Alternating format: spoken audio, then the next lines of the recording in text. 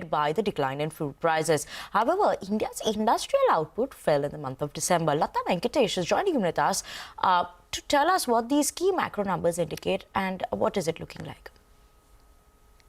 Absolutely welcome numbers at 4.3 compared to our poll of 4.53%, the January CPI. And more importantly, just look at the past 4 months. It's gone from 6.2 in October to 5.5 in November to 5.2 in December and now 4.3. So the trajectory of falling inflation is extremely pleasing for a governor who has just cut rates. The chances are that the Reserve Bank's forecast for Jan-Feb-March at 4.4 could even be undershot by a bit, by a smidge, because vegetable prices and pulses prices have come down.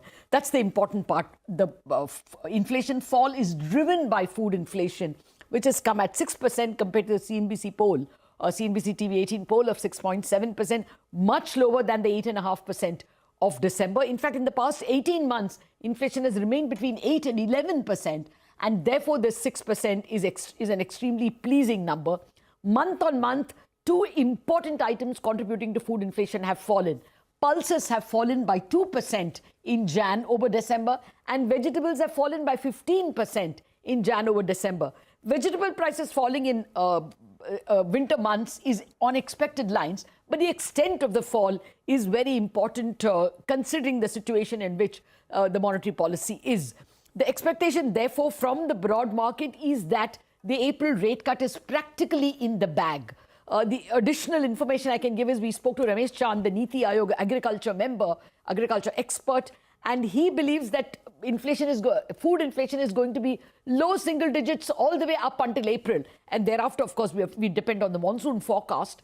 But if that is the case, then the expectation of the April rate cut is well founded. So on inflation, very good numbers. Core inflation at 3.7 is more or less on expected lines. On IIP, the 3.2% for December is a disappointment. Our poll was 3.9%, almost 4%. So that is a disappointment. Their consumer non-durables at minus 7.6 is the big disappointment. But capital goods have grown at 10.3%, which is very positive. And that's probably explained by the fact that the government spent like no tomorrow in December. Their capex expenditure increased very sharply, and that has perhaps contributed to the very good capex number we have. Otherwise, industrial output overall is a bit of a disappointment, but the overall picture for state of the economy is positive. With inflation coming down, we should expect a boost to growth by way of a rate cut in April. Okay, thank you so much for that, Lata. But with that, we're absolutely out of time on this edition of Power Breakfast on CNBC TV18, leaving the Nifty implied open with a very muted start indicated for the Indian markets. But up next, your Pass Our Morning Call, so don't go anywhere.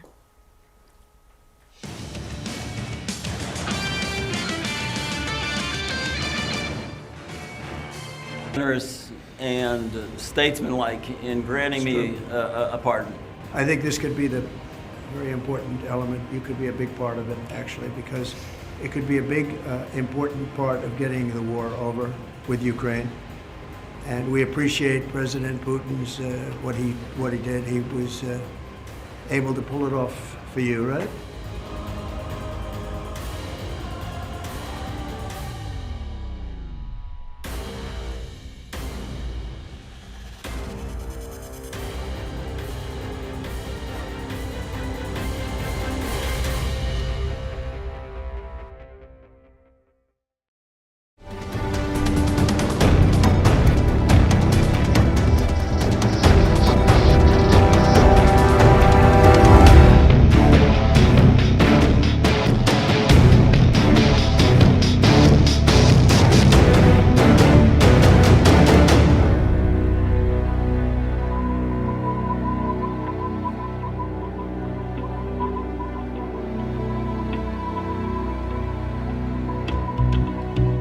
Will you talk with Zelensky this week, sir? Yeah, probably. By telephone, what's your He message? wants to make a deal.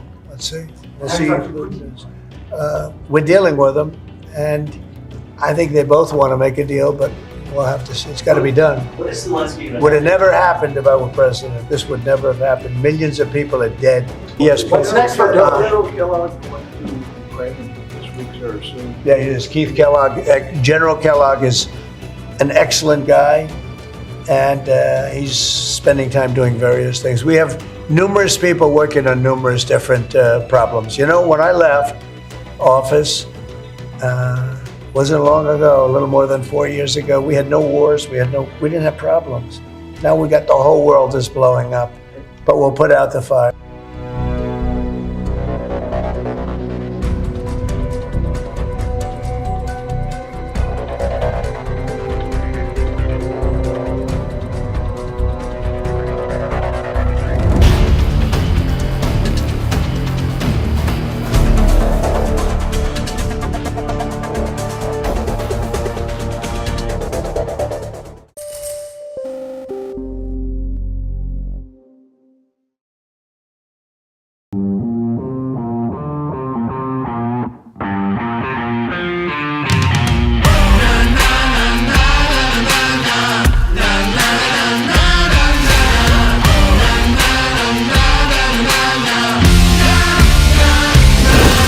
Make informed decisions with comprehensive analysis on the go.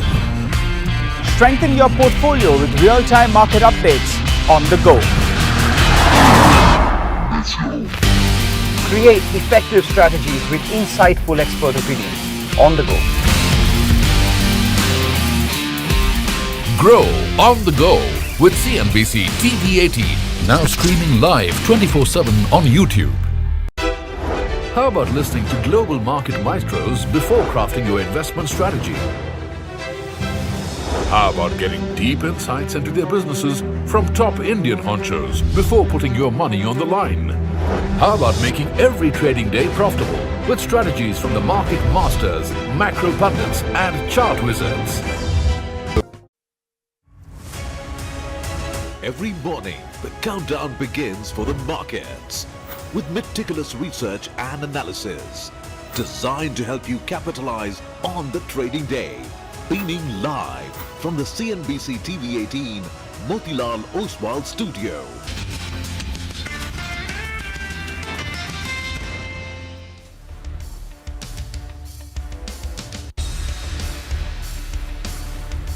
Good morning. You're with us here on a fresh new edition of Bazaar Morning Call. It's a Thursday morning. There is so much news flow, so much activity. The hope here in India is that maybe the market's already paid the price for what is to come, which is reciprocal tariffs. I mean, the hope is it is, what do you call it, buy the rumor, actually sell the rumor and buy the news. So we'll see if that really works out. Yesterday, of course, was a good session because from the lows, we picked up quite a bit. I'm Prashant. With me, my colleagues Nigel and Rima is with us today. Guys, hi, good morning. Hi, good morning. It's going to be an action-packed day. It will be dominated by Trump's reciprocal tariffs, the conversations between Prime Minister Modi and Trump. We've got the weekly expiry for the Nifty 50. So brace yourself for news, volatility, noise, and hopefully a rebound. Well, that's right. And from yesterday's low, it was heartening to see at least we did see a bounce from there. And at least the breadth of the market did improve. Yeah. After a while, we had 1,000 stocks that were advancing. So, you know, clashing on the straws, but at least some kind of positivity, Prashant. No, absolutely. And I think, you know, the markets, there's no doubt, it's extremely oversold. And we are kind of now running into sort of news flow, etc. So is it going to be the classic sort of, you know, you've come into this event with all the negativity you can. And now that the event is really in front of you, the market starts to turn a little bit, maybe even if it's only a bounce. But let's just start from the top because, as I said, there is a lot of news flow and a lot of news activity. So this is the White House press secretary who made this comment, and it'll come up on your screen. Reciprocal tariffs might come specifically before PM Modi's White House visit on Thursday, visit tonight. Remember, Prime Minister Modi is in the US and he's supposed to meet Donald Trump, the US president, tonight. You know, and this is the statement which is coming through. This could be posturing, this could be pressure building up to try and put pressure on the other side, but that's essentially what happened. And Trump confirmed that reciprocal tariffs could be signed today or tomorrow, which when I say today, tomorrow, it could be because he said it last night. So it's basically tonight, by tonight, which is going to be New York morning. That's what is the big news flow. I think it's a dominating driver in that sense. If you look at the dollar INR and in offshore and NDF markets, onshore we will know today, but it moved between 10 and 20 basis points. It went up, the dollar rupee cross, which means there is pressure on the currency. And it's interesting, it was only the INR which saw this pressure. Most other currencies on the back of these reciprocal tariff comments did not move. And I think that is because many of these countries, so EU, Canada, Brazil, I'm not putting out what each of these leaders said, but they all last night, within the last 12 hours, expressed willingness to negotiate. And that is the reason why, and of course we've not heard from the Indian side so far. That's the reason why there was pressure on the rupee, but not on these other currencies. And we heard from them last night. The other big story, of course, was the U.S. inflation numbers for January. That came in very hot, 0.45 month on month in Jan. That's beaten expectations. That's above what the last month number was. And then, of course, we heard from Fed Chair Powell as well last night. And that essentially was that, I'm just sort of shortened that sentence, but on rates he said, but we are not quite there yet. I mean, that sentence is preceded by when he said, well, we made a lot of progress, etc., but we're not quite there yet. We want to keep policy restrictive. So that essentially was Fed Chair Powell. 10-year yield price action was up 9 basis points to 4.62. Of course, I mean, yields first jumped when inflation numbers came and the tariff sort of threats, etc., came much later. But both, of course, put upward pressure on yields. Equities were largely unchanged, not very much there. S&P down a little bit, Nasdaq up a little bit. Oil prices pulled back about 2%. We're back at about $75 a barrel. The other thing which I think we'll need to watch out for is the Russia-Ukraine headlines, and I think they will continue over the next couple of days. Trump posted on Truth Social, the social media platform, that he had, and I quote, a lengthy and highly productive phone call with President Vladimir Putin of Russia. And will we hear something being sort of done by the end of the week at that security conference in Munich? And of course, the Treasury Secretary is in Ukraine, meeting with President Zelensky there. So that's the other big global headline into this weekend, which I think we'll need to watch. So just to tie in and close out the levels here. So yesterday, the markets fell a lot, but we also saw a strong recovery which came through. The closing levels and the opening levels are largely similar. If you look at the Nifty candle, what that essentially indicates is it's a bullish, bullish price action, very bullish price action with regards to yesterday's candle. Plus the oversold readings. I mean, you want to look at the RSI, you want to look at momentum indicators, etc. Market's extremely oversold. So you combine both these and you get a sense that maybe a bounce is, I mean, even if it's just a bounce, is nearby, is around the corner. The initial hurdle when that bounce comes is going to be the 20-day moving average, which is 23,284. We left off at 23,050 yesterday. For the Nifty Bank, yesterday's low was a 61.8% retracement of the last bounce. It needs to protect. By the way, the Nifty Bank has not yet broken the 20-day. For the Nifty, 20 days the resistance. For the Nifty Bank, it's a support. 49,288 is the 20-day moving average for the Nifty Bank.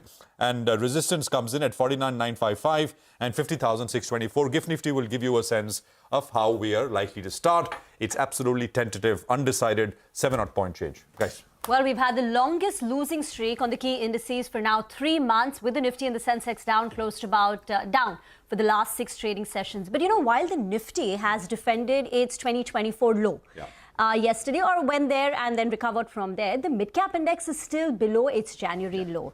So, that's important. So we're not out of the woods when it comes to the broader markets. For the mid-cap index, the low in January was about, I think, 50,875. And yesterday, the Nifty went down to levels of 49,357. And we still closed below the January lows on the mid-cap index. So that's something you need to watch. But other key important, indicators for our own markets, the CPI inflation, Lata will talk more about it. It's good news. January CPI inflation is eased to 4.3 versus 5.5% in the month of December. So month on month, it's cooled off. And that's positive news. That said, the FIs continue to sell big. Yesterday, they sold nearly 5,000 crore in the cash market, but the DIIs bought nearly 6,000 crores. So they've outnumbered the selling by the FIs. Today is also the Nifty 50 weekly expiry in terms of numbers. There's only one Nifty company which reports numbers, that's Hindalco, but lots of other important mid-caps like SJVN, United Brewery, Senco Gold, Nazara Tech, Mannapuram, and the stock of the day will be Kotak Mahindra Bank, and that's going to be, in terms of individual stocks, in the spotlight. Well, that's right. Just a few positives that I saw overnight. One was the call between Trump as well as Putin, and they're talking about ending the war. That'll be good for crude oil prices. You had comments coming in from Trump as well as Musk, and he put it on Twitter, that calling for lower interest rates and also some kind of rationality with regard to reciprocal tariffs. both on autos as well as on pharma. So I'll keep an eye out on these. These are some of the positives that I saw from the overnight cues. Well, moving to the data points then. You know, the question is, at least in the near term, is there a near-term double bottom in place, which is important because the 22,800, 22,700 odd mark, that's what the bulls are counting on in terms of, holding out. The other important factor is yesterday we did see a bounce, and on the Nifty Bank, there was a bit of short covering that did play out, and that's why that recovered a goodish bit from the lows of the day because the open interest was down by close to around 2.5%. The positioning on index futures. Yes, the FI is a net short, and they've added to those short positions as well. 6,000 contracts were added yesterday, 85% of their positions on the short side. And we were seeing for the last few trading sessions, and that's only getting more exaggerated from the FI net short positions. It's at the highest we have seen. You know, if you look at the absolute terms, FI is aggressively net short, while clients, they are net long, but close to 1.5 lakh contracts on the long side. This is on index futures.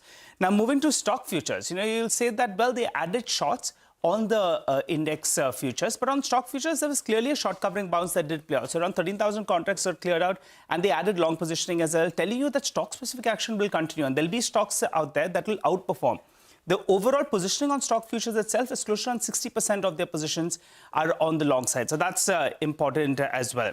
Well, moving to the options data then. Yesterday, the PCR went down to around 0.65. So besides the FIs being net short, because the PCR went to around 0.65, we did see a bit of a bounce that did play out, currently as well at the lower end of the range. Today's expiry, and call writers, they have been feeling confident. So, there's been aggressive writing being seen at both these two strikes, 23,000 call, 23,100 call out. So just punching in the data points, I'll give you the levels. On the upside, the 23,150 to 23,200, that's the level that, the bears will want to defend. So that's very, very important resistance. And the recent lows, the reference low as well, and going by the options data, this 22,750, that's a crucial mark on the downside. The Nifty Bank, well, you've got your reference out there. Yesterday, we went down to those lows of around 48,700, which is important, and the 20 DMA as well. So you don't want it to break this range. And finally, I was looking at the margin trading book that gets uploaded on a T+1 basis. And that comes out on the NSE. So we'll have to keep an eye out for the latest data point. But a couple of trading sessions ago, well, we saw a sharp drop out there, which indicated that there were some margin calls that did happen. And that's why the margin trading book did come down. You'll want to keep an eye out on this data point, but that could be one of the reasons why in the last couple of trading sessions, we saw intense pain in the broader market. So that's a crucial data point that we're looking at. Well, let's get from the micros back to the macros. While the US inflation data was hotter than expected, India's CPI or consumer inflation print has come in at a benign 4.3% for the month of January. But the industrial output for December has come in at 3.2%. To make sense of these numbers, Lata is now joining in. Lata. It's a very big positive for the economy itself that the number January inflation has come in at 4.3% because we had touched 6.2 in October, then went to 5.5 in November, and then 5.2 in December. Now 4.3 is a very big come down from that 6% levels. Also, the goal for the monetary policy itself is around the 4% mark. So this justifies the rate cut that came, and it sows the seeds for another rate cut in April. At least that was the majority opinion, in fact, the unanimous opinion from economists. The number has been dragged down largely by food. Food inflation, which was 8.39 in December, has fallen to 6%. Even from year-ago levels, it's 8.3. So 6% is some kind of a 5-month low or a 6-month low on food, and dragged down largely by vegetables. Vegetable index fell 15% month-on-month, December to January, as did pulses. Pulses fell by about 2%. Those were the two items holding up the food inflation basket, and at least two big ones have come down. Core inflation, which is non-food, non-fuel, that's almost stationary at 3.7. It was 3.6 in December. It's remained under 4% for the better part. So the expectation is that, as we head towards April, you will have the February number, which is expected to be even lower than the Jan number, in which case a rate cut seems like in the bag for the market. But then we have the hotter than expected US inflation numbers. So it's possible the bond markets are not going to react today to these numbers because of the higher yields in the US. A quick word on the IIP number. That's a bit of a disappointment, 3.2. We don't give much importance to the number because it's a December number. All the corporate results have come out. So, we already know what is the level of output. In any case, 3.2 is a disappointment compared to the 4.4 previous month and 5.2 year ago. The positive was power. The letdown was manufacturing. Power was about 6.2, so that was a good number. Capital goods, that was excellent at 10.3. And that ties in with the government's capital expenditure in December, which was, about the best capital expenditure we saw the whole year. So that perhaps has aided that number. Consumer non-durables, FMCG goods, was the huge disappointment at minus 7.6. All right, well, let's talk about all of this and more, right? And it's all about macro markets in that sense. Satyam Pandey is Chief US and Canada Economist at S&P Global Ratings. He's with us. Satyam, great to have you with us here. Good morning. Thanks very much for your time. Prashant this side. So in the next 24 hours, according to the White House and President Trump, reciprocal tariffs will be imposed. First of all, do you think it'll happen, or do you think this is still posturing because Prime Minister Modi is there? Second, if it were to happen, have you quantified what could be the hit? I mean, if the full thing is imposed, complete reciprocity in terms of tariffs, what could be the hit to India's exports, in your opinion? Well, what I've done is more from the U.S. side, and he is pretty serious about his reciprocal tariffs. It seems like at least it's not going to be as much of a hit to the global economy as a universal 10 or 20% would have been. But if you do back of the envelope calculations on the reciprocal tariffs, you'll probably come around 7 to 8% higher import tariffs coming from the US side. And if there is no retaliation from the rest of the world, including India, you will probably say, all right, it is going to be a one-time inflation bump in the US, and that's it. We are not going to see much of an inflationary cycle from that. But again, we are assuming some hard restrictions here that the trading partners don't retaliate, and that is a pretty strong assumption to make at the point. You're saying the average tariffs may go up 7 to 8%, U.S. import tariffs? From the U.S. side, because so right now the U.S. 2%? effective tariff rate is about 2.3% to the rest of the world. And if you were to put reciprocal tariffs, it's going to go up to maybe about 7 to 8%. So that is still lower than the 10% universal tariff that he had promised in the campaign. In terms of countries and trading partners, I was looking at data which essentially showed that if you look at tariffs on products that countries impose on U.S. products and tariffs which U.S. imposes on trading partners, two countries, Thailand and India, the difference between tariff rates is the highest. Does that still hold true? This was data from 2022, I think. It does. A lot of the emerging markets, Southeast Asia and India, they all do have a higher tariff differential versus the U.S.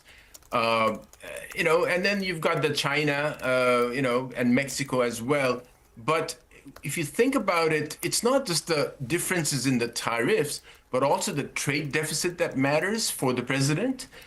So you could potentially have an X and Y axis, a scatter plot, where if you have a higher trade deficit as well as a higher positive tariff differential, then the U.S. is going to target you.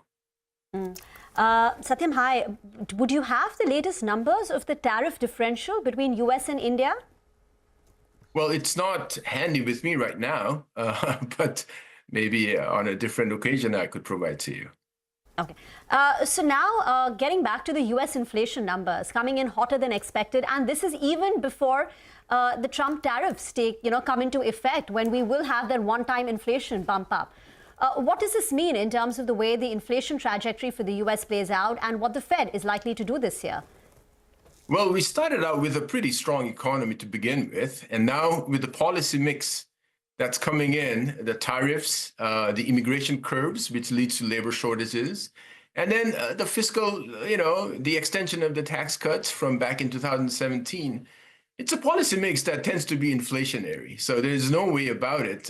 We are going to get this excess inflationary impulse that is going to be persisting through the year, closer to 3% rather than the Fed's target of 2%. So that means for the global economy, for the foreign exchange rates, for interest rates, the U.S. is going to probably stay put for some time to come. We had thought that maybe in the first half of this year, the Fed might get a window to cut one more 25 basis points, but it doesn't look like that's going to pan out anymore. But still, it's a little bit too early to front run all of these policies, right? Because we just don't know how these will be structured, what kind of duration these tariffs are going to be imposed for, and what kind of retaliations we're going to see. You know, but that point that you made about reciprocal tariffs being better than universal tariffs, preferable to universal, that's interesting but that assumes that tariffs across go down, right? And you don't start to see them going up. Everybody's tariff same. It's almost like going back to a WTO kind of everybody have the same equal tariffs, but in a strange, ironic way, we're looking at being at a higher import tariff level, but equal, you know? Yeah. No, I mean, if the threats work and everybody lowers tariffs, then you know that could work as well. That means more world trade, volume world trade, as opposed to the other thing. Any view on oil prices? I think you think we should broadly expect the price of oil to be lower. It's very important macro-wise for India. Well, right now the oil prices has two dynamics going on. One is the one that you just referred to in the beginning of your program that I caught, the Russia-Ukraine war. That they are. It looks like the Trump administration wants to do some talks to at least alleviate some of the war-related issues. But and so that would be a positive supply shock in the global economy. The other one is what's going on with the OPEC supply curbs that they've been doing. That's also important for the oil prices. How much of that is going to be sort of putting a floor on all of these oil prices? In terms of the demand side itself, you've got the global economy that is humming all right now, but with the cross currents of trade and the tariffs, it may weaken some of that demand. But again, we do have a lot of these cross currents in play that looks like we may be just moving sideways for some time, or maybe a tad, downwards, but not much than that, at least from my opinion. All right, Satyam, just to clear that point on what the Fed does next, there's a probability that they don't cut again in 2025. Is that what you're factoring in? The probability has risen, obviously, given the inflation number that came out today. It really depends how the policy mix comes through. If it indeed, the tariffs do go through the way that he's been promising through the year, it is going to be 3% or more inflation by the end of this year. So that means the Fed will have to wait it out. They may not have a chance to cut again for this year. All right. Satyam, we'll speak again. Thank you very much for joining us. Let's see what happens in the next 24 hours. But good conversation as always here on CNBC-TV18. Let's just quickly run you through what's lined up here in terms of interactions. We'll have Shenu Agarwal of Ashok Leyland. Stock was a big outperformer. 8:35, you'll hear from Shenu. 9:20, Amisha of Bofa Securities, who's our market master of the day. 9:30, you'll hear from Crompton Reeves Consumer. So on third quarter earnings, and of course, they're a company maybe poised to benefit from all those middle-class tax cuts. We have Baba Kalyani of Bharat Forge speaking with us at 9:40, third quarter performance. Muthoot Finance, interesting name there, on, of course, numbers and outlook. And, of course, it's the economy special segment, Lata in conversation with Jayan Mehta of Amul and Roosevelt D'Souza of Nielsen IQ, and Anjan Chatterjee of Specialty Restaurants, and how much consumption has picked up in the third quarter. All right, time to slip into a short break. We've got a lot of stock-specific action to track on the other side. We'll get to that in just a bit in our special Top 10 segment. Let's run you through the list, though. Kotak Mahindra Bank, Muthoot Finance, Endurance Tech, Crompton, PTC India, NTPC Green Energy, all of them will be reacting to positive news flow, while Bharat Forge, Natco, Honasa, and MFIs will be reacting to negative news flow. Take that mandatory break, come back, we'll get into further detail on all of these names.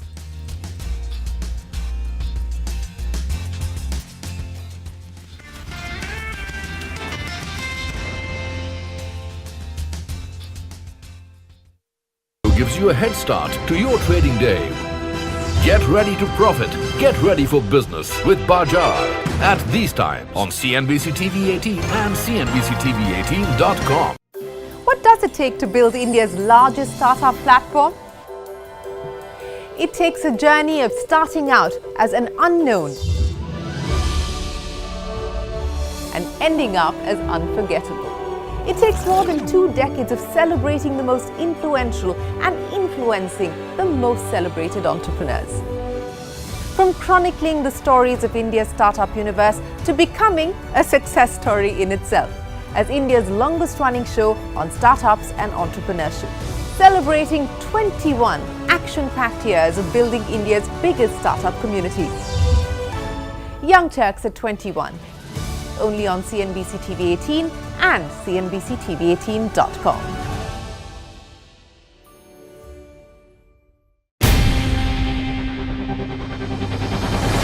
CNBC-TV18's most comprehensive and award-winning news show, India Business Hour, drops first on YouTube.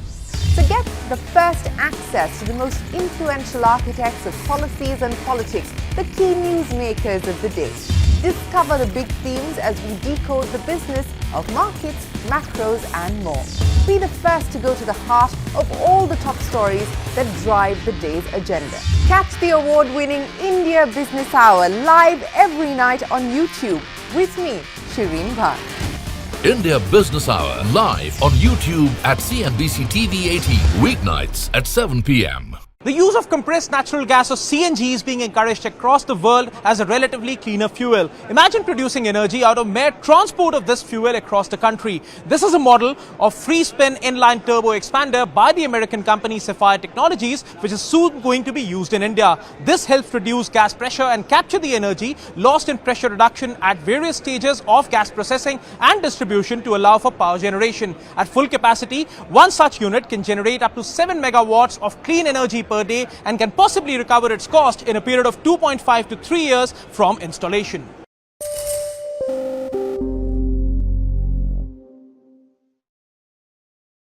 Ran out of cooking fuel at home or heading out camping for a few days? This AI-enabled vending machine for LPG cylinders may just come to your rescue. Jointly developed by Bharat Petroleum and Chennai-based LIFO Technologies, there's already one such LPG ATM functioning in Bengaluru, which can store up to 20 cylinders of 5 kg each at a time. It accepts only authorized and non-damaged cylinders and also enables refill of empty cylinders. Currently operated by distributors, the initiative is awaiting PESO's nod to further scale up capacity of such vending machines to make them more viable and visible across the country.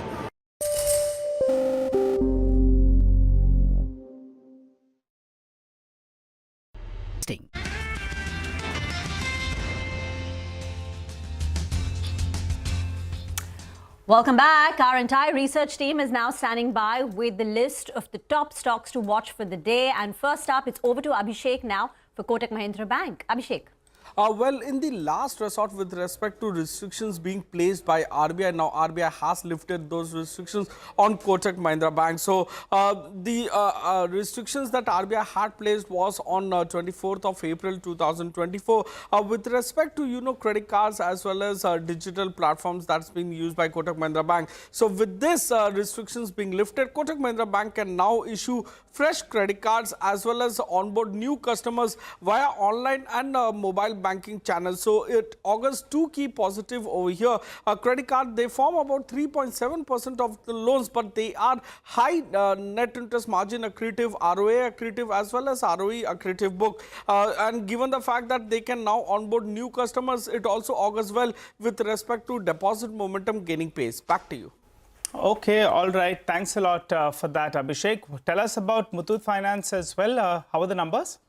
Well, gold really shined very well for them. So, AUM has grown at about 37% YOY and 8% sequentially. YOY is the best growth that you are seeing in last 9 to 10 years for Muthoot Finance. Gold AUM growth is about 34.3% YOY and close to 8% sequentially. The net interest margin has expanded to 11.6% when compared to 10.9% YOY and about 11.5% in the previous quarter. However, their subsidiaries have shown weaker the performance of home finance subsidiary, the net interest margin has declined to 5.04% versus 7.23% in the same quarter last year and about 6.45% in the previous quarter. And MFI sector has been witnessing pain. The management of Muthoot Finance also guided the same, and we are seeing that in Belstar MFI performance, wherein the AUM has declined 1.5% YOY and about close to 9.5% sequentially. With reference to Muthoot's PNL versus our poll, the NI and PAT is a beat on our poll. Expect the stock to gain in trade today. Back to you. Okay, as I said earlier, 9:50 you'll hear from the manager of Muthoot Finance, and Alexander George Muthoot will be with us, joint MD at the company. Sudarshan is now joining in. Bharat Forge and Endurance Tech should be in focus as well. So good morning. Good morning, Prashant. So speaking first about Bharat Forge, it was a weak set of earnings. Company has missed. It was a big miss on revenue front.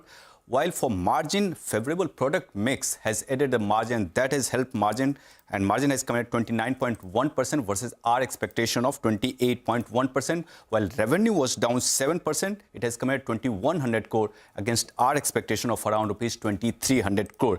Now talking about the segments, domestic revenue was down both sequentially and year-on-year. Even export revenue was down 2% sequentially and 5% year-on-year.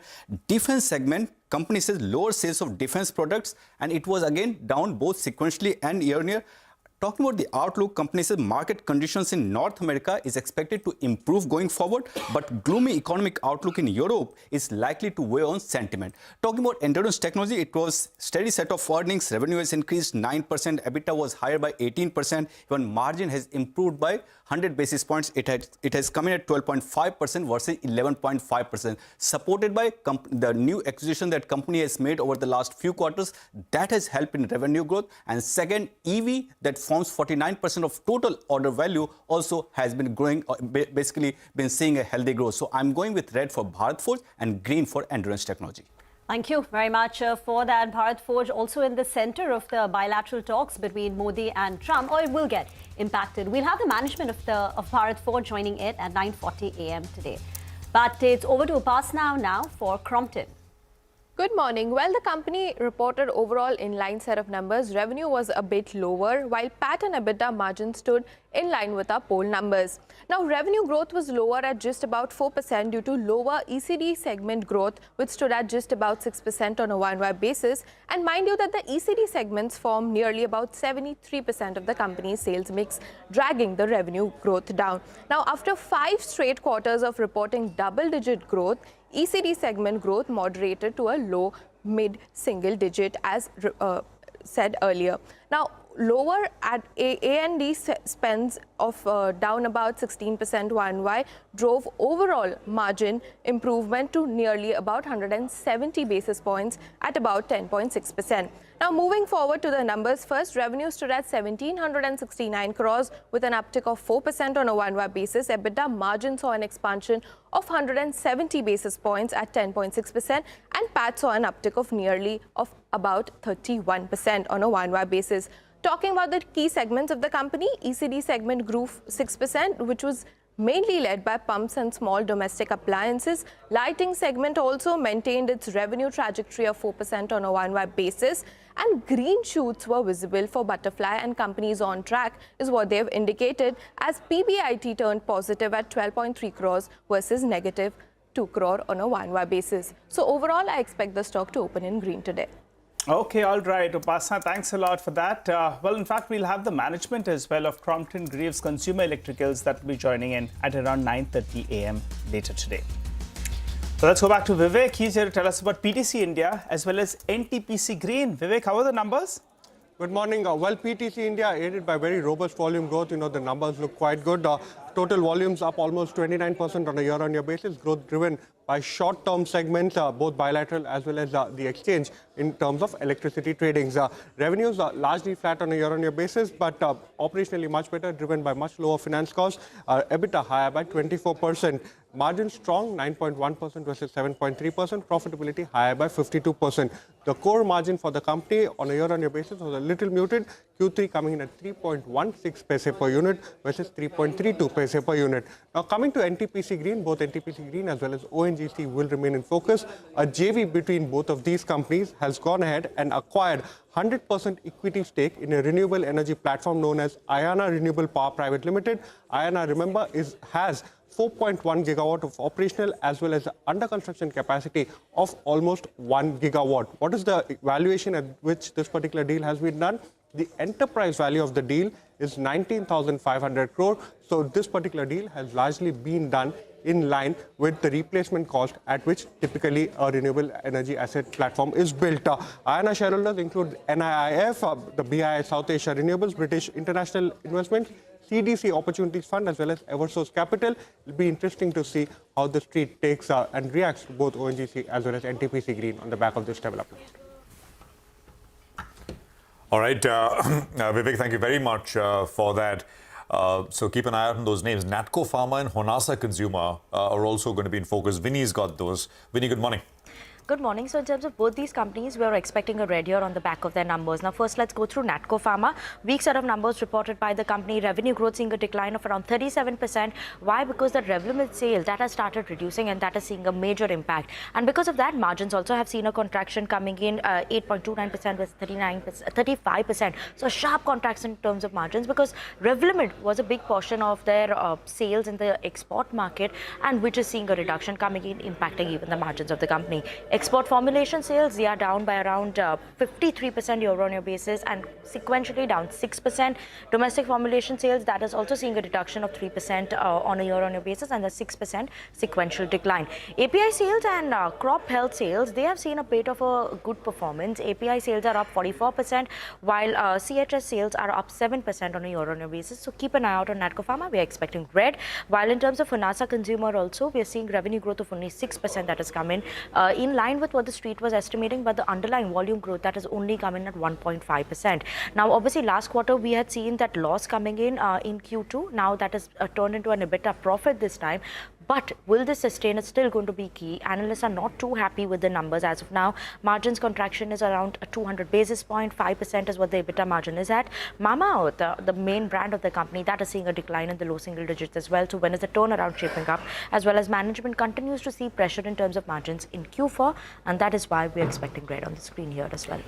Indeed, they're expecting higher advertising and promotion costs in the coming quarter, so which could keep the margins a bit muted. Thank you very much for that, Vinny. It's back to Abhishek now. He's watching all the microfinance lenders. So some small finance banks, what's the latest here? Yesterday Karnataka CM has tweeted wherein they have mentioned that Karnataka government has signed ordinance to prevent harassment of borrowers by microfinance companies under the pretext of debt collection. So ordinance will come into effect soon and then they will protect people against illegal loan collection. Now it's been categorically mentioned that this may not be followed for RBI based, those who have registered with RBI. So unlike to impact mostly with respect to listed entities. However, just to alert our viewers, this may lead to potential delay in recoveries. Now, what happens in microfinance is if one customer sees that the other customer is not paying his loan, then they will also begin to default. So that spiral effect can be seen in the microfinance sector loans that are present in the Karnataka state. A delay in recoveries can keep stress elevated for some of the players like Jana Small Finance Bank, Ujjivan Bank, Equitas, Credit, etc., who have a significant presence in the state of Karnataka. Back to you. Okay, thank you very much for that. But let's talk about Ashok Leyland. It was clearly the stock of the day yesterday, rallying about 7 to 8% on the back of a strong quarter, very healthy volume growth and margin expansion. Shenu Agarwal, MD and CEO at Ashok Leyland, is now with us to talk. Thank you very much for joining in. It's an all-round beat seen in Q3, and tractors, CV. That's one segment where growth has come back in the last 2 quarters. And we can see that in the margin numbers as well, where you've seen a jump of nearly 100 basis points on a year-on-year basis. What would be the 2 to 3 factors which have driven this margin jump seen in Q3, and is it sustainable? Yeah, listen, this has been, our continued efforts on 2 or 3 things. Number one was the product premiumization, which we have been working on, trying to fetch better prices from the market. Also, the second is the optimization of the cost. not just material cost, direct, indirect, but also looking at every cost very deeply and see how we can optimize it. And the third is definitely, expansion of our service reach, which is helping us gain slight edge over competition in terms of volumes and in terms of getting better prices again. Right? So it's a combination of these three. We haven't changed anything. We have been very consistent and focused on these three levers for growth. And that is just reflecting in our margins as well. Right. Mr. Agarwal, will the margin be sustained at current levels going forward? Oh, I mean, every quarter in last many quarters, we have increased our margins. Quarter four, in any case, gives us better operating leverage because the industry is at its high in quarter four. So we are looking forward to definitely post better margins in the future. Well, the biggest contributor to your business is the M and HCV, forming nearly around 65% of your total revenue. While earnings have improved overall, on a sequential basis, there is a loss in market share as per your disclosure. In quarter two, you had talked about market share being more than 31%, while in quarter three, it's a little more than 30%. Explain this to us. No, we haven't lost any market share, especially on the retail side. We also track Vahan data, so I think we have actually a small gain in our market share. But yes, we would like to grow much more than what we have been able to do so on the market share front. Our medium-term target on MHCV market share is 35%, but we are slightly above 30% right now. So we have a long way to go, but the good thing is that we have a clear roadmap as to how we will get to that 35% market share, both in terms of expansion of our product portfolio, creating better products which will help our customers grow faster, and also on expanding our sales and service reach. Right, so that roadmap is clearly laid out in Ashok Leyland, and we are rigorously pursuing those actions. Well, this 35% market share, by when do you think you can achieve it? No, it's a medium-term goal, so we would like to do that in next 2 to 3 years for sure. Okay, next 2 to 3 years. Got that. Let's talk about the exports segment. That continues to do well for you. In quarter three, we've seen that you posted a growth of close to around 33%. Can we expect upward revision in the FY25 target of around 20-25% that you were earlier talking about? So actually, in Q3, our exports growth has been phenomenal. It has been close to 33%. But on a YTD basis, also, it is not bad. It is in line with our expectations. The YTD 9-month growth rate on export is roughly about 19%. Right? Q4 also, we have a very, very strong pipeline. So I would say that you would see equally good growth in Q4 also. But going forward, our ambition is larger in exports. Our medium-term goal is to do 25,000 units of exports in the next 2 to 3 years. So again, that roadmap we have laid down very, very clearly. I think by end of this year, we should be somewhere around 15,000. Last year, we were close to 12,000. And, similarly, we would like to kind of continue to grow over next 2 to 3 years to reach that target of 25,000 units.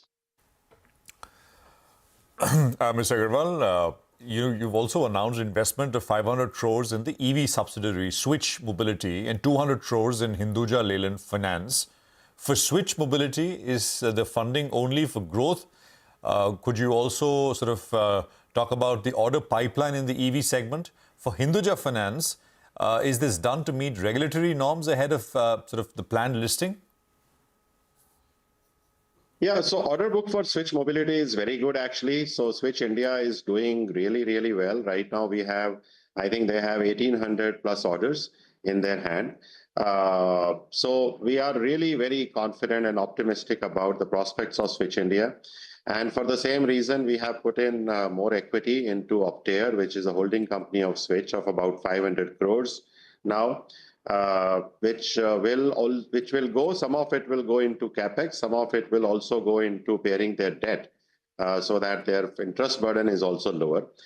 Switch India, we had said earlier that, in another 2 to 3 quarters, we would see Switch India becoming EBITDA positive. So we are still on that journey, and we are still confident that within a couple of quarters, we should have Switch India coming into a EBITDA positive status. Now, the other investment that the board of directors has just approved today is an investment of 200 crores in our subsidiary called Hinduja Leyland Finance. Now, as you know, Hinduja Leyland Finance, we have plans to list it.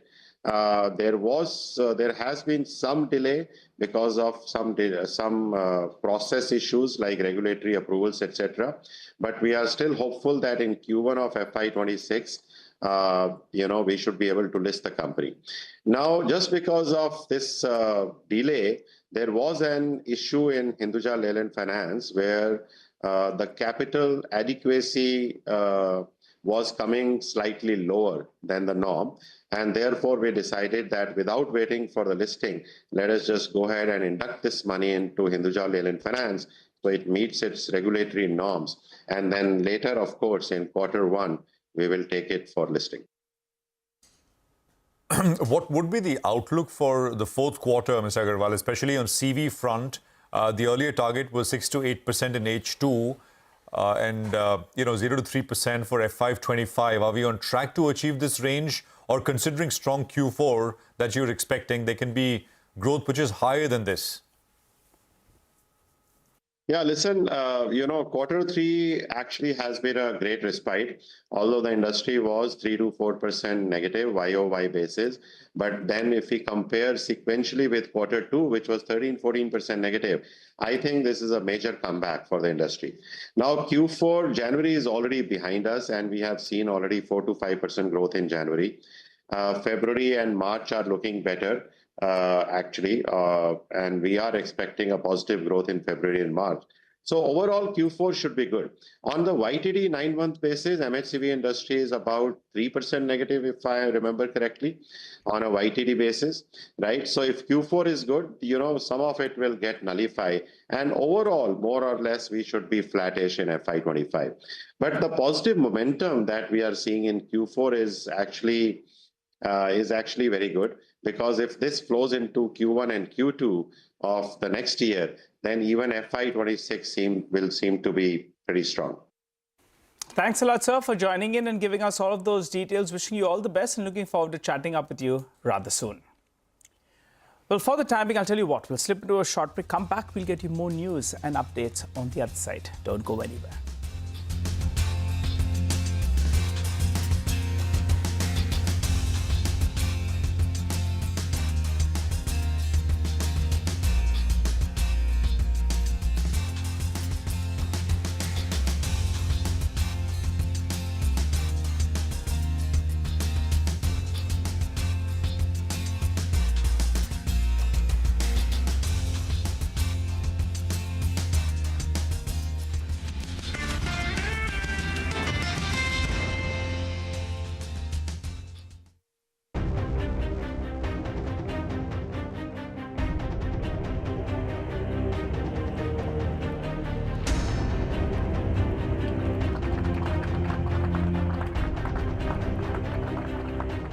I feel like the luckiest man on earth right now. And I want you to know that I am not a hero in this at all. And President Trump is a hero. These men that came from the diplomatic service are heroes.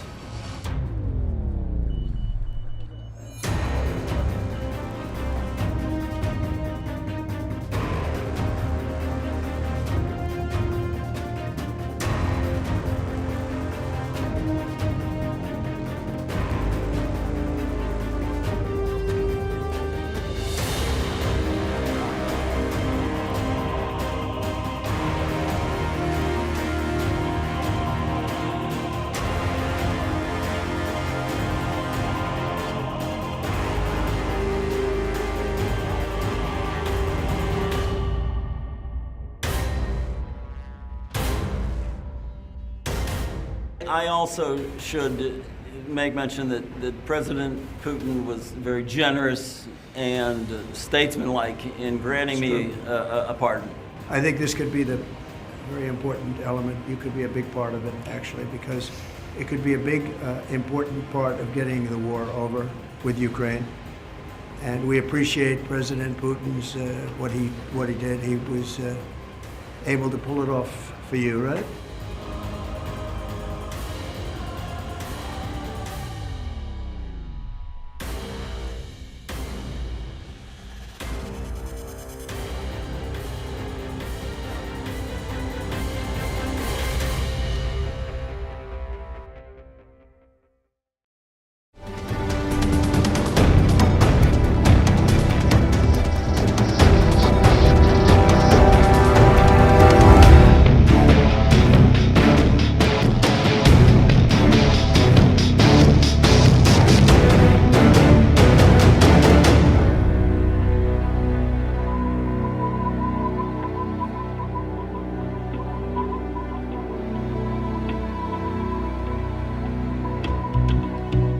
Will you talk with Zelensky this week, sir? Yeah, probably. By telephone, what's your He message? wants to make a deal. Let's see. We'll see. We're dealing with him, and I think they both want to make a deal, but we'll have to see. It's got to be done. What is Zelensky? Would have never happened if I were president. This would never have happened. Millions of people are dead. Yes, What's but- next for General Kellogg went to Ukraine this week, sir, soon? Yeah, he is. Keith Kellogg. General Kellogg is an excellent guy, and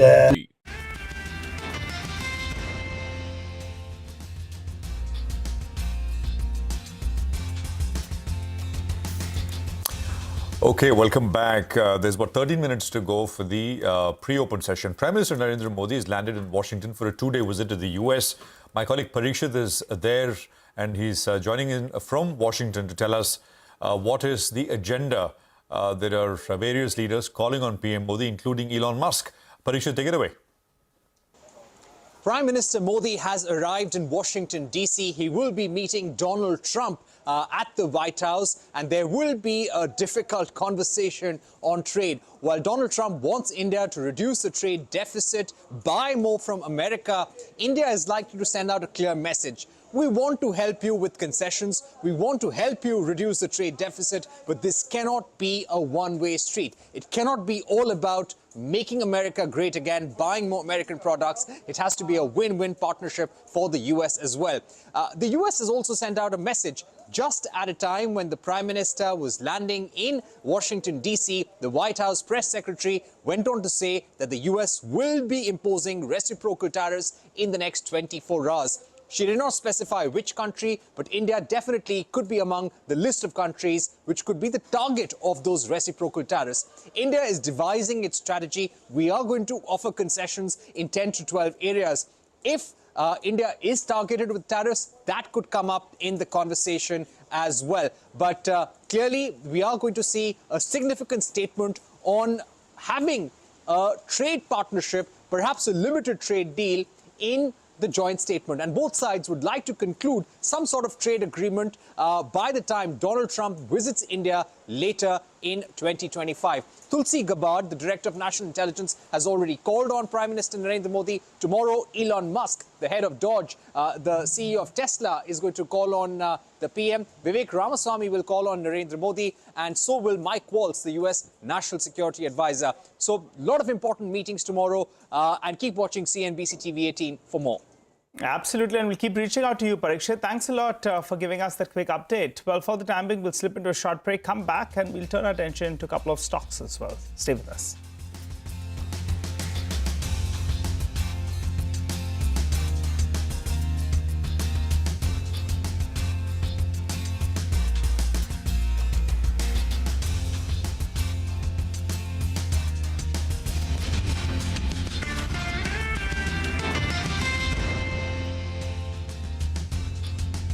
Time doing various things. We have numerous people working on numerous different problems. You know, when I left office, wasn't long ago, a little more than 4 years ago, we had no wars, we didn't have problems. Now we got the whole world is blowing up, but we'll put out the fire.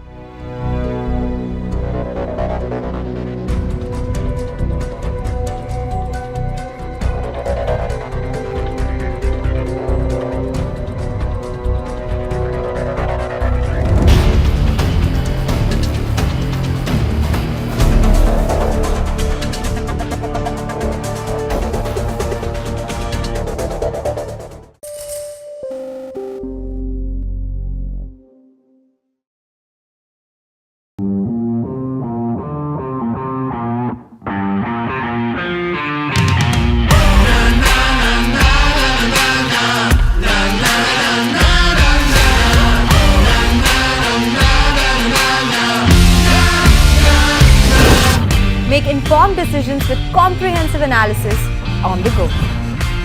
Strengthen your portfolio with real-time market updates on the go.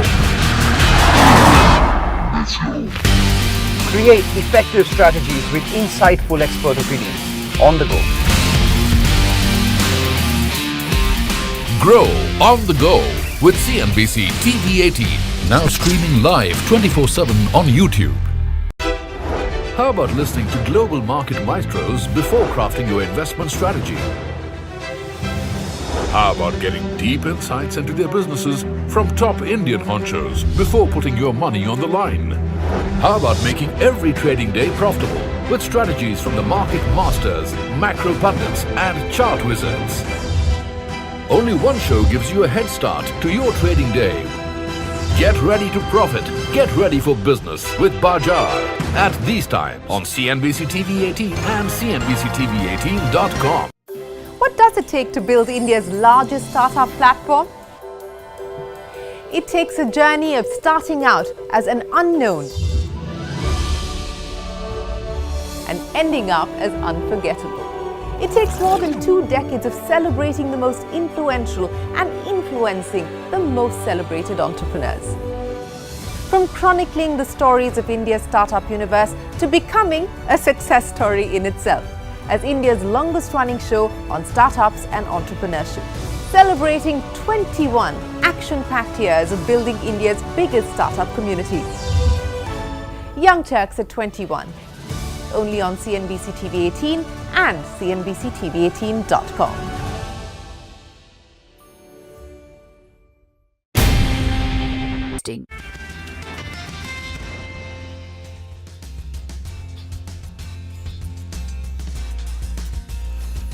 Welcome back. Well, let's get in Prakash Diwan, who's here to help us out with some fundamental stock talk. Hi, Prakash. Good morning. Thanks a lot for joining in. Prakash, let's talk about the stock of the day. And the street was sniffing this for the last many months. There's going to be some kind of lifting with regard to that ban from the RBI on Kotak Mahindra Bank. And if you're looking at some kind of valuation comfort in comparison to what it used to trade at, well, that's Kotak Mahindra Bank yet again. It's been a relative underperformer. Do you think the stock is set to fire up from here on? Your view on the stock? Good morning, Nigel. No, I definitely feel this is taking away a huge overhang from the stock. And you know what the numbers told us, the Q3 numbers that came through, very clearly gave an indication that the bank also is kind of anticipating this and poised to grow very rapidly from here. They managed very incrementally, little bit of improvement in NIMs. It was just 30 basis point. The credit side also was kind of muted, but better than the last quarter. I think what's happening out there is that this is also, coincided with a change in management. So a lot of the people who probably were to be put into the right places to command that kind of a growth has already been done. I'm quite positive on that. And remember, Kotak always has the advantage of other businesses contributing to its growth and not just the core banking side. So, and that's what's happened last quarter. So all said, and in the last 5 years, the earnings have probably doubled, but the stock hasn't. The stock is still where it used to be. So in the last 4-5 years, if you look at the earnings in absolute terms, that earning pool is actually doubled, but the stock is not. So I think the stock will get re-rated. Whether it happens, whether it fires up and gets re-rated or it's a gradual move, I don't know. But it probably should be in that 2250 zones quite soon. And when I say quite soon, it could probably be before the next quarter results come. All right, Prakash, stay with us. Just take a quick commercial break here. Continue our chat with Prakash. Lots of stocks to discuss. We'll have our technical experts joining in as well. Stay tuned.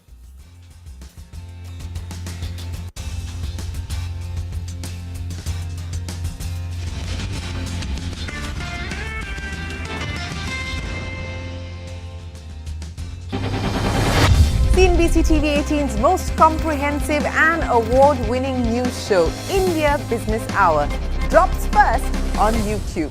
So get the first access to the most influential architects of policies and politics, the key newsmakers of the day. Discover the big themes as we decode the business of markets, macros, and more. Be the first to go to the heart of all the top stories that drive the day's agenda. Catch the award-winning India Business Hour live every night on YouTube with me, Shireen Bhatt. India Business Hour, live on YouTube at CNBC-TV18, weeknights at 7 p.m.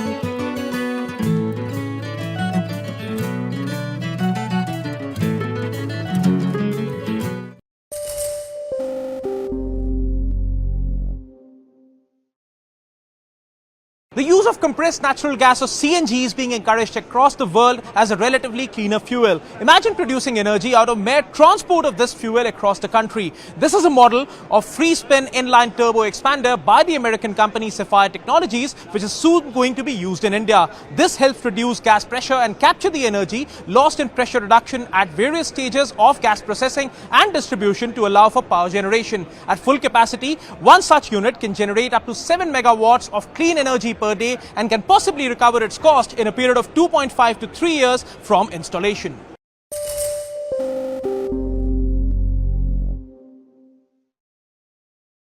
Ran out of cooking fuel at home or heading out camping for a few days? This AI-enabled vending machine for LPG cylinders may just come to your rescue. Jointly developed by Bharat Petroleum.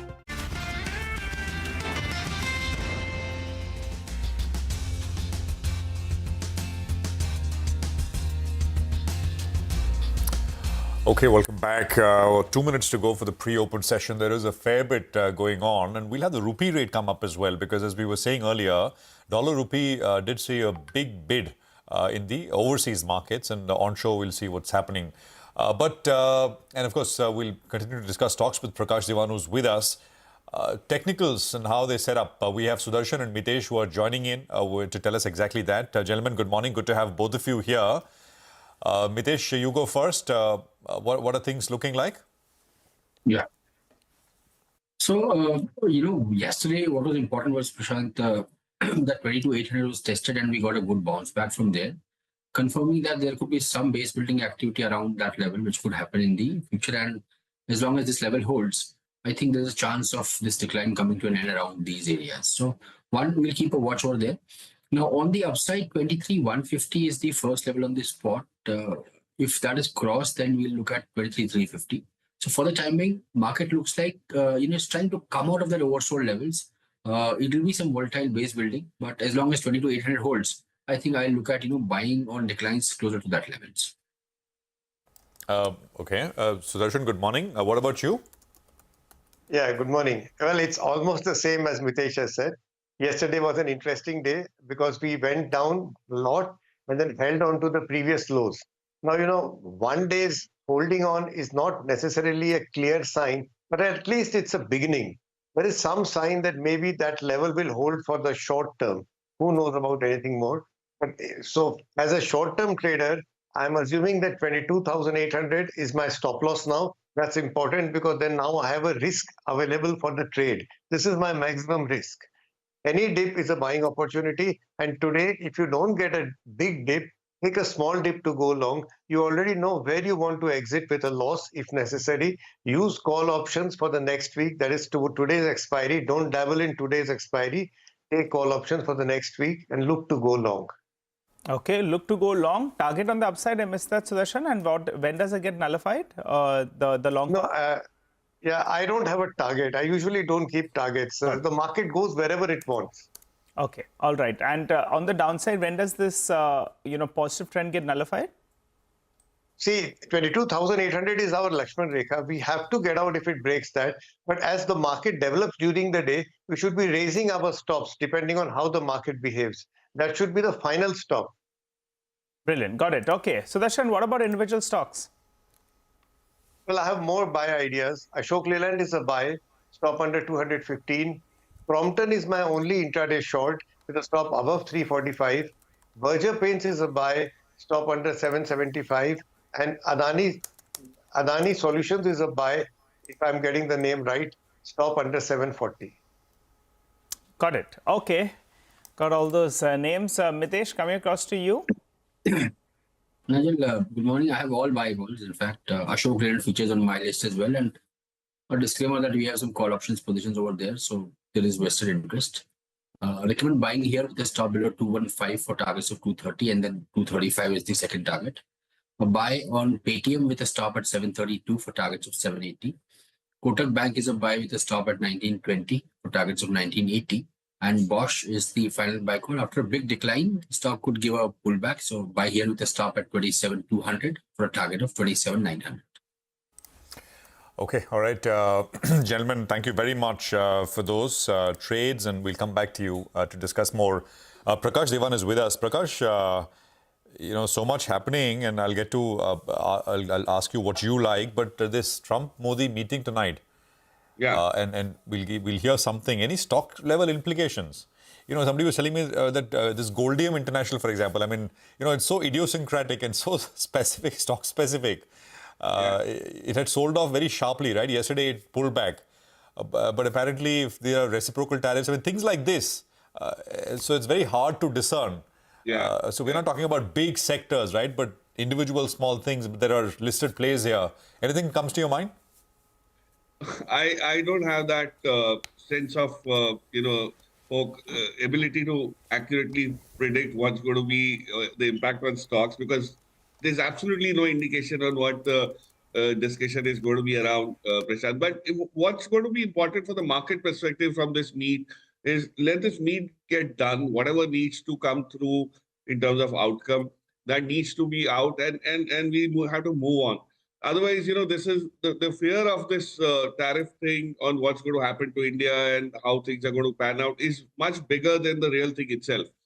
So I'm actually waiting for this need to be done with and move on, because that will give us more clarity in terms of whatever needs to get damaged, whatever needs to get restricted, that will happen. So not to worry too much about it, but the stock specific thing will happen subsequently for sure. All right. Let's talk about a company that we've discussed in the past, Welspun Corp. That's not corrected at all, Prakash. I think that's the one that you had spoken about, and that could be a potential beneficiary if there are further tariffs. The last quarter's numbers weren't great, but the street appears is looking ahead because the stock is not corrected. It's closer to the 52-week high. Your take on this one?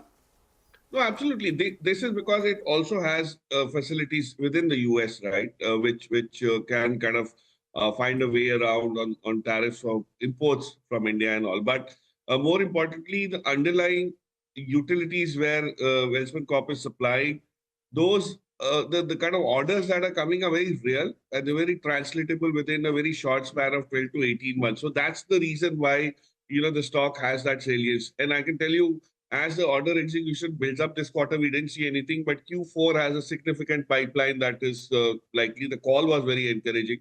My sense is this will probably be something which people will find on the way back into India to be investing into. Because now you have to look at the list of stocks which people will invest into in the second wave of infusion. Not, the same old stocks will not do well in all probability, at least not all of them. So these are the names that you'll have to kind of start identifying. But very positive on this, Nigel, as you rightly said. Okay, and any of these PSU metal names that you're liking, Nalco, SAIL after a while I saw a positive reaction post the numbers, and I think now the street is content with, you deliver inline numbers, we're okay with it. You reduce debt by some margin as well, you're okay with. Any view on the stock? 105 rupees is what SAIL is at, and Nalco is I think 190 or thereabouts. No, so Nalco continues to be my preferred pick for obvious reason. We've seen the commentary corroborates with this view that alumina doesn't need to be at a scorching level to make money for them. The capacities that have been built itself is going to kind of help them grow organically, and the operating leverage comes in. It's already started to appear, right? In the quarterly numbers, you could see that. My sense is once the EBITDA goes to about 1.8 times from where it was last year, the street will kind of see some visibility of that being continuing. So that's where if you look at the stock behavior, it will probably be very different than the business growth. The business growth in spite of ups and downs, in spite of this tariff regime, seems to be quite in place because the demand from China is not actually tempered down as much as people thought. The prices have. That's because of logistics and so many other things. But my sense is the business growth will continue for at least the next 12 to 18 months for sure. And then somewhere the stock has to get re-rated and kind of catch up. So that's the theme out there. But very, very clearly, that's probably the preferred pick within the metal space.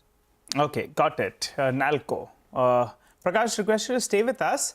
But let's get you some commentary on the sidelines of the Karnataka Global Investor Meet. Ritu spoke to Mr. Parth Jindal, the Managing Director of JSW Cement and JSW Paints, about the US tariffs, the expectations of safeguard duty on steel, and also about Tesla's potential entry into India. Let's hear out the conversation. You've seen the US impose 25% tariffs yesterday on steel and aluminium. That's a big step. No exemptions to any country, and they're protecting their domestic economy, their domestic manufacturers.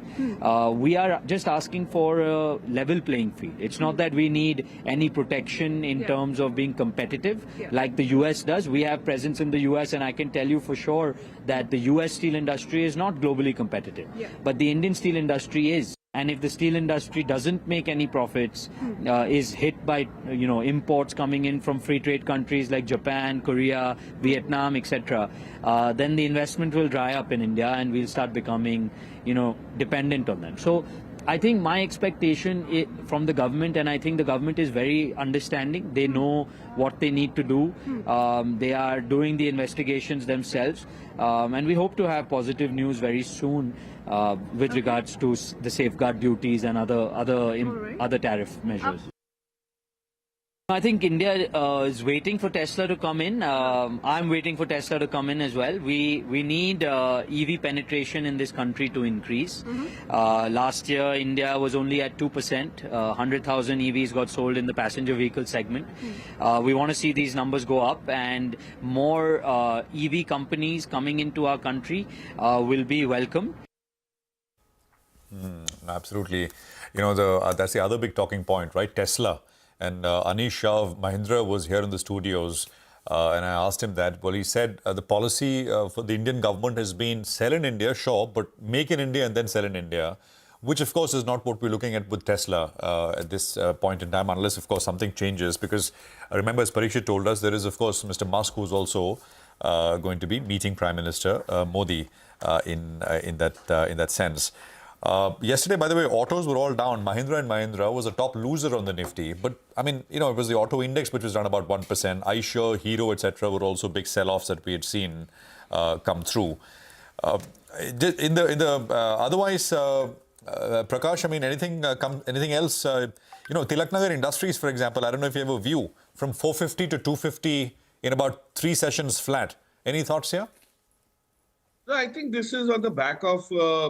I mean, not entirely, but quite significantly attributable to this case that they're fighting against allied lenders. ABD and Tilaknagar have this major thing going in terms of the use of Mansion House and Savoy brands for whiskies, which is going to take away a lot of the wind out of their sails if that actually happens, if the ABD as a competitor is allowed to use these brands. So I think that's where the market is worried, because in an environment where it's hyper competitive, you lose out on some major brands. It's not so great news for the company. But value-wise, Tilaknagar does offer you a very good, floor of sorts where it is. So if you are okay and if you don't want to invest in the United Twins, then probably this is something which you could look at. But this industry is a bit far more complex than we think, even on a bottom-up basis.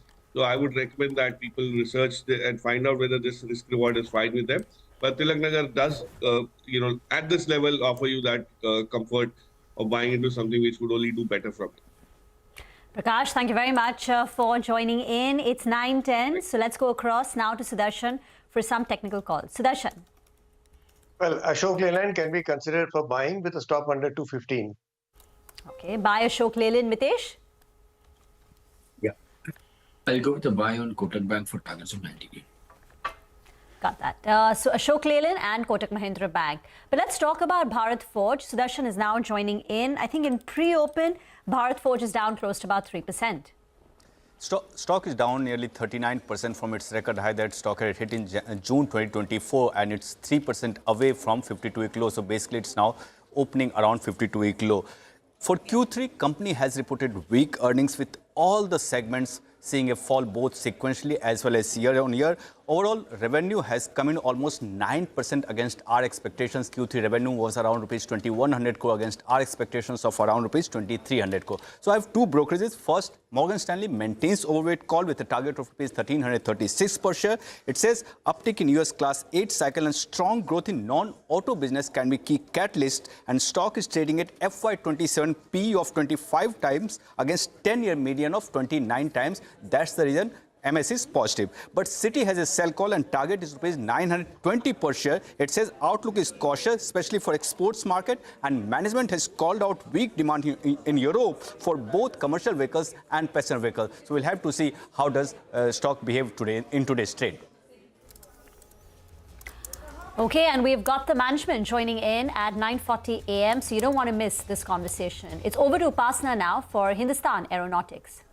Well, JP Morgan has given an over-rating on the stock with a target price of 4,958 per share.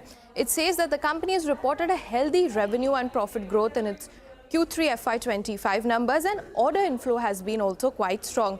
Now, company's revenue grew by 15%, EBITDA by 17%, and PAT grew by 14% on a YoY basis in Q3 FY25, and EBITDA margin was also broadly in line with the estimates.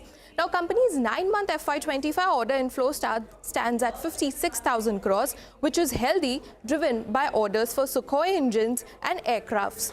Now, company's Q3 FY25 order book stands strong at 1,33,000 crores, with an uptick of nearly about 58% on a YoY basis, and HAL expects additional orders worth 1.6 lakh crores, underlying significant opportunity ahead is what the brokerage believes. Okay, all right, Upasana, thanks a lot for that. By the way, a few stocks are seeing big moves actually in pre-open. Muthoot is one stock that's up close to around 3%. We'll get the management shortly. Good growth out there. There's a potential that their NIMs expand as well as the cost of borrowing goes down, because 50% of their book actually is from banks. So that will flow through with a lag in the coming quarter. So that one's up. Zomato for starters is a little bit higher. Bharat Forge, as we just mentioned, that's a little bit low. And from the broader markets, I was looking at a few stocks. Natco is taking it on the chin actually. Big downtake is what we're seeing on that particular name. It's down close to around 18% with close to around 1 lakh shares being traded out there. So keep an eye out on that one. Zomato as well as Swiggy, both of them, at least for starters, are opening up in the green. So a flattish start, Prashant. Weekly expiry, so things will get volatile in the second half of trade. But the bulls will want to at least bat out the first half and hope that you don't see too big cuts, particularly in the broader markets. Absolutely. And, let's just hope those levels hold, right? We're almost unchanged, nothing on the indices. 10 points on the Nifty, the Sensex up about 30-odd points or so. And naturally, I think because today evening and then tonight, late into the night is when you'll have all those headlines coming in from the US. Don't expect anything very large in that sense. And then nowadays when we say don't expect anything large, I mean, the hope is nothing on the downside in that sense. Market's oversold, so let's see if there is some fuel in the tank for a bit of a bounce. 50 points on the Nifty is what we have, 45 points, so 23,085 is where we're at. The Nifty Bank is absolutely flat.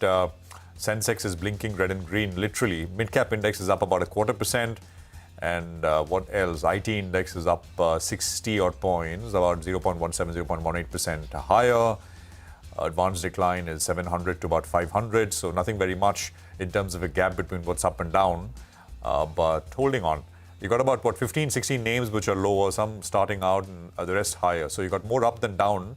At least that's the Nifty heat map, the indication coming through. Prima.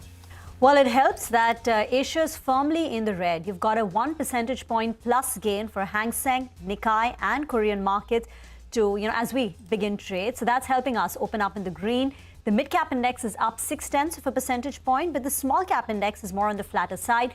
Advanced decline ratio in favor of the stocks advancing.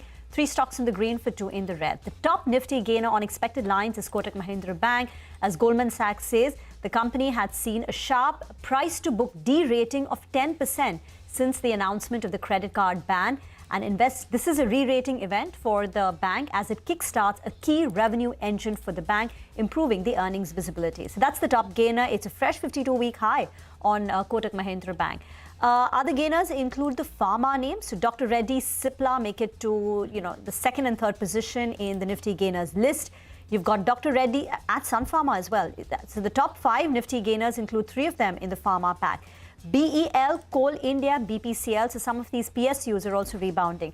On the way down, it's Titan, top loser, Eicher Motors, Hero MotoCorp correcting a bit, so two-wheelers in reverse gear. Shriram Finance rallied towards the end of trade yesterday, so it's giving up some of those gains. And Tech Mahindra has a cut of nearly 1%. Well, that's right, Rima. The stocks that are really taking it on the chin is Natco Pharma. That's down close to around 16%. NHPC as well as a little bit low. Actually, that's recovered a little bit. On the flip side, in terms of the top volume gainers, Manappuram, beautiful move out there. That's up close to around 3%. Maybe a bit of rub-off impact. We know that gold prices as well have been firm, so that helps their case in terms of their potential to grow. You also have Patel Engineering, that's up 2.5%. TVS Supply Chain as well as up close to around 2.5%. And Easy Trip is higher as well. Keep in mind, some of these stocks we're highlighting, they have moved up only because of the high volumes that we're seeing. Otherwise, from the peak, actually, I've seen some of those stocks, they have taken a hard knock. Other couple of names from the broader markets that are moving up. Honasa, wow, 6.5% out there. But that's another stock that's seen a big correction from the top. And I think Suven Pharma as well, we'll get the management later on the show, maybe at 10:30 a.m. odd. That stock is opened up in the green. And Tilaknagar Industries, the stock that Prakash was mentioning earlier today, they have that battle in the courtrooms with allied blenders. But for the time being, after correcting from 450 to 250, the stock is moving up close to around 3.5%. Prashant. Absolutely. And, absolutely. It's 200 rupee correction, right? 2 days flat. So a bit of a lift coming through. Bharat Forge, I think, as we mentioned, is down about 4% or so. We'll put out more stocks in a bit from now. The market, of course, is indicating a slightly higher start, but it's tentative. I mean, neither here nor there, that kind of a situation. Amish Shah is with us. He's our market master of the day, head of India research at BofA Securities. Amish, good to have you back on the program. It's good to see you. Good morning, Prashant, this side. Bring in the global intel that BofA has and sort of shine it sharply on where we are at, Amish. The India market, which is, it's been terrible last few weeks now, right? Relentless selling from foreigners, and of course, all the news flow, etc. How are things looking? Let's just start at a broader level, and then we'll drill it down to individual sectors, etc.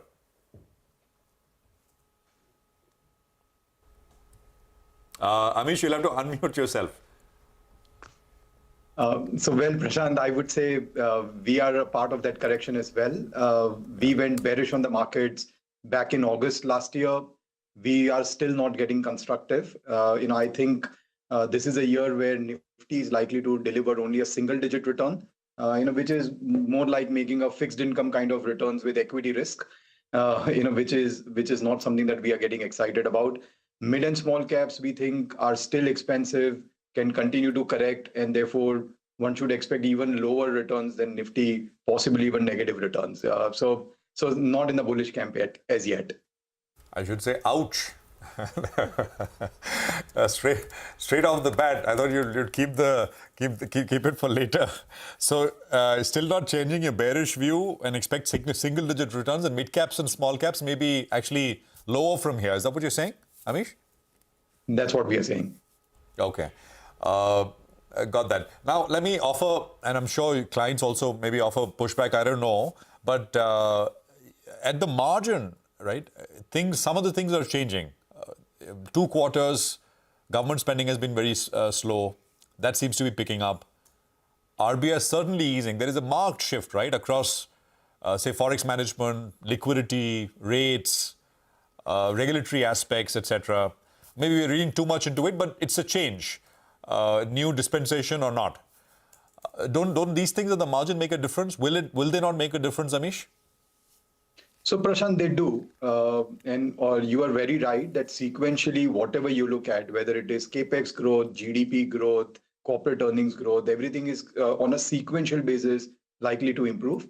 But at the end of the day, despite this improvement, if we are going to see consensus cutting estimates, whether it is capex focused sectors or GDP or corporate earnings, then I would argue that that is still a reason to stay bearish, despite the sequential improvement. In other words, a large part of that sequential improvement is known and more than adequately still priced in.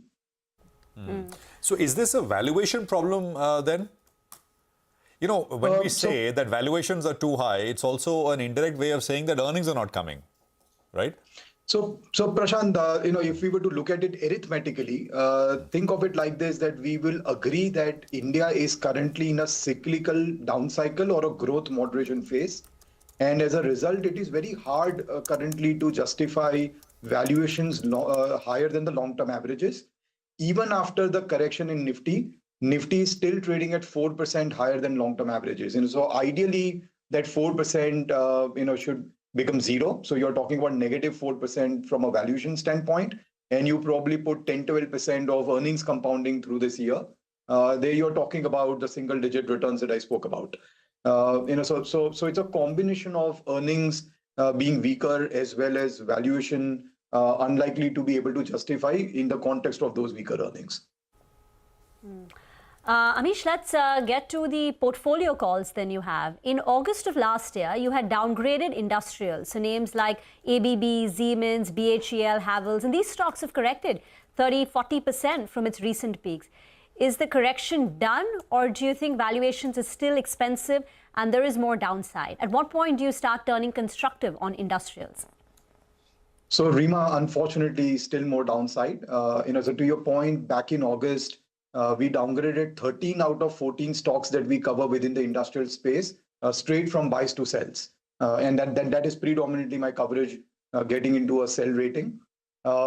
Despite the correction that we've seen so far we've been able to upgrade only one stock, and that to a neutral. So I have one buy, one neutral, and 12 sell ratings or underperform ratings. So look, Rima, I think on capex, between FY21 to FY24, which was a phase of capex upcycle, the industry saw 20% order flow growth, and as a result saw anywhere between 20 to 30% earnings growth as margins improved, working capital cycle improved, and so on and so forth. Now we are arguing that the capex cycle growth is going to moderate to 13%, and as a result, these companies will be able to deliver only mid-teens kind of earnings growth, which is the adjustment that the markets needs to do, both in terms of earnings cuts and valuation multiple expansion. To your point, on the back of 30-40%, a large part of that is done, but we are not there yet. So still in the bearish camp on everything to do with capex, so not just industrials, but we are as a result also bearish on cement, steel, energy, power utilities, anything that concerns the capex cycle. Okay, all right. Hi, Amish. Good to see you in. Well, you're sounding, quite cautious actually on the markets, to say the least. But there'll be a couple of sectors that you're positive on. I think the consumption pack, staples is something that you'll have liked. Give us the top 2-3 sectors that you'll are bullish on so we can liven things up a little bit. Sure, Nigel. So, we are currently positive on rate-sensitive sectors, which is autos, real estate, some internet, some financials, and given that our views on markets are cautious, we are also defensively positioned in healthcare and telecom. On the consumption bit, look, getting into the budget, we did anticipate that there will be a demand stimulus. And as a result, we do like consumption stories, because the benefit of the subsidies to the lower income households and the benefit of tax cuts now to the middle income households is a positive. But that will trickle down slowly through the year in the form of monthly subsidy payments or the tax savings that you would have.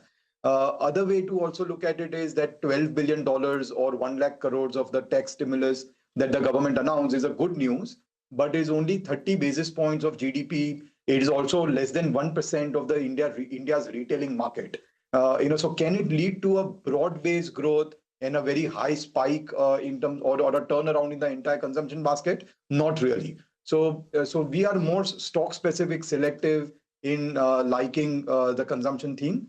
We are currently positive on jewelry, travel tourism, cigarettes.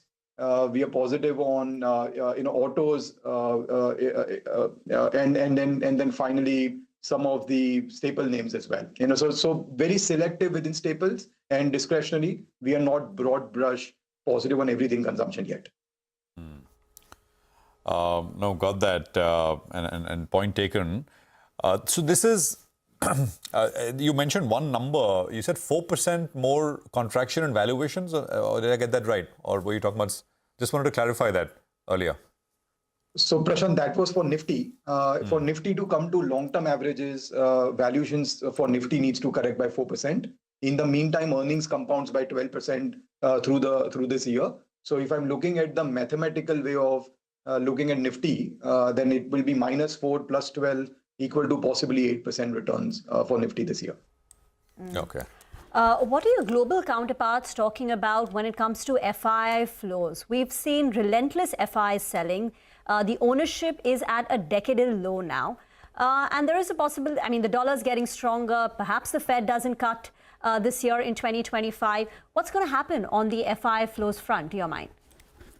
So Rima, I think FII flow continues to stay weak because, just think about it, that the 10-year bond yields in the US is about 4.5, 4.6%. That basically means that the hurdle rate of returns that you expect from emerging markets like India is about 15%, right? Because 4.5% you are getting risk-free dollar return. Add to that another 4-5% rupee depreciation that is widely expected. So that takes you to 9% rupee return, risk-free. And then you would expect 500-600 basis points of equity premium because of you wanting to take equity risk and not a safer asset like a bond. So 15% return, arguably, as I'm highlighting, 15% for the markets as a whole is difficult to justify. For some stocks, yes, but for the market as a whole, difficult to justify. Then why should why should the FII flows be positive India? They will continue to look for US treasuries, US equities. We do think that developed markets this year will outperform emerging markets, including India. And on the point of FII ownership being too low, I get that all the time from investors as well. But I would say that, investors will go where there are returns. Just because their ownership has come down, that is no reason why they will add up. So you can, so FIIs can always first scale back on their ownership, and as and when India gets attractive, they can always scale it back up. All right. All we can do is do our bit, right? Keep the SIPs going. That's from a domestic liquidity standpoint. But let's focus on another theme that I think you're quite bullish on, which is the healthcare space. And overnight, you had some commentary that even if there are some reciprocal, tariffs, autos as well as pharma could get some kind of a leeway, which is good news as well. Tell us, how do you all want to play this particular theme, the healthcare theme? No, so absolutely. So healthcare actually fits in quite well. It is a defensive sector, so in a weaker market makes sense. It is obviously also inelastic demand. It is difficult to move supply chains, even from a tariff perspective, even if they want to look at it. So it adds up quite well. Valuations are not as rich in that space. And there are some of the cyclical stocks like generics. There are some structural themes like hospitals. So as a pack, we do like healthcare. It's an overweight in our portfolio as well. Amish, I don't know if you or your global team has published anything with regards to the Trump-Modi meeting tonight and implications of reciprocal tariffs, etc. I mean, if you have, would love for you to share that with us. I mean, what's the how is the BofA team thinking about this? Prashant, honestly, on that, we don't have a strong view. The general assumption is that India is too small a trading partner from a US perspective. And as a result, there isn't likely to be too much damage, but that's a hope. Clearly, even the markets are not pricing in too much risk yet from anything going wrong in terms of those discussions. So from my perspective, actually, it's a neutral to a negative event for the market. Neutral to a negative event for the market. Any thoughts on the forex side here in India, dollar rupee, Amish? Sure. So the view is that, as RBI is now saying that they will let the currency play its own role. They are only going to look at very large swings like the way we saw a couple of days back where RBI intervened again. But otherwise, we do think that rupee depreciates. 88.5 is currently our house view, from a near-term perspective. And the 9% valuation of rupee, we think will only close in gradually over a couple of years' time, not immediately. Any thoughts on sort of export sectors, pharma, IT? If you've sort of touched upon specifically IT, Amish. So, Prashant, IT is the only sector where we are sitting on neutral weight, and we are basically telling investors that, just go and hug the benchmark. Because if you think about it, from a business momentum perspective, clearly the growth from the US tech spends is going to improve. So we can't complain. It's actually good news there. But at the same time, a lot of that excitement is already known. Earnings growth for IT sector, therefore, is expected to be 13% if you even include the rupee depreciation gains. And as a result, the valuations of these stocks are close to 28, 29 times one-year forward PE multiples, which is not necessarily cheap. So on one hand, you have a good business momentum, but on the other hand, not comfortable valuations, which keeps us neutral weight. And that's the only neutral weight that we have in our portfolio right now. All right, Amish, just to clear this point on the headline index, at best you get high single-digit returns for the year. At worst, what do we go down to in terms of to bring valuations at par or make it relatively attractive? Downside risk is something that will be closely monitored given the kind of headwinds that we're seeing, slowing economy, not that great growth. So on the downside, how much could we extend? Just on the headline index first. So Nigel, I think downside risk principally is only external, which is the Trump tariffs, if I were to call it that way. That is the only key factor that I would watch out for. Most of the other factors, I would say, are domestic linked and is relatively easier to model. So we know that earnings growth expectation of consensus is high. We need to knock it down. Valuation expectations are high. We need to knock it down, and which is how we are arriving at that 8%, 9% kind of returns for Nifty. So I don't think minus something coming out of the Trump tariffs, I don't see too much of a downside risk as far as Nifty is concerned, because anything undershooting beyond that, we will get FII interest looking to buy India again. But on the mid and small cap side, I do think there are quite a lot of downside risks, because in a slowing growth environment, first of all, the large cap companies will try to gain market share from the mid and small cap companies, meaning obviously to shore up their growth. Secondly, from a positioning perspective, investors also will want to get more into large liquid names, from a capital protection perspective, so even that hurts.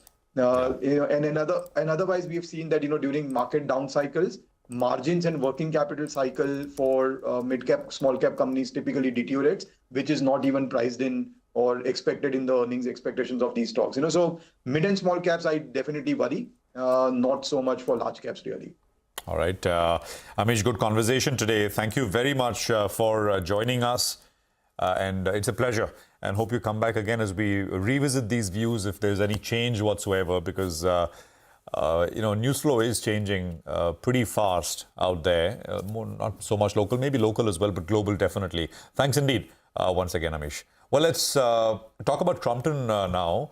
That's the first corporate now joining us after markets have opened.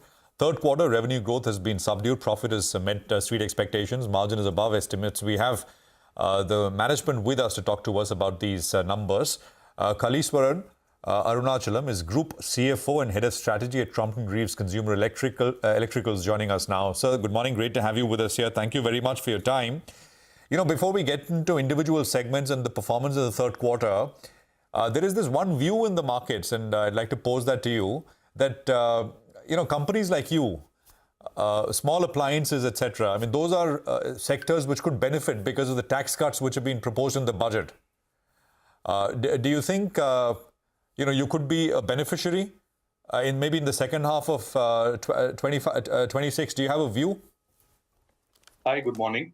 I think we do believe that it's a great initiative by the government to reduce the personal tax burden. And this is going to give sizable disposable income to target customers that we look up to. And probably around festive, we should start seeing the benefit of this rolling in. And it could be broad-based also. Across consumer durables, we do see the positive impact of this rubbing off. Which typically, I mean, which kind of segments will this show up in? Product categories, rather? See, for us, we have seasonal products. Our large season is in Q4 and Q1, which is fans and coolers led. Subsequent to that, we have other categories that will come in.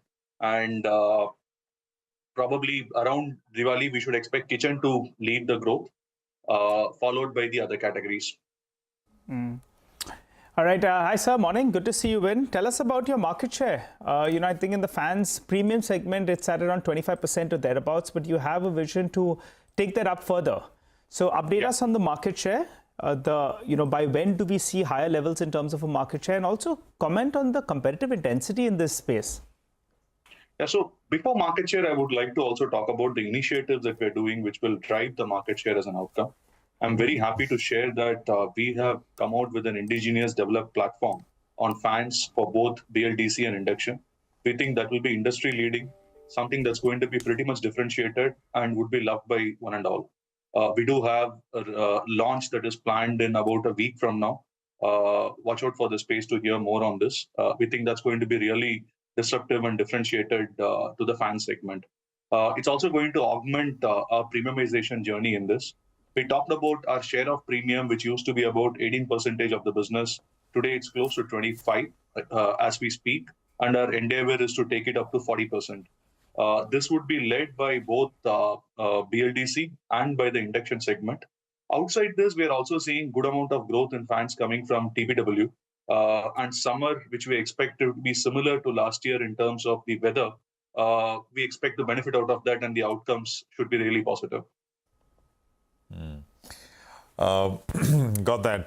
I think last year, that is, but I just want to get the latest, right? On the lighting segment, how is pricing looking? Because you'd earlier indicated intense competition in that segment. What is it looking like? Yeah. See, while the competitive intensity for all other categories are high, I think we continue to be a market leader in the segments that we operate. Not for 1 year, 2 years, it has been for decades. That's mainly because of the brand and the kind of investment that we are making behind the brand and innovation. Specific to lighting, I think more than the competitive intensity, price erosion was largely due to the technology upgradation, which ensured that at scale, the prices came down significantly. And we expect that journey to continue for some more time. Having said that, as Crompton, we came out with the thought process where we said our first endeavor is to arrest decline in lighting and then start driving growth. I'm very happy to say that as we speak, our B2C segment probably is growing at an industry-leading rate right now. And on top of it, we have held on to margins in spite of investing significantly behind lighting business on marketing also. This is led by also mix upgrade. Our panels and ceiling lamps and lighting segment has gone up. Our overall go-to-market initiatives that we have worked out on lighting is also starting to pay dividends right now. Okay, let's talk about Butterfly then. Out there, that was a positive surprise actually, particularly in the profitability aspect. And you all have indicated that most of that restructuring that had to be done is done. Could you tell us what is the trajectory in terms of growth and the profitability as well for Butterfly? Because if I look at it, I think in the last quarter, you're doing 220, 230 crores or thereabouts of revenues, but profitability has jumped up. So what should we work with just on this one? See, Butterfly, there has been a slew of initiatives that has been taken. It started with a leadership change. We wanted somebody who understands kitchen as a segment to drive this. And we called out clearly that it's going to be a business that will go through a transformation journey. H1 was more about arresting the decline in revenue, do all those stuff which will help us to reach there.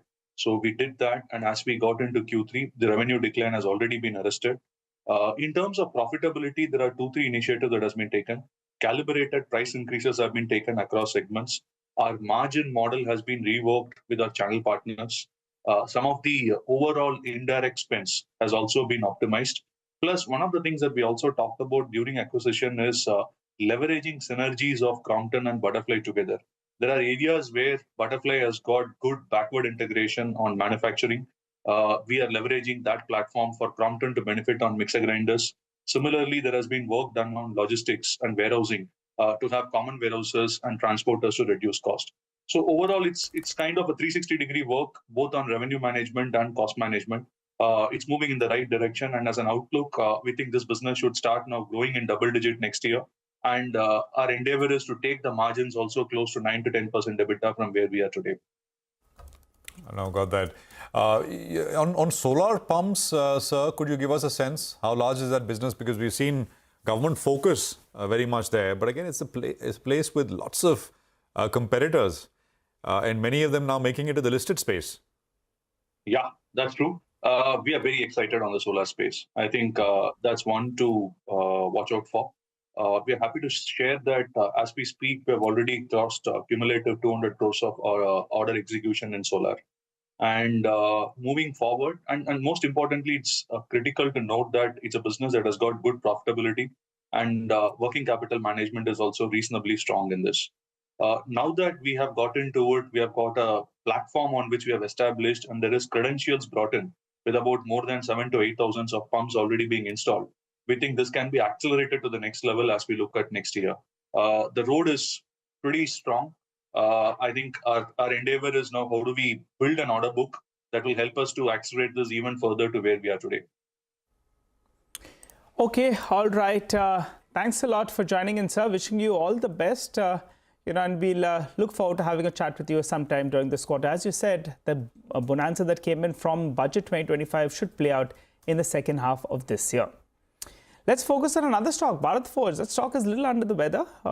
It's a little bit lower after it missed street expectations, and the stock has lost 35% from the recent peak. To discuss what's the outlook from here on, we are joined by Mr. Baba Kalyani, the Chairman and Managing Director at Bharat Forge. Hi, Mr. Kalyani. Good morning, and always good to see you, Ben. Well, let's focus first on this uncertainty with regard to tariffs. Is there anything you're hearing from your customer base because of these tariffs that could potentially be levied on Mexico, Canada, and some of them, they're important markets for you, right? So your take? Yes, I mean, North America is an important market for us. Europe is an important market for us. Of course, India is also an important market. The tariff situation is still fluid. We don't know exactly what's going to happen. Only the two tariffs that we have heard, which are going to be put in place in the next few weeks, is the tariff on steel and aluminum. And that largely comes out of Canada, Mexico, Brazil, and some out of Europe.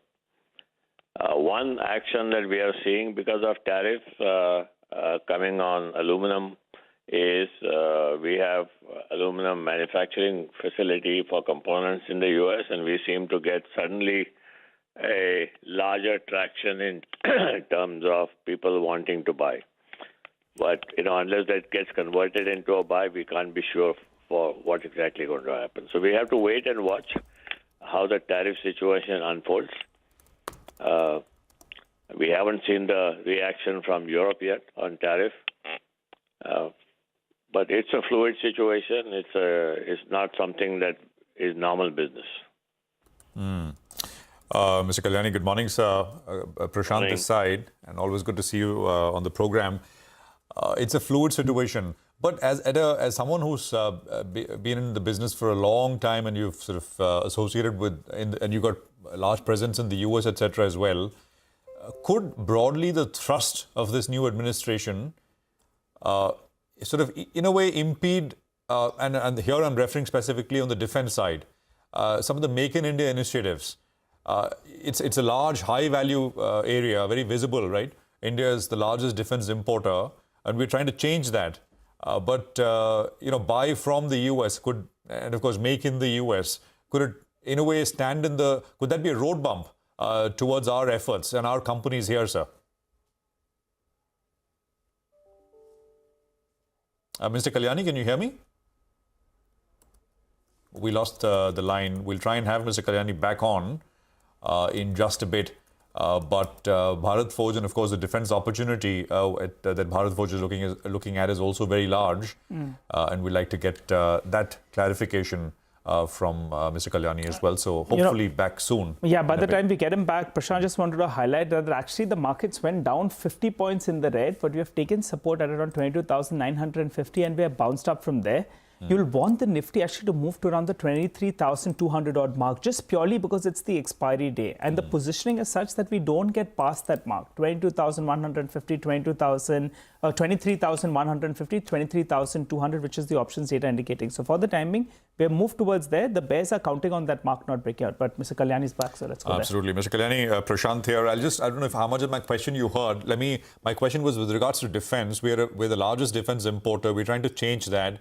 It's a very large, high-value, visible item. And of course, the US most likely will try to tell us to buy more from the US. Is that in any way, will that stand in the way of what we're trying to do here, which is make in India and substitute some of these imports? Absolutely not. Matter of fact, I think, you will get pushed to buy more things like jet aircraft, fighter planes, and things like that. So I don't think it will impact what you make here. I think the defense opportunity is going to continue to grow. And at least for us, we see the defense opportunity on a growth path. Okay, since we're talking about defense, could you tell us what kind of numbers we used to work with, Mr. Kalyani? I recall in the past you were doing roughly around 250, 300 crores per quarter. That number went to around 500 crores. But in the past quarter, again, it was in that vicinity of around 350 crores. So what kind of revenue? It will keep, defense is a lumpy business, Yes. Once you execute an order for a high-value item for that quarter, this thing will go up. So you please look at it from a year-to-year basis, and year-to-year, we will continue to grow our business double-digit. That's for sure. All right. So for the next year, if we want to put in a number for the defense business, should you be in the ballpark of around 2,200, 2,500 crores for FY26? Yes, somewhere around there, yes, sure. Somewhere around that mark. All right. Also, Mr. Kalyani, so that's about the defense vertical. You're sitting a good order book, more than 5,000 crores. So 2,200 to 2,500 crores of defense revenues. Our aim also is to take the order book to 10,000 crores. Okay, and execution would be what then if you have to get to numbers? 26 will be 2,200 or 2,500 crores. 27, how much does it go to? I think every year it should increase by a double-digit number. Okay. Normally defense orders, that's how it grows. We are expecting the ATAGS order to be finalized by March end. That's what the MOD has said. So that is an order that will go on for, in terms of execution, for 3 years. Okay. And then that will be followed by other artillery orders and other products that we are developing for the Indian defense, Indian services. So there's a lot in the pipeline, a lot, plus exports, of course. All right. So 2,200 crores with a double-digit growth at least is what we are looking at from there on. Got that. And that would mean that as a percentage of your total consolidated revenues, it'll be roughly around 13 to 15% or thereabouts. But tell us about business the year and now. I recall in the first half of the year, you said the second half of the year will be better. But in quarter three, you've seen a bit of a degrowth. Will quarter four at least be better? For the first time in our history, we have had a quarter which I can't even explain to you. It's been a difficult quarter. It's been a combination of what's happening in Europe in terms of the slowdown, especially in Western Europe. And of course, to a large extent, we have had issues in terms of transportation with our defense business. That kind of slowed it down a little bit. And some of it is, I would admit, it's also been our execution was not as good as what it needed to be. And of course, we have a large baggage with our overseas subsidiaries, and we are going to fix this once and for all in the next 6 months. One way or the other, that will get fixed. So then quarter four, we'll get back to a growth on a year-on-year basis. Quarter three had a lot of pain. But quarter four, at least on a year-on-year basis, we'll see growth? Quarter four will be better than quarter three, for sure. Okay. On year-on-year, it may not be as good because if you remember, quarter four last year, we had very peak defense export orders, export revenues. And those are finished. Those orders have been executed. And the next orders will only come in after March. Okay, all right. And you just mentioned about subsidiaries, consolidated minus standalone. That's still delivering a net loss of close to 100, 110 crores on a quarterly basis. Yeah, so we want to get rid of that problem. That will turn. That's the challenge for the next 6 months. We need to fix it, and we will fix it. And you'll turn profitable on that, on those subsidies. We'll turn profitable or figure out some other way. I want Mr. Kalani, I latched onto that some other way. You said one way or the other will fix it. What's the other way? Can't go on with the problem for a long time. Absolutely. And it's not possible, okay? It just takes away too much of time and management and creates headaches. Yeah. But any other, I mean, you want to fix it, but one is, of course, operationally trying to work through things, but are other options also on the table? Yeah. Everything is on the table. I can't announce it because it has other implications, but we are at least doing a deep dive and deep study into it. So you could possibly look at a buyer then? I can't say anything about that. That's okay, but you can't put words in my mouth on that. No, you'll fix the problem, sir. We're just taking note of that. But it's logical that not completely wrong, right? To suggest that maybe that's also on the table, although you're not saying wrong. anything. No, not wrong. But I've said we'll fix it in 6 months. We'll fix it. Okay, all right. That's a very, very emphatic statement. Mr. Kalyani, thank you very much, sir, for joining us here on CNBC-TV18. It's a pleasure having you with us here and speaking to you about the business. Well, time for a quick commercial break here. I think the market is doing what it is doing, a bit of a dip, then a bit of a recovery, but lots of stocks are moving big at this point in time. Muthoot Finance is one of them, and we'll connect with the management on the other side. Very strong numbers. Stay tuned.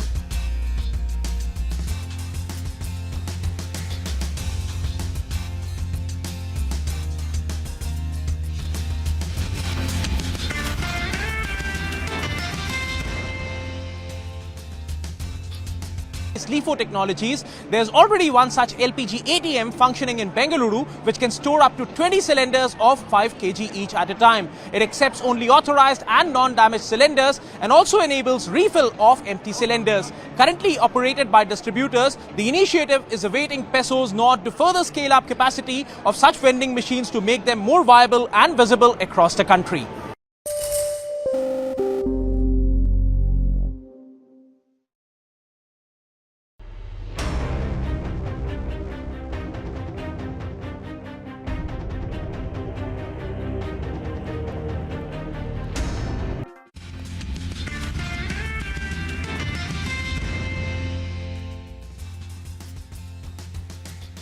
Okay, welcome back. We have the management of Muthoot Finance now joining us. Stocks are surging as we speak, and why not? I mean, gold loan segment has posted a very, very strong rate of growth.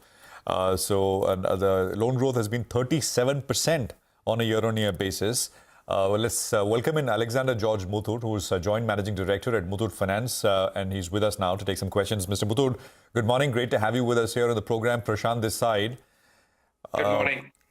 37%, you've done better than, I think, most banks. So tell us, will you sustain this rate of growth? You've set expectations high, and we'd like to know whether you'll do this better in the fourth quarter. Okay, but before I get into that, let me just reflect on our 9 months journey so far on this business transformation, which has been a record-breaking quarter for us. We've had the highest ever consolidated loan asset under management with 34% Y-on-Y growth at 1,11,308 crores. We've had the highest ever standalone loan AUM with 37% Y-on-Y increase at 97,487 crores. And we've had the highest ever consolidated profit after tax in the first 9 months of any financial year with 19% Y-on-Y increase at 3,908 crores. We've had the highest ever gold loan AUM growth with 34% Y-on-Y growth at 92,964 crores. And our Mr. Muthoot, apologies, we have all the numbers and the numbers are all being flashed as you speak, sir.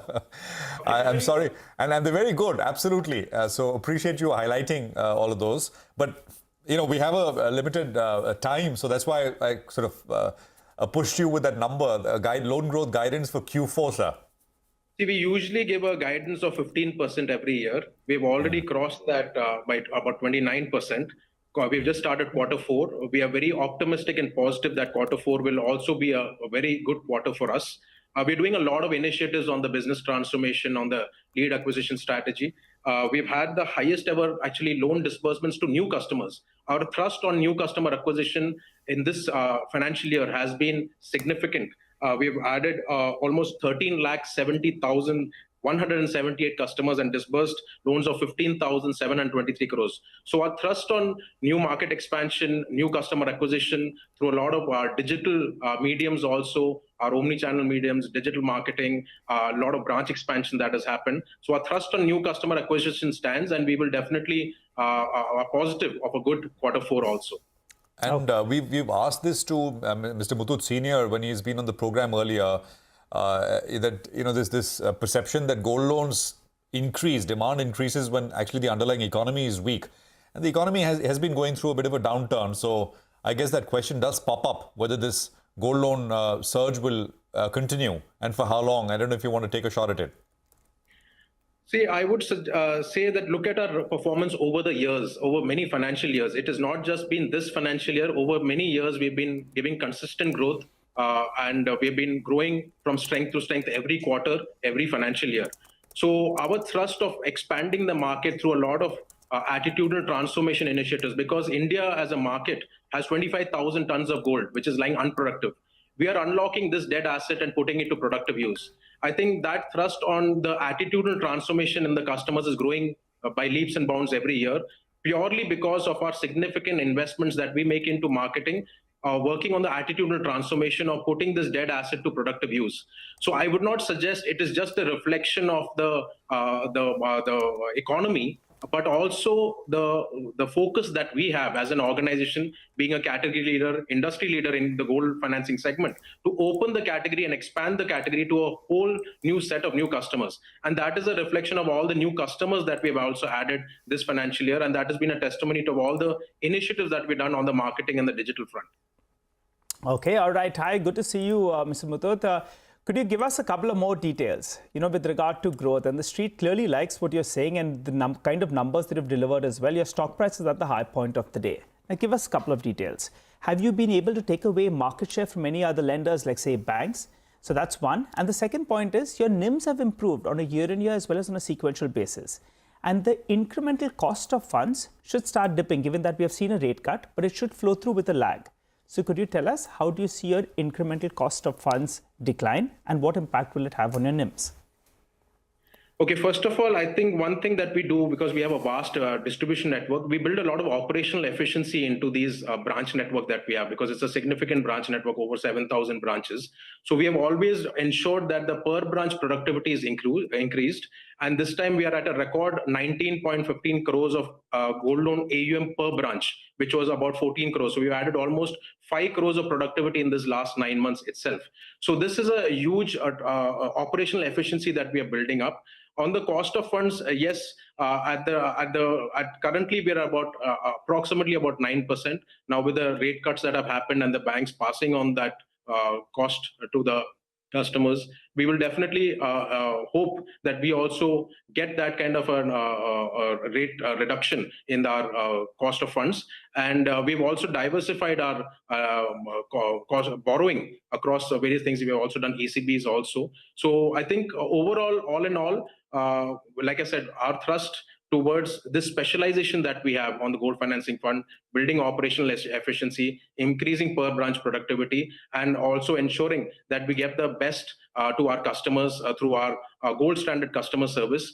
I would not suggest that we are taking away share, but I would say we are expanding the category. And the expansion of the category comes with this new customer acquisition and this attitudinal transformation, which I talked about earlier, through various marketing initiatives, digital initiatives that we're doing to a whole new ecosystem of customers, is definitely resonating very strong, and we're expanding the category as such. So as an industry leader, category leader, our demands on the category expansion. Okay, got it. What about, you were talking about your cost of funds. What does it mean in terms of NIMs from year on? I wouldn't give a guidance on the NIM per se. Right now, we are about 11.57%. I think we'll remain around that range itself because, like I said, with the expansion and a lot of work that we're doing on the operational efficiency, we're around 11 to 11.5%. So we'll remain probably at that same segment. You know, Mr. Muthoot, on the housing side, there was robust loan growth, but PAT was weak. What happened? And also, what is the housing finance subsidiary concentrating on? Affordable housing, prime ticket size, luxury? Give us a sense. So our affordable housing is primarily on the affordable housing segment. We had a little surge in our cost of borrowing. That's the only reason why the PAT has come down a little bit. But we are growing significantly in that area also because we have a huge set of customers in Muthoot Finance and we're able to cross-sell to this set of customers also. So we remain focused on the affordable housing finance category. Belstar, the MFI, we saw pain, but in line with your guidance. How long will the pain last, in your opinion? I think it's a category issue. I think it's not just our microfinance wing, but I think over the next 2 quarters, things should get better. So I'm looking at, I think, about approximately 2 quarters for things to improve in Belstar. We have a self-help group that we work with.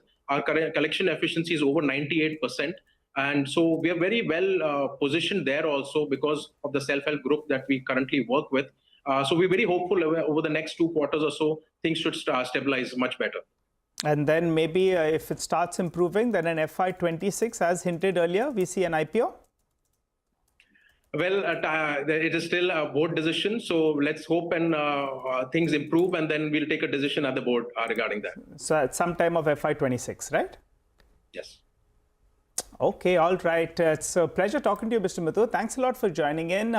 For the time being, your stock price is one of the outperformers, going by the past quarter's numbers and going by the guidance you've given as well. 6.5% high. The markets on the whole as well have seen a good bounce. We'll slip into a short break. Mitesh Thakkar is waiting for us on the other side.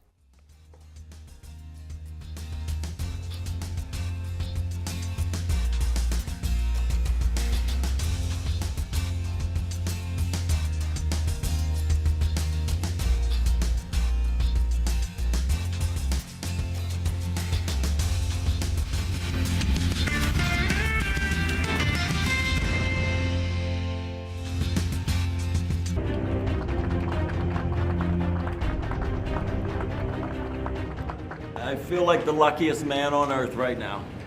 And I want you to know that I am not a hero in this at all.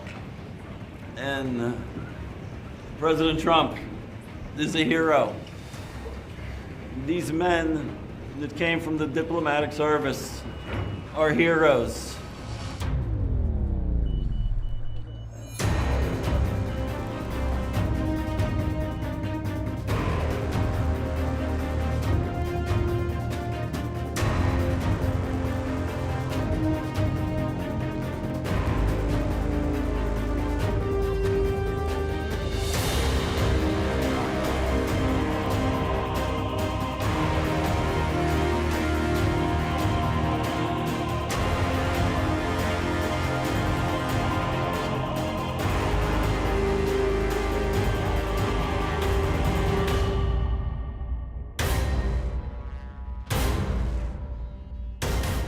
I also should make mention that President Putin was very generous and statesmanlike in granting me a pardon. I think this could be the very important element. You could be a big part of it, actually, because it could be a big, important part of getting the war over with Ukraine. And we appreciate President Putin's what he did. He was able to pull it off for you, right?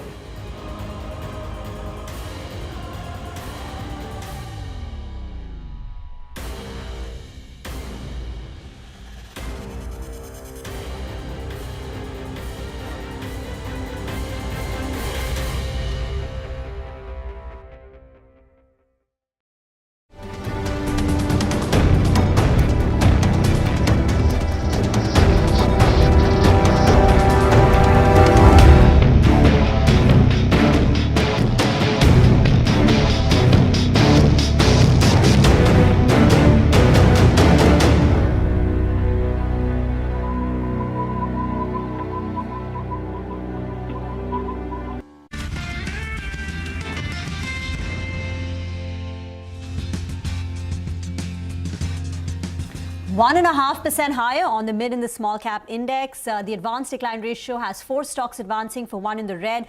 Honasa 5%, PTC India up 4.5%. Vodafone Idea too has bounced back. BHEL is a big mover. Zaggle, after seeing lower circuits for 4 or 5 days, today is up nearly about 3%. So lots of gainers on the way up. But Mitesh is now with us for 9-10 calls. Mitesh, it's getting stronger. Yeah, it is. So I think, one, it kind of confirms that 22,800 now should be taken as a temporary low. 2, I think this also paves way for us to head towards 23,350, 370 zones. Now that's a very important level. So I'm hoping that, we go till there. That will give a lot of exit to people who have been stuck at high levels. And if we start getting past that, then we look at further upside. So for the timing, I think, the market actually looks like on the lower side, you will see some demand as well as short covering, and you might see pressure around 23,350 also. What level, Mitesh? Sorry, pressure at what level? 23? 350, 370 zone. Sure. Okay, so a run till there at least before we start. Do anything that's what else. I'm looking at. Right. Yeah, okay. Stocks, Mitesh? So I have a buy on SBI cards. That's a buy with a stop at about 840 for targets of 890. And SJVN or Satluj Jal Vidyut Nigam, I think that's a stock, which is showing early signs of bottoming out around this 90 mark. So we'll take a stop at about 89.5 and look for a target of around 96. Okay, in fact, SBI Cards has got an upgrade from Macquarie. Abhishek is here to tell us more. Abhishek. Macquarie has upgraded SBI Card to outperform from neutral that they had earlier, increased the target price to about 1,000 per share from 750 that they had earlier.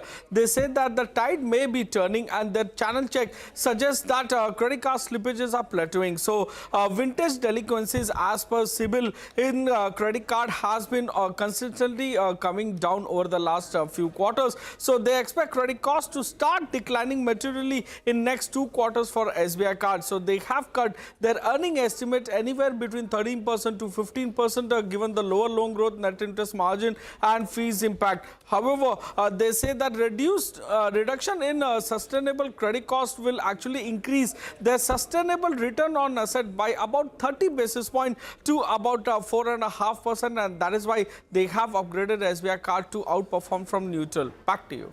All right, Abhishek, thank you very much for that. So that is the view coming in on that one. We'll take a quick commercial break here. It's the economy on the other side. My colleague Latha will be speaking with Jayan Mehta of Amul, Roosevelt D'Souza of Nielsen IQ, and Anjan Chatterjee of Specialty Restaurants on how much consumption is picked up in the fourth quarter, Jan to March. Stay tuned. That's coming up.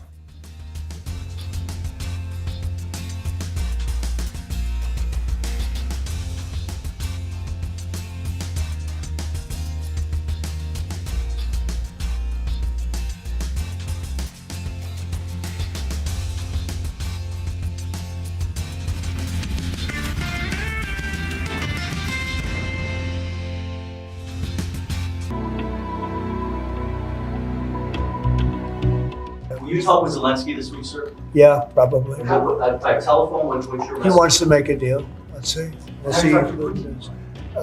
We're dealing with him, and I think they both want to make a deal, but we'll have to see. It's got to be done. What is Zelensky? Would have never happened if I were president. This would never have happened. Millions of people are dead. Yes, What's next for General Kellogg? this week or soon? Yeah, he is. Keith Kellogg. General Kellogg is an excellent guy, and he's spending time doing various things. We have numerous people working on numerous different problems. When I left office, wasn't long ago, a little more than 4 years ago, we had no wars, we didn't have problems. Now we got the whole world is blowing up, but we'll put out the fire.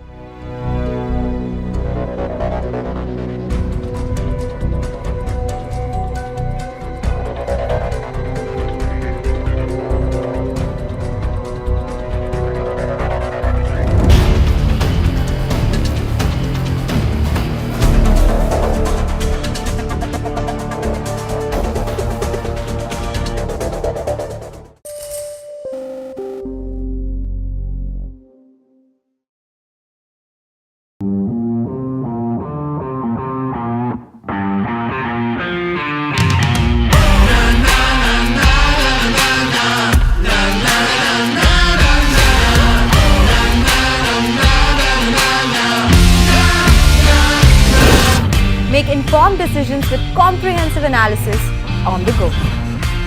Strengthen your portfolio with real-time market updates on the go. Create effective strategies with insightful expert opinions on the go. Grow on the go with CNBC-TV18, now streaming live 24/7 on YouTube. How about listening to global market maestros before crafting your investment strategy?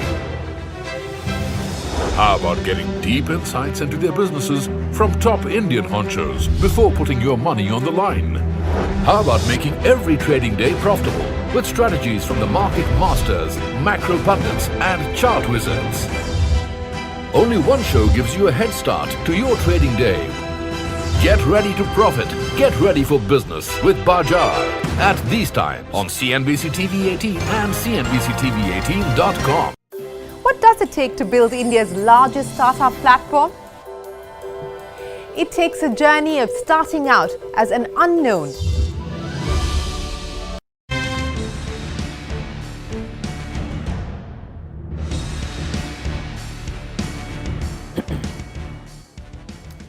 Welcome to It's the Economy. As the third quarter results season ends, one unhappy conclusion is that the sales of FMCG companies have been a disappointment. Hindustan Unilever, Dabur, Patanjali, ITC, Emami have all reported flat or low single-digit volume growth. Value has been a little better because of price increases. However, Nielsen IQ, the market research company, said in a recent report that overall sales volume grew by 7.1% in Q3, while sales by value grew by over 10%. So there is a dichotomy here. In sharp contrast to all this, the IIP numbers that came yesterday said that consumer non-durables, which means FMCG, their output contracted by 7.6% in December. So given all this confusion and to get a 360-degree perspective, all the nuances of India's consumption, I have with me Roosevelt D'Souza, the head consumer success FMCG at Nielsen IQ, Jayen Mehta, the managing director of Gujarat Cooperative Milk Marketing Federation, and hopefully another guest will join us. But first, Roosevelt and Mr. Mehta, thank you very much indeed for your time.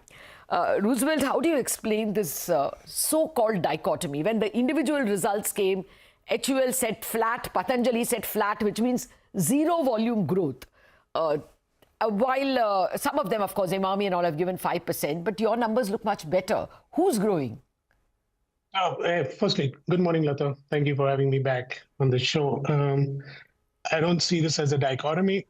If we look at for the first time this quarter, the growth in value is actually coming because of price growths. The first time we're seeing price growths, the last time we saw this was, I think, June quarter 23. And after that, there has been a suppression of price in the market, which are not really being passed on to the consumer. We've seen that happen in quarter of July, August, September, coming up at about 1.5% price growth. This time we've seen 3.5%. So if you look at the volume growth at 7%, along with the price growth, if you add that, that's when you get a value growth in double digit. So to me, if you actually remove the price growth, the volume growth is marginally higher. Yeah, but it is still higher than almost all the individual FMCG companies whom we cover as listed stocks. So that's the dichotomy I want to understand. Is it that, smaller companies have grown well, unlisted companies have grown well? Exactly to my point. I think if we look at always the large companies, and we do agree, we call them giants in our own internal parlance, and that is like they're going between 1 to 4%. These are companies which are over 5,000 crore turnovers. It is where we're actually seeing double-digit growth are the small and what we would actually call the regional players, who are more focused on a couple of states here and there. And that's where we are seeing a huge influx of growth coming from them, which is actually pushing up the overall growth. So we are also in line with what the large giants growths are getting reported. But if you look at the overall industry, that's where we actually see the small players having a big impact. Okay, that chart is just coming up. Yeah, there you go. Consumption growth by volume for small companies. If you can have that chart up again, that's grown much better than what we call giants. That's important. Mr. Mehta, you all cover the entire category. You all sell to a lot of small people, but you are a giant in yourself. How has the sales experience been in Q3? In volume and value separately?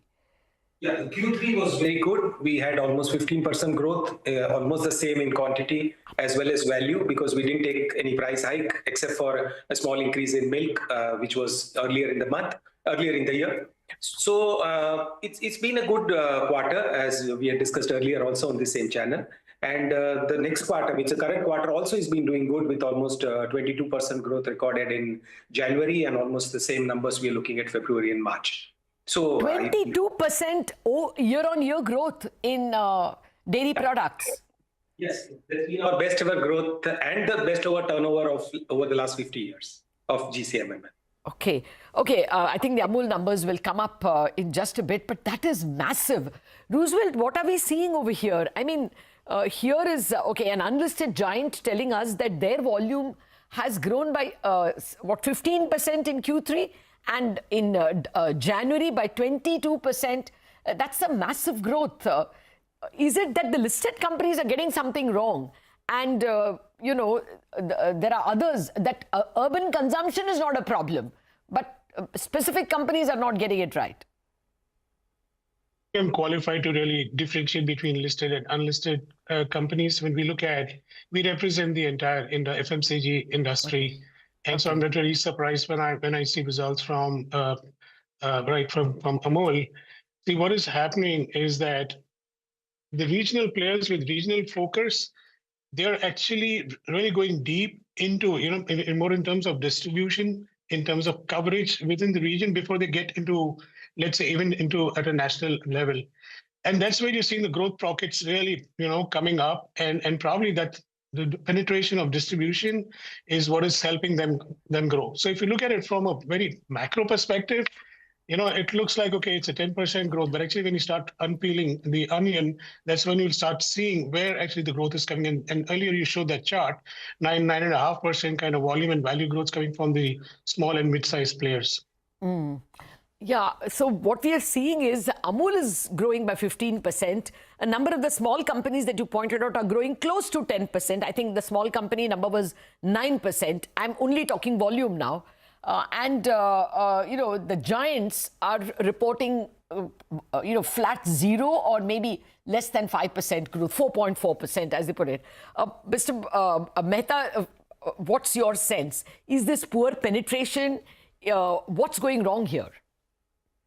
I can comment on what others are doing, but as Mr. Roosevelt mentioned, yes, we have to focus on the basics. It is basically the width of distribution that you have, the depth of penetration of the products that you have in the market, work on every single category you operate in. Also, not lose sight on what's going to happen for tomorrow and prepare for the tomorrow's customers.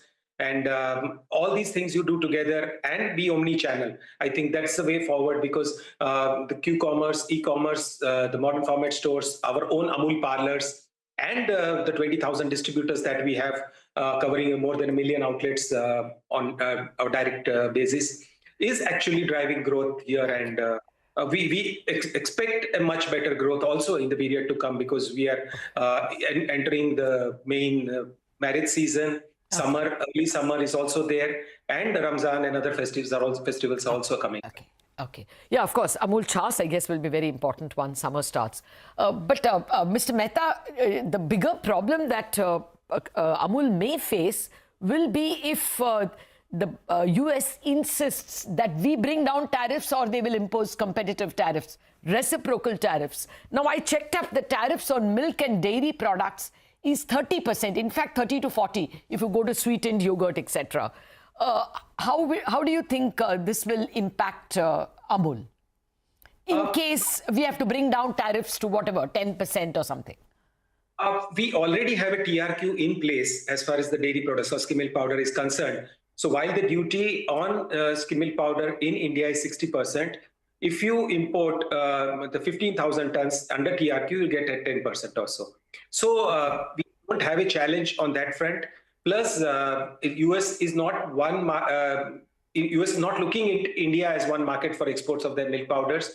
In fact, it's on the other way. We are also a local player in the United States now. And Amul is perhaps the only brand of milk which is available coast to coast in US. So we'll play both sides of the game. Oh, yes. We were told about this in the course when we were discussing tariffs. But if your import of skimmed milk or dairy products is brought down to, say, 10% from the current 30%, you don't expect Amul will have to drop prices here in India? You think you will still be profitable? We would not encourage any imports, and dairy is one category which has been kept out of every single free trade agreement. So, no, I agree with you, sir. I agree with you. The government has been extremely correct in protecting, vulnerable segments and important segments in India. But at the moment, we are faced with a different kind of geopolitics. If, there is a gun to your head, and if the tariffs do come down to 10%, is there a genuine import threat, or will you all still be competitive? We have to be competitive on a long-term basis and not short-term basis. So it is better that the government doesn't take these steps. And we are sure that these discussions don't happen just in a jiffy. There is a long negotiation process. And it's not just for US, it's for every single country of the world. And these tariff cuts are not bilateral in any case. So we are not too much worried about it, because 8 crore families depend on milk for livelihood, and the government is prudent enough to see that we don't put their livelihood at stake just for such trade deals. I do not for a moment doubt the government's intent. This will be the last thing they will want to sacrifice in the entire bargaining list. But I'm just asking you arithmetically, if the tariffs had come down, will Amul products still be more competitive? Will it still be, sellable? Obviously, they will sell, because if there is milk, you have to sell. But it's not just US. There are many other countries who want to dump their surpluses into India. Okay. And so if it is a 10% tariff, there is genuine danger, is what you're saying? Yes, absolutely. Except for once you cross the TRQ level of 10,000 tons, obviously it will be a case of worry. Because at 10,000 tons, you still get at 15% duty, you can import. Okay. All right. So it is important that that threshold of 30% tariff is not brought down. I take your point on that. Right? I understood you right. Ma'am, look at the other way. I mean, we export to US our butter, our ghee. There is a duty ranging from 30 to 60%. So it's not, they give us a duty-free access to their markets, and we charge them duty. In fact, US charges high duties on dairy products than India. In reciprocal, we win over there. Okay, I get your point over that. Roosevelt, before I come to you, I think we've got Anjan Chatterjee finally, but it's only on the phone line. We are not able to connect to him on video. Anjan, good morning, and sorry, we are just not able to get your video right. There's a problem with the lines. What has been the experience at specialty restaurants in January itself? Has the consumption in volume terms improved over Q3? And how was Q3 in volume terms over a year ago? Lata, as you know that you go out to mainland China's of the world and you go to all our favorite restaurants. So OND, that's October, November, December, is the best season for, by and large, every food and beverage company. So it was the best, as per the comparisons, but we've definitely shown a growth of around 6%, and there is a humongous amount of tailwind at that point of time. Shadis, people going out. What about January, Anjan? Was January also 6% higher than a year ago?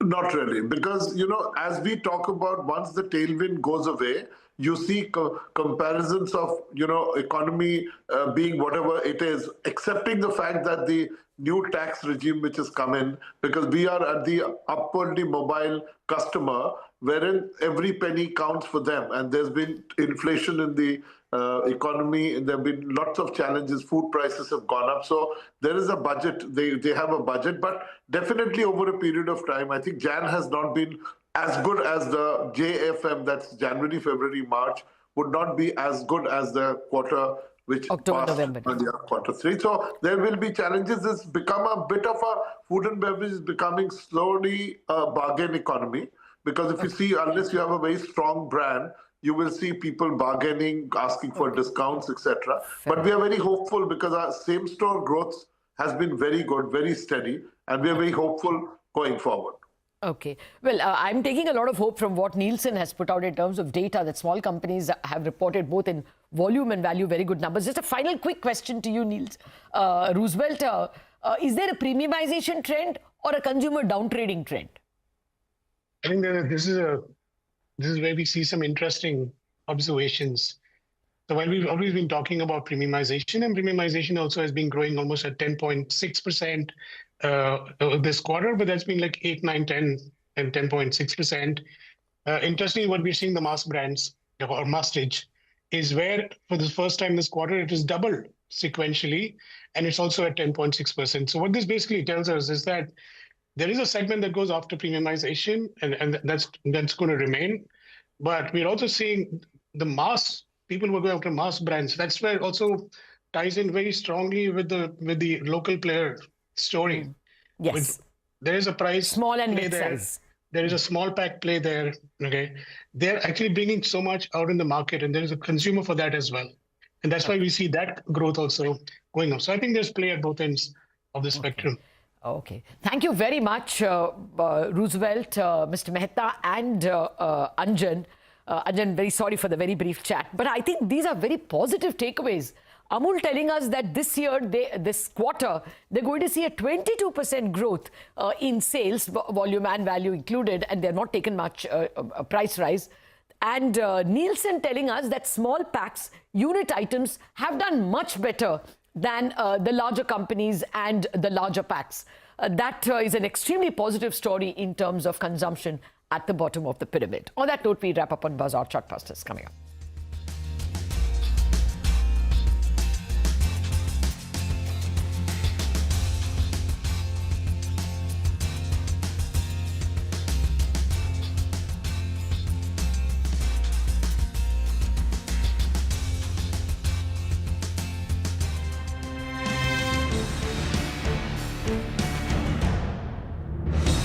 And ending up as unforgettable. It takes more than 2 decades of celebrating the most influential and influencing the most celebrated entrepreneurs. From chronicling the stories of India's startup universe to becoming a success story in itself, as India's longest running show on startups and entrepreneurship. Celebrating 21 action-packed years of building India's biggest startup community. Young Turks at 21. Only on CNBC-TV18 and CNBC-TV18.com.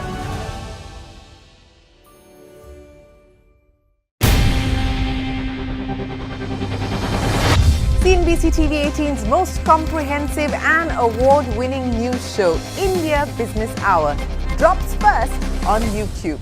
So get the first access to the most influential architects of policies and politics, the key newsmakers of the day. Discover the big themes as we decode the business of markets, macros, and more. Be the first to go to the heart of all the top stories that drive the day's agenda. Catch the award-winning India Business Hour live every night on YouTube with me, Shireen Bhat. India Business Hour live on YouTube at CNBC TV18 weeknights at 7 p.m.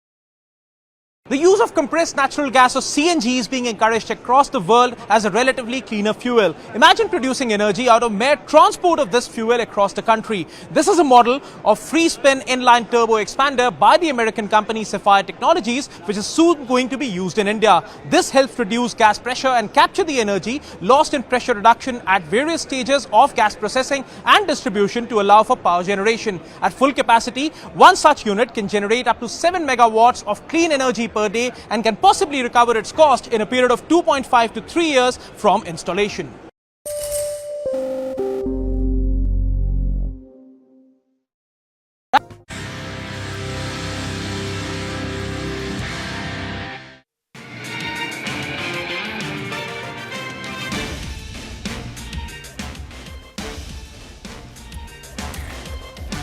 The RBI lifts regulatory curbs on Kotak Bank after 10 months. The bank is now allowed to onboard customers online and issue fresh credit cards. The stock is higher by nearly 2%. Bharat Forge slips after a big miss on the revenues in the third quarter. Chairman and Managing Director Mr. Baba Kalyani tells CNBC-TV18 that execution was a miss in the third quarter and that issues with the international subsidiary will be resolved in the next couple of quarters. Jubilant Food rallies over 6% after reporting third quarter numbers. Brokerages, Citi as well as Morgan Stanley issue bullish calls as operational performance continues to improve. A strong third quarter coming in from Muthoot Finance drives the stock higher. The stock is up close to 6% as the gold loan growth remains strong. The management tells CNBC-TV18 that the net interest margins will remain between 11 to 11.5% backed.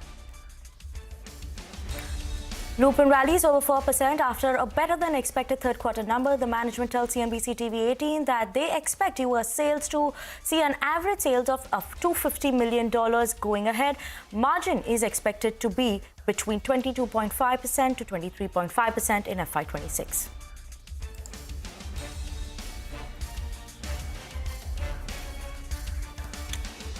Hello and welcome to Chartbusters. You're tuning in to the CNBC-TV18 Motilal Oswal studio. I'm Nigel and with me is Vinny. Well, Vinny, some green on the screen. Yesterday at around 10:30 a.m. the markets were down. By the time we wound up, well, the markets had pulled back considerably. And today we have our work sorted out because the markets are higher.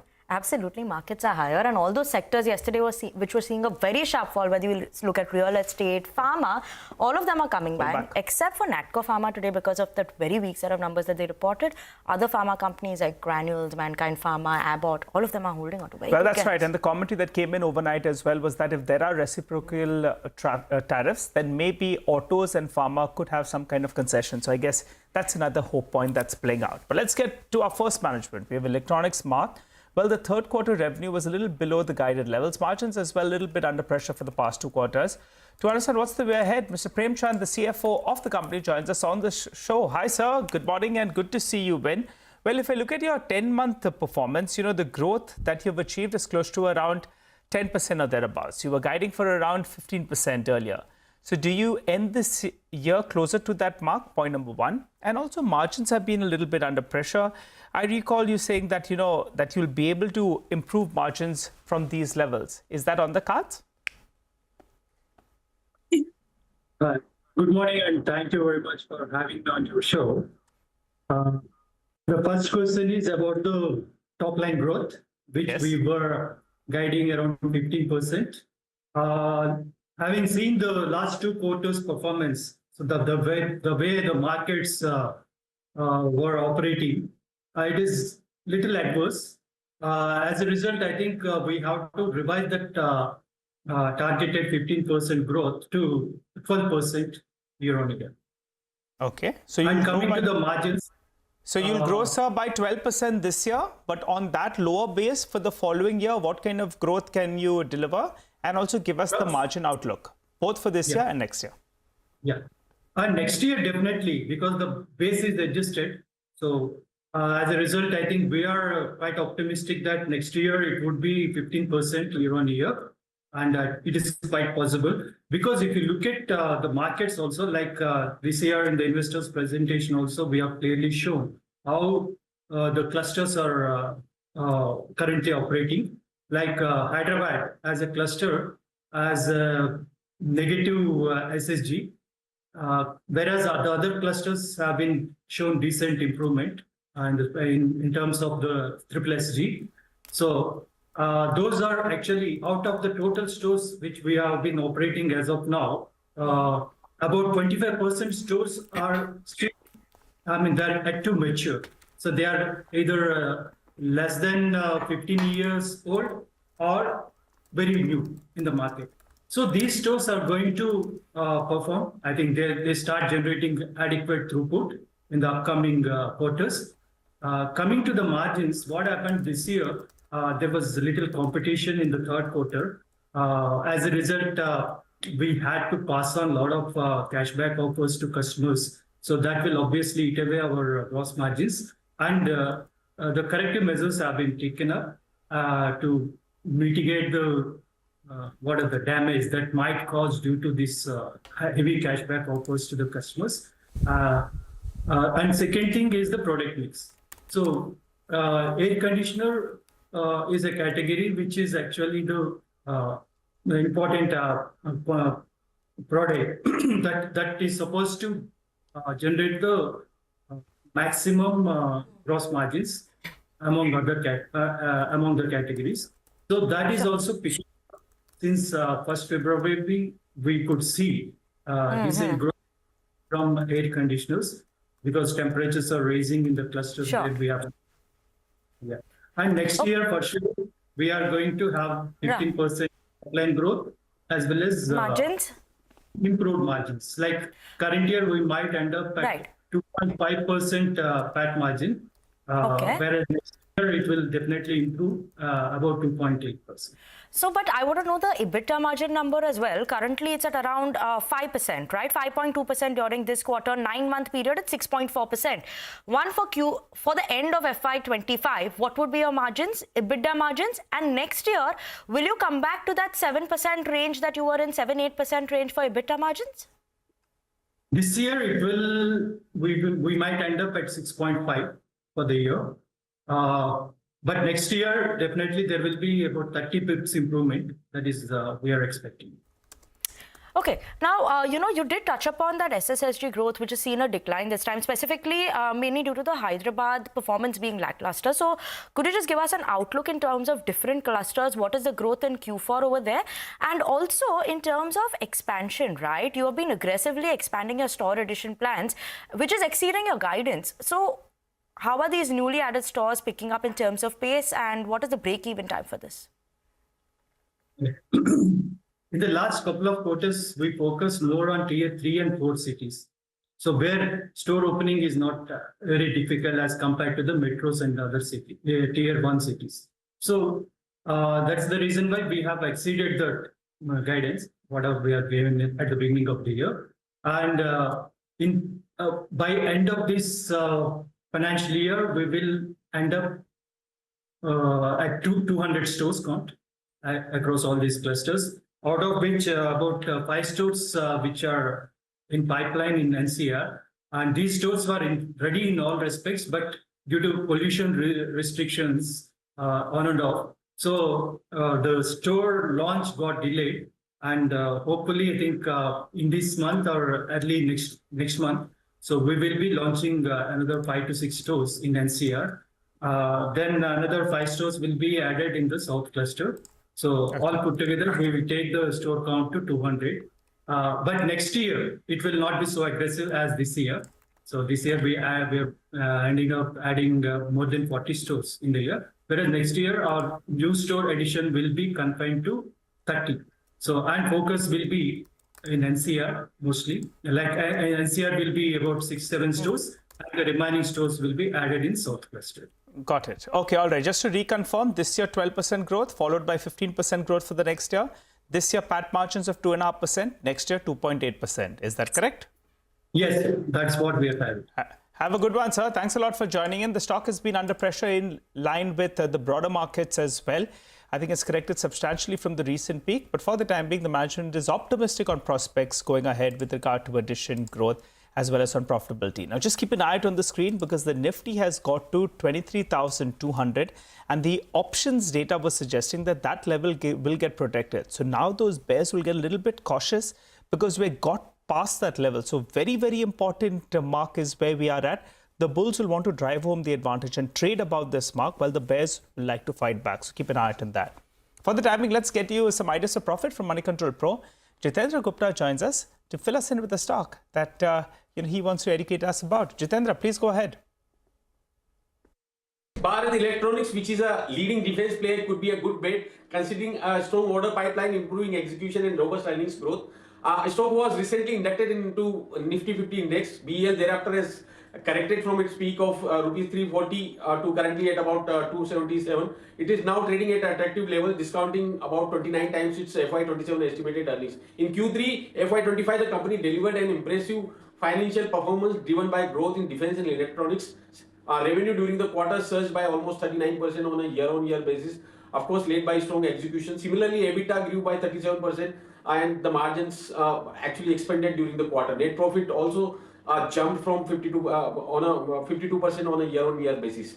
Going ahead, I think BEL would maintain a revenue growth of, it has a target of achieving 15% growth in revenue, with EBITDA margins projected to be around 23 to 25% for the FY25. Its robust order book, now it has an order book of close to 71,000 crore, which is 3.5 times its annual revenue. With a strong order pipeline and increasing defense spending, BEL expected to close FY25 with a rupees 25,000 crore inflows, mainly in Q4. Overall, it's a compelling story supported by strong orders in hand, improving execution, higher earnings visibility, and of course reasonable valuations.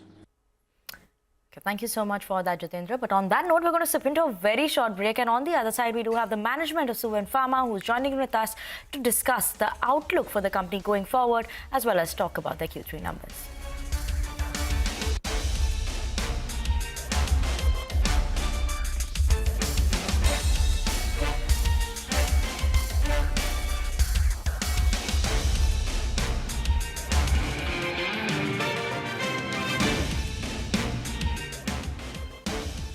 Out of cooking fuel at home or heading out camping for a few days, this AI-enabled vending machine for LPG cylinders may just come to your rescue. Jointly developed by Bharat Petroleum and Chennai-based LIFO Technologies, there's already one such LPG ATM functioning in Bengaluru, which can store up to 20 cylinders of 5 kg each at a time. It accepts only authorized and non-damaged cylinders and also enables refill of empty cylinders. Currently operated by distributors, the initiative is awaiting PESO's nod to further scale up capacity of such vending machines to make them more viable and visible across the country.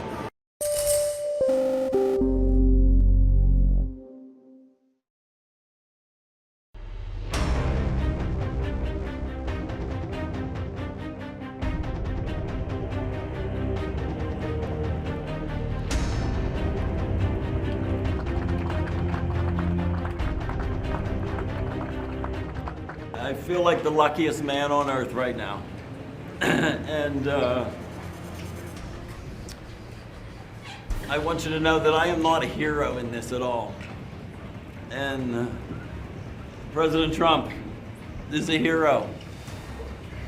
These men that came from the diplomatic service are heroes.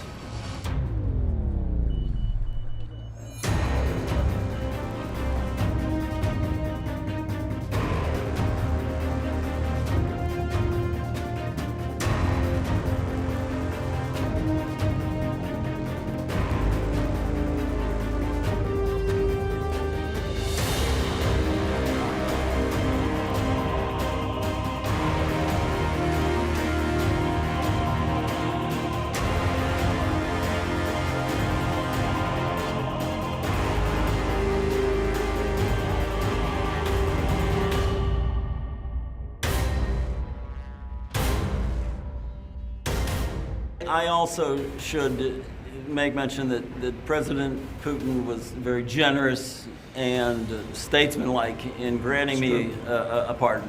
I think this could be the very important element. You could be a big part of it, actually, because it could be a big, important part of getting the war over with Ukraine.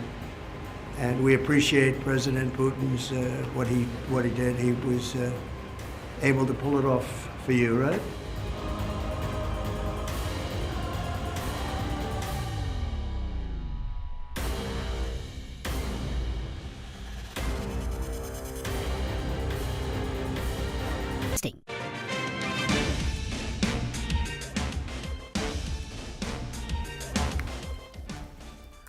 Welcome back and thanks for staying tuned into Chartbusters on CNBC-TV18. Now let's move on and talk about Suven Pharma. They've delivered a very strong set of numbers in Q3. Revenue growth of around 40% this time on a year-on-year basis. Margins at 38%. What is the outlook of the company going forward? What is the strategy of the company? We have Vivek Sharma, Executive Chairman of Suven Pharmaceuticals, joining in with us to talk about the growth for the company going forward. Thank you so much, Vivek, for joining in with us. And, let's start by talking about the strong growth that the company has seen. 40% growth this time, margins at around 38%. Overall, you have a target of reaching that $1 billion revenue by FY30. So this accelerated growth that we're seeing during this quarter, is that going to be continuing for the company? What is going to drive this growth going forward? Good. Well, first of all, thanks for having me. We had a great quarter. We shared the results yesterday with all of you. Our vision is to become a $1 billion company by 2030, and we are committed to that vision. Now, CDMO and pharma is a little bit of a lumpy business, so as you know, because pharma companies, as they buy based on their demands and all that. So yes, we are committed to an accelerated growth. We have a very detailed plan to accomplish our vision of $1 billion by 2030. And we are focused on making sure that our growth drivers as a tech-driven CDMO CDMO with the focus on ADC, oligo, as well as chemistry, our API plus business, as well as our specialty chemical business continues to grow and then continues to build relationship with customers that are longer lasting and then deliver the results that we have for the $1 billion aspiration. Right. So then the strong growth will continue is what you're highlighting, right? That we're seeing during this time is something that has to sustain for you to achieve this also. That's exactly right. That's how we become from where we are to $1 billion company, right? So we have to continue to grow. And growth is a factor of multiple things. So we've been investing in capabilities. We have, as you know, we have added 2 tech-driven acquisitions in the last 6 months with Sapala in India, as well as with NJ Bio and ADC. And those are areas where we are looking to accelerate growth, build better relationship with customers, and then provide them more tech-driven and forward-looking services. And as you know, last year, there was about 50 or so US FDA approvals for new drugs. 2 of them were oligo drugs. There's a lot of investment happening in the antibody drug conjugate space. And we are excited with the platform that we have, with the existing capabilities, as well as the New Jersey-based NJ Bio now coming in, that we can offer more global services, more end-to-end services in some of these spaces to our customers that allow us to really accomplish our $1 billion vision by 2030. Okay, specifically on the CDMO business, this time we're seeing that 101% growth. And you've also highlighted that you're seeing increase in terms of the RFQs or inquiries, that is known in simpler terms. How much of that has actually converted to clients? And, will this strong growth in CDMO also continue? You did say the ADC side is doing well, but what is the outlook specifically in terms of growth for CDMO? So yeah, conversion always takes time. I mean, RFP is the first step, right? So if you have RFPs, then conversion will also happen. Conversion is a factor that depends on a lot of different things. So I can tell you, I think, few things. If you look at the indicators we shared yesterday, we have 15 phase 3 projects that are going on right now. That's a very strong, healthy sign of our future commitment as to how we think that we can accomplish the targets, right? And these are products that we are working with that will start getting commercialized, at some point later this year and over the next few years, right? So that's a big projection that we have. And our goal is to build a strong pipeline of phase 2s and phase 3s while we have early stage work. So the healthier the pipeline we have of these relationships and these products, the better our future pipeline will be. So in my view, the RFPs are an early indication that you have the relationship you are building, and then you take those RFPs and convert them. And the quality of RFP means we want to get more of them phase 2 and phase 3 get converted. With the ADC investment, what we have done is, that we are one of the very unique providers. We had 2 commercial ADCs that we were providing from our Hyderabad site. Now with the acquisition of NJ Bio, we have a front end as well as early stage capabilities. NJ Bio is one of the world's best known CDRO for ADCs. They've been awarded at the best price for the best CR for the ADCs out of New Jersey. Got about 100 plus scientists, phenomenal number of projects. And unfortunately, they did not have commercial capabilities. So they were losing some of those clients to the competition. Now with our existing capability, we can offer more end-to-end services to those. right? So we have a more end-to-end footprint as well as front-end and world-renowned scientists in agencies. Sure. That gives us a lot of confidence that we can accelerate the growth. You know, you use the word acceleration. That's what we've been talking about, and these are the drivers for us to really accelerate. Okay. Also, just FYI, we have added significant investment in commercial capabilities in the West. So, which was not a thing that we had done in the past. Today, we have 6 BDs sitting in North America. We have a BD sitting in Japan. We have hiring people in Europe that allow us to really create that front end momentum and create the brand and connect better with customers. Okay. What we also want to know is margins, right? Now, with all these acquisitions, how do you see your margin shaping up in the next few years? What are we watching out for there? This 38-40% range, is that something that is maintainable and sustainable? I think our guidance has been mid-30s margin, and that we will strive to really make sure that we remain in top quartile margins in the industry. We're very proud of what we have accomplished. There's always price pressure, cost pressure, I think, from every angle, but we have to be efficient in our processes, in our resources, in the optimization of our assets to make sure that we deliver the best quartile margin to our investors. Okay. And so just a last quick one. Any more acquisitions in the pipeline? You've made a lot of acquisitions in the last 4 years. Any more that we are watching out for now? Yeah, so we are always looking, as we said, we want to be a tech-driven CDMO. And in that aspect, while we are putting some capital into the existing plants to add some more capabilities, we are always on the lookout for the right acquisition that will allow us to really accomplish our vision of $1 billion by 2030. Okay, so, thank you so much for joining in with us on the show and giving us the outlook of the company going forward. But on that note, we're going to slip into a very short break. Don't go anywhere. On the other side, we'll get you more updates.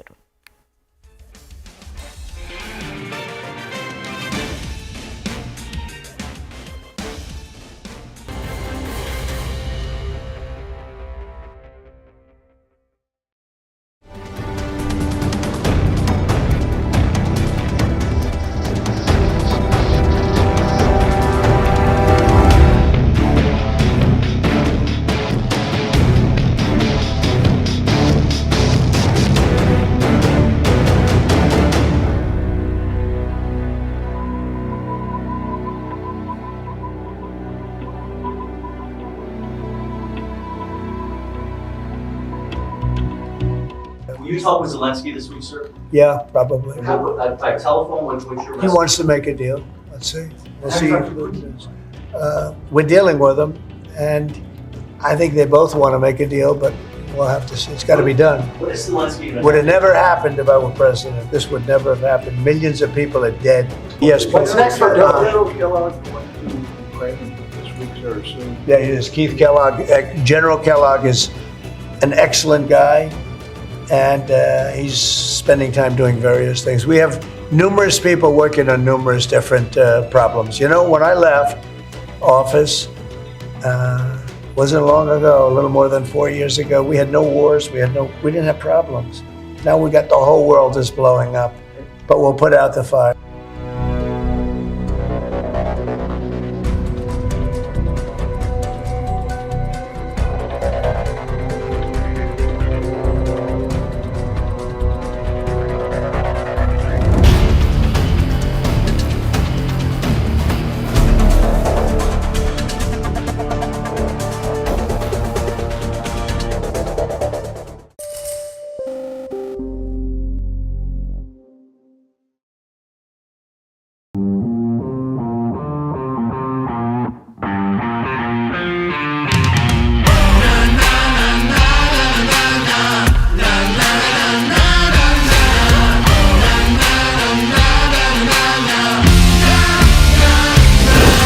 Make informed decisions with comprehensive analysis on the go.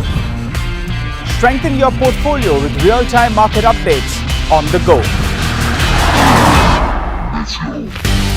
Create effective strategies with insightful expert opinions on the go. Grow on the go with CNBC-TV18, now streaming live 24/7 on YouTube. How about listening to global market maestros before crafting your investment strategy? How about getting deep insights into their businesses from top Indian honchos before putting your money on the line? How about making every trading day profitable with strategies from the market masters, macro pundits and chart wizards? Only one show gives you a head start.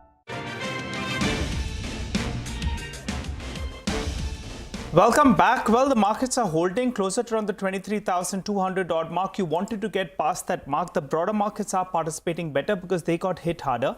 And a few stocks you should look at. Premier Energies, that one that just listed. The stock has seen a sharp correction from the peak.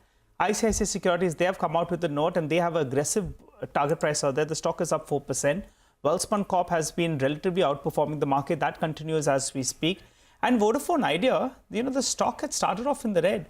But Vodafone Idea as well has moved to the high point of the day. So there are various stocks that did pull back, but they as well are moving back up. But that's it from Vinny and myself on Chartbusters. You stay with us. Trading Hour comes up next.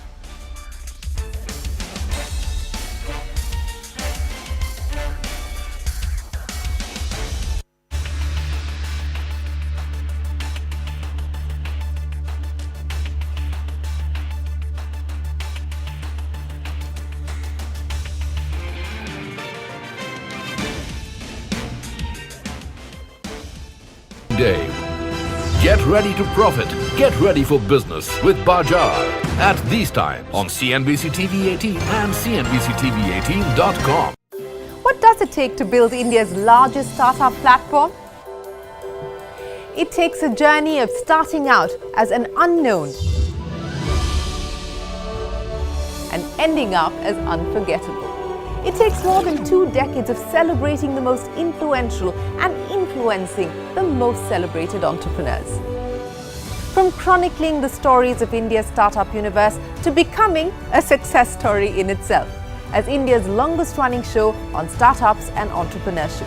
Celebrating 21 action-packed years of building India's biggest startup community. Young Turks at 21.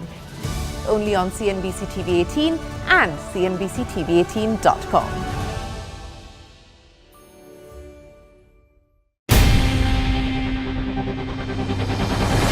CNBC-TV18's most comprehensive and award-winning news show, India Business Hour, drops first on YouTube.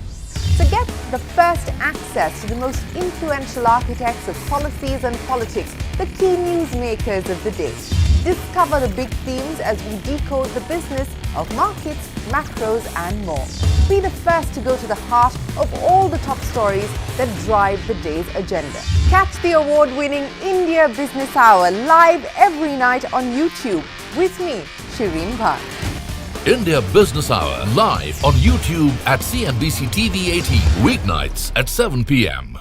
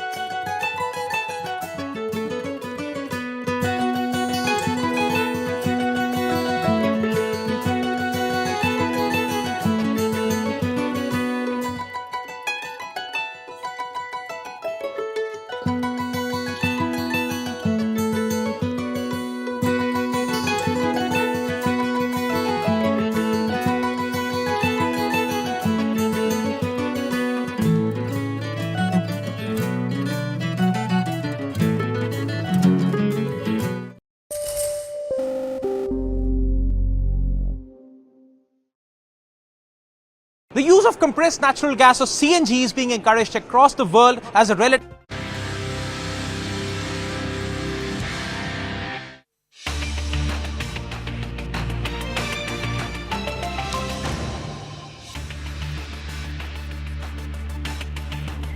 Good morning. Welcome to Trading Hour. We're coming to you live from the CNBC-TV18 Motilal Oswal studio. I'm Reema Tendulkar. With me is Vivek Iyer. And after 6 days of losses, the the markets have rebounded. In fact, the rebound began yesterday only. The Nifty went down to levels of 22,800. January lows, we tested it, and from there began the recovery, and that's extended now to almost 23,200. Nifty Sensex up close to about 0.6%, but the bigger story is in the mid-cap index, the small-cap index up 1.5%, and finally, advanced decline ratio in favor of the gaining side. Morning's been good. Well, the bulls would have been slightly spooked in the morning, when we saw a sea of red across the screen, but there was a very sharp recovery, as soon as markets opened, within 20-30 minutes, you actually saw a very sharp recovery, and on the back of that, as you can see on your screen, the advanced decline ratio has improved significantly. Well, quite a lot of news flow is what we're dealing with, and stocks are reacting to that. The banking pack, Kotak Mahindra Bank on the back of the relief, ICICI Bank on the back of a likely listing of a subsidiary. Both of these stocks today are doing quite well, lending heft as far as the bank Nifty recovery is concerned.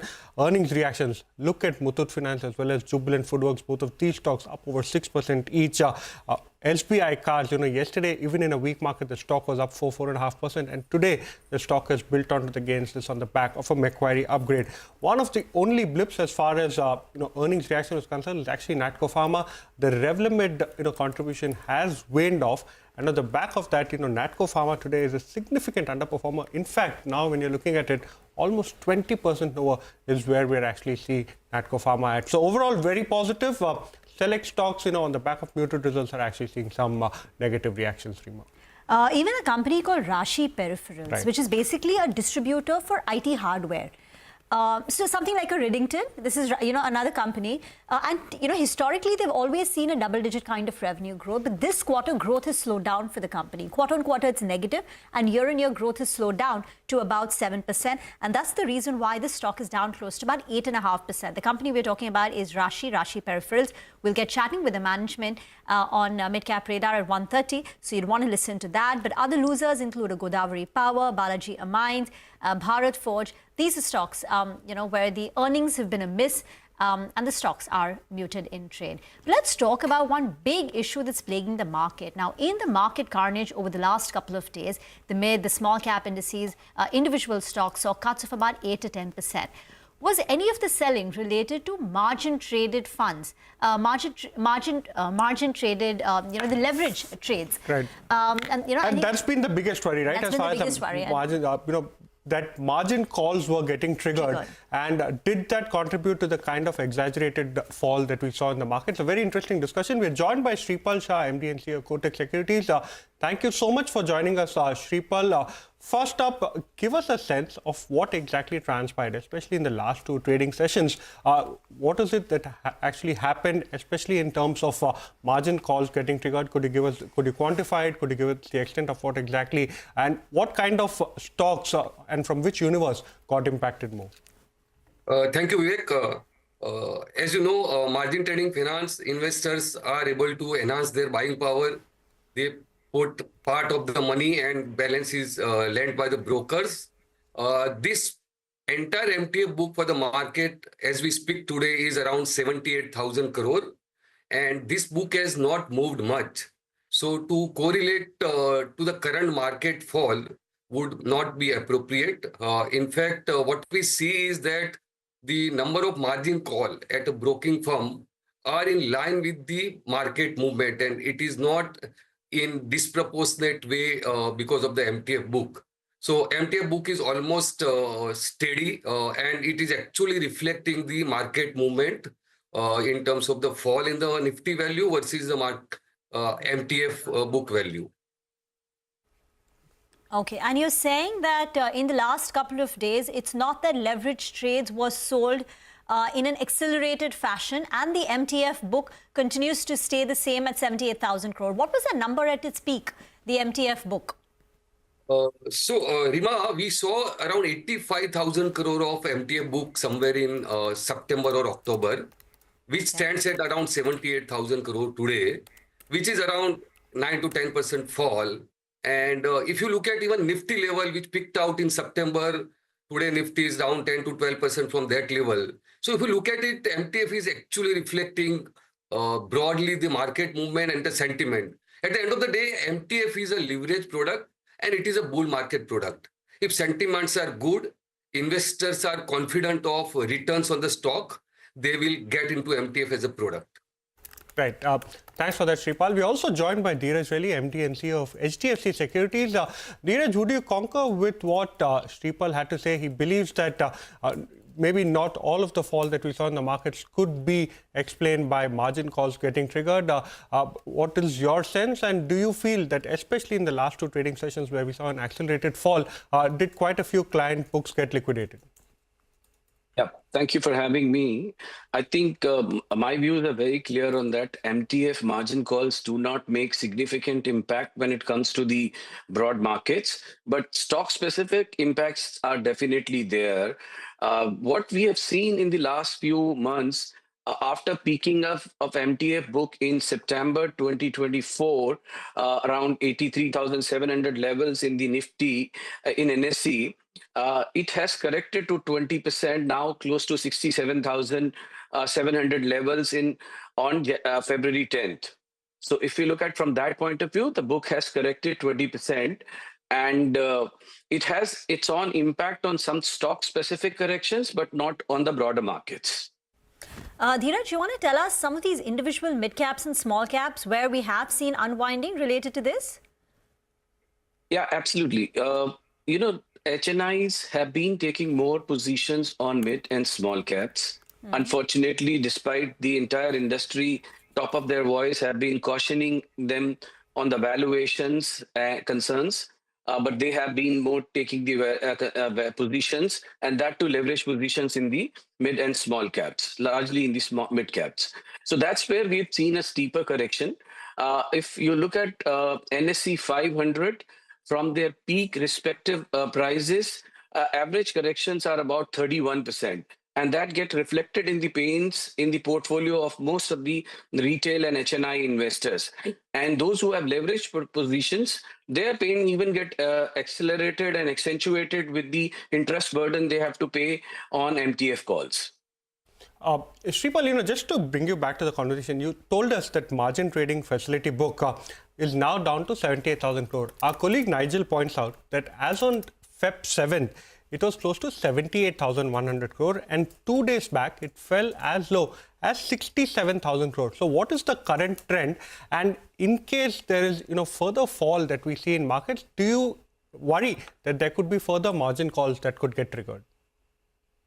So yeah, what you mentioned is correct, Vivek. One day we saw a fall, but what happens is this is a book which is reported by exchanges on a daily basis based on the reporting done by each brokers. So broadly, I think we should look at the average book for a particular period rather than a day-to-day trend. It is possible that that reporting is normalized over a couple of days of reporting timeline. So I would say that 78,000 crore is the today's number as of yesterday, which is reported and which is available today morning. So the book has not moved much. And in terms of leverage, I think the good part of this book is that this, even for the large cap, investor can leverage only up to 4x. So it's not that very high leverage product compared to, say, options and futures, where sometimes the leverage in the options market are far, far more than the MTF as a delivery product. So I don't find this being a too leverage play, and that can, you know, causing any market fall or a trigger for the correction. So Shripal, leverage for large caps was 4x. What was the leverage you were offering on mid and small caps?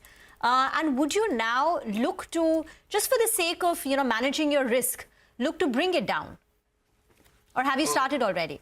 Okay. The way it works, Rima, is that first and foremost, regulator has prescribed for each stock what should be the leverage, and that is defined based on the quality of the stock, the impact cost of the stock, and what is the liquidity of that stock. And after that, there is these multiples which are allowed as a regulatory mechanism. On top of that, each and every broker can have their own additional margin. And at Kotak Securities also, we do have our margins which are in some stocks more than what regulatory prescribed is. So it is a very normal practice and nothing too specific to current market trends. As and when there is a concentration of a particular stock goes up or the liquidity goes down, you basically look at the leverage which is being offered. Dheeraj, Shripal tells us that this is largely done in a very orderly fashion. But what we've actually seen, especially when it comes to the price action, it does appear in certain cases, in case there is additional margin requirements not being met, there is significant impact, especially when it comes to stock prices. So how exactly is this managed at the broker's end? See, the entire industry is expected to do a daily mark-to-market in MTF positions. To that extent, all brokers are doing daily mark-to-market. So there are no sudden or knee-jerk reactions we have to work on MTF positions. As Shripal just mentioned that it's not a significant leverage, I concur his views that this cannot cause a market level concerns. However, on a stock specific, yes, there could be a margin triggers because most of the opportunities identified in terms of potential gains are similar by many brokers, and they have allowed leverage positions on similar kind of scripts. So to that extent, if there is a significant correction, let's say a continual correction of 20-30% in 10-12 days, that's when there is a more pain, and that's when it leads to a more correction in the particular stock or script. And otherwise, it will not have any significant impact on the margin calls on the markets. Right. Shripal, one last question. What is the repayment cycle like currently? Has that been on a rise, and should that be brought down as a safeguard? Your view on that? So this is a product where client is able to carry on the position without any time limit as such.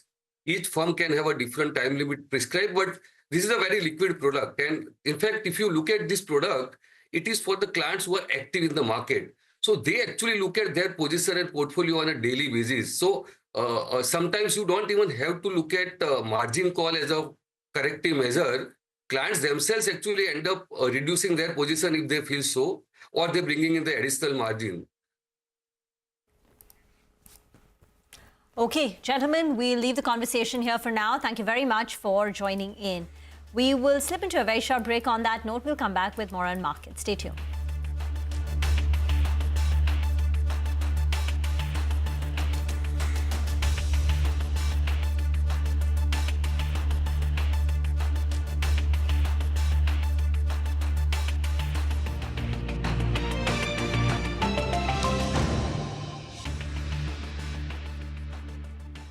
Imagine producing energy out of mere transport of this fuel across the country. This is a model of free-spin inline turbo expander by the American company Sapphire Technologies, which is soon going to be used in India. This helps reduce gas pressure and capture the energy lost in pressure reduction at various stages of gas processing and distribution to allow for power generation. At full capacity, one such unit can generate up to 7 megawatts of clean energy per day and can possibly recover its cost in a period of 2.5 to 3 years from installation.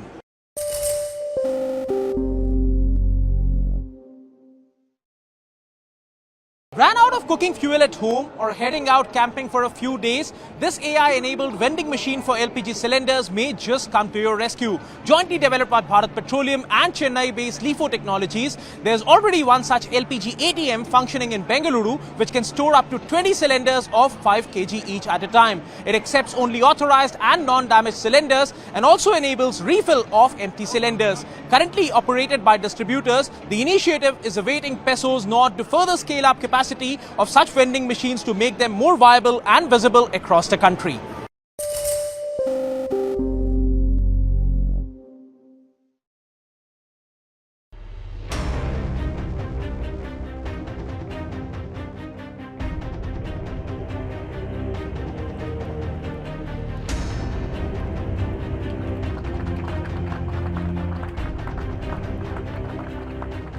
I feel like the luckiest man on earth right now.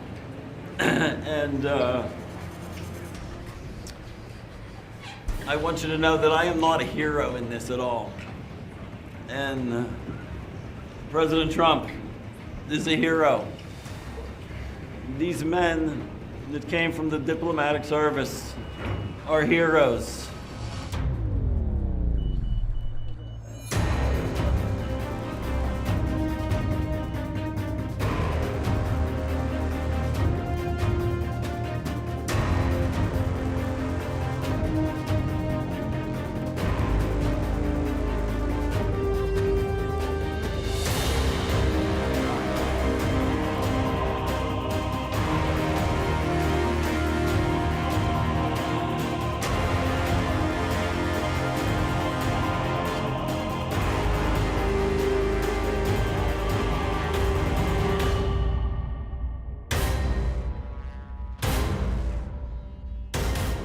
I also should make mention that President Putin was very generous and statesmanlike in granting me a pardon. I think this could be the very important element. You could be a big part of it, actually, because it could be a big, important part of getting the war over with Ukraine.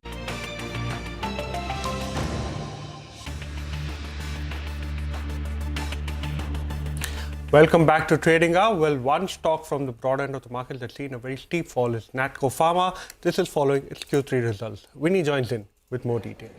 Yes, absolutely. We're seeing a very sharp fall in Natco Pharma today because of that weak number that's come in. Whether you look at in terms of revenues, that's down 37% on a year-on-year basis, and margins has seen a contraction, also very sharp contraction. Now, both these reasons are factoring in because Revlimid sales have started reducing for the company, and that is clearly visible in terms of the numbers. Lower contribution of Revlimid leads to lower margins because Revlimid was a high-margin business. Export formulation sales, that's seen a decline of 53%. Domestic formulation seeing a decline of around 3% on a year-on-year basis. So clear pressure is coming in on the most part of their business. API sales on the other side has seen a good growth of 44%, while CHS, that's the crop health sales, that has managed to see a growth of 7%. But all in all, weak set of numbers from Natco Pharma. Revlimid sales clearly impacting the growth of the company, and that is why we're seeing a decline in the stock. Big fall seen in Natco. That's clearly the accident of the day. Vinny, Lupin's numbers were great yesterday, but the stock was under pressure. What more have you picked up on Lupin? Because the stock has bounced back 4%. Absolutely. So we have a good, decent commentary that's coming from the management when they spoke to CNBC-TV18. Specifically in terms of the India business, they expect this buoyancy also to continue. This time, respiratory side of the business saw and faced some bit of a pressure, but they're expecting that to start seeing a recovery coming in FY26. So keep an eye out on that one. Other than that, diabetes business of the segment of the business, that is expected to see single-digit growth coming in from FY26. Currently, that impact is going to be because there are a couple of exclusivities that will come off in Q4. So because of that, FY26 for diabetes segment, which is seeing a 11% growth this time, maybe could come to single-digit growth. But post FY26, again, we'll start seeing double-digit growth coming in for that segment. Now, margins, they've given a guidance of 22.5 to 23.5% margin guidance for FY26, and onwards also they are expecting margins to see further more improvement. On the US front, they're expecting $250 million average sales per quarter coming in from FY26 and onwards, so they're quite optimistic on the US sales. Spiriva, they expect the market share to ramp up going forward in Q4 and FY26 as well. Albuterol on the other side maybe could see some bit of a pressure in terms of market share, but they're expecting to sustain these levels. Not much of an issue in terms of competition. Only impact maybe could come in Q4, but going forward, again, a strong commentary coming in there. Company continues to invest on the respiratory side of the business. So yes, commentary especially on semaglutide is positive. That will come in 2027 for the company. So a lot of positive outlooks that are there coming in from the company for FY26 and onwards. Thank you so much, Vinny, for joining us and giving us a sense of how exactly Lupin panned out. In fact, earlier today, we also spoke to the management of Lupin on the company's diabetes and cardio segments, US sales, and the H2 FY25 outlook. Let's listen in. Diabetes and cardio, I would take it in one breath now because increasingly we look at it as metabolic disorders. I think this is the largest segment for Lupin between the two of them, diabetes and respiratory. Diabetes in particular, we're growing 30% ahead of the market. It's a very important category. Obviously, we made acquisitions as well. In this quarter, at the end of the quarter, we'll actually have exclusivity going off for two products, which will bring the growth down to single digit in the diabetes segment for the next fiscal. But thereafter, we see strong double-digit growth happening all over again. Yeah, so overall for the business, we are very optimistic to continue, from this level of revenues to 235 million to, get to an average of 250 plus in the quarters ahead, in the next fiscal year, rather. Hopefully, you're going to see the Spiriva share ramp up this quarter and the quarters ahead as well. And albuterol, while in the last quarter you didn't see the impact of the share loss to competition, we had anticipated it and we would expect it in the quarters ahead. So Spiriva and albuterol will continue to be major contributors on the respiratory front. We'll slip into a very short break. On the other side, we've got a very interesting discussion lined up. Ashok Vadva, Group CEO of Ambit, and Sushant Bhansali, CEO of Ambit Asset Management, will join in to discuss their small cap strategy and the new fund that they've launched, a small cap fund for Japanese investors.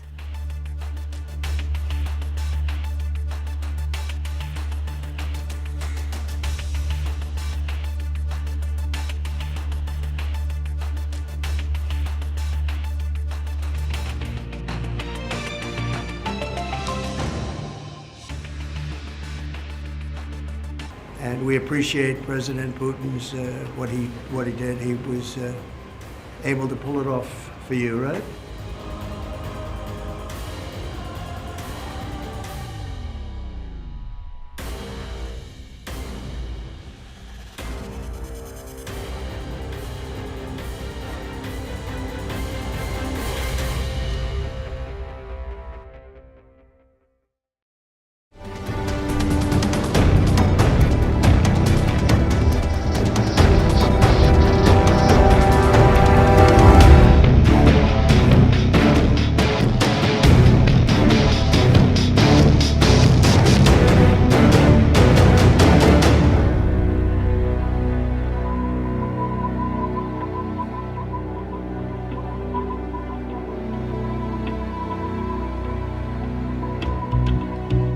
Will you talk with Zelensky this week, sir? Yeah, probably. By telephone, what's your He wants to make a deal. Let's see.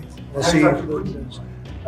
We're dealing with him, and I think they both want to make a deal, but we'll have to see. It's got to be done. What is Zelensky? Would have never happened if I were president. This would never have happened. Millions of people are dead. Yes. What's next for General Kellogg?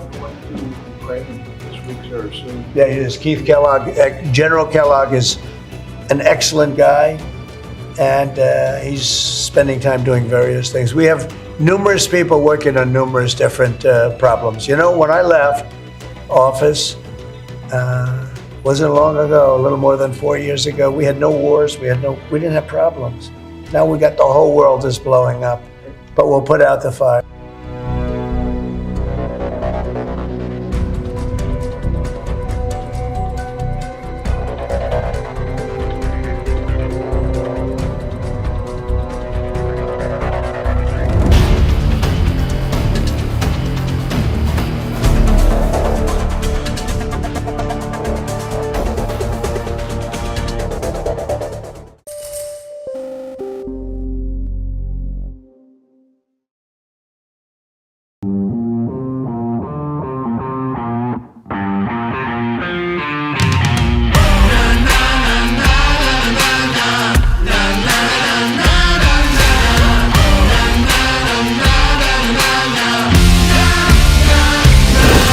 Make informed decisions with comprehensive analysis on the go. Strengthen your portfolio with real-time market updates on the go. Create effective strategies with insightful expert opinions on the go. Grow on the go with CNBC-TV18, now streaming live 24/7 on YouTube. How about listening to global market maestros before crafting your investment strategy? How about getting deep insights into their businesses from top Indian honchos before putting your money on the line?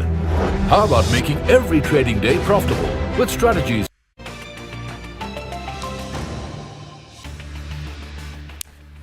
Welcome back. Now, Ambit has launched a small cap mutual fund for Japanese investor. It's a fund started in Gift City, and it's going to pool in Japanese retail money, and they've raised close to about 2,000 crore rupees. To discuss this and more, we have with us Ashok Vadva, Group CEO of Ambit, and Sushant Bhansali, CEO of Ambit Asset Management, on the show now.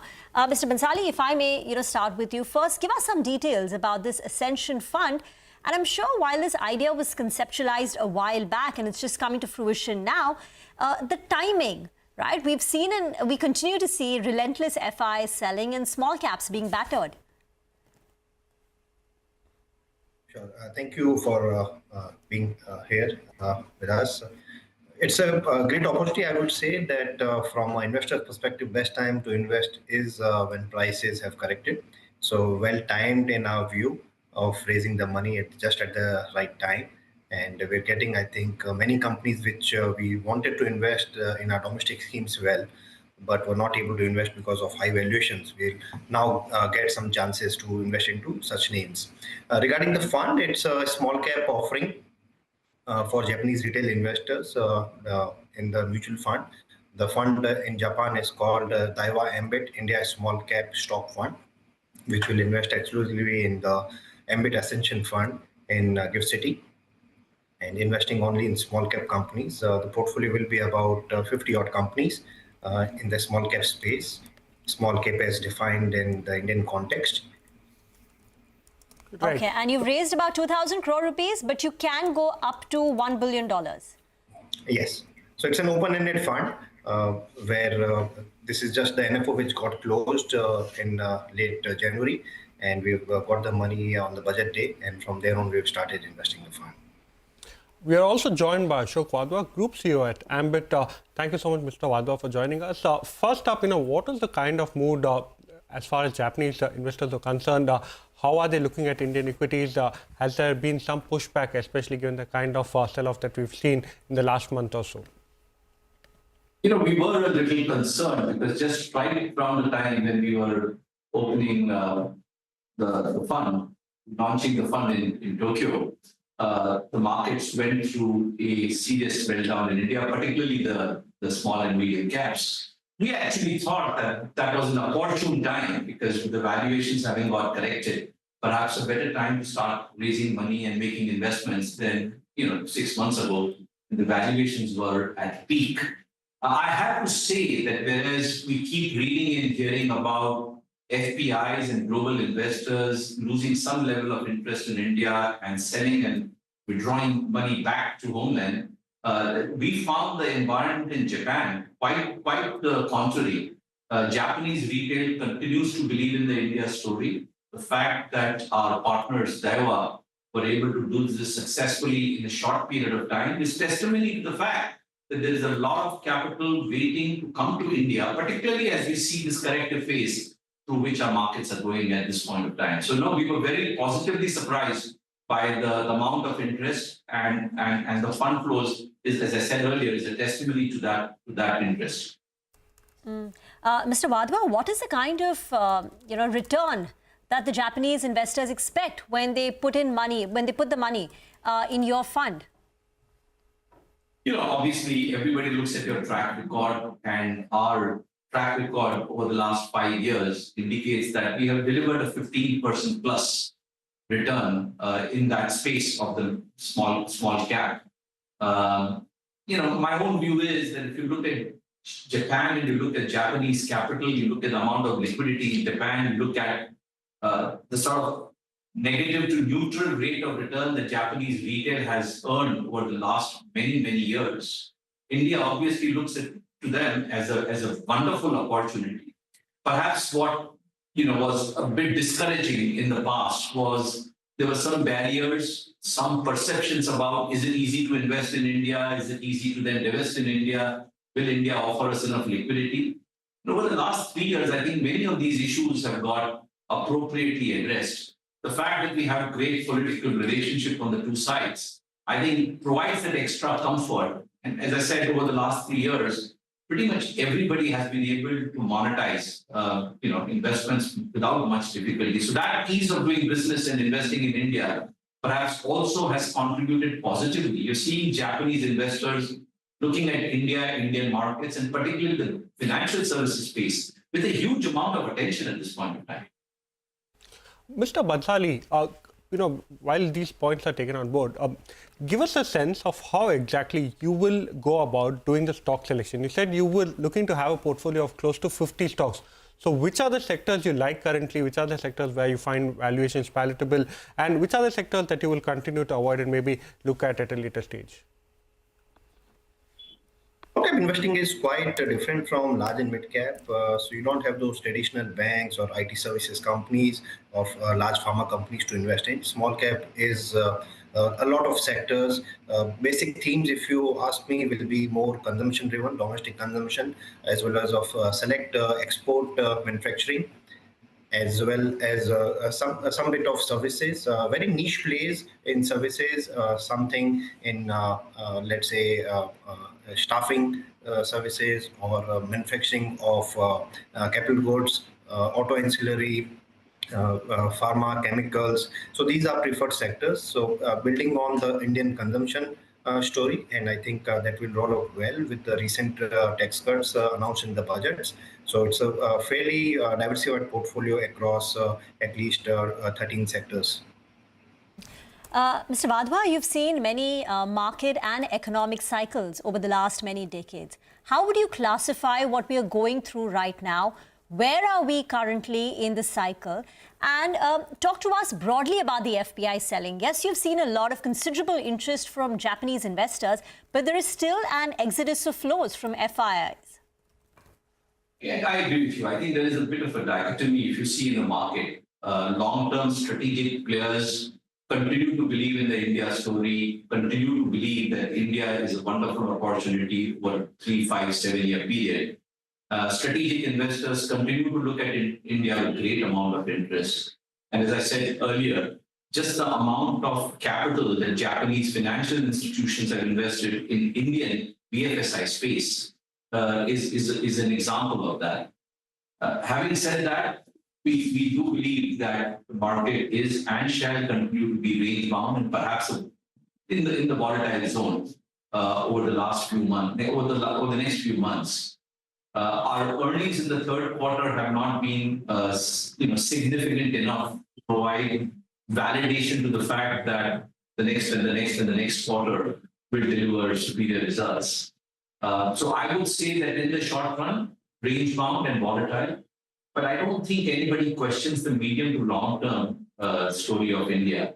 And therefore, those who are looking at India from a 3 and a 5 year horizon, I would like to believe will continue to invest. Perhaps an opportunity now with the market having corrected over the last 2 months, perhaps an opportunity now for them to relook at India when the valuations are significantly more opportune. As I said, I remain cautiously optimistic about investments in India and the Indian market. Do you think this year could be a washout, negative returns kind of a year, considering that we've had 3 good years on the trot? I mean, law of averages would say that this year is bound to be less attractive than the previous 3 years. Whether it will then result in a negative return or certainly return which is not commensurate to what we have seen over the last 3 years, I think it's fair to say that the law of averages will ensure that this year is not as attractive as the previous 3 years. But whether that means it will get into negative zone, I'm not sure I'm willing to bet on that yet. I would like to see the results for the quarter ending March before we start thinking on those lines. Right. Thank you so much, Mr. Madhwa. Thank you so much, Mr. Bansali, for joining us and giving us a sense of the small cap universe as well as the interest from Japanese investors in your upcoming fund. We wish you the best. Let's now take a short break. Up next, Neelkanth Mishra of Axis joins in from the sidelines of the Axis India flagship conference on the other side.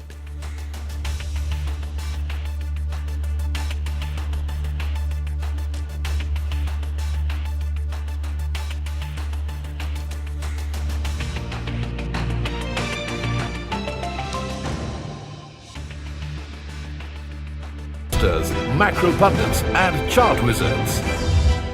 Only one show gives you a head start to your trading day.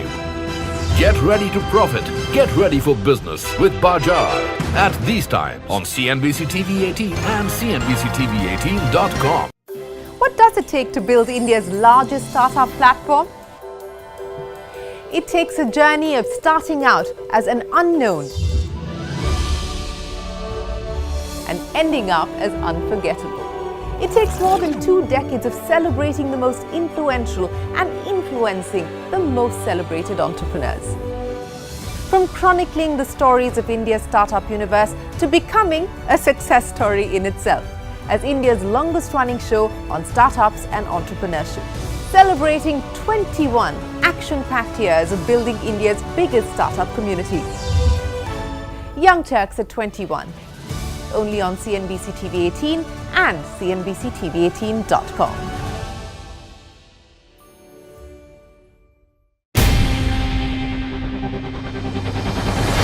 CNBC CNBC TV18's most comprehensive and award-winning news show, India Business Hour, drops first on YouTube. So get the first access to the most influential architects of policies and politics, the key newsmakers of the day. Discover the big themes as we decode the business of markets, macros and more. Be the first to go to the heart of all the top stories that drive the day's agenda. Catch the award-winning India Business Hour live every night on YouTube with me, Shireen Bhan. India Business Hour live on YouTube at CNBC-TV18 weeknights at 7 p.m.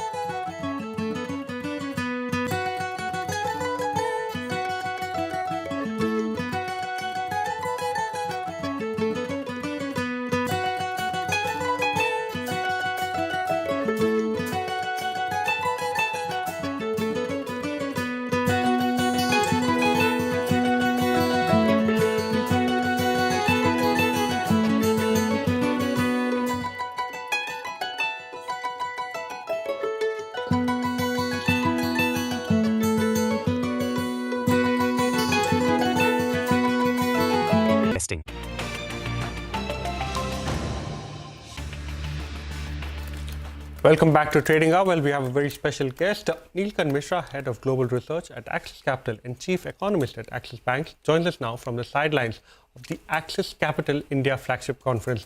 Thank you so much, Neelkan, for joining us. First up, how has been the mood? How has been the interactions as far as the various investors are concerned? And what is your current take as far as markets are concerned, especially in the context of valuations?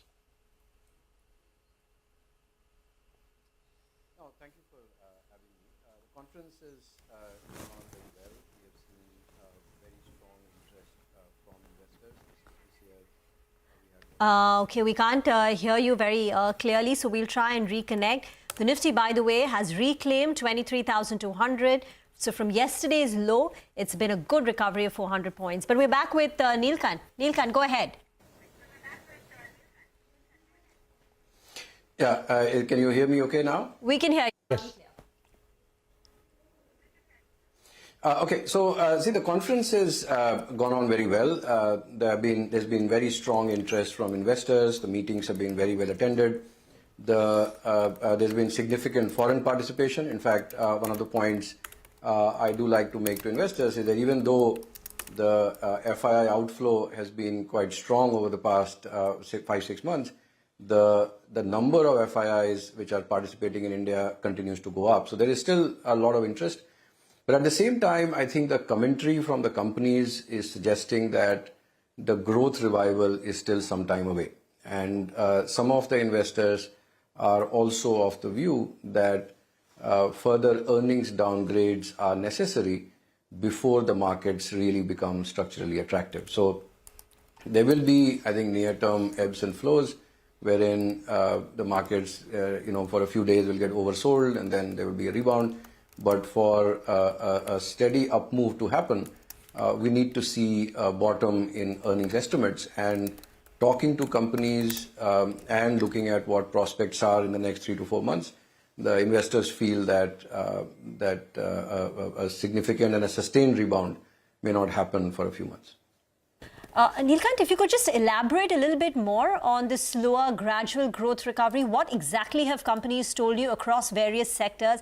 How long will it take for them, to get back to the kind of growth rates that we had, say, exactly a year back? What exactly is holding them back? What are the pain points? And then again, even on earnings downgrades, how much more to go?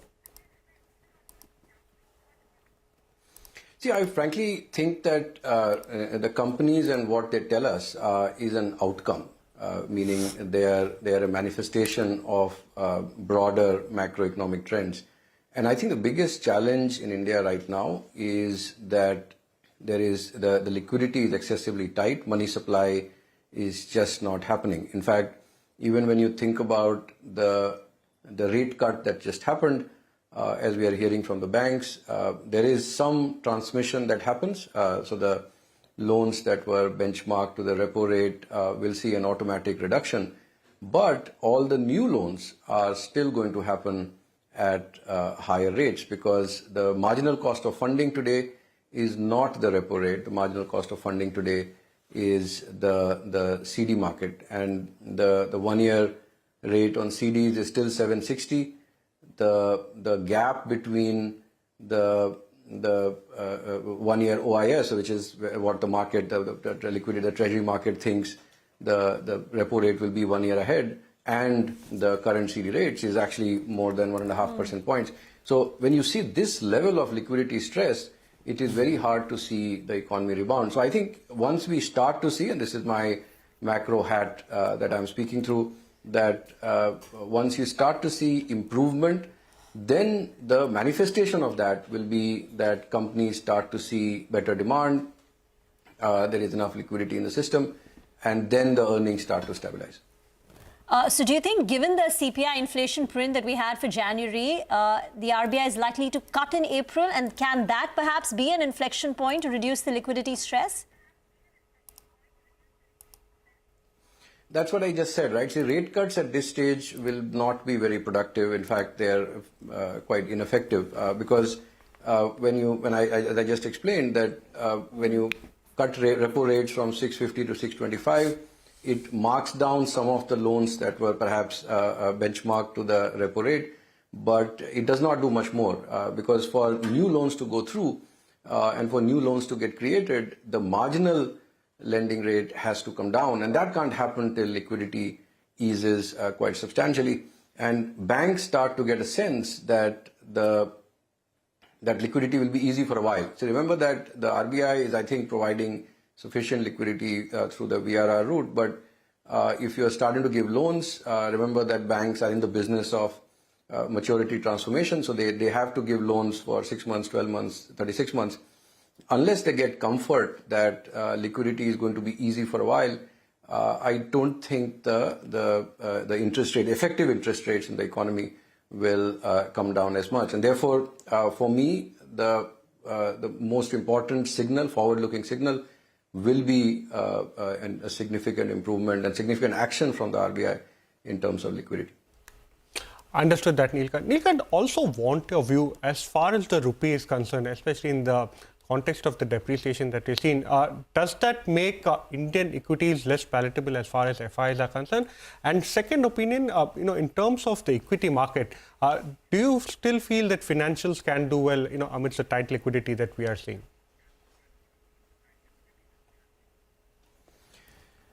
So the great questions, both of them. The first one, remember that when we are thinking about the FIIs, it is always a relative game. There is no absolute game. Actually, most of investing is a relative game in that matter.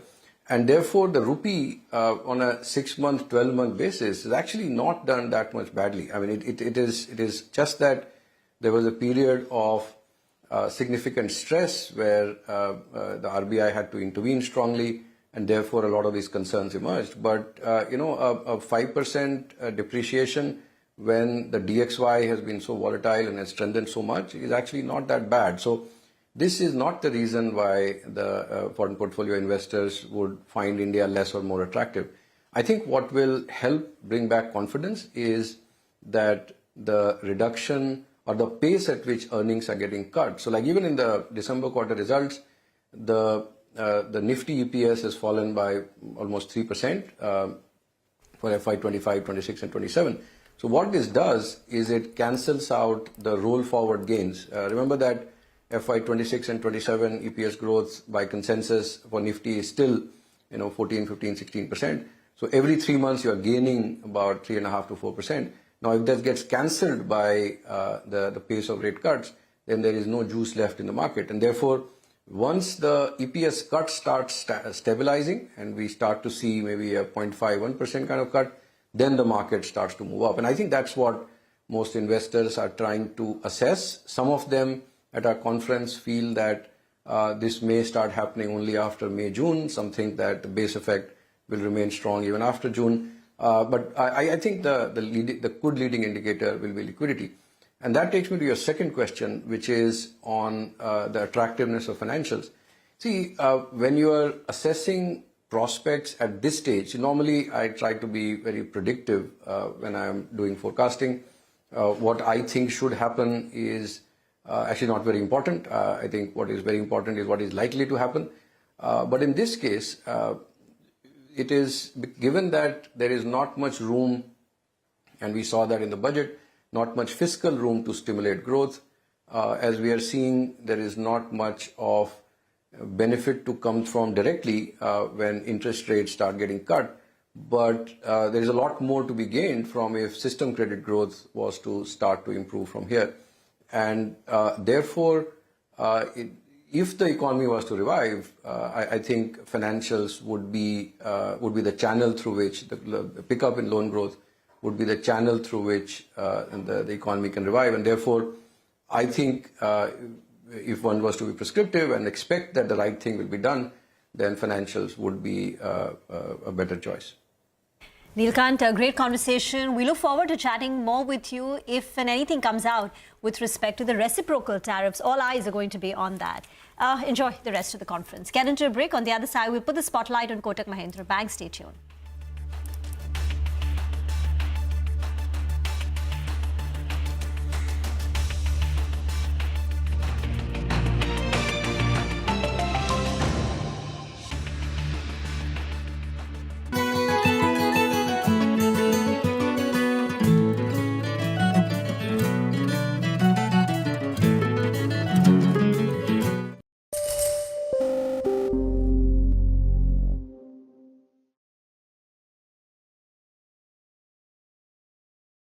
Can't comment on anything related to the bank here right now because I just got off a panel talking about some other stuff and it's obviously been big news. So I'd rather process the news, understand what has been communicated and then talk, please. All right. Could you just, if you could talk about the kind of work that the bank has been doing in the background these 10 months, to bring the technology up to speed to be able to satisfy, the RBI conditions? Again, same answer. I believe that the bank has done a lot over the last 10 months, but not in a position to really comment on it right now.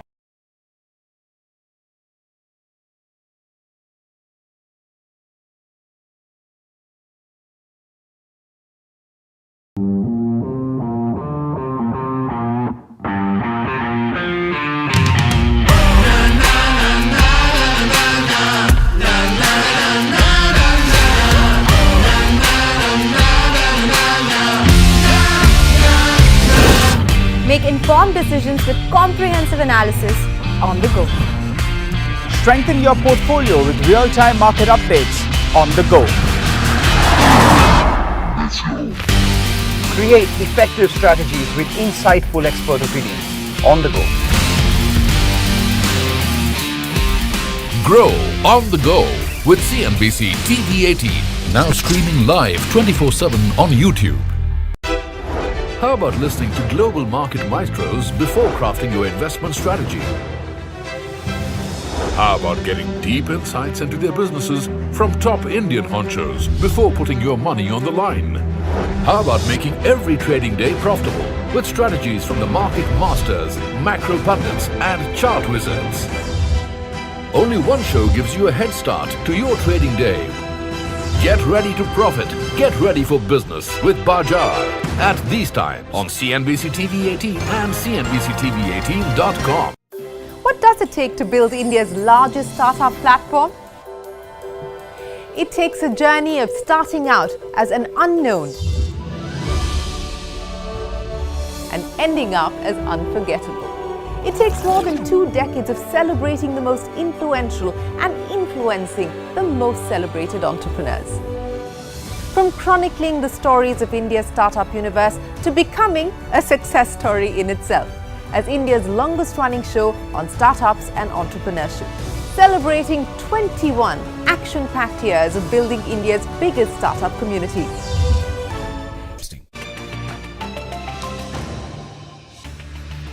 Welcome back to Trading Hour. Well, two sets of stocks or two sets of sectors that saw very sharp sell-off in up to today's trading session. One was the pharma pack. You saw very sharp sell-off as far as pharma shares were concerned. Today, there's been a very sharp rebound. Most of the generic companies are doing very well in the session today. Aurobindo Pharma, one of the top gainers. Ipca Labs, Mankind, Lupin, after the sell-off, saw post-results yesterday. Today has rebounded very sharply. Suven Pharma is another one on the back of very strong earnings. We also had the management on Chartbusters a while ago, and that particular stock too doing quite well. The other sector is the Nifty Realty Index too, which has seen a very sharp bounce back. Well, time now for a short break. We get to our conversation with Dave Ernstberger of S&P Global Commodity Insights on the other side.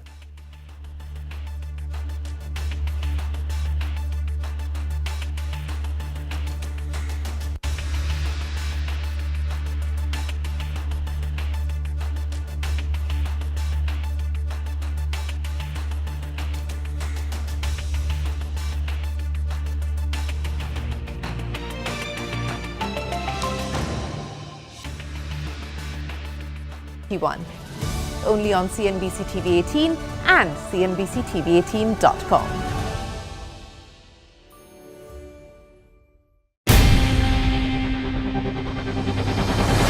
CNBC-TV18's most comprehensive and award-winning news show, India Business Hour, drops first on YouTube.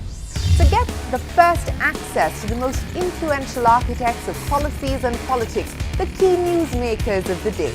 Discover the big themes as we decode the business of markets, macros and more. Be the first to go to the heart of all the top stories that drive the day's agenda. Catch the award-winning India Business Hour live every night on YouTube with me, Shireen Bhan.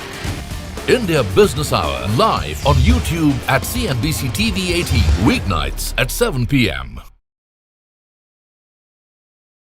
Can't comment on anything related to the bank here right now because I just got off a panel talking about some other stuff, and it's obviously been big news.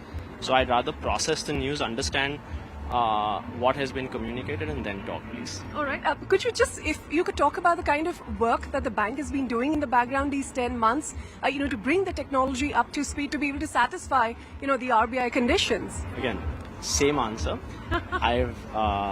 I believe that the bank has done a lot over the last 10 months, but not in a position to really comment on it right now.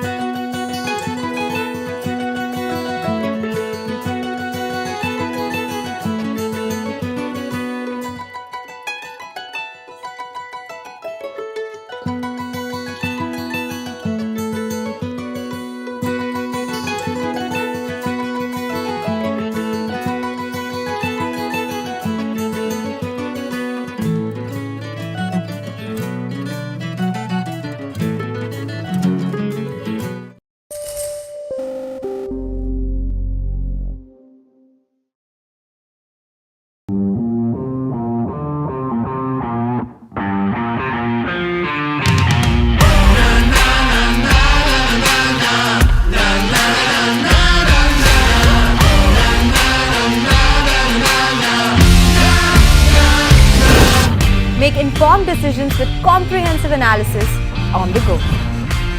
Strengthen your portfolio with real-time market updates on the go. Create effective strategies with insightful expert opinions on the go. Grow on the go with CNBC-TV18, now streaming live 24/7 on YouTube.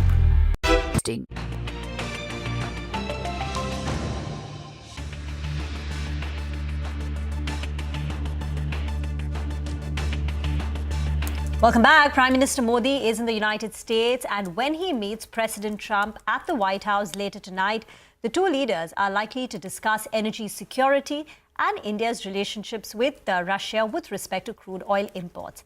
Now, CNBC TV18's Manisha Gupta caught up with the co-president of S&P Global Commodity Insights from the sidelines of the India Energy Week, and she began her conversation by asking him his expectations from the Modi-Trump meet. The conversations we're having here at India Energy Week are focused on how India is very keen on bringing gas into the energy mix more and more. And that creates a common cause with the U.S., which is very keen to export as much gas as possible.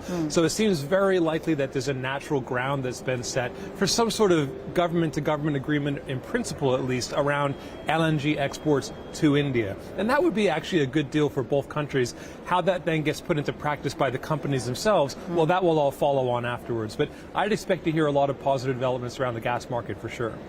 There's also a lot of conversation on what the next 4 years could look like with Donald Trump as the U.S. president. A lot of changes perhaps in policies and the way the world functions. Tariff is something that we already have started to react to. Yes, it's interesting to think about what will happen after the round of tariff conversations, which could stretch on for months, really. But what follows on after that, after this administration has marked out its space theoretically and economically around global international trade?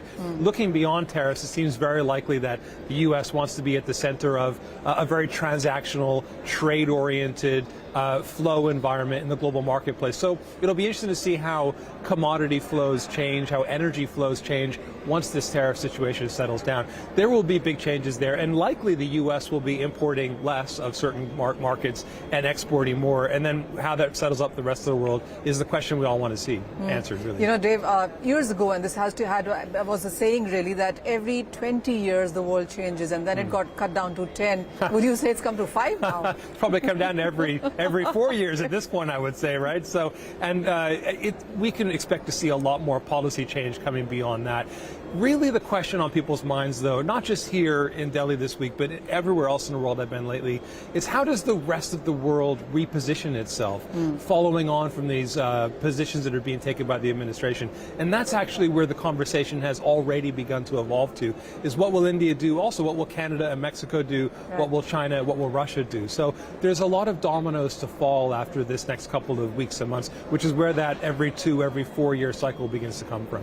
So would you say that it's going to be very, very difficult to predict crude oil prices for this year now? Because most of the people that I have spoken to in India Energy Week over the last 2 or 3 days do say the same thing. Well, actually, oil prices, ironically and a bit unusually, are one of the relatively knowable constants in the world today. I mean, I don't know about you, but I'm more used to a world where oil prices are like the wild card, right? But actually, we expect oil to be averaging around $70 to $75 a barrel this year and next year, with a downside risk there. I mean, it could be closer to $70 a barrel next year, closer to $75 a barrel this year.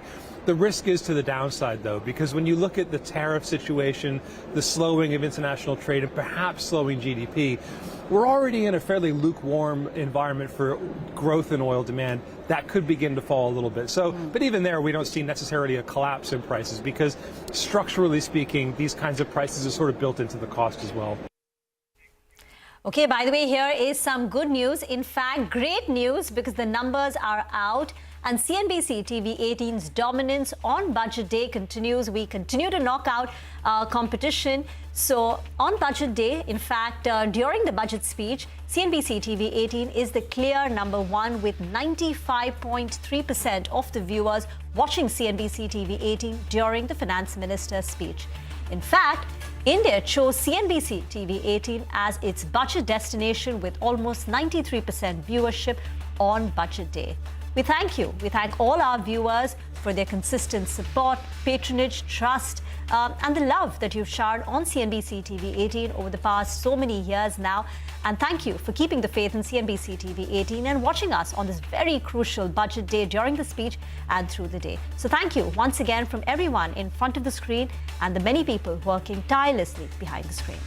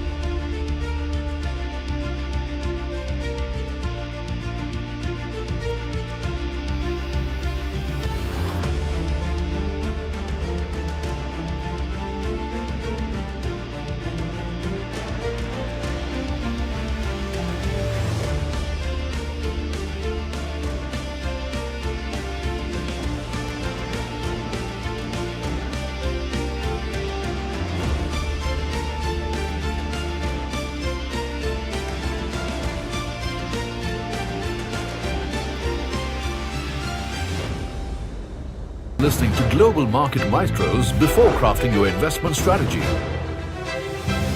How about getting deep insights into their businesses from top Indian honchos before putting your money on the line? How about making every trading day profitable with strategies from the market masters, macro pundits and chart wizards? Only one show gives you a head start to your trading day. Get ready to profit. Get ready for business with Bajar at these times on CNBC-TV18 and CNBC-TV18.com. What does it take to build India's largest startup platform? It takes a journey of starting out as an unknown and ending up as unforgettable. It takes more than 2 decades of celebrating the most influential and influencing the most celebrated entrepreneurs. From chronicling the stories of India's startup universe to becoming a success story in itself, as India's longest running show on startups and entrepreneurship, celebrating 21 action-packed years of building India's biggest startup community. Young Turks at 21, only on CNBC-TV18 and CNBC-TV18.com.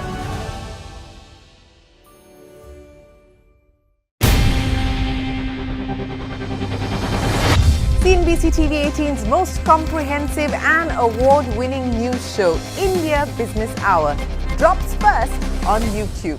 So get the first access to the most influential architects of policies and politics, the key newsmakers of the day. Discover the big themes as we decode the business of markets, macros and more. Be the first to go to the heart of all the top stories that drive the day's agenda. Catch the award-winning India Business Hour live every night on YouTube with me, Shireen Bhan. India Business Hour live on YouTube at CNBC-TV18 weeknights at 7 p.m. Can't comment on anything related to the bank here right now because I just got off a panel talking about some other stuff and it's obviously been big news.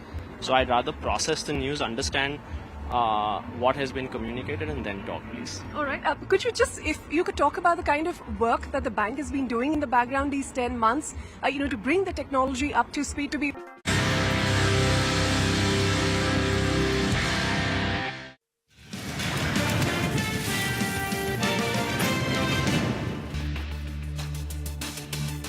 Stocks perk up, shrugging off tariff fears, with mid-caps leading the charge after the recent slide. Metals and healthcare, they're the big gainers, even as IT drags in trade. RBI lifts curbs on Kotak Mahindra Bank, onboarding new online and credit customers, drawing positive reaction from analysts. Jay Kotak, co-head of Kotak 811, tells CNBC-TV18 that the development is a big positive and comes on the back of significant efforts by the team. ICICI Bank says Prudential, its JV partner in the mutual fund arm ICICI Prudential AMC, is looking to sell some stake via the IPO. The bank, however, will not participate in the offer and shall retain its 51% stake. And JSW Group's Parth Jindal tells CNBC-TV18 that the steel tariffs imposed by US will benefit JSW USA. He also welcomes the entry of EV players like Tesla to India to grow the market. And small companies appear to have outdone the Goliaths. So while many listed FMCG giants post a 0 to 5% sales volume growth in Q3, market research company Nielsen tells CNBC-TV18 that small and mid-sized companies saw 8 to 10% volume growth, while Amul's Mr. Mehta says that Amul sales grew by 15% in the third quarter.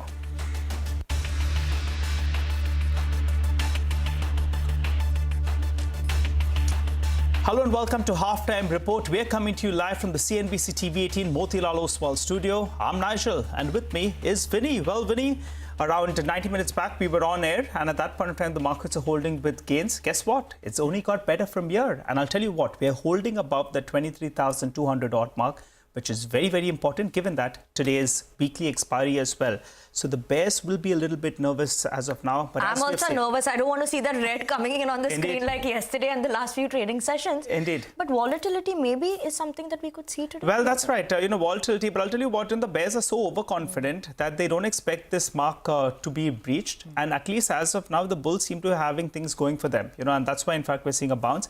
The Nifty Bank actually is seeing some kind of resistance at higher levels. So you'll want the Nifty Bank to participate as well. Because otherwise, in today's trading session, it's doing a relative underperformance as we speak. And IT as it is not really playing its part. So you'll want the Nifty Bank to head towards that 50,000 mark. Absolutely. We are watching out for the Nifty Bank also 50,000 mark, hoping that, the stakes in the second half of the trading session, maybe we could see a bit more of an up move coming in from Nifty Bank as well. But we also had the mid and small cap that's seeing a bit of an outperformance today coming in today's trading session. Mid cap is up almost more than 1%. We have small cap also managing to hold on to gains of almost 1%. Metals, that's also seeing some bit of a sheen coming in, and 2% uptick more than that is what the Nifty Metal Index is as of now holding on to. And Pharma, yes, that's holding on to good gains as well. While we're talking about Pharma, let's also talk about Suven Pharma, because that is what we're going to be talking about in our special Inside Edge segment today. So Suven Pharma, they reported a good set of numbers this time that came in from the company. In terms of the CDMO business of the company, that saw a very strong growth of 101%, and that was leading to the overall growth of the company. Spec Chem business of the company, that saw growth also of 22%, and the recovery is coming back. The signs of recovery is something that is positive. Now, management also spoke about margins, because this time we saw good margin expansion, and what the management is highlighting, that margin guidance is in the mid 30 levels. They expect the margin to be in the top quartile for the industry as well. So this 30% margins is something that will be sustainable. They expect this strong growth overall for the revenue that they've seen of 40% to sustain, because they want to achieve that $1 billion target for the company by 2030. So important to keep maintaining these growth levels. Acquisitions, they said that they are, will continue to look at acquisitions because they want to become a tech-driven CDMO player. And overall, the acquisitions recently that they've made also on the ADC side is something that will give them a further boost going forward. The goals are to fast pace in terms of the stage 2, stage 3 inquiries which they've gotten from CDMOs and convert them to clients. So they're working on that front as well. So positive commentary also is coming from the management. Now, in terms of the stock move in the recent time, what we're seeing is that the stock has seen a decline of around 50-55% from its peak in November 2024. Currently trading at 60 times its FY26 PE, and at the peak PE that was in November, it was around 80 times. So, still off that peak PE levels, though historical average has always been 43 times. But don't forget that the correction is something also that could maybe support the stock move going forward as well. Okay, on that note, let's also listen into what the management had to say as well. I think our guidance has been mid-30s margin, and that we will strive to really make sure that we remain in top quartile margins in the industry. We're very proud of what we have accomplished. There's always price pressure, cost pressure, I think, from every angle, but we have to be efficient in our processes, in our resources, in the optimization of our assets to make sure that we deliver the best quartile margin to our investors. Our vision is to become a $1 billion company by 2030, and we are committed to that vision. Now, CDMO and pharma is a little bit of a lumpy business, so as you know, because pharma companies, as they buy based on their demands and all that. So yes, we are committed to an accelerated growth. We have a very detailed plan to accomplish our vision of $1 billion by 2030. And we are focused on making sure that our growth drivers as a tech-driven CDMO CDMO with the focus on ADC, oligo, as well as chemistry, our API plus business, as well as our specialty chemical business continues to grow and then continues to build relationship with customers that are longer lasting and then deliver the results that we have for the $1 billion aspiration. Well, the other big mover today is Muthoot Finance is buzzing post its Q3 numbers where margins improved, and the gold loan segment has also seen solid growth. Earlier today, we caught up with the company's joint MD, Mr. Alexander George Muthoot. Let's listen in to how he sees business shape up from here on. We build a lot of operational efficiency into these branch network that we have, because it's a significant branch network, over 7,000 branches. So we have always ensured that the per branch productivity is increased. And this time we are at a record 19.15 crores of gold loan AUM per branch, which was about 14 crores. So we added almost 5 crores of productivity in this last 9 months itself. So this is a huge operational efficiency that we are building up. On the cost of funds, yes, currently we are about approximately about 9%. We'll remain around that range itself because, like I said, with the expansion and a lot of work that we're doing on the operational efficiency, we're around 11 to 11.5%. So we'll remain probably at that same segment. So our affordable housing is primarily on the affordable housing segment. We had a little surge in our cost of borrowing. That's the only reason why the PAT has come down a little bit. But we are growing significantly in that area also because we have a huge set of customers in Muthoot Finance and we're able to cross-sell to this set of customers also. So we remain focused on the affordable housing finance category. Okay, and as we wrap up the Growth Code, which is an initiative by Grow and CNBC-TV18, Prashant Nair from CNBC-TV18 sat down with SEBI's whole-time member, Mr. Anant Narayan, to discuss why traders and investors must strike the right balance between risk and return.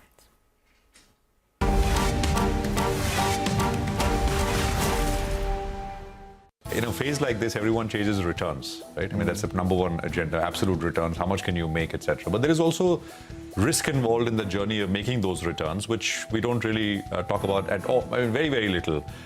Your perspective on it and how important is it to look at risk-adjusted returns in that sense? You're right. We tend to focus on returns, which is a measurement of where you started from and where you ended at. So the A to B, of just defining those 2 points. The risk element is really how was your journey as you move from A to B? How bumpy was it? How smooth was it? And the reality is it's an independent variable that impacts us. Return is one element, but how your journey was is also crucially important for all of us. Now, you often hear people giving advice that don't worry about the ups and downs. Look at the end points and see you get this annualized, 10%, 15% returns from different asset classes. But the practical reality is all of us have a certain risk tolerance. And when you see volatility, when you see big jumps up and down, you do go through an emotional roller coaster. Absolutely. And you should have the ability to absorb that. So I think it's crucially important that we start to, as investors, as long-term investors, we start to internalize the concept of risk. We start to measure what is our risk appetite, and it's a very individual number. I cannot answer for you and you cannot answer for me as to what our respective risk appetite ought to be or should be. It is a unique experience based on where we come from. And once you know what your risk appetite is, you've got to create an investment portfolio that mirrors that risk.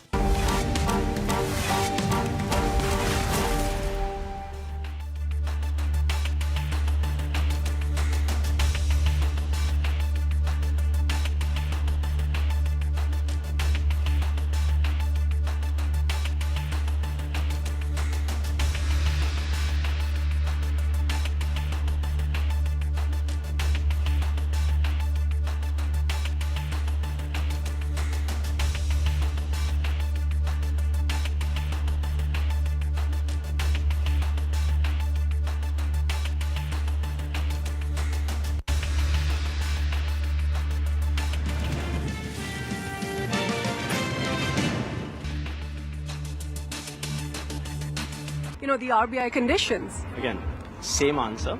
I believe that the bank has done a lot over the last 10 months, but not in a position to really comment on it right now.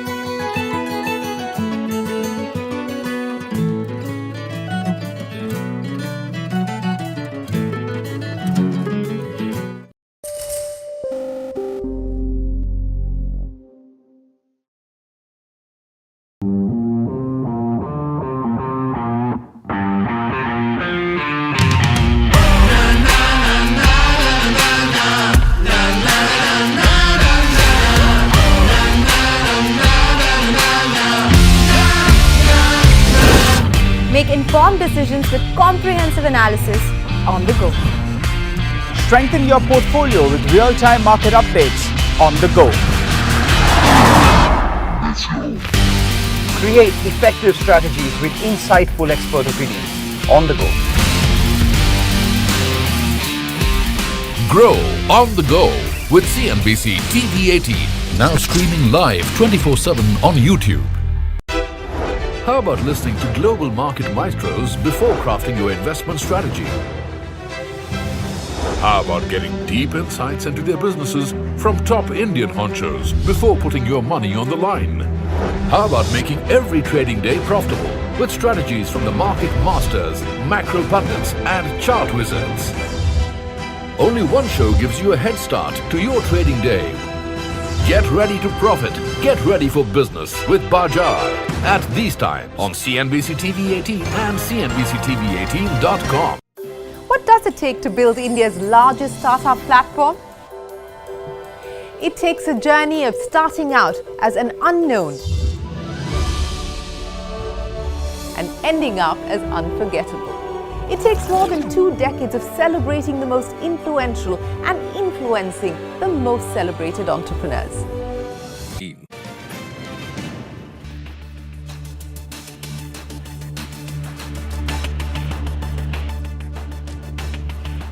Welcome back to Halftime Report on CNBC-TV18, and here's some good news. The numbers are out. CNBC-TV18's dominance continues as it knocks out the competition. And on the budget day, India watched Budget 2025 with CNBC-TV18. CNBC-TV18 is the clear #1 with 95.3% viewership during the FM speech. In fact, India chose CNBC-TV18 as its budget destination with almost 93% viewership on budget day. Thank you, viewers, for your consistent patronage and trust and continued support.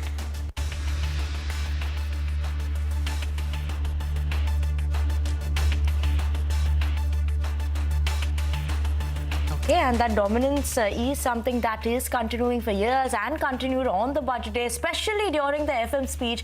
We did have a 95% number, 95.3, Nigel, and India watched CNBC-TV18 on budget day, especially during the budget speech. 92.9% on budget day as a whole is what the viewership we got. So thank you so much, viewers, for always supporting us, always watching us and showing us all your love. And thank you so much to the team who's put in so much effort here at CNBC-TV18, on air, off air. Everyone's working hard. Well, that's right. Not surprised and thankful to all our viewers for showing faith and sticking with the best coverage, the best market voices, and we appreciate all your support over the years and this one as well.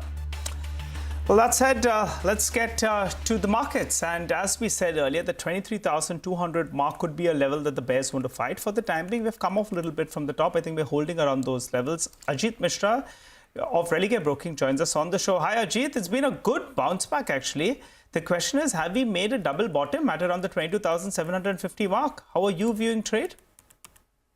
Yeah, good afternoon, Nigel. So first of all, congratulations to you and your entire team on being a prominent name. And see, yes, we all are seeing this as a sign that it could be a first leg of the rebound.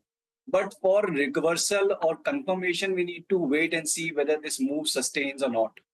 Because in past also we have had multiple attempts wherein we recovered, we reclaimed major averages, but again, the market resumed the overall down trend. So as of now, I feel that the first hurdle is around 23,350 mark, which is the 20 EMA, then 23,600 would be the major hurdle that once we cross that mark, definitely we'll have a clear sign of reversal in the index. Sure, Ajit. Good afternoon. This is Vinny joining in the conversation as well. Ajit, let's talk about few sectors also that have underperformed, right? Realty, pharma specifically. These are seeing major pressure coming in, and this is what I'm looking at is in terms of YTD performance also. Charts, technicals for these, are they showing any improvement? What are we seeing here? And anything specific that you were tracking on this front? Yes. So, Nikki, with the only problem is that, when it comes to the rate sensitive, initially when we saw the rebound, most of the rate sensitive, including the reality, was participating. But the way they declined while the others are still holding ground definitely, indicates a problem.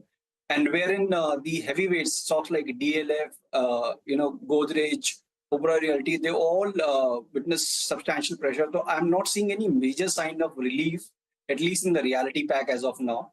But on the other hand, yes, pharma, in fact, in today's session also, we are seeing selective outperformance. And within this space, if you'll see Divi's Lab, which is strongly holding its ground, post numbers also, and the stock is trading at the record highs. I feel that there is a potential of further move. Then we have stock like Biocon within the pharma space, wherein participant can see for fresh up move.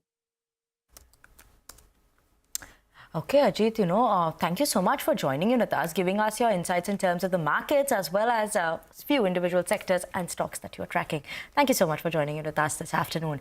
On that note, we're actually going to slip into a very short break, but don't go anywhere because after the break, we'll get you more market updates as well as stock-specific action on the other side.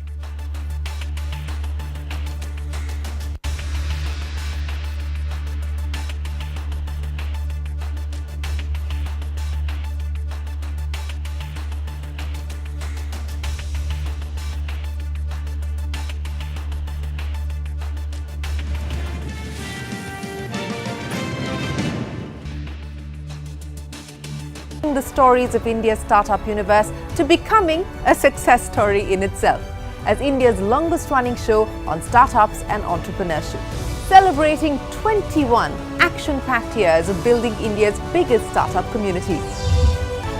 Young Turks at 21, only on CNBC-TV18 and CNBC-TV18.com.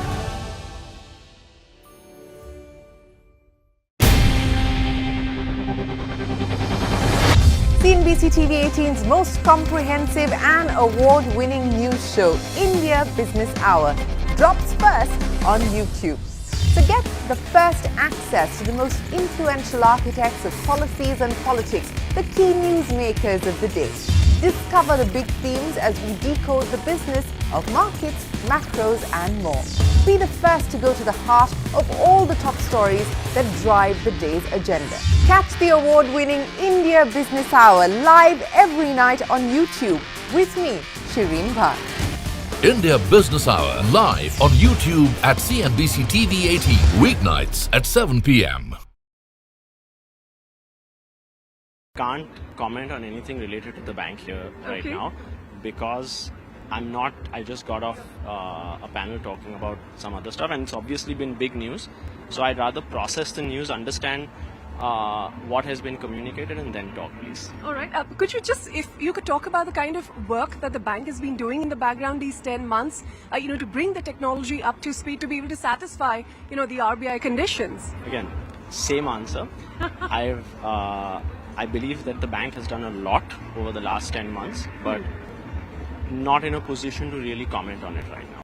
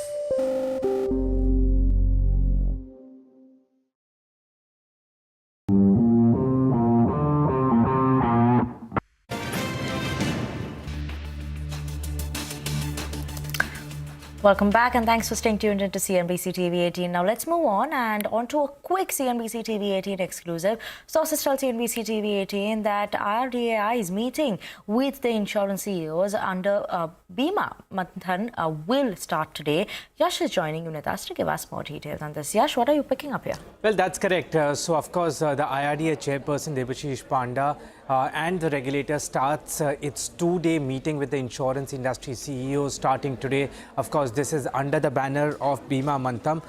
What we've been given to understand from our sources is that the CEOs of the general and the health insurance industry are expected to meet the chairperson on February 13th, and then life insurance CEOs are expected to meet the chairperson on February 14th. As far as agenda for the meeting is concerned, there are certain important points on business, on regulations and upcoming regulations as far as the regulator is concerned. First one, the regulator is expected to take a stock of the 9-month business growth for all health, general and life insurance companies. Second one is that the regulator is expected to take a stock from the non-compliant entities with respect to expenses of management. Remember, the regulator had set a limit on expenses of management. If entities are non-compliant, the regulator is expected to take a stock on by when would they comply with the expenses of management limit. Apart from that, the regulator is also expected to take a stock on the progress of Bima Sugam and the Bima Trinity, which includes Bima Vahak and Bima Vistar. Finally, two things. State insurance plan is also going to be discussed. Insurers were asked to adopt states and drive insurance penetration in those individual states, so the progress with that. And finally, regulator could also discuss the progress as far as the intermediary regulations are concerned before the regulator puts out a consultation paper on the same. Okay, thanks Yash for that. Well, that'll be interesting once. We'll keep an eye out on that. In fact, there is another important meeting to track today. Sources tell CNBC-TV18 that the Reserve Bank of India has called MD and CEOs of select NBFCs and select industry representatives for a meeting later today. The new RBI governor, Mr. Sanjay Malhotra, will preside over the meeting along with deputy governors and other senior officials as well. Sources add that the objective of the meeting is to seek feedback on various industry issues. So we'll keep an eye out on that front as well. I'll tell you what, let's slip into a short break. When you come back, we'll get chatting with the management of Suprajit Engineering. They reported their set of numbers. How are things shaping up? What's the way ahead? Impact of tariffs? We'll put all those questions to them.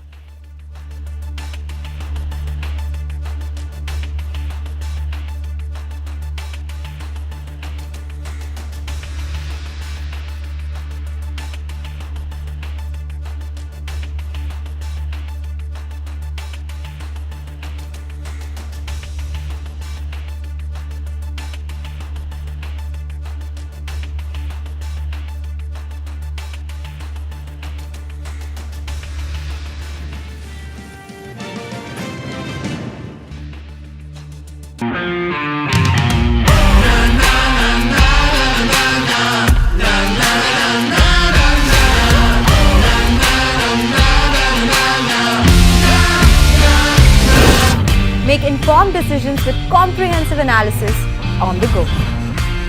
Strengthen your portfolio with real-time market updates on the go.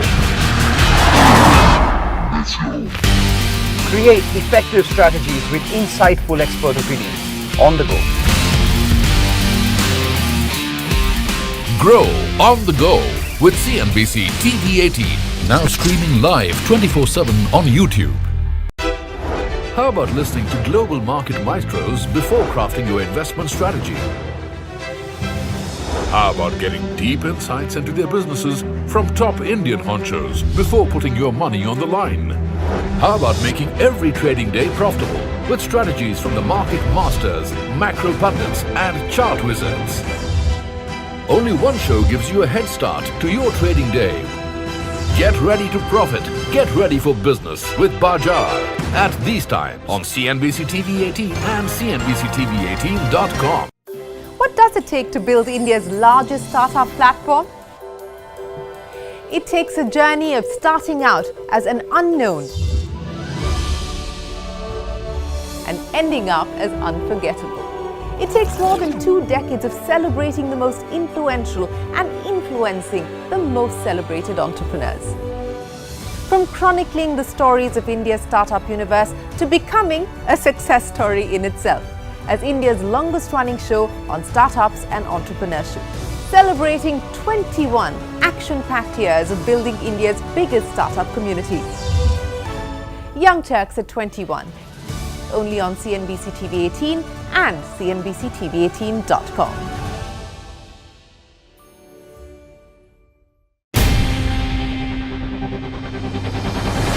CNBC-TV18's most comprehensive and award-winning news show, India Business Hour, drops first on YouTube.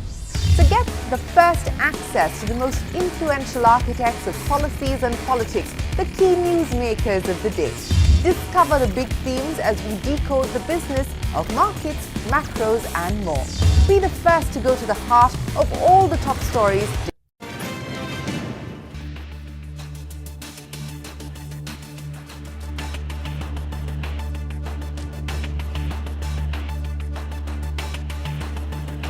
Welcome back. Let's focus on another management, that of Suprajit Engineering. As we speak, the stock is at the high point of the day. So let's understand more about how the past quarter was and how are things going ahead. We have with us Mr. Ajit Kumar Rai, the founder and chairman of the company. Hi, Mr. Rai. Good day and good to have you on the show. Well, you know, in the past quarter, there were a couple of one-off, non-recurring expenditure that hit you. Could you quantify that? What was the total one-off and how much of it is non-recurring? Please go ahead. Good afternoon and thank you for having me on your channel. I think the one-offs typically have been some, restructuring costs at Matamoros in terms of people. Where one of our customers went insolvent in Europe in that quarter, so we had to write off those outstandings. And of course, a few one-offs at our new acquisition, that is, SCS. So the quantum of that, it's a little difficult to say, but I think probably it's about $1 million across various divisions on multiple counts. Okay, all right. So $1 million approximately. Got that. I wanted to focus on a couple of verticals then. The SED vertical, you were very, very optimistic about that. And you're saying that, we could see a hockey stick-like growth out there. However, in the past quarter, it's grown by close to around 20%. So should we be bracing for very strong growth even from here on? If you could give us a sense about that. And also, in this business, it's a smaller part of your business, but the street is quite bullish about it. What is the sustainable margins? Just the SED business. You're talking about the electronics division? Yes. Suprajit, the electronics division. The electronics division last particular quarter has been slightly muted because of the product mix, and particularly there has been a large regrouping of the leaders within the EV space. So that probably had some effect on our overall growth numbers. But what we have said 2 years ago when we started the electronics division is that the first 2 years we'll have a hockey stick kind of a growth, which is what has happened. From nowhere, I think we have come to the current position, where every quarter we had 40 to 50% kind of a growth. That 2 year is over. Now I think it would be still very good. I think it will be a strong double-digit growth that we see going forward in the coming quarters and the coming years. And what's interesting is that we are able to get some significant new contracts for new business within India, but also for exports through our own group companies. So the overall prospect for the group is good. And in terms of the margin, I think what has happened in the quarter is that we have established a second SMT line, and the costs incurring, involved in that and setting it up and have, overseeing that entire line had added to the cost. But I think going forward, after a couple of quarters, we easily see a double-digit margin coming into that business. All right. So in the next couple of quarters, the Suprajit electronics business gets back to double-digit margins. And in terms of a revenue run rate, it starts doing around 50 crores on a quarterly basis in the coming quarter? I think we have to give another quarter or two, but I think that is the kind of numbers that we are looking at on a steady state in a couple of quarters. Yeah. Okay, got it.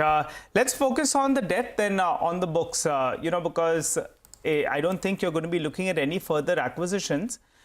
So give us two numbers. One is the SCS business, which you had acquired. It looks like it's in a lot of pain. It's still struggling out there. So two numbers I want. How soon can we see this business turn around? Because you have been taking various measures out there to turn this business around, and it could be a few quarters away. So towards the end of FY26, could we see a turnaround in SCS business? and give us an updated debt number. What is it and where is it headed? Please go ahead, sir.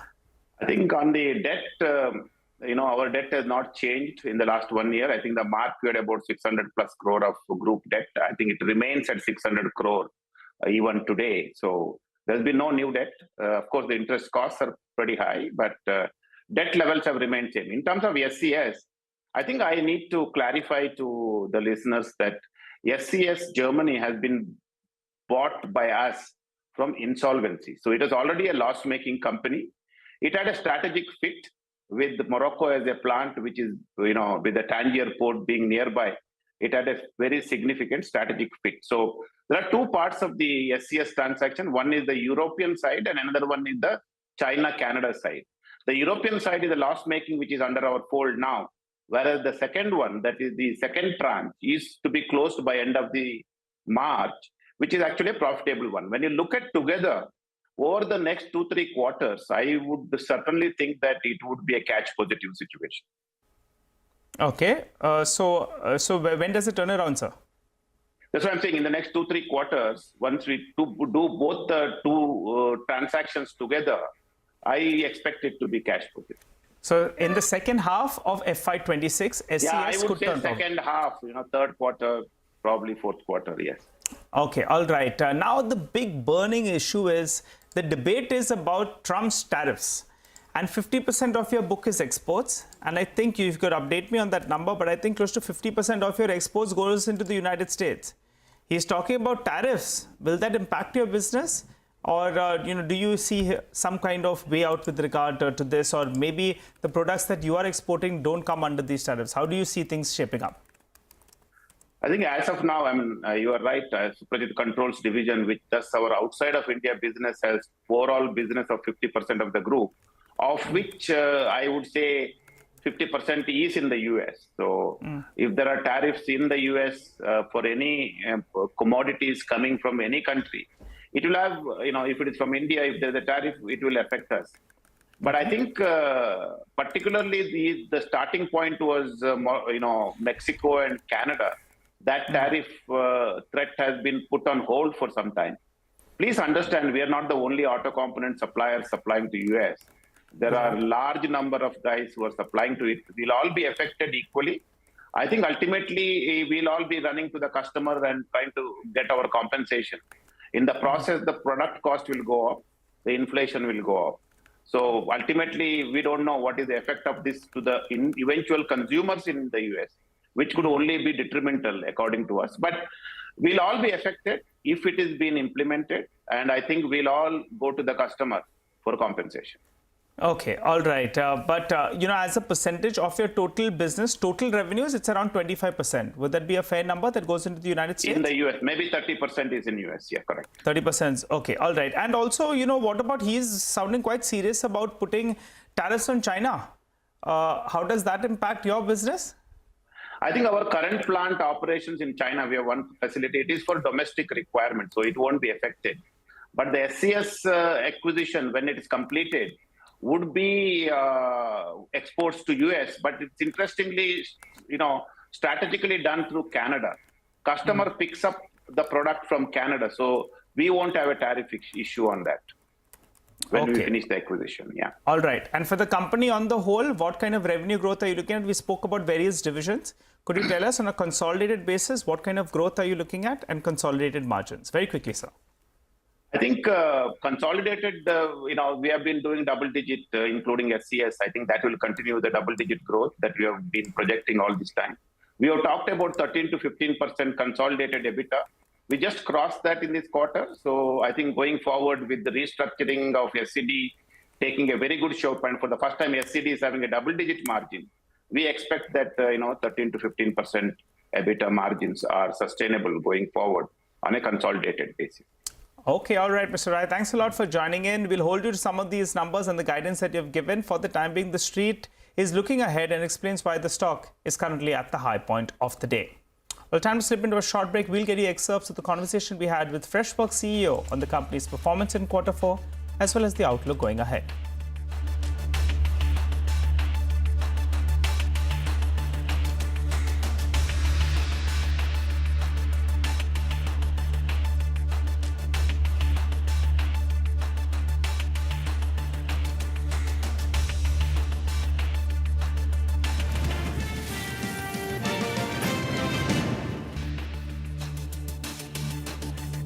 today's agenda. Catch the award-winning India Business Hour live every night on YouTube with me, Shireen Bhan. India Business Hour live on YouTube at CNBC-TV18 weeknights at 7 p.m. Can't comment on anything related to the bank here right now because I just got off a panel talking about some other stuff and it's obviously been big news. So I'd rather process the news, understand what has been communicated and then talk, please. All right. Could you just, if you could talk about the kind of work that the bank has been doing in the background these 10 months, to bring the technology up to speed to be able to satisfy, the RBI conditions? Again, same answer. I believe that the bank has done a lot over the last 10 months, but not in a position to really comment on it right now.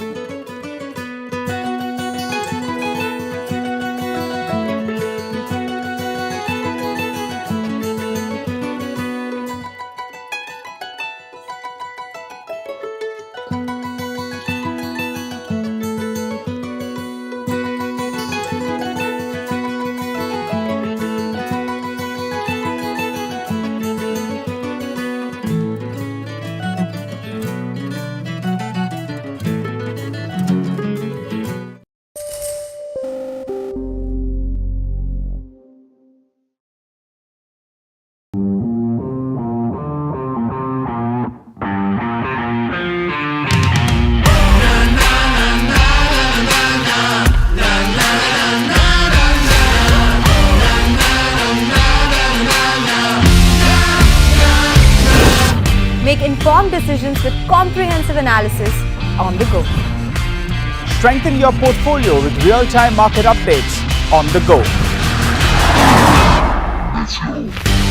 Create effective strategies with insightful expert opinions on the go. Grow on the go with CNBC TV18, now streaming live 24/7 on YouTube.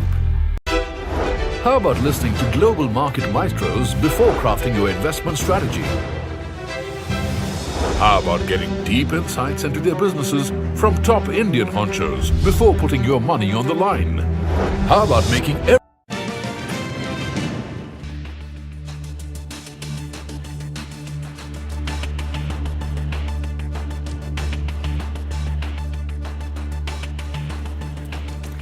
Welcome back to Halftime Report on CNBC TV18.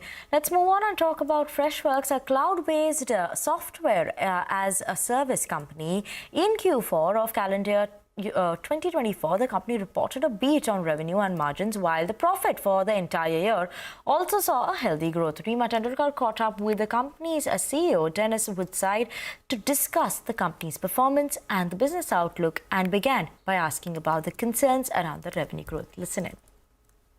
I think what you saw in the earnings for Q4 is that we're winning in the marketplace because our competitors are offering software that's overpriced and overcomplicated, and our customers are just fed up with that. So they're choosing us over competitors. That led to the 22% growth that you saw in Q4. As far as 25 is concerned, we're excited about the year. But of course, we're going to put a guidance out there for our investors that reflects what we have line of sight to right now, with the intention of going out and beating it. So your line of sight is for a 13 to 15% kind of revenue growth. How would it compare with the organic growth of last year? What was the organic growth, for instance, in calendar year 2024? So our growth for both our customer support line of business and our IT line of business has been very strong. We added 2,600 customers in the fourth quarter. You saw the top line growth of 22%. A portion of that was due to an acquisition that we made, Device 42, but the vast majority was organic. And look, going into this year, we're excited about AI. We're excited about our opportunity to keep moving up market into larger and larger customers. Not a lot of people know that we have 1/3 of the Formula One teams that use our product today, 1/3 of US Major League Baseball teams. So we've got a lot of momentum in the marketplace that's going to carry through into 2025. Have you seen the customer sentiment, the demand environment improve in the last 3 or 4 months? Well, certainly, and you saw that in the case of our net adds. We added 2,600 net new customers, which was our best quarter in 4 years. And one of the things that's driving that growth is AI.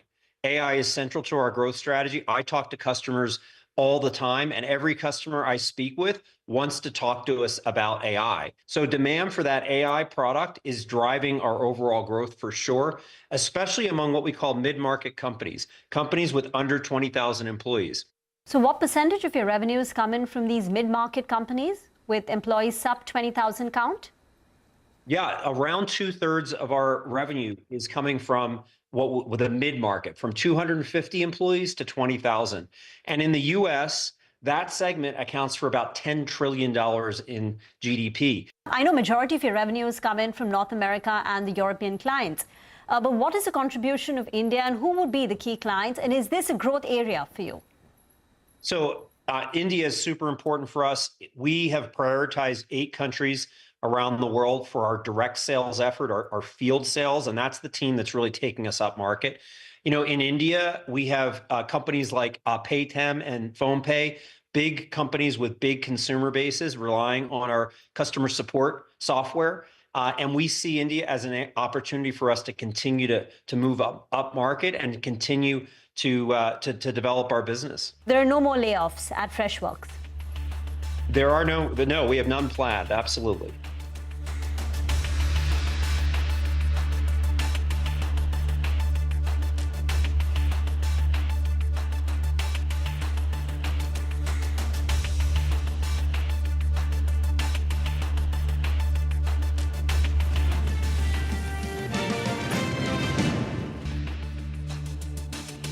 Profitable with strategies from the market masters, macro pundits, and chart wizards. Only one show gives you a head start to your trading day.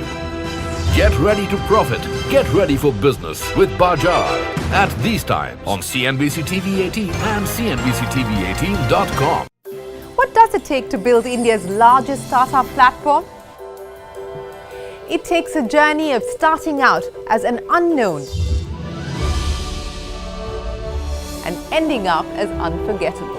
It takes more than 2 decades of celebrating the most influential and influencing the most celebrated entrepreneurs.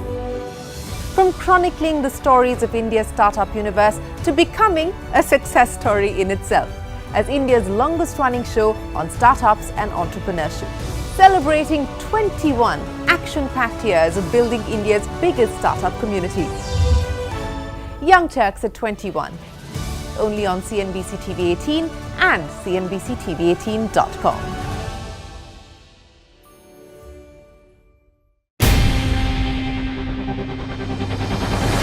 CNBC-TV18's most comprehensive and award-winning news show, India Business Hour, drops first on YouTube.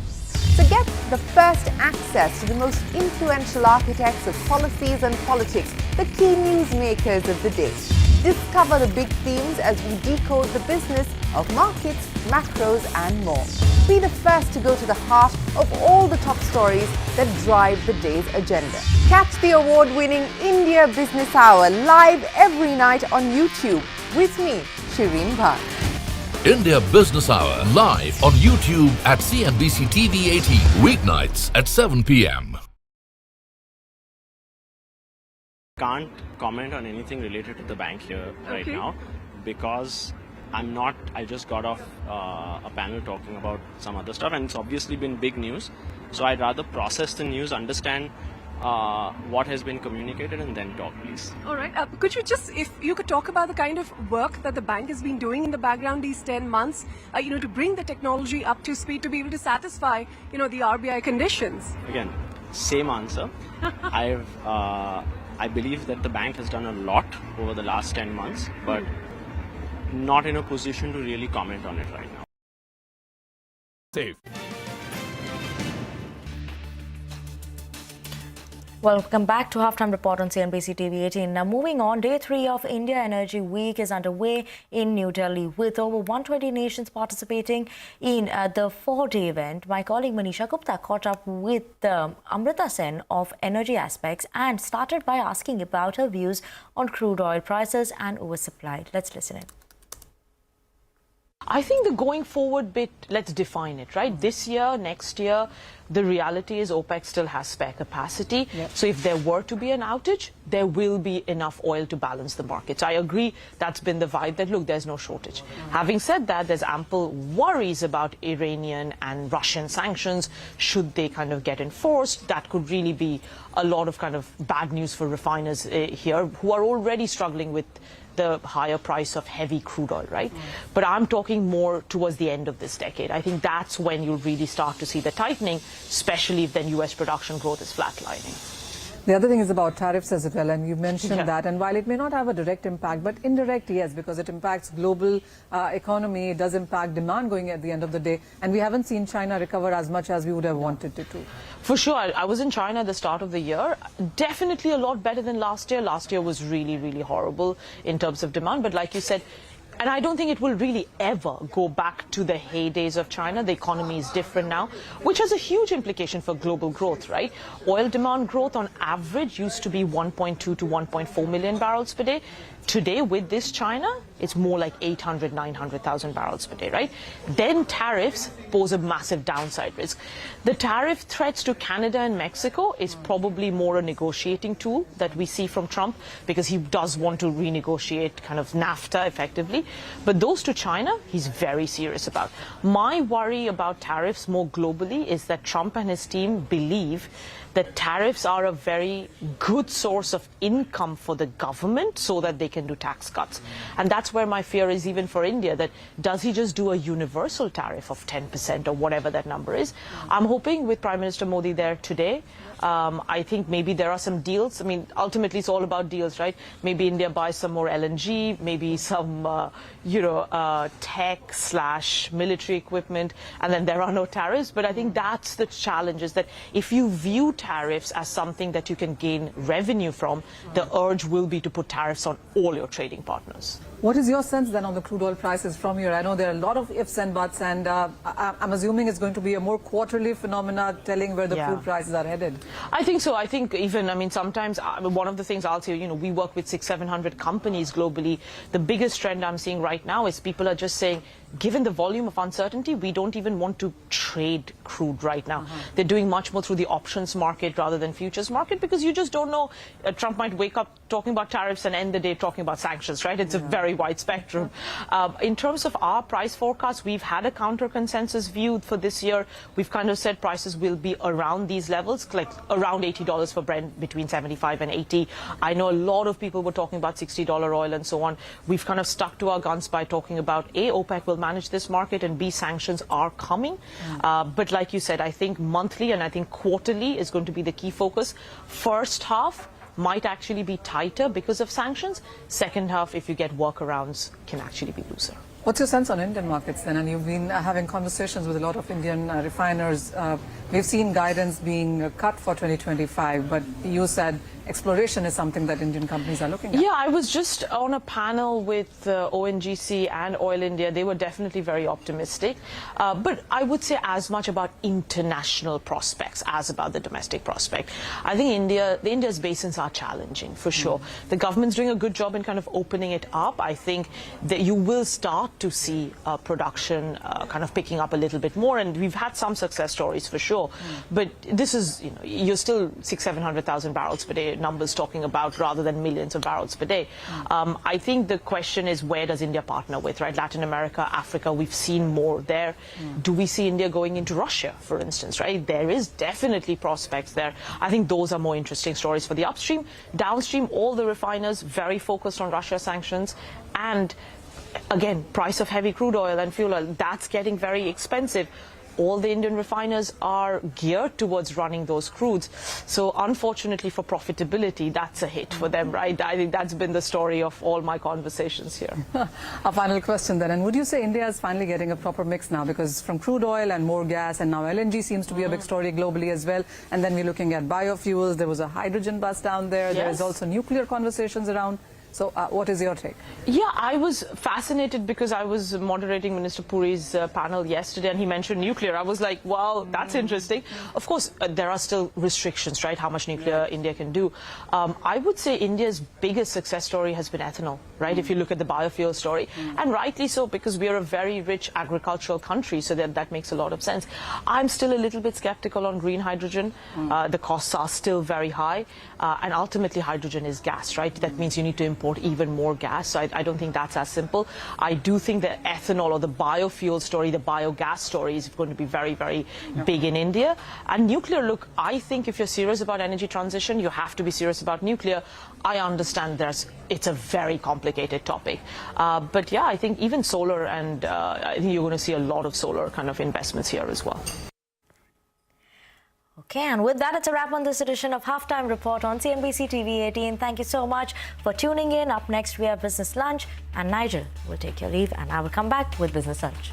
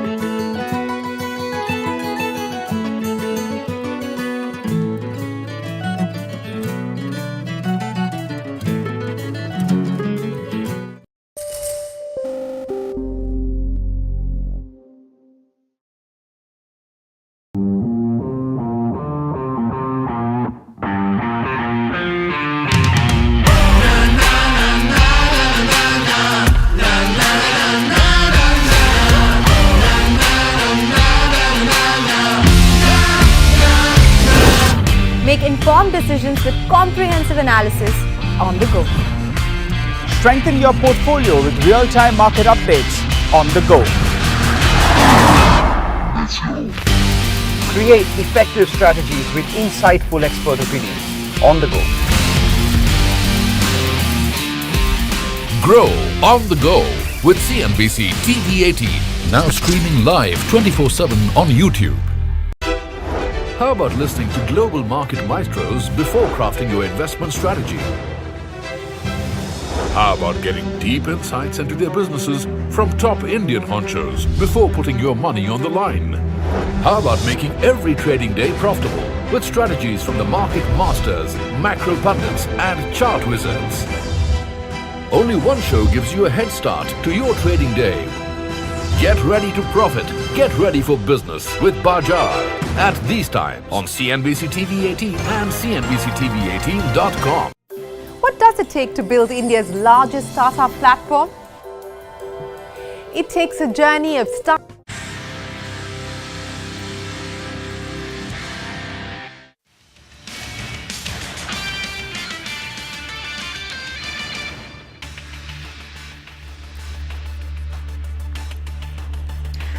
Stocks perk up, shrugging off tariff fears, with mid-caps leading the charge after the recent slide.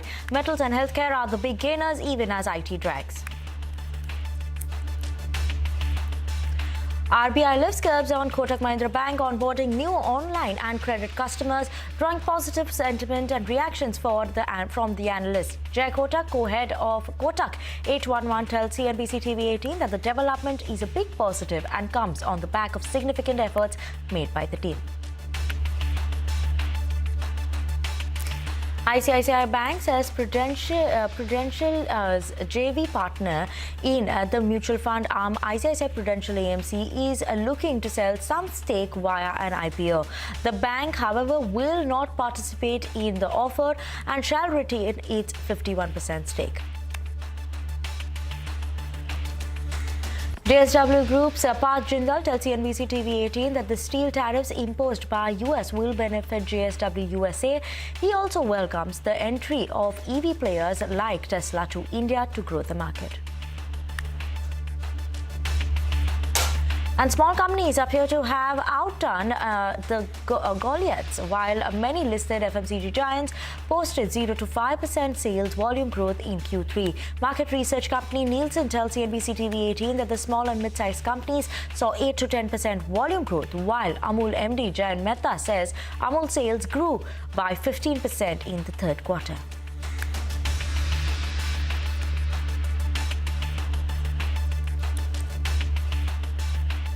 Hello, good afternoon and welcome to Business Lunch live from CNBC-TV18 Motilal Oswal Studios. I'm Vinny Motiwala and thank you so much for tuning in to CNBC-TV18. Looking at the Nifty, 23,180 is what the Nifty is holding on to. It was trading about the 23,200 levels at one point of time. But yes, now it's come down to 23,193 right now is what it's trading at. Still near the 200 mark, so not much of a worry. Managing to hold on to green in today's trading session, 0.6% is what we are seeing in terms of a gain coming in for the Nifty 50. Top contributors, Bajaj Finance, Reliance Industries, Sun Pharma, Kotak Mahindra Bank among the top contributors, and top support that is coming in and pulls that is coming in from the market is from these stocks. Let's look at the mid and small cap. You're seeing that outperformance coming in from Nifty Mid as well as the small cap. Nifty Mid cap is holding on to gains of almost 1%. Small cap is managing to hold on to gains of 8/10 to 9/10% as well. Okay, now it's holding on to gains of 6/10%. Beg your pardon. So it's 6/10% of gains that we're seeing coming in for the Nifty small cap. Pharma and metals, that's the top sectoral gainers that we're seeing coming in. Nifty Pharma is holding on to gains of more than 1.5% to 2% gains as of now is what we're seeing for Nifty Pharma. Metals also holding on to gains of around 1.7% in today's trading session. So an interesting day coming in, especially for both these sectors. What's not doing well today is Nifty IT, a bit of a subduedness there, as well as PSU banks is something that is seeing a bit of a drag. But that's what we're seeing in terms of a market setup coming in as of now. As of now, Nifty managing to hold on to 23,190. Above that mark and near the 200 levels, 23,200. So keep an eye out on that. But moving on and starting the show where we have more updates coming in from the US. Prime Minister Narendra Modi has landed in Washington for his 2-day visit to the United States. CNBC-TV18 has also confirmed that Tesla CEO as well as the head of Doge, Elon Musk, is also set to meet the Prime Minister during his visit. Parikshit is joining in with us from Washington, D.C. to tell us what is on the Prime Minister's agenda. Prime Minister Modi has arrived in Washington, D.C. He will be meeting Donald Trump at the White House, and there will be a difficult conversation on trade. While Donald Trump wants India to reduce the trade deficit, buy more from America, India is likely to send out a clear message. We want to help you with concessions. We want to help you reduce the trade deficit, but this cannot be a one-way street. It cannot be all about making America great again, buying more American products. It has to be a win-win partnership for the US as well. The US has also sent out a message just at a time when the Prime Minister was landing in Washington, D.C. The White House press secretary went on to say that the US will be imposing reciprocal tariffs in the next 24 hours. She did not specify which country, but India definitely could be among the list of countries which could be the target of those reciprocal tariffs. India is devising its strategy. We are going to offer concessions in 10 to 12 areas.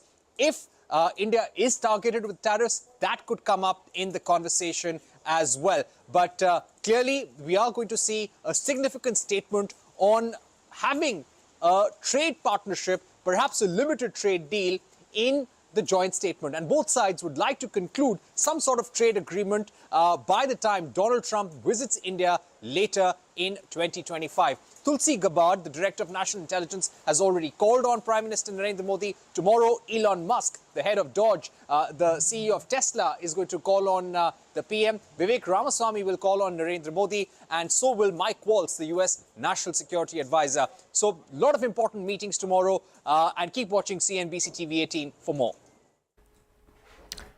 Also, Parikshit caught up with Mukesh Aghi, who of the US-India Strategic Partnership Forum, and asked him about the bilateral relations under Trump and whether India will see reciprocal tariffs from the administration. Listen in. India has maintained strategic autonomy in every aspect because it has to live with China on its border. But at the same time, China also has taken a position that it will never treat India as an equal partner. So India has to find its own position. Now, it does not mean that it's going to be 100% dependent on the United States. It will leverage that relationship. It's going to partner in a way that is win-win for both countries, but at the same time, do not sacrifice its autonomy vis-a-vis China itself. More important is, I think, the Trump team, from a geopolitical perspective, will try to leverage its partnership with India to put pressure on China. And it all depends how far India goes managing that also. The average tariff India has, even though after bringing it down, is down to 11%, whereas the average tariff of US is around 3%. So there is a gap. And I think there'll be a lot of pressure, especially on the goods which are being exported from the US into India to be brought down. I don't think there'll be pressure on the agriculture side because US protects its agriculture, so does India protects its agriculture. So it will be goods, especially I call the capital goods which are coming from the US into India. I think but the bigger picture would be I call market access and level playing field. It is important for US companies to explore India, to get access to the Indian market, but at the same time have a level playing field. And I think that's where the pressure points will come in. Okay, and Parikshit caught up with the CEO of General Atomic Global Corporation and the president of US Energy Association on what they expect from the high-stakes meeting between the two leaders. A lot of synergies in the defense relationship, not only from a defense trade standpoint, but also from the operational standpoint. A lot of military-to-military exercises, and then indeed a lot of collaboration and initiatives in terms of critical and emerging technology. I think the defense trade has grown tremendously as I've observed it over the years. And as you know, it stands over $22–23 billion at the moment. And I think that is only poised to grow. And that is simply from a fact that when you have the largest democracy and the oldest democracy working hand in hand with common objectives against adversaries around the world, there is a meaningful collaboration in terms of platforms and certainly supply chains. Countries like India, before, who you had to pay a premium for Mideast oil or Mideast natural gas, or deal with other countries that you really had no choice as to who you were going to deal with, right? Well, now the U.S. is available as a partner, right? And I think that generally, to have optionality, it's good for U.S., good for U.S. economy, good for business, good for long-term relationships. Right. But it's also good for pricing for the Indian consumers. The natural gas global market has really evolved at the level almost like the oil market, where prices in the U.S., prices in India are set by the global price of where these commodities are traded. And now we're seeing that with natural gas. Right. So the consumers in India can benefit with more suppliers, more optionality. It's going to decrease prices, and it'll benefit our partnership. Okay, on that note, we're going to slip into a very short break. We get you some key takeaways from the Karnataka Investment Summit on the other side. Stay tuned in.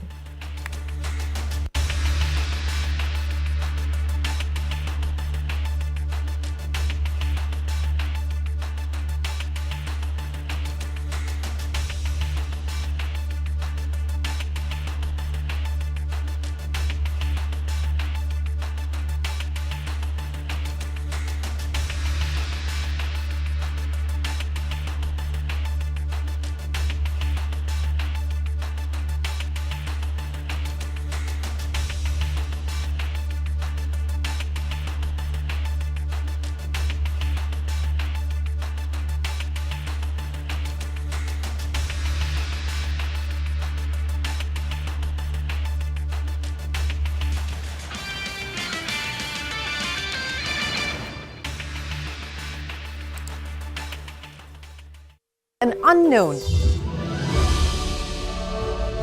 and ending up as unforgettable. It takes more than 2 decades of celebrating the most influential and influencing the most celebrated entrepreneurs. From chronicling the stories of India's startup universe to becoming a success story in itself, as India's longest-running show on startups and entrepreneurship, celebrating 21 action-packed years of building India's biggest startup community. Young Turks at 21, only on CNBC-TV18 and CNBC-TV18.com.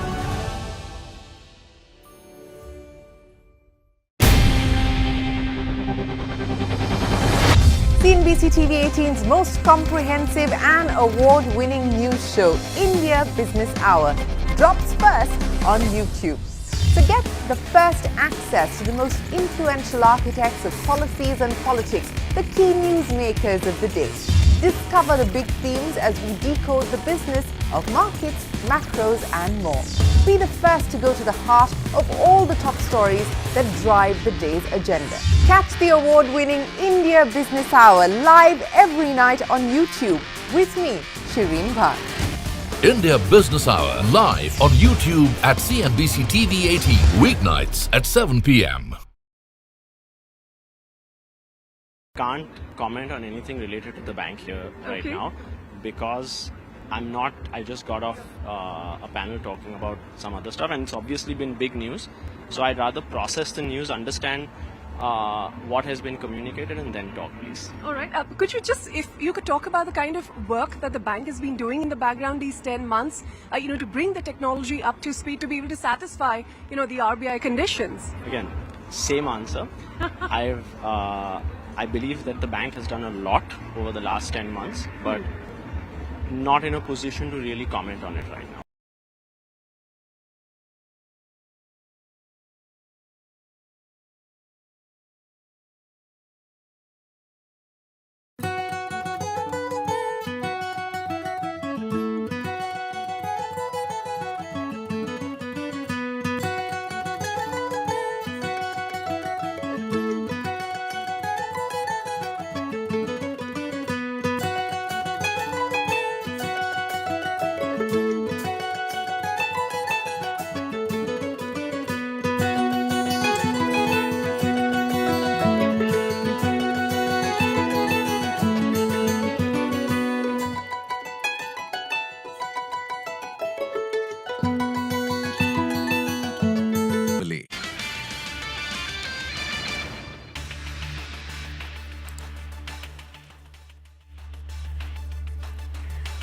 Welcome back to Business Lunch on CNBC TV18. Now let's move on market regulator. SEBI has floated a consultation paper on investment advisors charging advance fees up to 1 year. Yash is here to tell us more details on this front. Yash? Well, it's an interesting consultation paper if you are a research analyst or an investment advisor. Essentially, what market regulator SEBI wants to seek views through this consultation paper is on the fact that these research analysts and investment advisors should be allowed to collect advance fees from their clients for a period of up to 1 year or 4 quarters. Currently, research analysts are allowed to collect advance fees from their clients for just about 2 quarters. Investment advisors, on the other hand, are allowed to collect advance fees from their clients for just about 1 quarter. Now, the consultation paper from SEBI is after the research analyst community had made a representation to market regulator saying that it is getting very difficult for them to provide long-term investment advice to their clients in absence of long-term fees, and hence taking that under consideration, market regulator SEBI has floated this particular consultation paper. The last date when it comes to submission of views as far as this consultation paper is concerned is February 27th. Okay, Yash, thank you so much for that. And moving on from the sidelines of the Karnataka Global Investor Meet, my colleague Ritu spoke to Parth Jindal, Managing Director of JSW Cement and JSW Paints, and Santosh Iyer of Mercedes-Benz India about Tesla's potential entry into the country. Listen in to what they had to say. I think India is waiting for Tesla to come in. I'm waiting for Tesla to come in as well. We need EV penetration in this country to increase. Last year, India was only at 2%. 100,000 EVs got sold in the passenger vehicle segment. We want to see these numbers go up, and more EV companies coming into our country will be welcome. I think in general, any new player coming in, including Tesla, is more than welcome because it will help consumers shift to EVs better and more the merrier, I would say, in the EV segment. When you talk about Tesla, we are not sure whether they will come in our price segment because we are in the luxury segment and that's only 1% of the market. So maybe if they look at volumes, they need to participate in the mass market segment. So they need to see what impact it has. But in general, as I said earlier, we welcome any new player in the market. It only helps us expand the segment. And as we wrap up the Growth Code, an initiative by Grow and CNBC-TV18, Prashant Nair from CNBC-TV18 sat down with SEBI's whole-time member, Mr. Anant Narayan, to discuss why traders and investors must strike the right balance between risk and returns.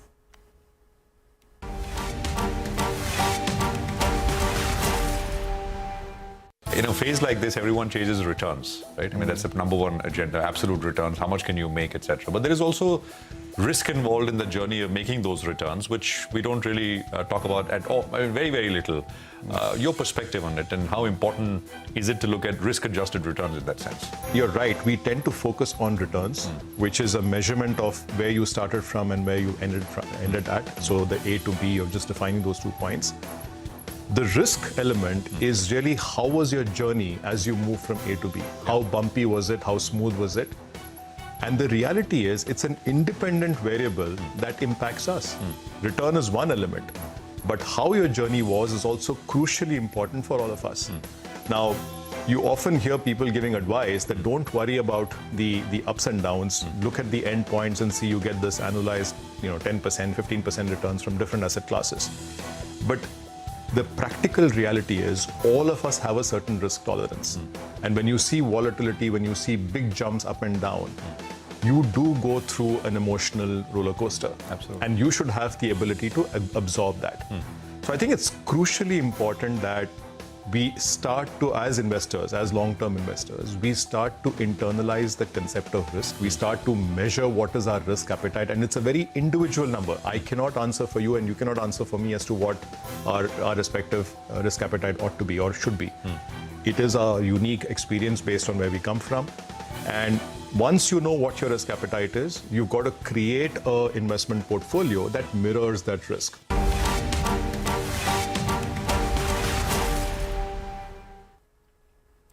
Okay, on that note, we're going to slip into a very short break. Up next, Donald Trump and Russian President Vladimir Putin hold discussions over ending the war in Ukraine.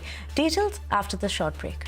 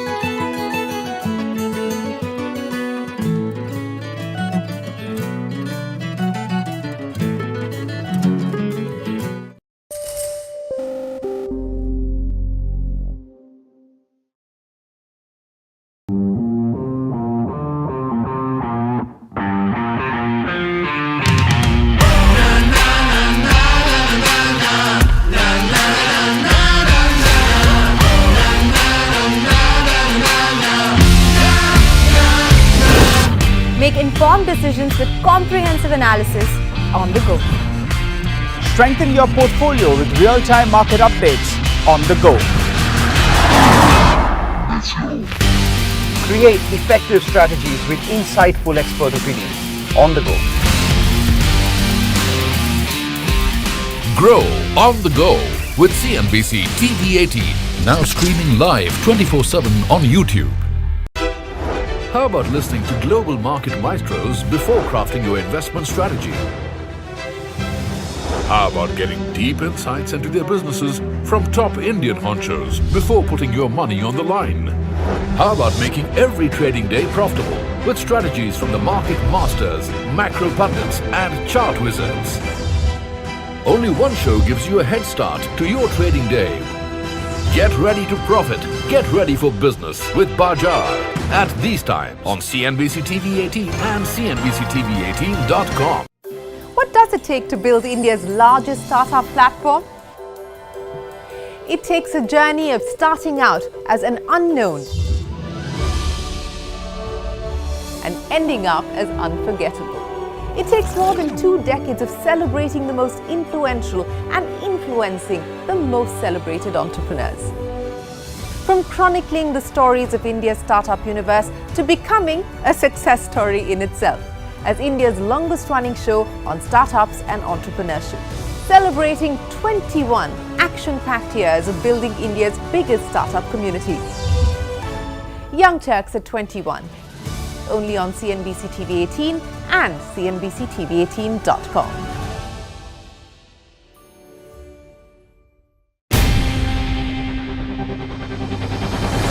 CNBC-TV18's most comprehensive and award-winning news show, India Business Hour, drops first on YouTube.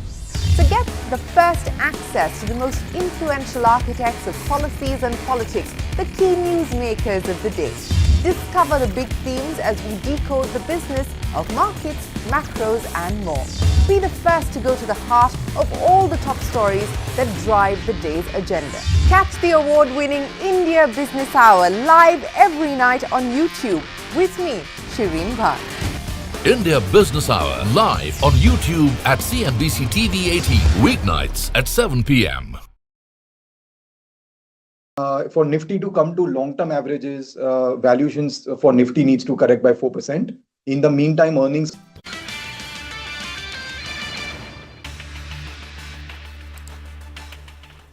Welcome back to Business Lunch on CNBC-TV18. We have seen that the Nifty is off at that day's highest point, 23,200, above that mark. Now it's trading at 23,150 levels. So slight bit of a decline that we've seen coming in the last 30 minutes from those highest levels. Keep an eye out on that. Advance decline ratio as of now still is in the favor of advances versus decline. So 1,700 stocks on the advances side, while decline is somewhere around 886 stocks. Talking of the mid and small cap, they are also off the day's highest point. So Nifty mid cap is now up 0.9%. Small cap is up 0.4%. 3/10 to 4/10%. So keep an eye out on where the market is headed in the second half of the trading session. Nifty Bank, pull that up. Nifty Bank is just managing to hold on to gains. At one point of time, it was up 4/10 to 5/10%. So, that's going to be key focus area in the next half of the trading session, where we are seeing the markets move. Right now, we've seen the decline from the day's highest point. So important to watch out for that. Also, let's see the Nifty contributors. Okay, what's coming up on the chart right now? In terms of a drag, we have HDFC Bank, Infosys, TCS, that is the one that is seeing a bit of a drag, while Sun Pharma, Bajaj Finance and Kotak Mahindra managed to hold on to gains. Slight bit of a decline from the day's highest point is what we are seeing for the markets.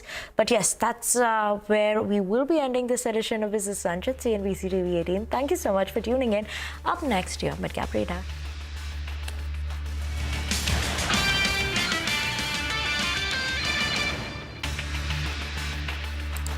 And through this year. So if I'm looking at the mathematical way of looking at Nifty, then it will be -4 + 12 equal to possibly 8% returns for Nifty this year.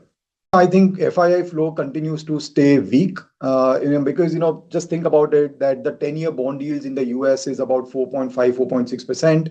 That basically means that the hurdle rate of returns that you expect from emerging markets like India is about 15%, right? Because 4.5% you are getting risk-free dollar return. Add to that another 4-5% rupee depreciation that is widely expected. So that takes you to 9% rupee return, risk-free. And then you would expect 500-600 basis points of equity premium because of you wanting to take equity risk and not a safer asset like a bond. So 15% return, arguably, as I'm highlighting, 15% for the markets as a whole is difficult to justify. For some stocks, yes, but for the market as a whole, difficult to justify. Then why should why should the FII flows be positive in India? They will continue to look for US treasuries, US equities. We do think that developed markets this year will outperform emerging markets, including India. And on the point of FII ownership being too low, I get that all the time from investors as well. But I would say that, investors will go where there are returns. Just because their ownership has come down, that is no reason why they will add up. So you can, so FIIs can always first scale back on their ownership. And as and when India gets attractive, they can always scale it back up.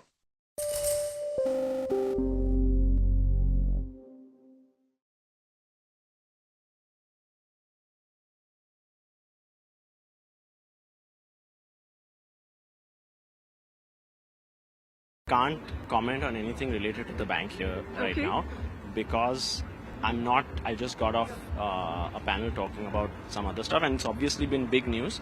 So I'd rather process the news, understand what has been communicated, and then talk, please. All right. Could you just, if you could talk about the kind of work that the bank has been doing in the background these 10 months, to bring the technology up to speed to be able to satisfy, the RBI conditions? Again, same answer.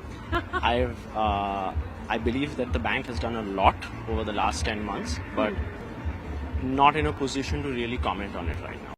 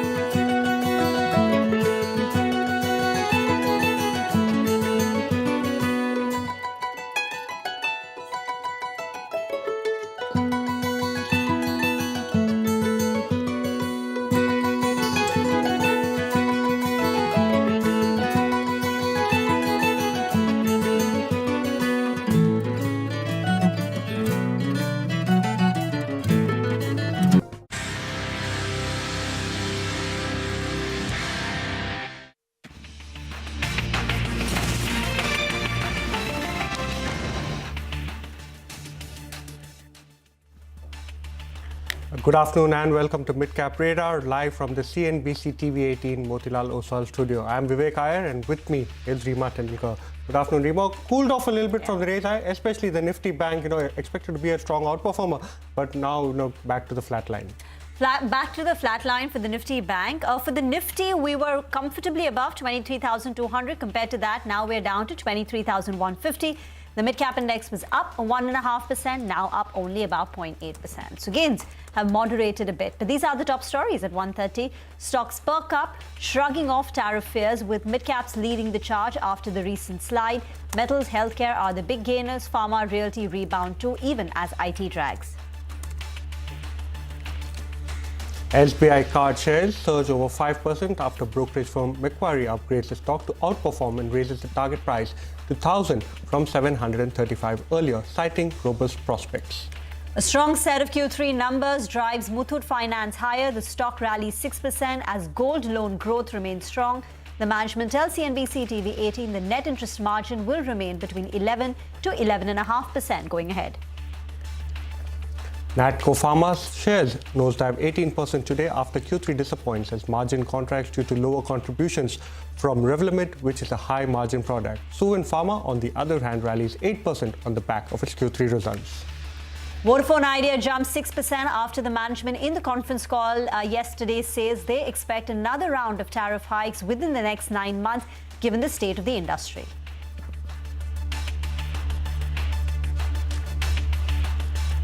Gains have moderated a bit, but still holding up in the green for the key indices. The Nifty Bank is the spot of bother where the Nifty Bank has completely flattened out right now. So erased all its gains, and on the way down, you've got or stocks which have slipped a tad bit. You've got an ICICI Bank, HDFC Bank is down nearly 2/3 of a percentage point. That's the picture on the Nifty Bank. Nagraj Shetty from HDFC Securities is now with us on the show. Nagraj, would you be disappointed that the markets haven't had a one-way trending, uptrending kind of a trading session? We faltered a bit in the last 30 minutes, and what would the trading calls be? Hi, good afternoon, Rima. I won't be disappointed with the movement of the Nifty. Nifty has placed at the immediate resistance of around 23,200 levels, and volatility is there. And the last two sessions of upside momentum has certainly changed the short-term picture of the market. Market is finding a base around 22,800 odd levels, has formed a double bottom type of formations, and doji pattern of last session is indicating that the indecision among the bears is likely to end, likely to reverse soon, and I'm expecting more upside. Though market is volatile since morning, I'm expecting upside bounce towards the end and more upside in the near 1 to 2 sessions, another 1 to 2, 3 sessions. And overall chart pattern is looking positive for me for the Bank Nifty as well. Bank Nifty currently plays around a support of around 49,000 levels, and I'm expecting upside bounce from the lower levels from here onwards. Nagraj, what are your individual picks for the day?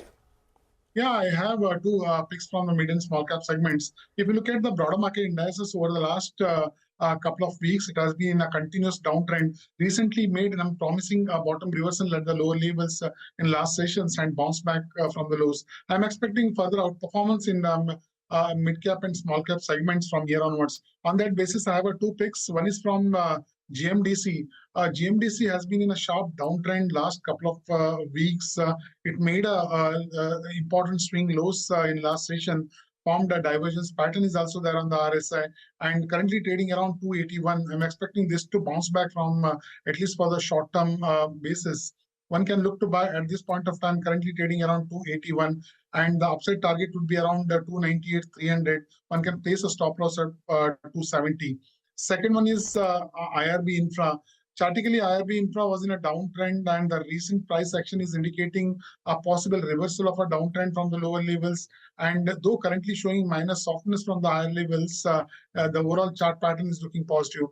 Currently placed around 50, one can look to buy at this point of time, and target would be around 53, and one can place a stop loss at 48.5. Thank you very much for that. Slipped a little bit more in the last few minutes on the Nifty. 23,100, 115 on the Nifty. The Nifty Bank too is down close to about 60 odd points. But we'll get into a break. Before that, we'll get you the growth code, an initiative by Grow and CNBC TV18, where Prashant sat down with SEBI's whole-time member, Mr. Anand Narayan, to discuss why traders and investors must strike the right balance between risk and returns.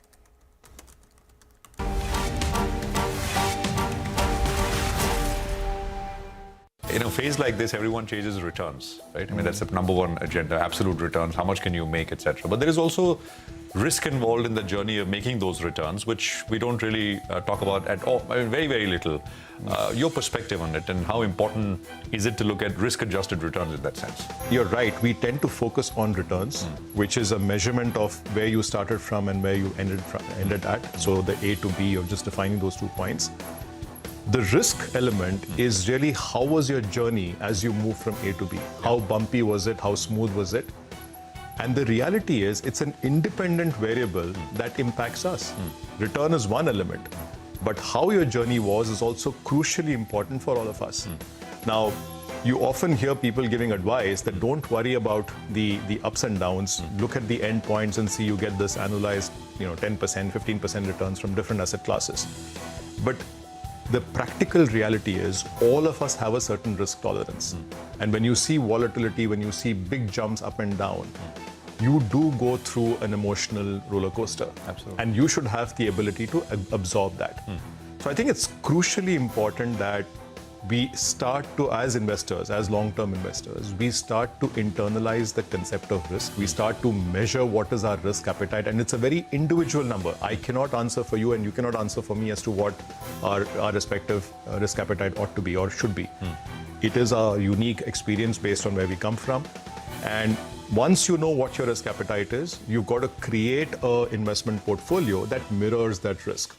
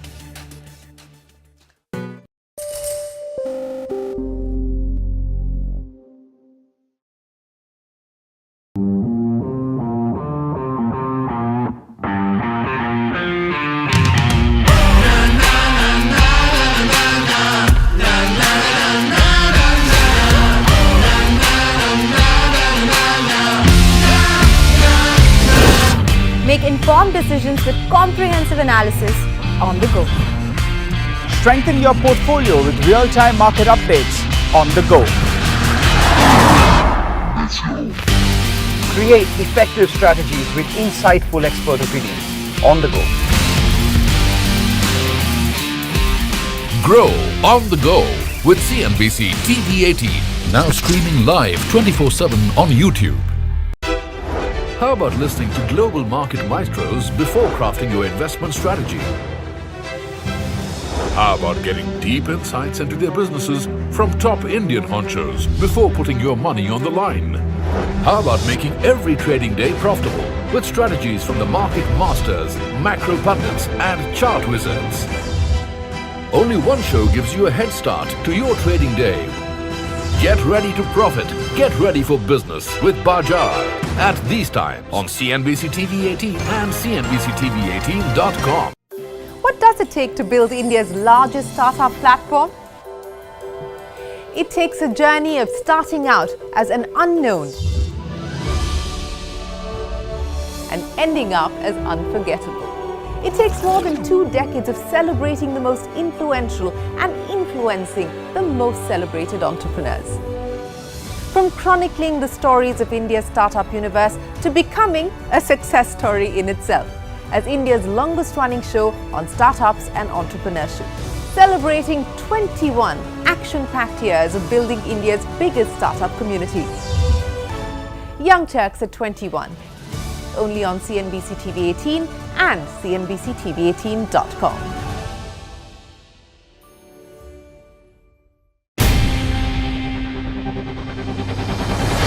CNBC-TV18's most comprehensive and award-winning news show, India Business Hour, drops first on YouTube.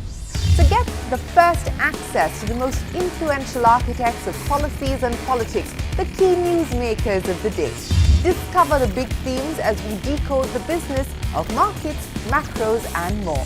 Be the first to go to the heart of all the top stories that drive the day's agenda. Catch the award-winning India Business Hour live every night on YouTube with me, Shireen Bhan.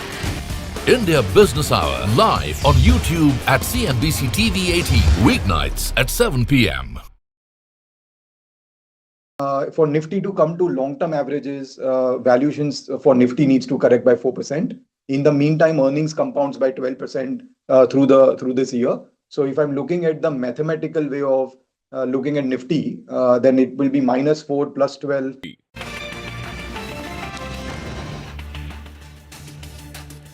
Welcome back. Rashi Peripherals is down close to about 6%, and at one point of time it was down nearly 8.5–9%. Now the Q3 numbers were a bit disappointing. The company's top line has seen a growth of 7%, while historically for the last many quarters the company has seen double-digit revenue growth, and therefore margins too are lower on a quarter-on-quarter and on a year-on-year basis. Kapals Pansari, Managing Director, Rashi Peripherals, is now with us on the show. Thank you very much for joining in. This is Rima here. So first, was Q3 slightly lower than your own expectations? Because revenues are down 23% quarter on quarter. On a year-on-year basis, you're no longer at that double-digit run rate. So Q3 usually is post-Diwali, is the lowest quarter of the year for any given financial year historically. And therefore, that's a reflection of lower growth from year-on-year, from a quarter-on-quarter basis. If you look at from a year-on-year basis, we've continued to grow at 7.7%, which is also a little lower than expected, primarily because of our working capital cycles got increased, and we want to make sure that we are on strong footing on these two fronts before we take that leap of growth. So by how much did your working capital get extended in Q3, and what was the reason for that? And what would Q1 look like? Can you get back to double digit? Yes, so Q1 will definitely look at lower double-digit growth.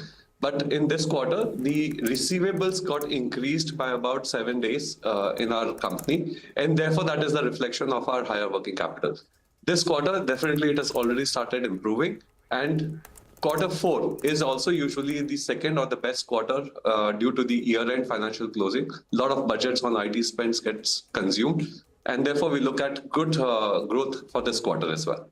Low double digit for Q4, right? The Jan to March quarter. Yeah. And receivable days will come back, or it's still going to be a little elongated? And what is the number at and your comfort level?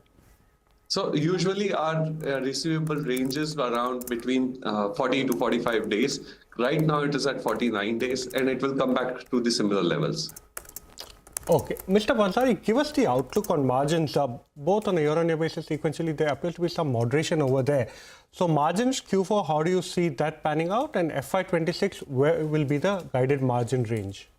So while for Q3, I will just iterate that we have grown by about 7.7%. Our PAT margins have expanded by about 29.4%. Our endeavor is to continue to grow our bottom lines, and Q4 will also have similar expectations. Since we have a good tailwind on the 9 months to 9 months, our PAT has grown by about 62%, and that's a sign of our strong financial results. Got that. The India AI mission has selected 10 firms for the Mega 10,000 GPU tender. Now, I understand you are a B2B company and therefore you will not directly participate, but you can indirectly benefit. So what is the role Rashi Peripherals is going to play in this? Yeah. So in this AI mission, a lot of companies are setting up their AI-based GPU server and data center infrastructure. Rashi Peripherals has already implemented one of the large projects from NMDC Yota data center, and there are many more that will come in this AI mission to participate. However, such large projects, what data centers have realized is that such large, in one phase, they are not going to go. There will be smaller projects, which based on usage, they will keep on implementing, and multiple smaller projects will continue to come to us as an opportunity. Understood that. The other question what we want to ask you is, especially when it comes, with your tie-up with quick commerce companies for instant delivery of Wi-Fi routers, keyboards, laptops, etc. What percentage of revenue is actually coming in from there, and how do you expect that particular segment to grow? So quick commerce definitely is taking a lot of wave. We have the first movers advantage in quick commerce. Right now, the revenues are small, less than 1%, but soon this will probably grow exponentially. This is currently the fastest GTM market strategy for us right now, and it will continue to pan out. To what extent it will come, I really don't know, and only time can tell about this space. What are the current volumes? I understand it's very, very small, but what are the current volumes? And in the last 3 months, say in Q3, what was the growth rate from quick commerce? Quick commerce, I think it is in triple-digit percentage growth numbers because earlier the base was non-existent. So the percentage growth doesn't really matter. Right now, the volumes from a contribution perspective I can give you is in lower single digits, which is currently growing at about 2x or 3x. Okay, and what are the margins that you would make via quick commerce versus the traditional channels? Yeah, similar to the traditional channels, I think they are not keeping a lot of inventories. They are turning around quickly, and our replenishment cycle also gives them ability to rotate faster. So the margins are similar to our general trade margins. Understood that. Mr. Pansari, any plans for inorganic growth? So in organic growth, we've recently announced an acquisition of a cybersecurity distribution firm I think that is one of the first of our announcements from an inorganic growth perspective. This is our first initiative towards getting into the cybersecurity space.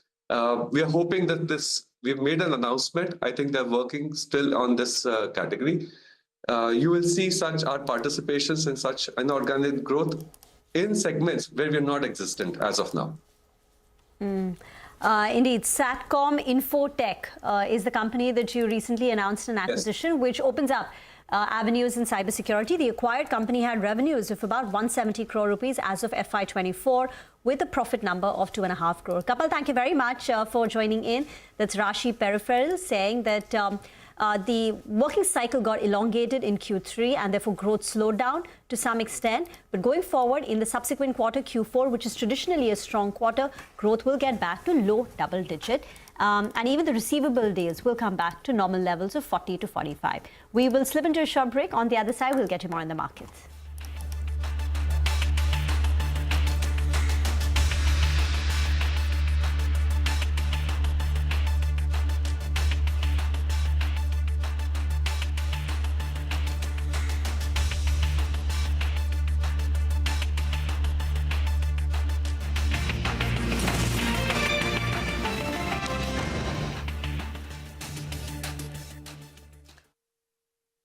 Only 8% returns for Nifty this year.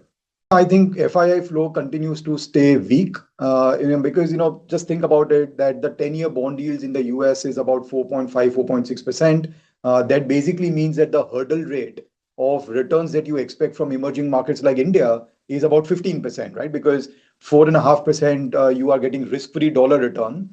Add to that another 4-5% rupee depreciation that is widely expected. So that takes you to 9% rupee return, risk-free. And then you would expect 500-600 basis points of equity premium because of you wanting to take equity risk and not a safer asset like a bond. So 15% return, arguably, as I'm highlighting, 15% for the markets as a whole is difficult to justify. For some stocks, yes, but for the market as a whole, difficult to justify. Then why should why should the FII flows be positive India? They will continue to look for US treasuries, US equities. We do think that developed markets this year will outperform emerging markets, including India. And on the point of FII ownership being too low, I get that all the time from investors as well. But I would say that, investors will go where there are returns. Just because their ownership has come down, that is no reason why they will add up. So you can, so FIIs can always first scale back on their ownership, and as and when India gets attractive, they can always scale it back up.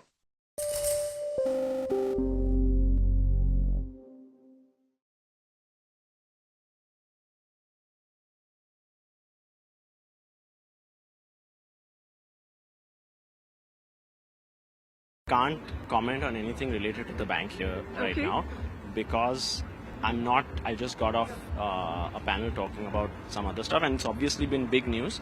So I'd rather process the news, understand what has been communicated, and then talk, please. All right. Could you if you could talk about the kind of work that the bank has been doing in the background these 10 months, to bring the technology up to speed to be able to satisfy, the RBI conditions? Again, same answer. I believe that the bank has done a lot over the last 10 months, but not in a position to really comment on it right now.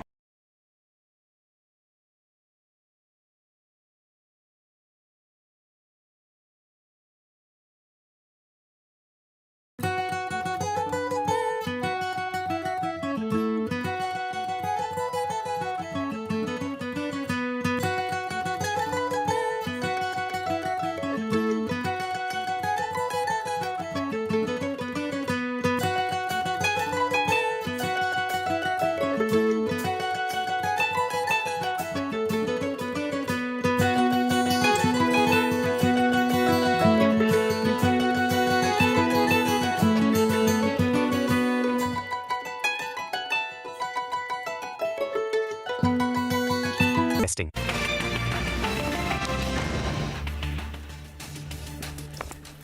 Welcome back to Midcap Radar. Well, the stock in focus, the company in focus is NBCC. The company came out with its results a couple of days ago, and the company just concluded its conference call. In the conference call, the company has tweaked the guidance as far as both the FY25 and FY26 is concerned. Now, coming to FY25, company earlier was looking at a top line in the range of 12.5 to 13,000 crore, which has now been slightly trimmed or moderated to 12 to 13,000 crore. EBITDA margins, the company was earlier anticipating in the range of 5.5 to 6%. Broadly, they have maintained the guidance. However, they do see a slight downside risk of close to 50 basis points. The consolidated order book of the company is very strong at 1 lakh crore, and the order inflow so far as FY25 is concerned is 16,000 crore, and the company has informed in the conference call that there is an additional 33,000 crores that they expect as far as order inflows for the rest of the year. Now, as far as FY26 is concerned, Rima, the top line guidance that they've given is actually very strong. Top line growth, they're expecting to grow above the historical average, almost 25 to 35%. EBITDA margins, they're seeing improving by 0.5 to 1%, and annual order inflows are seen almost by 25,000 crore the coming few years. So strong guidance as far as FY26 is concerned. And what's the current order inflows? I mean, just to put the 25,000 number in context. Current order inflow, FY25 expecting to end close to 20,000 crore. 60,000 currently, and another 3,000 is expected. So strong order inflow, and they're expecting it to sustain for the next 3 to 4 years. So it's strong guidance coming from NBC. And margin expansion too on a gradual, steady basis. But let's talk about IGL. So IGL told CNBC-TV18 that they're confident about achieving a 10 to 15% core business growth for the next 5 years. In conversation with Abhimanyu from the sidelines of the India Energy Week, the company's managing director, Mr. Kamal Kishore Chettiwal, talks about the growth projections of the industry and the company.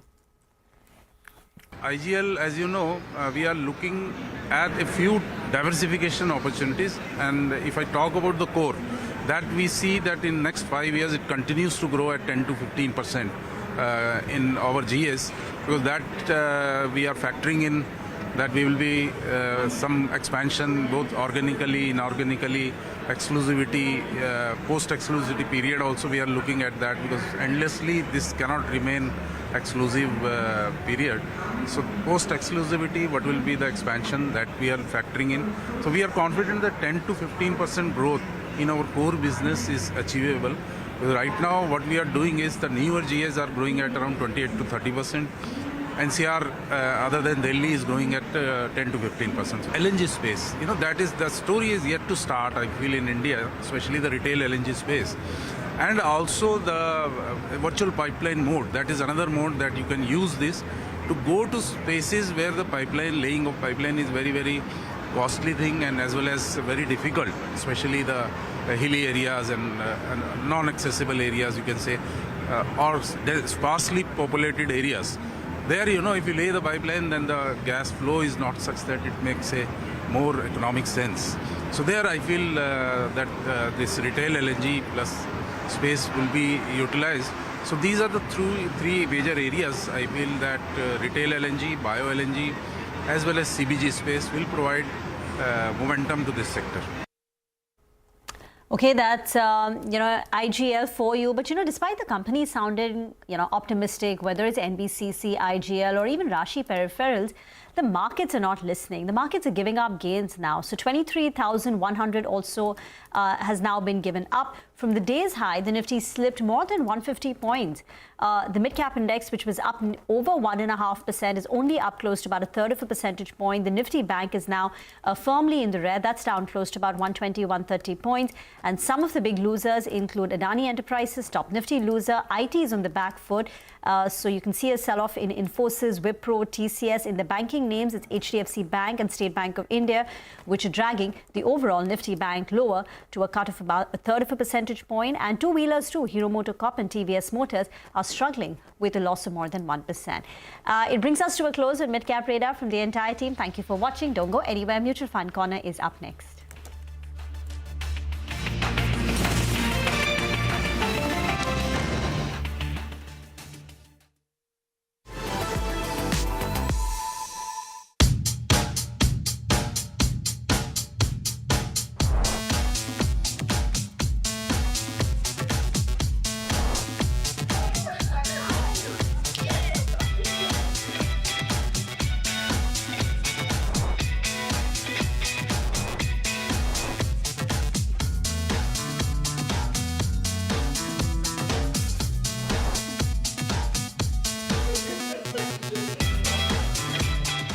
want you to recount the day that you walked into the State Bank of India at 22. End of the day, my face was filled with black streaks because, you know, while you're changing the carbon, it comes onto your fingers. My hands were aching. My head couldn't add 2 plus 2. First day was like one whirlwind. People don't work in the public sector. Total myth. In the last 4 years of my life at least, I never went to sleep before 1:30 in the night. I came back with 2 middle-sized suitcases and I had to clear all of those files. Yeah, exactly. Banks have the trust of the people. And the day they told me that somebody is coming to, you know, take your picture so that they can paint it, I deliberately put on a red sari. Giving up is very simple. It's a 30-second email you can put in order to resign.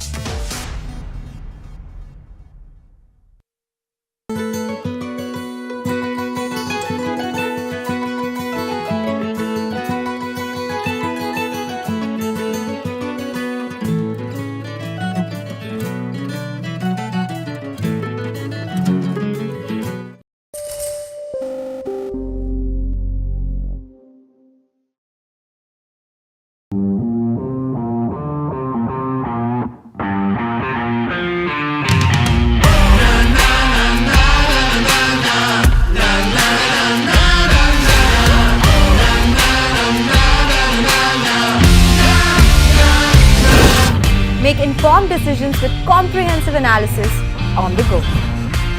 Strengthen your portfolio with real-time market updates on the go. Create effective strategies with insightful expert opinions on the go. Grow on the go with CNBC-TV18, now streaming live 24/7 on YouTube. How about listening to global market maestros before crafting your investment strategy? How about getting deep insights into their businesses from top Indian honchos before putting your money on the line? How about making every trading day profitable with strategies from the market masters, macro pundits and chart wizards? Only one show gives you a head start to your trading day.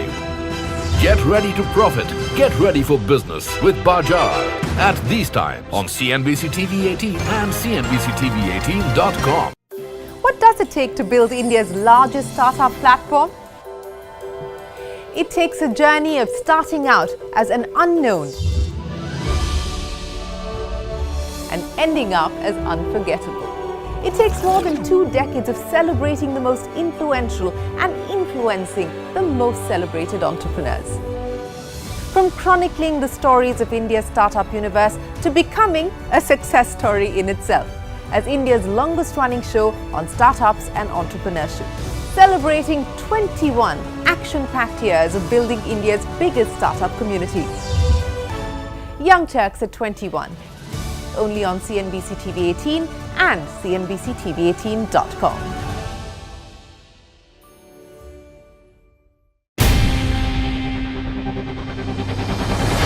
CNBC-TV18's most comprehensive and award-winning news show, India Business Hour, drops first on YouTube.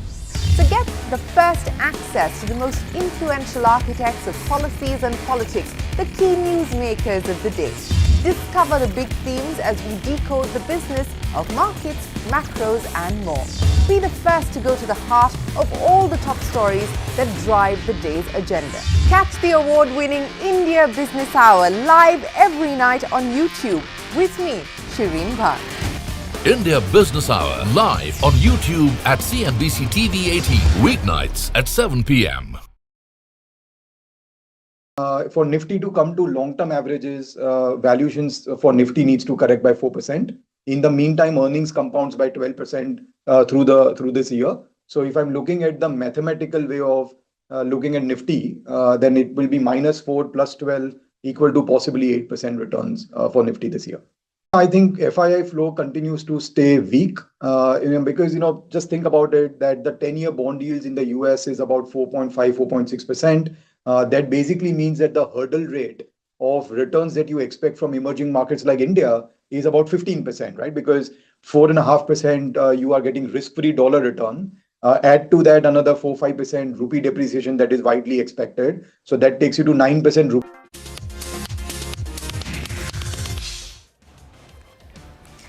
Hello, good afternoon and welcome to Mutual Fund Corner on CNBC-TV18. I'm Vinny Motiwala. Today what we're going to be doing is we're going to be decoding the AMFI data, the mutual fund data that came in yesterday. What were we seeing there? Because mutual funds saw a strong inflow in the month of January. Equity segment saw an inflow of for the 47th straight month, and that is at around 39,688 crore rupees. Previously versus on a month-on-month basis, in the month of December, it was at 41,156 crore rupees. Mid and small cap schemes also saw strong flows for the 6th straight month.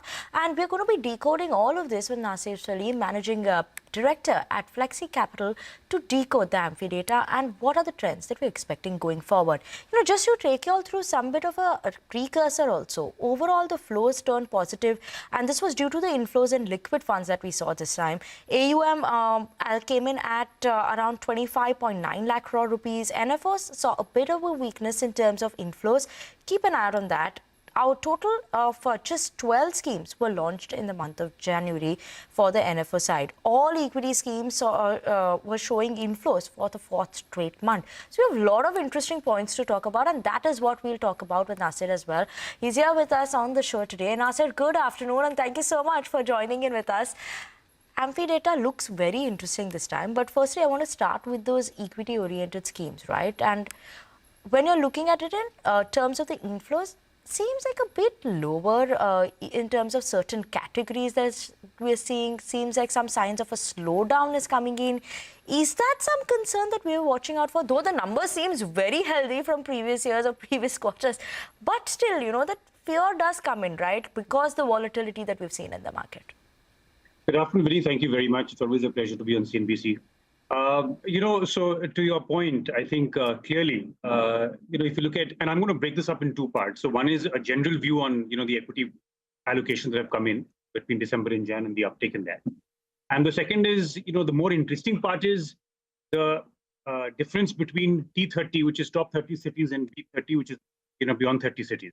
So to your first question, equity funds remain resilient, but showed signs of moderation, no doubt. And more importantly, what we've seen is small and mid-cap funds continue to attract strong investor interest, as we speak. However, sectoral and thematic funds, if I break within the equity funds, witnessed good amount of profit booking, and that's also available in the data, if you peel the onion there, suggesting a more cautious approach to those investments, Vinny. So that is one point that clearly we've seen. The other quick one is that, in the equity category, if you look at hybrid, those have gained traction. Now, those predominantly have gained traction because, they're lower risk and they're far more tax efficient as compared to pure debt funds, reflecting a shift towards a balanced portfolio strategy. Also, that is available. Meanwhile, passive investing remains steady as well. So that is broadly to tell you that there is a word of caution. The street view, of course, as we all know, is that the earnings have been a little mixed. And there is cautious, which is a word of caution that is coming in to ensure that you have a balanced approach, and which is evident in the data as well. Okay, good roundup that's coming from you, Nasir. But, I have a lot of points coming out from what you've just spoken about. Because that mid and small cap, normally when you see that jitter coming in, why are we still seeing so much interest for mid and small cap, right? Isn't it a bit of a concern? And given the volatility, do you think this trend may not continue then going forward in the next few months?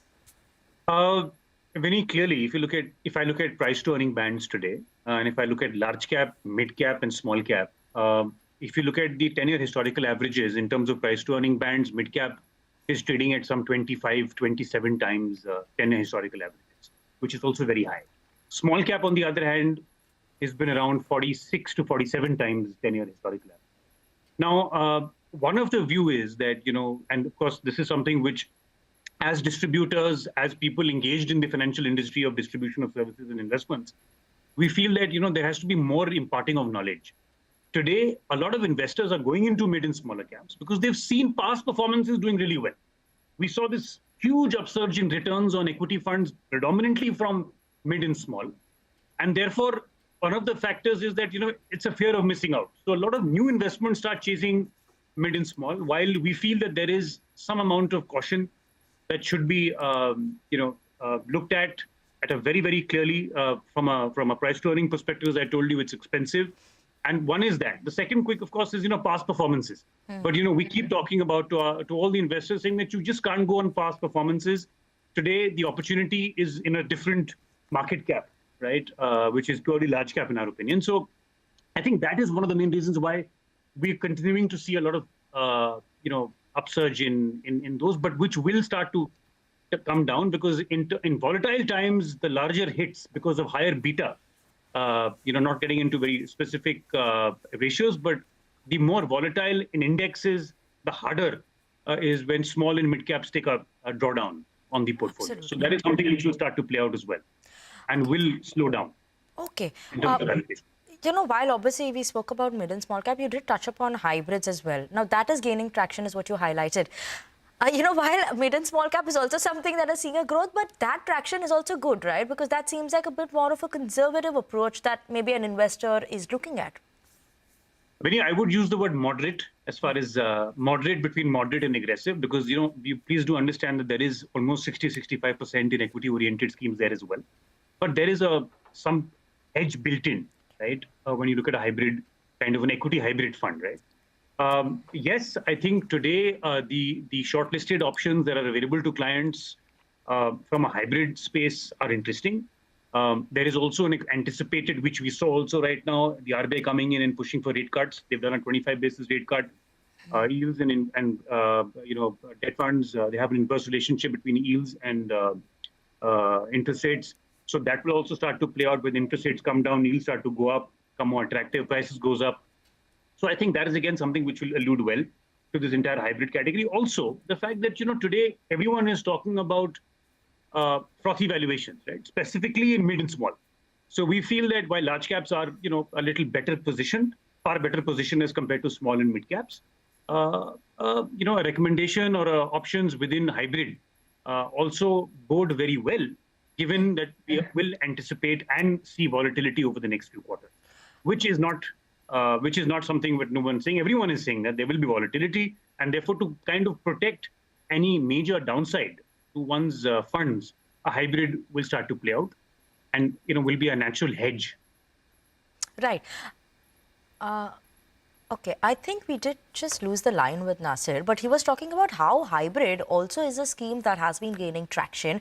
Investors are becoming more conservative toward their approach, just taking out through the numbers also. So hybrid scheme, they saw a net inflow of around 8,767 crores in January, which was up from around 4,369 crores. We do have Nasir back with us as well. And Nasir, you were talking about hybrids right now in terms of a move that is coming in. My follow-up on this one is for hybrids and from hybrids also. We spoke about the interest rate cuts and everything that's going around. In hybrids, what is the best option that an investor can look at right now as well? Like I was mentioning those numbers, that hybrid overall as a scheme has seen an uptick. In that also, balanced hybrid, aggressive hybrid funds or arbitrage funds, what is looking the best option? Very difficult to give you the best option available because it's subject to one's product suitability and risk profile. But broadly, if we look at hybrids, we look at a new category which is, which comes in the form of multi-assets. Now that has a mix of equity thrown in. It has a mix of commodities, like it has some gold in it. It also has debt. So it's a good combination. Today, we're also looking at some data to say that in any market scenario when it is marred with volatility and with some amount of price swings on the index, a multi-asset strategy works very favorably for investors in the portfolio. So, for example, something like a good multi-asset fund which has gold thrown in a bit, and we feel gold, for example, has seen again a huge significant surge in isolation, right? Pointing to increase in investor preference for safe haven assets. So that's again something which we feel multi-asset is a good category. The other one that we feel for conservative, since you use the word conservative, for moderate and aggressive will be multi-asset, kind of a hybrid strategy. For somebody who's conservative and conservative to moderate, you can look at something like an equity savings, which is also, it's bordering, it's an arbitrage with a mix of debt and equity, which gives you equity taxation as well. And those are again something which, come on erstwhile in the category of arbitrage plus. Now it's called equity savings. So that's again something which can be looked at. BAF, you said, which is balanced advantage funds, are again very, interesting for a moderate to a aggressive investor. So I think it's a good mixed bag between conservative, moderate, and aggressive product suitability. And that is something which clients and investors may consider. Right. Nasir, let's talk about the hot topic that was last year in 2024 was NFOs. Now seems like, people are seeing that, they have to judge where they are investing in it because it's sector specific. And that is why it seems like a bit of a sluggishness that we're seeing this time in terms of the numbers that have come in terms of NFO trends. Do you think that's the trend that will continue 2025 as well? And, is there something specific that an investor should be doing while looking at these NFO funds? Very, clearly, as far as NFOs are concerned, NFOs try to capture, and this is more AMC specific, right? So forget the investor right now. We're talking about more from an AMC perspective. I think their end objective is to make sure that every pie is available to their investors. So NFO as a strategy, by and large, is something which one should not be worried to say that, why are so many NFOs coming in? Yes, there is a trend that is coming in, emerging that, we saw only 12 new schemes in January, which was significantly lower than in December. In December, when we had 34, for example. In January, we have 12, right? But I think from an AMC perspective, when they're launching, they want to cover every aspect in the markets, and therefore they launch NFOs.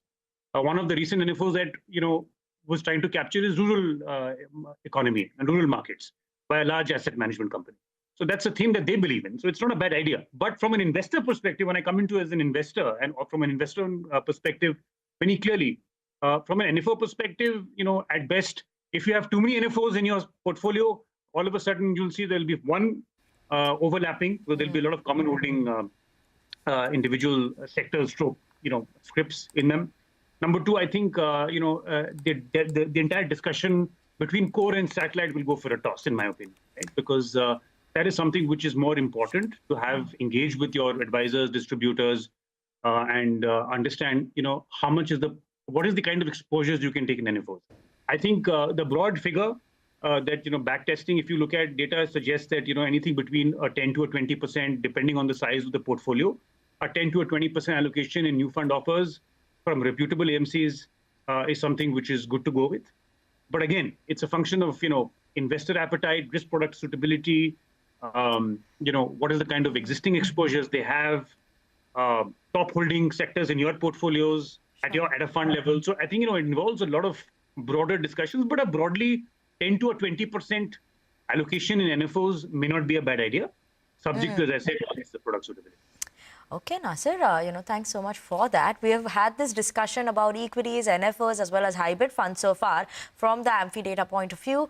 We're going to take a short break, and after the break, we'll talk about debt schemes. What have they been doing? Overall, the outlook coming in from smaller cities and towns. So don't go anywhere.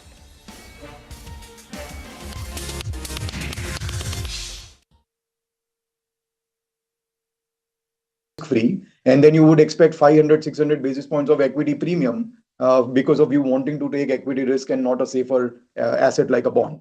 So 15% return, arguably, as I'm highlighting, 15% for the markets as a whole is difficult to justify. For some stocks, yes, but for the market as a whole, difficult to justify.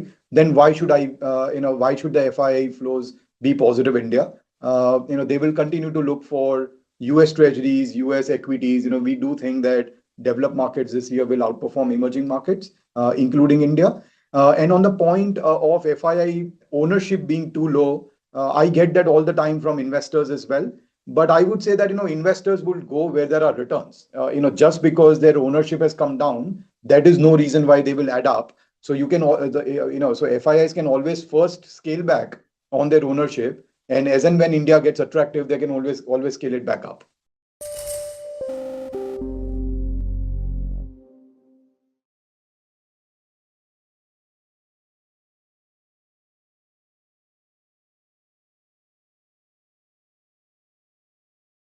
Can't comment on anything related to the bank here right now because I just got off a panel talking about some other stuff, and it's obviously been big news.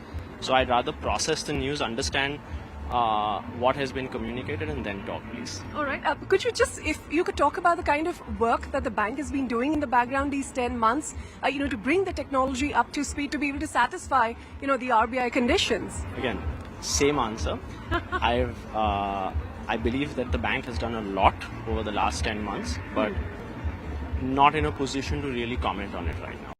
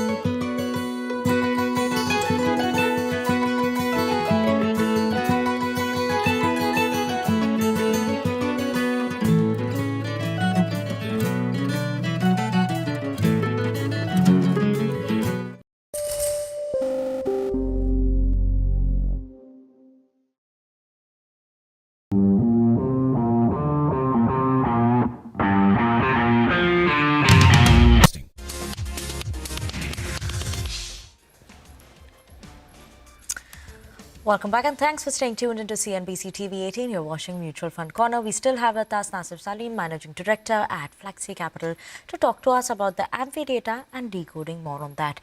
Nasir, let's move on and talk about debt schemes. With those interest rate cuts, I was just talking and having a conversation in terms of debt mutual funds and how they start becoming attractive, right? And this month, in the month of January, we have seen a rebound versus December month. Could you explain us, how this actually moves forward? And do you think that what we're seeing in terms of a net inflow this time is something, a sort of a rebound that is possibly and could continue because it becomes more attractive given the rate cut cycle? No, absolutely, Vinny. Great, interesting point and question there. I think clearly, before we get into why debt funds, we'll just explain in a few seconds and why they actually make sense today and why we will see this trend in continuing to increase over the next few quarters and months. See, if you look at the broader perspective, India's consumer price index inflation, which came out, decreased to 4.3% in January, as against 5.22% in December. That's a 5-month low, by the way, and the reason was because of food inflation, which came down to 6.02 in January, as against 8.39 in December. Vegetable prices came down, core inflation's also come down, excluding food and energy. So this downward trend, Vinny, broadly, in inflation enhances the likelihood of further monetary policy easing, as simple as that, by the Reserve Bank of India, which we also saw a few days back, to support economic growth, right? The Reserve Bank of India, to support economic growth, will look at easing of monetary policy. And when that happens, the policy easing will certainly get a lot of attraction in debt MFs as a category, which I told you in the beginning of the show as well, that they have inverse relationships, right? When rates come down, prices go up of bonds.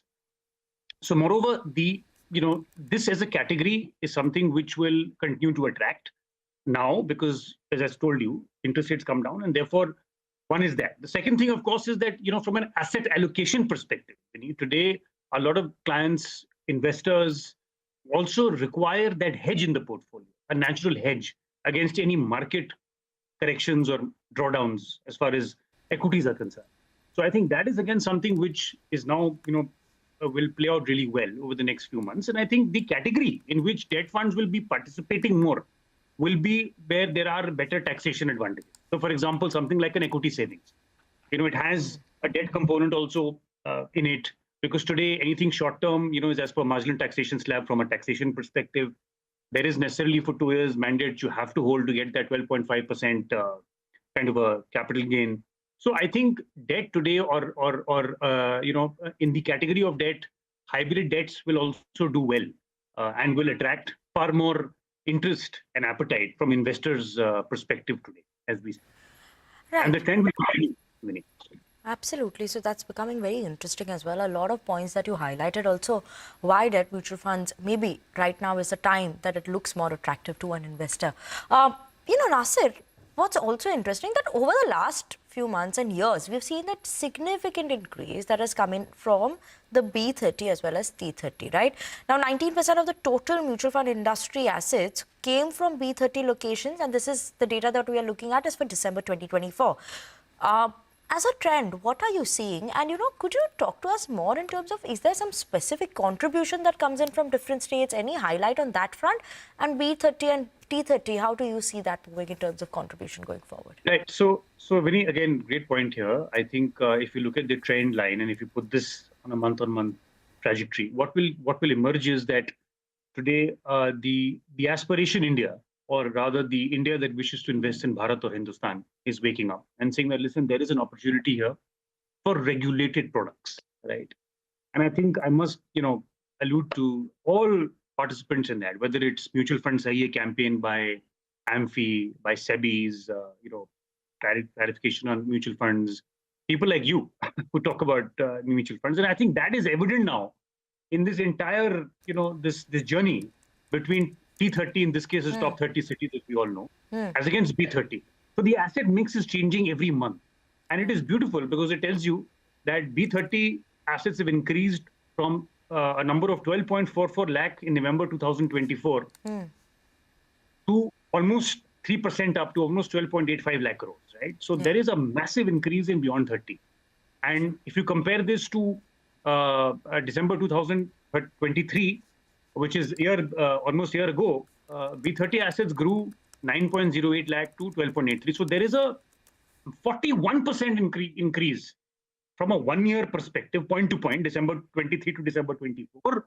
And every month there is a number of increase which is adding to that. Now, I think the other interesting piece on that is, Vinny, is that if you look at the composition or the breakup of the asset distribution, today in T30, we have, as of December data, which has been published by AMFI, 56.5 lakh crores is in the top 30, but 12.83 lakh crores in B30. So the gap is narrowing very fast. And more importantly, in B30, 86% of assets in equity schemes, which is in 2024, went up by 83% from 2023. But in T30, it is 55 as against 54 in November of 24. So there is a massive participation in B30 locations, which is showing a very strong number, particularly in equity-oriented schemes. Which geographies I will not be able to tell you because that is something which I'm yet to have to get to check an update on. But broadly, we are seeing a lot of tier 2, tier 3 participations coming in. Even we feel when we meet at various seminars, we realize that there is a massive opportunity in terms of smaller ticket sizes and larger volumes being played out by virtue of number of investors. Absolutely. Nasir, this is a very important point that we've picked out as well, and maybe we should discuss this separately sometime as well. But today, this was the last question. So thank you so much for joining in with us, helping us decode the AMFI data and the trends that you're expecting to see going forward as well. So thank you so much for that. And thank you so much, viewers, for tuning into Mutual Fund Corner on CNBC-TV18. It's a goodbye from myself as well as the team who put this show together. But up next, you have the last hour of trade and closing bell. We'll take you through that.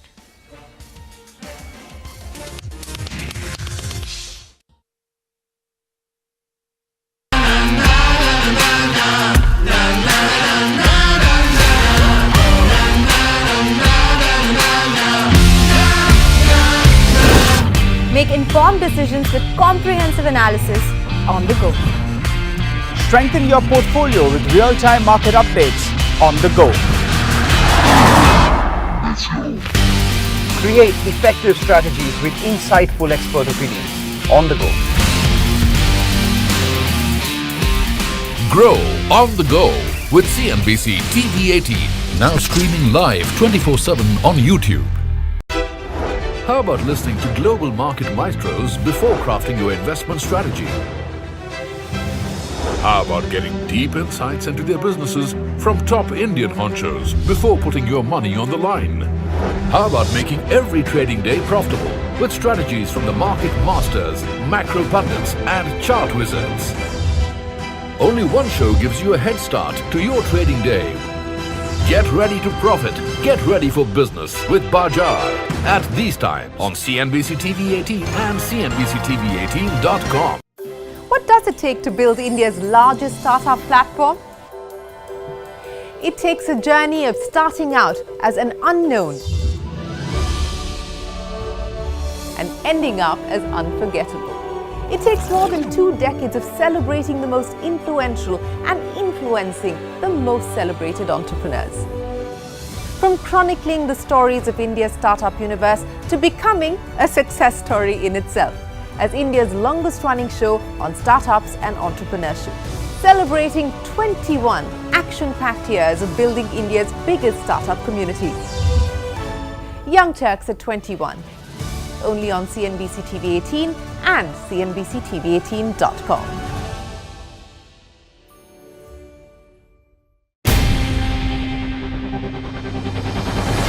CNBC-TV18's most comprehensive and award-winning news show, India Business Hour, drops first on YouTube. So get the first access to the most influential architects of policies and politics, the key newsmakers of the day. Discover the big themes as we decode the business of markets, macros and more. Be the first to go to the heart of all the top stories that drive the day's agenda. Catch the award-winning India Business Hour live every night on YouTube with me, Shireen Bhan. India Business Hour live on YouTube at CNBC-TV18 weeknights at 7 p.m.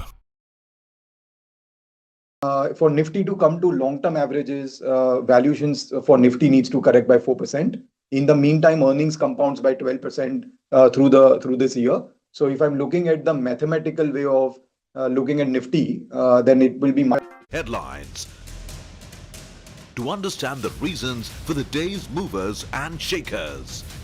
And get your portfolio ready for tomorrow. Beaming live from the CNBC-TV18 Motilal Oswal studio.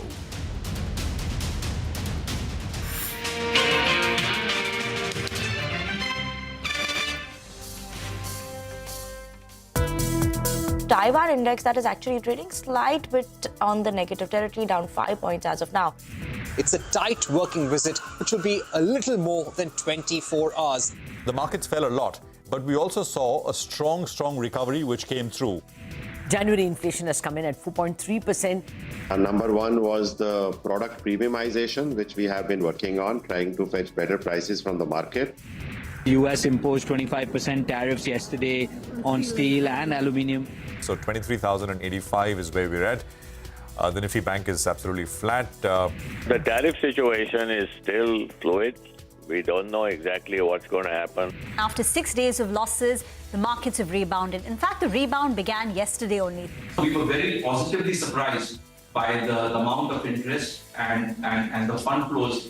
I think there'll be a lot of pressure, especially on the goods which are being exported from the US into India. For the Nifty, we were comfortably above 23,200. Compared to that, now we're down to 23,150.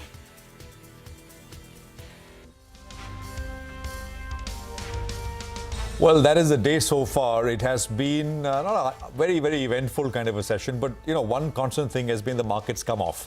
It was trading with gains, decent kind of gains in the morning. It was looking like there was finally that bounce we were talking about, but nothing very much on the Nifty at this point in time. This is Closing Bell, last hour coming up. I'm Prashant. With me, my colleague Rima. Rima, hi.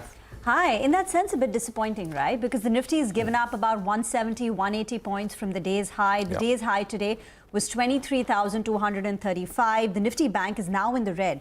At one point of time, just before 12 o'clock, the Nifty Bank was up 350 points, and now it's down 170 points. So even in the mid-cap and small-cap index is also now, in fact, in the red. These were indices up 1.5%, 2%. The advanced decline ratio, also the gap between the two was quite wide when we began the show, but now it's completely evened out. It's evened out, and it's almost like a holding pattern ahead of that meeting, right? Trump and Modi.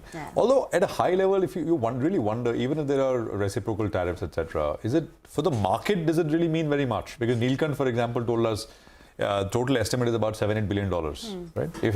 And it'll be lower than that. in the larger scheme of things, it's not very meaningful. And from a listed, then you got to go down and look at listed companies which are impacted, etc. So, but anyway, I mean, you got, I think that may be just also at the margin, 20% of the reason, not the majority of the reason. This is just been weakness all around because of other reasons, as Amish was telling us, of BOFA in the morning, or so many others who've been on the programs over the last few sessions. I just want to quickly put out the levels because that's all at this point we can do. So the initial hurdle is the 23,284 level for the Nifty 50, which is the 20-day moving average. I looked at where we got to. I think we fell short by about 35 points. Didn't quite get to the 20-day. And then, I mean, the selling has already appeared. Bank Nifty got to yesterday's high and then has sold off. Almost 10 points short of yesterday's high, and then it has sold off. For the Nifty Bank, the resistance is 49,955. So that's the Nifty Bank first resistance. Broader markets have also cooled off, as Reema was pointing out. And of course, that meeting tonight is going to be in focus. I don't know if you have that timeline, that graphic with the timeline of Prime Minister Modi and Trump's meeting. If we do, we'll put that up in a bit from now. The joint press conference is going to be at 4 o'clock in the morning, our time. There you go. Reema, that's the graphic we're talking about. I think 2:30 a.m., Prime Minister Modi meets President Trump. 2:35, we have a bilateral meeting which begins 3:40 in the morning, our time essentially. Joint press conference, I think, will be very, very closely watched. Both leaders at the podium. There'll be, I guess, opportunity for questions for the press present there. And of course, 4:10 is going to be Trump hosts state dinner for Prime Minister Modi. That's, of course, off press. So that's the schedule. So, I mean, that's all going to be tonight for us. And we'll wake up to this unless you plan to stay awake and track the proceedings, Reema. Well, it's going to be trade, energy, immigration, lots on the agenda between the bilateral talks between the two. And even from individual stock point of view, right? Say for a Bharti, will Starlink, make its way into the conversation, for instance, or a Tesla factory for, automobile companies. So there's lots which will be of interest from a stock market point of view. So back home, a quick word on how the large caps are faring right now. The Nifty and the Sensex, by the way, are now in the red. Just dipped into the red as we speak and begin the show. Adani Enterprises top loser, down 4.5%. Hero MotoCorp, TVS Motors have cracked 1.5%. IT. Sectorally, IT is one of the worst performing indices. Infosys, TCS, Wipro all struggling. And in the large cap banking space, it's State Bank of India, HDFC Bank, ICICI Bank. These are the stocks where, all the morning gains have been given up and the stocks are under pressure. So how should you position yourself in the last hour of trade? Mitesh is now with us for a few closing strategies. Mitesh, would you be disappointed considering that we've had 6 days of weakness on the trot? It looked like we were a bit oversold. We were due for a bounce, but that bounce is not sustained. Good afternoon, Reema. Disappointment would be an understatement. I think today I thought there's some kind of strong reversal happening.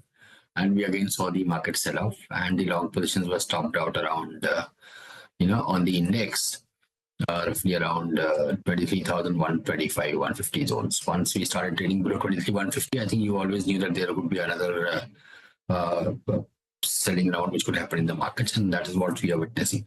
But I think, we've had one good thing, that was the bounce back from 22,800. So maybe we'll go and retest that. That still remains the key pivot area. And on the upside, I was hoping for a closing about 23,150, even if we came off slightly from the highs. If that doesn't happen, then I think, we're back to this 23,150 or 22,800 kind of a range. And therefore, we trade with more of stocks for specific buyers. I have Bajaj Finserv as a stock on the buy call, buy side trade. Keep a stop at about 1813. Look for a target of around 1900, and Coforge is on the negative side or sell side, which I would recommend selling with a stop about 79.60 and a target of around 7600 currently. SBI Cards, any view, Mitesh? Very, very positive bias over there. SBI Cards, something which I believe has turned the corner on the long-term charts as well. So while, we had a trading call today with a target of 885, my bigger target over here for the stock is one about 915, 920 to about 935, which were the highs which the stock made in May of 23, and then before that in July of 22. And I suspect we can eventually even cross that and head towards, levels of 1025. So very positive on the medium to long-term charts. In fact, every declines, I would want to be buyer over here. Bajaj Finance, is the jury still out of that 3-4 year breakout, or it's happened? No, I think it's happened, Prashant. I believe that, that's another stock which is heading towards, and, Bajaj, Kotak, SBI Cards, all these stocks which haven't done well in the last 3-4 years are now showing signs of extreme, positive indicator setup on the long-term chart. So Bajaj Finance to me is a very, very strong chart on the long-term basis. Though after, in the last 2 months, it's rallied from 6,800 to about 8,500. So you might see a few weeks of consolidation. But barring that, I think the stock, I would, now believe that it will be very difficult for the stock to break below 7,900, 7,950 zones again. So anything close to about 8,100, 8,050, I think is my buying zone. And I would slowly accumulate into this one. Okay, let's talk about SBI Cards in greater detail. The stock, by the way, has had a good run this year. Since the beginning of this year, the stock is up 30% and it's a fresh 52-week high on the stock. And what's added to the strength today is the Macquarie upgrade. Abhishek is here with the details. Well, Rima, in a couple of months, over the last few months, there are many upgrades that have come in for SBI Card, or over the last few weeks, to be more precise. So, Macquarie is another brokerage which has upgraded SBI Card.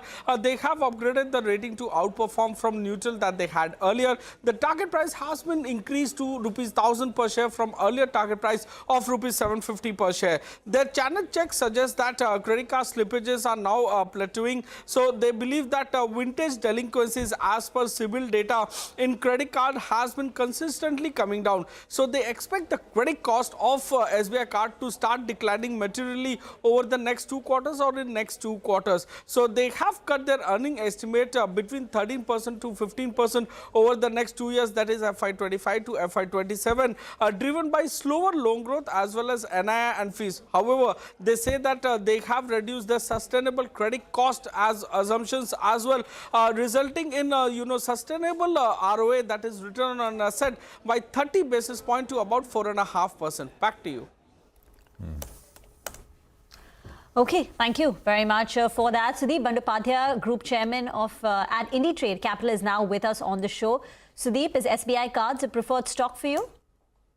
I think SBI Cards have turned the corner quite some time back. Last couple of months, it has been continuously going up, and the upgrades have started coming now. Very clearly, the slippages have kind of plateaued, and because of that, I think the credit cost is coming down.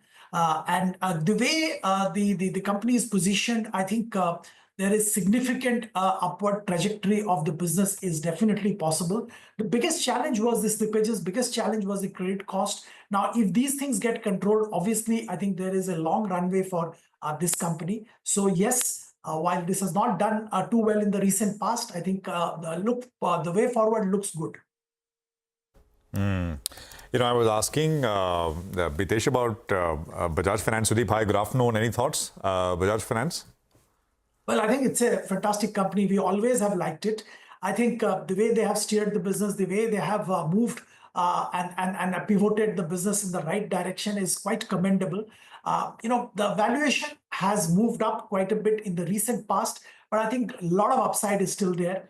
And remember, the credit cycle is changing. Interest rates are coming down. So for efficiently managed finance companies will benefit in this phase when interest rate starts coming down. So I'm absolutely sure Bajaj Finance will continue to perform and outperform its peer group.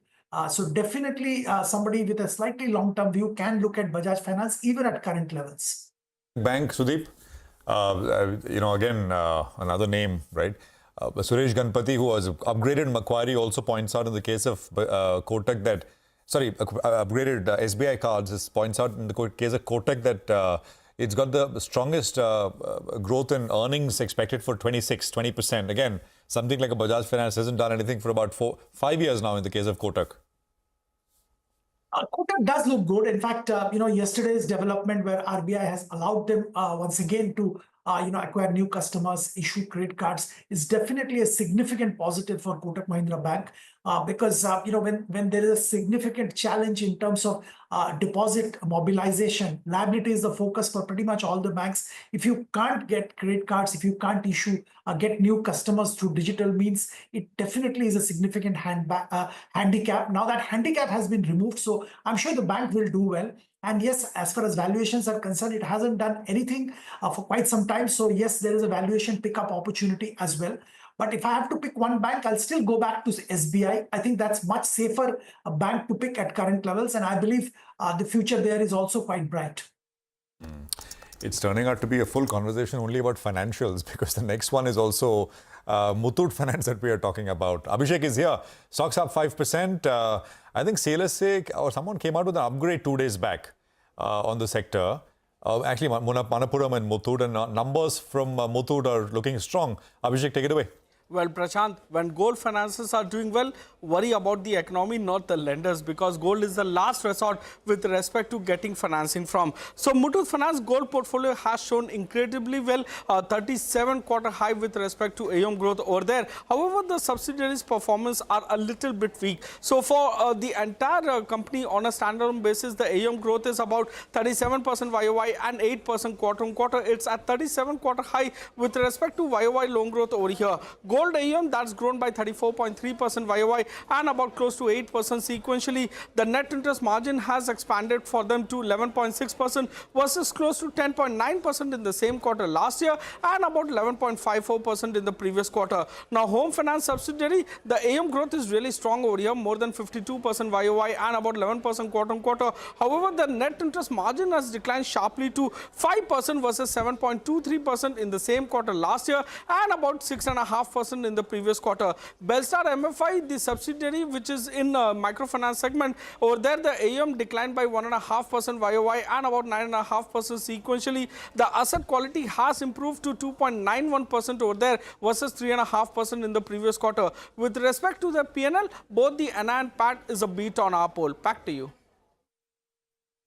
We build a lot of operational efficiency into these branch network that we have, because it's a significant branch network, over 7,000 branches. So we have always ensured that the per branch productivity is increased. And this time we are at a record 19.15 crores of gold loan AUM per branch, which was about 14 crores. So we added almost 5 crores of productivity in this last 9 months itself. So this is a huge operational efficiency that we are building up. On the cost of funds, yes, currently we are about approximately about 9%.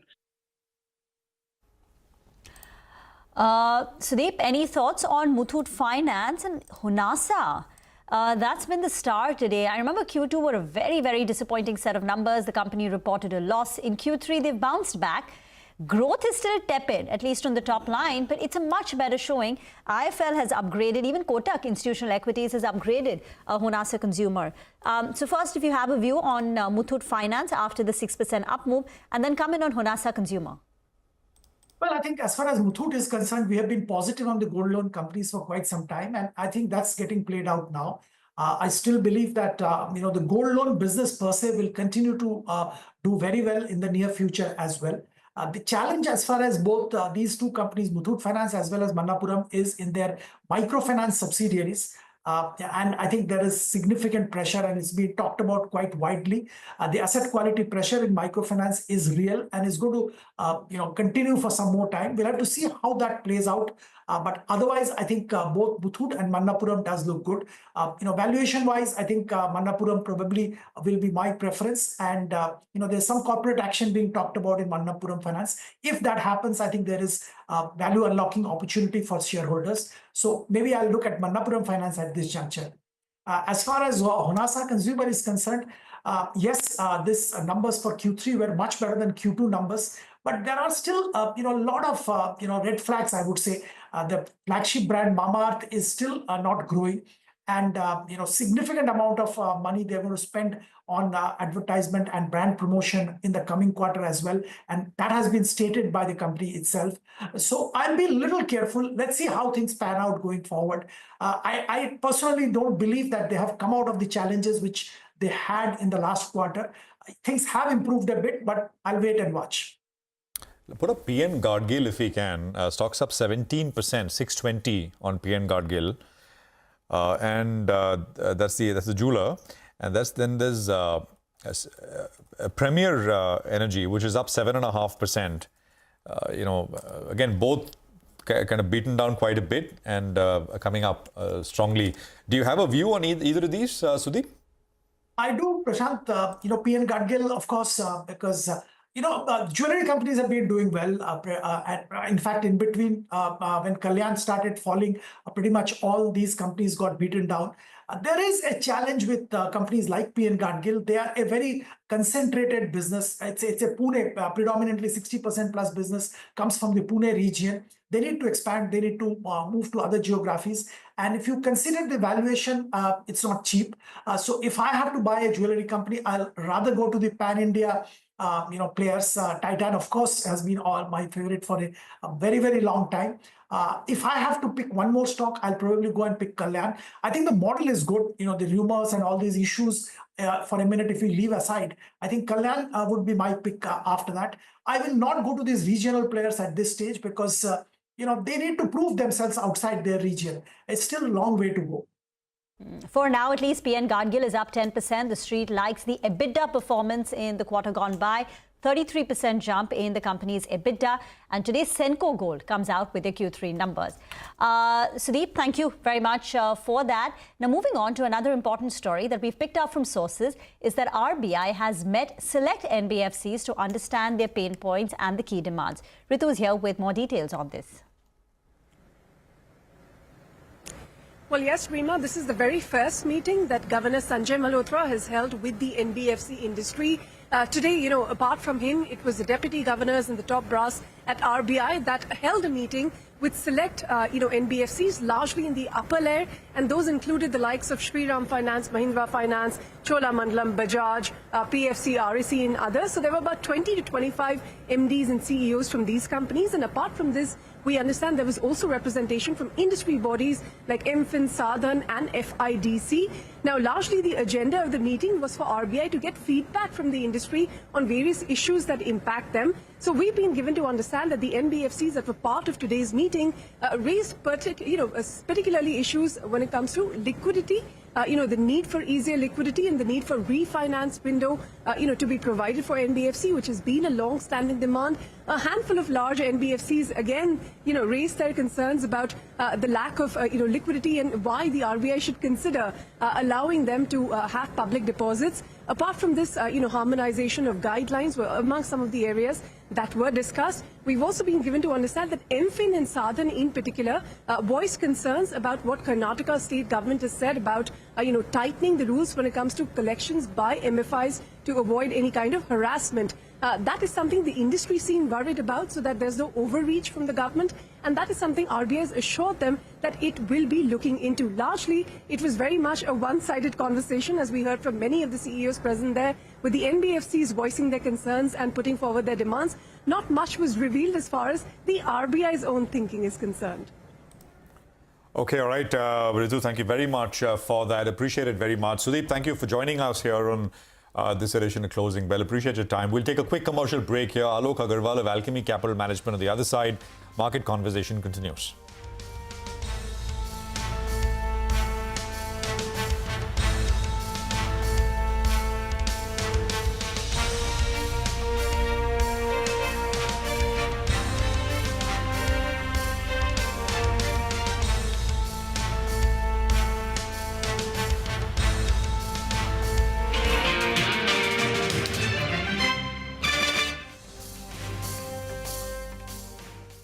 Equal to possibly 8% returns for Nifty this year. I think FII flow continues to stay weak because, just think about it, that the 10-year bond yields in the US is about 4.5, 4.6%.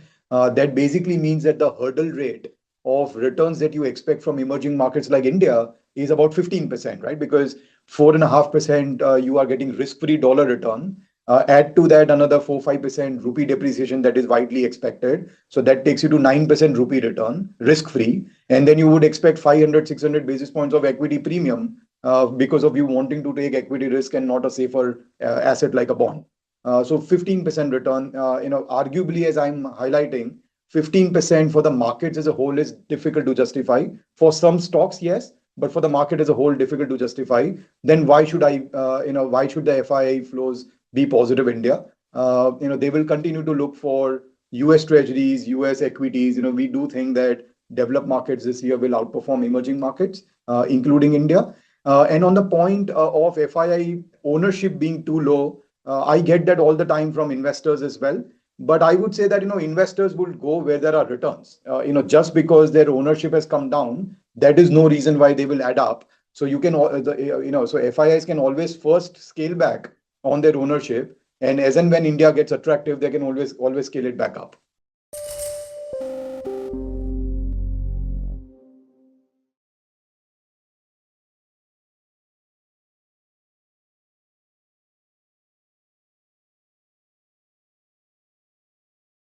Can't comment on anything related to the bank here right now because I just got off a panel talking about some other stuff, and it's obviously been big news. So I'd rather process the news, understand what has been communicated, and then talk, please. All right. Could you just, if you could talk about the kind of work that the bank has been doing in the background these 10 months, to bring the technology up to speed to be able to satisfy, the RBI conditions? Again, same answer. I believe that the bank has done a lot over the last 10 months, but not in a position to really comment on it right now.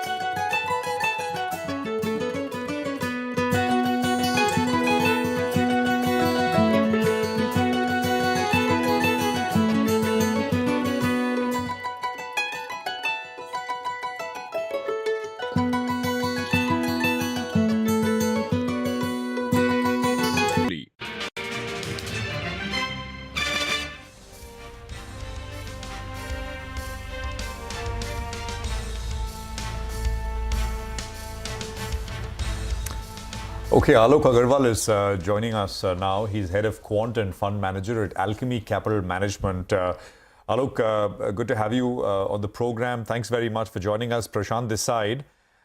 Alok, talk to us and our viewers a little bit about, what you do at Alchemy. A little bit of sort of intro, if you don't mind. On the quant side, what kind of work do you guys do? And, it will be helpful. And then we can launch into your views. Absolutely, Prashant. Quant is one term which has many interpretations in our markets. In the simplest way, the way I put it is, when you have a rule-based investing, when the outcomes of the rules decide what goes in and goes out of the portfolio, that's a quant strategy. It could be as simple as just a single line rule, or it could be a complex set of rules having multiple factors and adapting to the market cycles that we do. So that can be a big range. But as long as it's objective and rules driven, it's a quant strategy because mathematical outputs decide what is to be done. It has nothing to do with the short-term trades and a lot of high-frequency trades. A lot of misinterpretation happens around that. That's not what we do.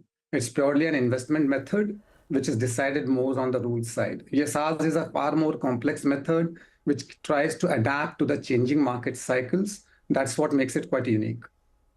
In a simple way, can you simplify, just to give us a sense, what kind of rules do you have? I mean, let's put this way, Prashant, ultimately investment decisions boil down to objective decision making and some subjective data analysis. Objective data revolves around the quality of earnings, the growth of earnings, the balance sheet strength, and some historical numbers. Apart from that, some of the estimates as well, as long as what kind of growth rates are expected in those sectors and companies. So a complex set of rules interacting with each one of them is the set of mathematical rules. But as they say, I often use this example of a coffee machine. A coffee machine can produce, same coffee day in, day out, but it cannot taste or smell its own coffee. there are certain aspects of investment decisions, the subjective data. You need some involvement of human beings into that because mathematics cannot solve it. That's what we believe, that some element of quality ratings on the companies and sectoral sides that needs a human touch. With that, the combination of this complex set of rules and but these rules are, sorry, just to go on one question more and then we'll get into markets and your view. This is all earnings related, right? It's not momentum, price action. The rules are not based on breakouts, etc. This is quality of earnings, etc. What you're talking about, right? Each one of them is equally important. So quality of earnings is important. So ultimately, the test of the funds comes in terms of returns as well. So the price movement factors also play a role, but they only play a role. They do not dominate the whole decision making. Okay, so Alok, let's make it simpler for our viewers then. What is the output that your fund has generated, taking into account the inputs that you are feeding into it qualitatively? So what's the investment advice that your funds, your models are throwing up for the near term and even for the medium term? So let me put it this way. Broadly, there are three set of factors that we look at. It's quality set of factors, the growth set of factors, and the price action set of factors. Once you evaluate a company in all these three factors, which factor is more important and what will be the weightage of that factor is decided by the kind of strength area that the market is in. A stronger market is almost like slog overs in a cricket match, wherein you need to hit those runs. And that's where the price-driven actions play a far more important role. But markets like the current ones, where there is far more nervousness, far more corrections, and the market's not too receptive of very, very strong movements. And that's where the qualitative side of earnings and balance sheet strengths, they start having a much larger role to play in the investment decision. So we are currently more on the slightly weaker territory of the markets, trying to bounce back, but still not in a strong mode currently. So you anticipate more weakness and therefore are you taking cash calls or are there opportunities where there is relative safety? How are you positioning your portfolio and the advice for your clients? What's the advice to your clients? The advice to the clients is that, these kind of times are the times to actually go ahead and increase allocations to equities. There are certain strange data points. This is the fifth straight month of fall in Nifty 50 as well as Nifty 500. This is the first time it has happened since November 1996. It did not happen during dot-com bubble burst. It did not happen during 2008 crisis. It did not happen during COVID. So yes, the markets were heated up a bit. There was a slowdown in both corporate earnings as well as on the economy side. But sometimes from one end of irrationality, we tend to move towards the other end. Some of those negativities, some of those negative points are possibly little more than the price action is already factoring in. So there's a very big chance of a bounce back happening from here on. But the distance from thereafter will be decided by the ongoing growth in the economy as well as on the corporate earnings, both of which at least there are early signs of bounce back seen in both the economy as well as the corporate earnings. So which means translates into what? I mean, quantifying it into the index, bounce back from around these levels, a meaningful bounce to take us where? I mean, rough. So it looks like the major part of the price correction is possibly done with. There are a lot of signs of capitulation also over the last few days. And that the proactive nature of the regulator, especially on the monetary side, that's the RBI, over the last 2 weeks, the way they have been proactively intervening and giving signals to the market is they are ready, they are doing everything that's required to take care of liquidity and the growth sides. And that's actually quite positive. To come out with nearly 1.5 trillion rupees of liquidity answer to that little over 3 trillion rupees of negative liquidity just ahead of budget, then cutting rates, then increasing the OMOs and VRR auctions. These are very, very strong statements to make without those announcements, but very, very strong steps coming forward. At a time when the fiscal consolidation is happening at the country level, ensuring that the balance sheet at the macro level is quite good and quite shock-proof in an environment in the world where a lot of news keeps coming. So give us a few ideas where we should see this maximum bounce playing out, the majority of this bounce playing out. Where should one look for? So, Prashant, if we look carefully, India was running primarily on the capex-driven growth in the last few years. If you look at the budget side as well, from FY16 to 20, a 7.5% annual growth translated to next 4 years annual growth of 30%. But from FY24-26 is just 8.5% growth. That shift from a capex-driven number to primarily a discretionary spending kind of number is quite visible. So the areas like consumption, especially on the discretionary side, are the ones that are leading the growth and having a far more visibility of a much more higher growth for a longer period of time. Just a quick, short answer here, Alok. You're saying you're advising your clients to increase allocation to Indian equities at the current juncture. Go all in right now. This is as low as it gets for the near term, or just over the medium term to now deploy money. How would you structure it? Let me put it this way. We are not somebody who would time the market or say that this is the bottom or the peak. We know this much that, what are the odds that the economy is likely to grow at 10-12% odd and the corporate earnings likely to rebound from single-digit numbers that we saw in the last 2 quarters. This quarter itself is a double-digit earnings growth number that's come for the first time in this financial year. We saw the growth numbers in the GST for 4 straight months was a single-digit growth. For January month has been a 12.4% growth, highest in this financial year. So, there are signs of bounce back in the economy and the corporate earnings growth at a time when the price correction is possibly a little more than warranted. That's a good combination to have when you want to increase allocation to equities. Further beyond that, what should be the exact asset allocation? And that's where the investments need to be. That's what the advisors do. From our side, we are saying that these are the great opportunities to add up to the equity side. Good conversation, Alok, and look forward to the next one. Thank you very much for joining us here on CNBC-TV18, and we'll spend all of our time next time talking about your views now that we have a fair sense of how you go about running the fund and running your portfolio. Thank you. Well, we'll get you some good news now, actually good news for us and good news for you. The numbers are out. CNBC-TV18's dominance continues as it knocks out the competition on the day of the Union Budget. India's watched Budget 2025 with CNBC-TV18. We are the clear number one with 91.9% viewership during FM's speech. In fact, India chose CNBC-TV18 as its budget destination overall, 88.4% viewership if you take the entire day, that is budget day. Thank you, viewers, for your consistent patronage, trust, and continued support.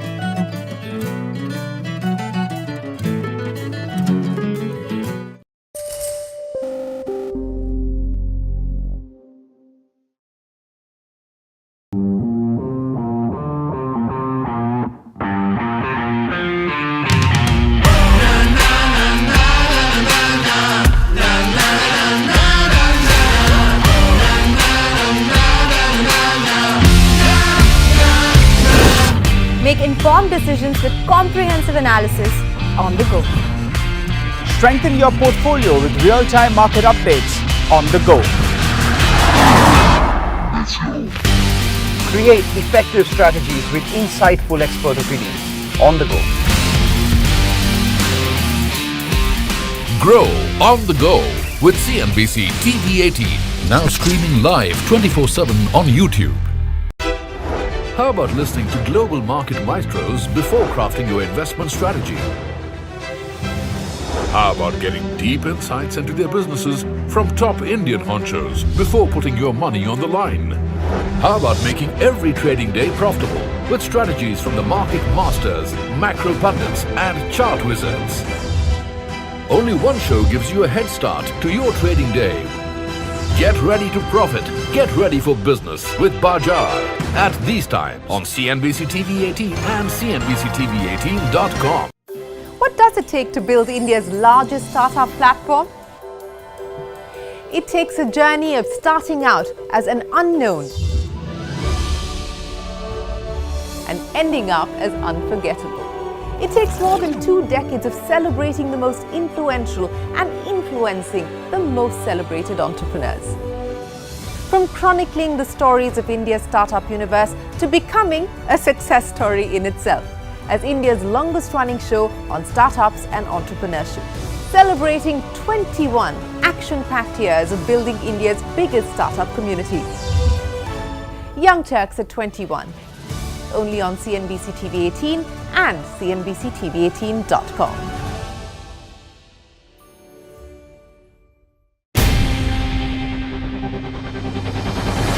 CNBC-TV18's most comprehensive and award-winning news show, India Business Hour, drops first on YouTube. So get the first access to the most influential architects of policies and politics, the key newsmakers of the day. Discover the big themes as we decode the business of markets, macros and more. Be the first to go to the heart of all the top stories that drive the day's agenda. Catch the award-winning India Business Hour live every night on YouTube.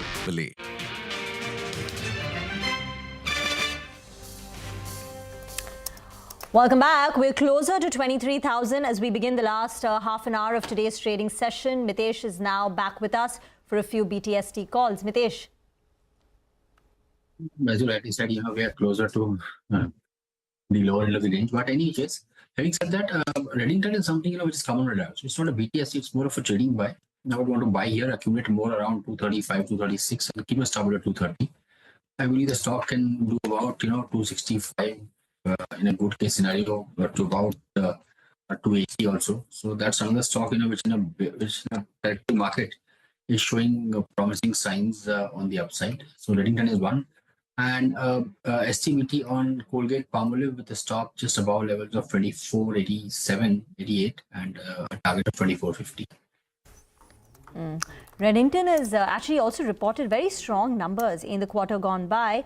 Their cloud business was up close to about 42%, and overall revenue growth was much higher than what they've done in the past, and that's pushed up the stock. Thank you, Mitesh, for that. It's over to Vinny now. Natco Pharma is the accident of the day, now locked in a lower circuit of about 20%. Vinny, the negative word is Revlimid. That's what's hurting.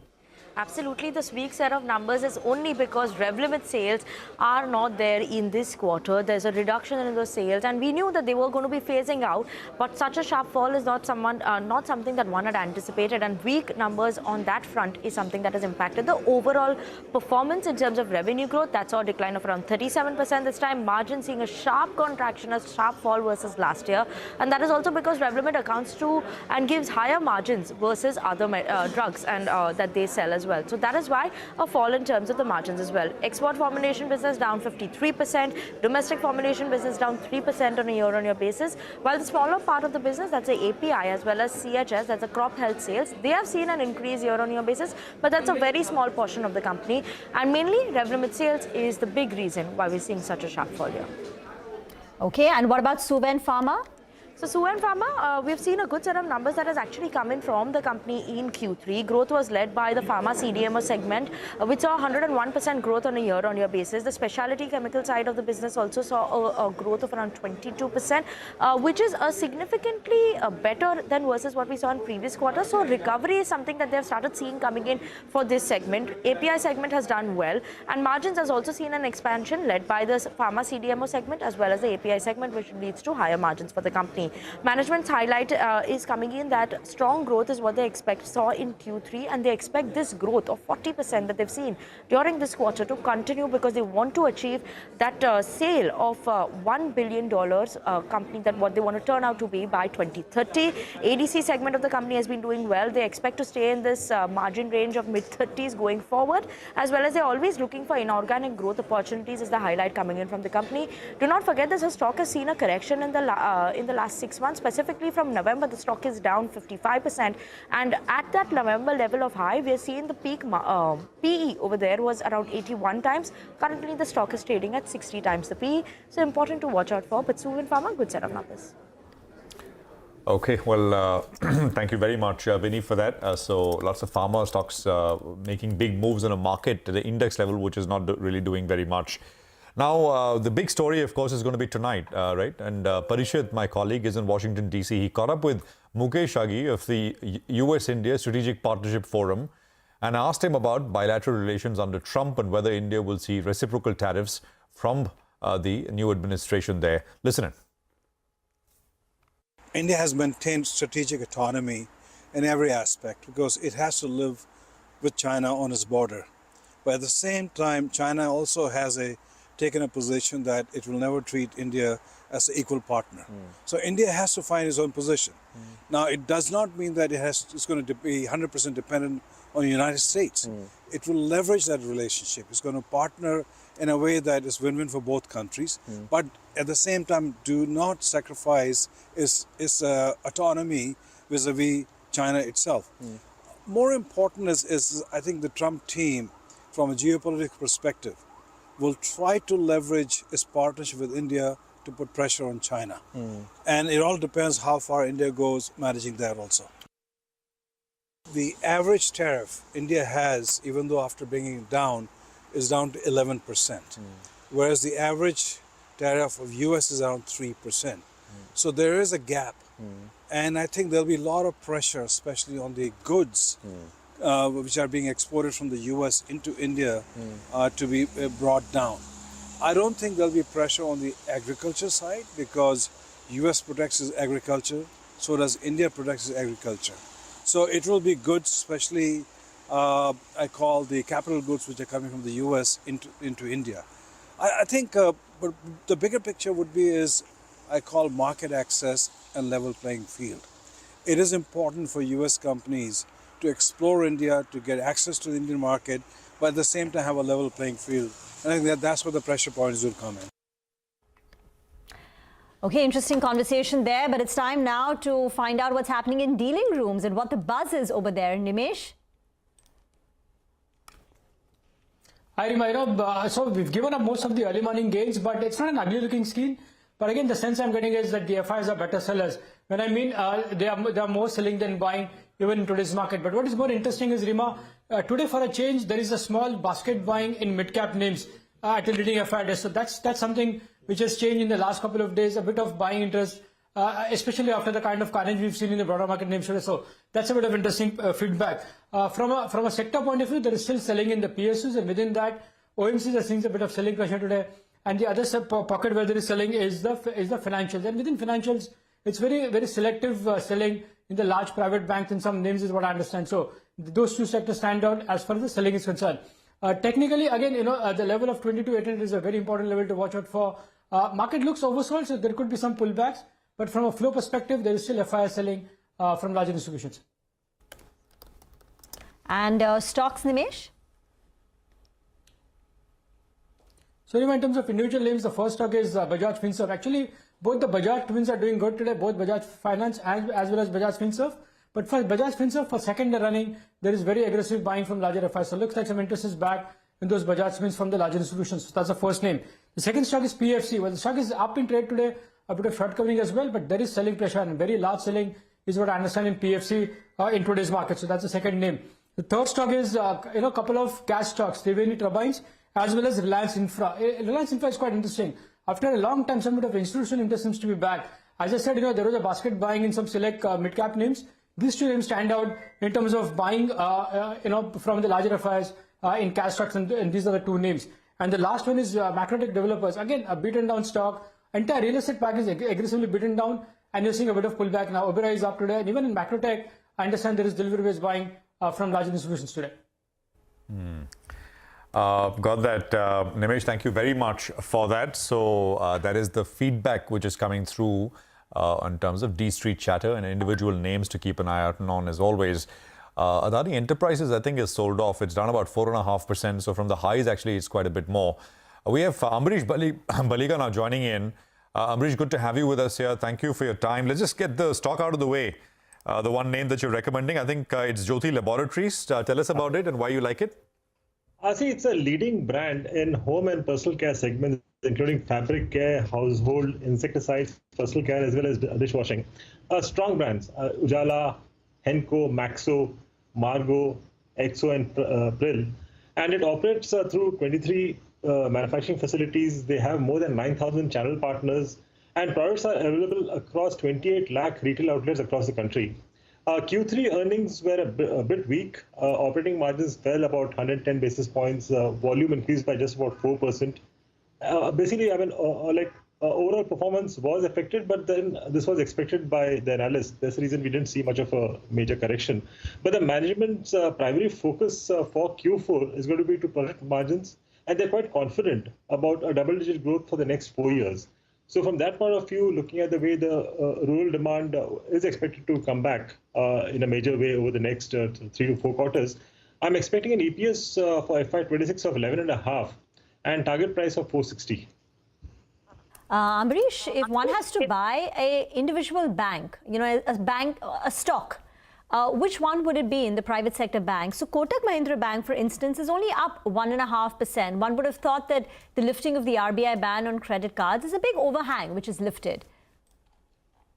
Yeah, that's true. But then, see, I mean, we have not seen performance from Kotak for quite a while. I mean, even before the ban, we had not really seen any performance from Kotak, at least a year before that.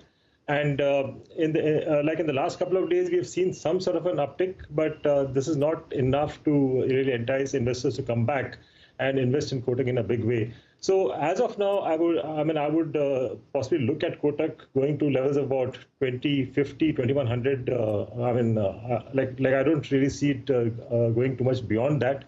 So from a big perspective in the private sector bank, I would possibly go with the fallen angels, if I can call that, possibly something like an IndusInd, which I had recommended last week, and something like a RBL Bank, which is slowly putting things in place so that the future quarters, at least we should see better numbers. Okay, thank you very much for that. Do stay on. Ambrish, we just need to slip into a very short break. Before that, here is a quick programming note for all our viewers. CNBC-TV18 and HSBC India are back with Season 2 of the SME Champion Awards.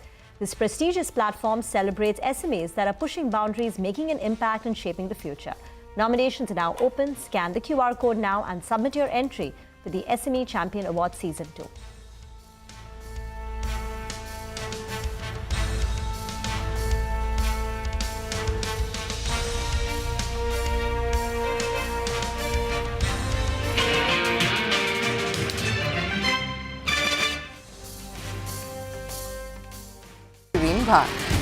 India Business Hour live on YouTube at CNBC-TV18 weeknights at 7 p.m.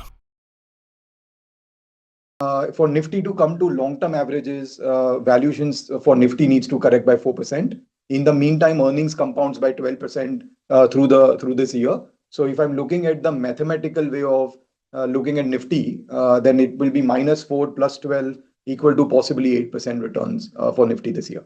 I think FII flow continues to stay weak because, just think about it, that the 10-year bond yields in the US is about 4.5, 4.6%. That basically means that the hurdle rate of returns that you expect from emerging markets like India is about 15%, right? Because 4.5% you are getting risk-free dollar return. Add to that another 4-5% rupee depreciation that is widely expected. So that takes you to 9% rupee return, risk-free. And then you would expect 500-600 basis points of equity premium because of you wanting to take equity risk and not a safer asset like a bond. So 15% return, arguably, as I'm highlighting, 15% for the markets as a whole is difficult to justify. For some stocks, yes, but for the market as a whole, difficult to justify. Then why should why should the FII flows be positive India? They will continue to look for US treasuries, US equities. We do think that developed markets this year will outperform emerging markets, including India. And on the point of FII ownership being too low, I get that all the time from investors as well. But I would say that, investors will go where there are returns. Just because their ownership has come down, that is no reason why they will add up. So you can, so FIIs can always first scale back on their ownership, and as and when India gets attractive, they can always scale it back up.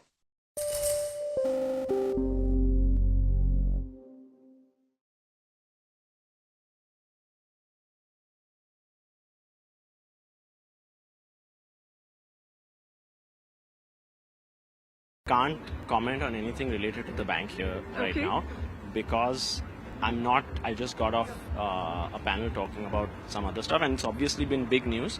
So I'd rather process the news, understand what has been communicated, and then talk, please. All right. Could you just, if you could talk about the kind of work that the bank has been doing in the background these 10 months, to bring the technology up to speed to be able to satisfy, the RBI conditions? Again, same answer.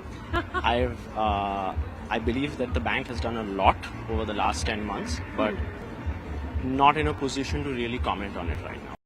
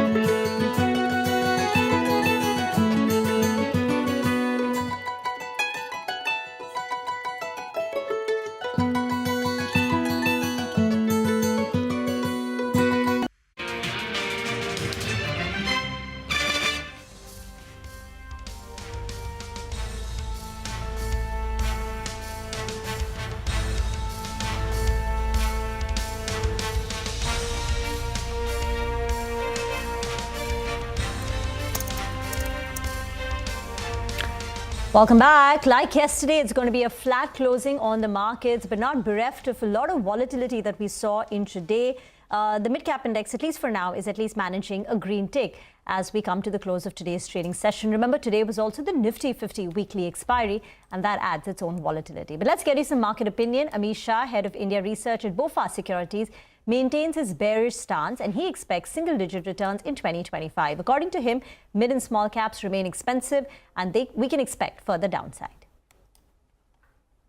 I think this is a year where Nifty is likely to deliver only a single-digit return, which is more like making a fixed income kind of returns with equity risk, which is not something that we are getting excited about.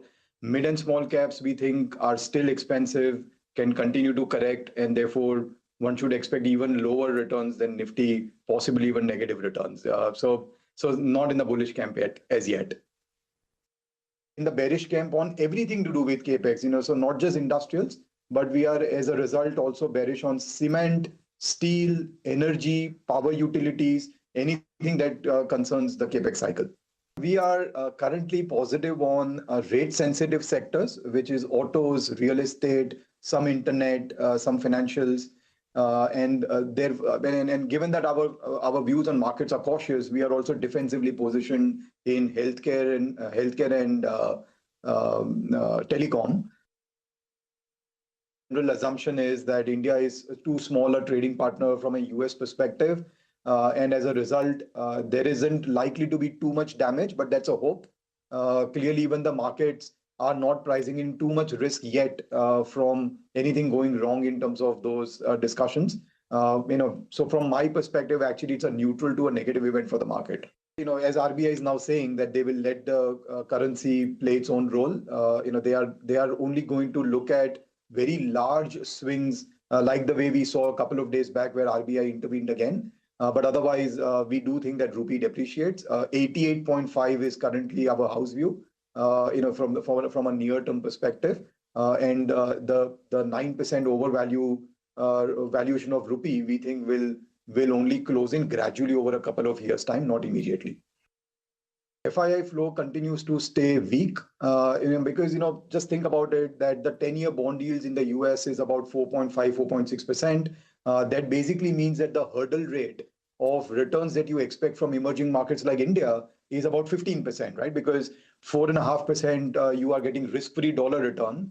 Add to that another 4-5% rupee depreciation that is widely expected. So that takes you to 9% rupee return, risk-free. And then you would expect 500-600 basis points of equity premium because of you wanting to take equity risk and not a safer asset like a bond.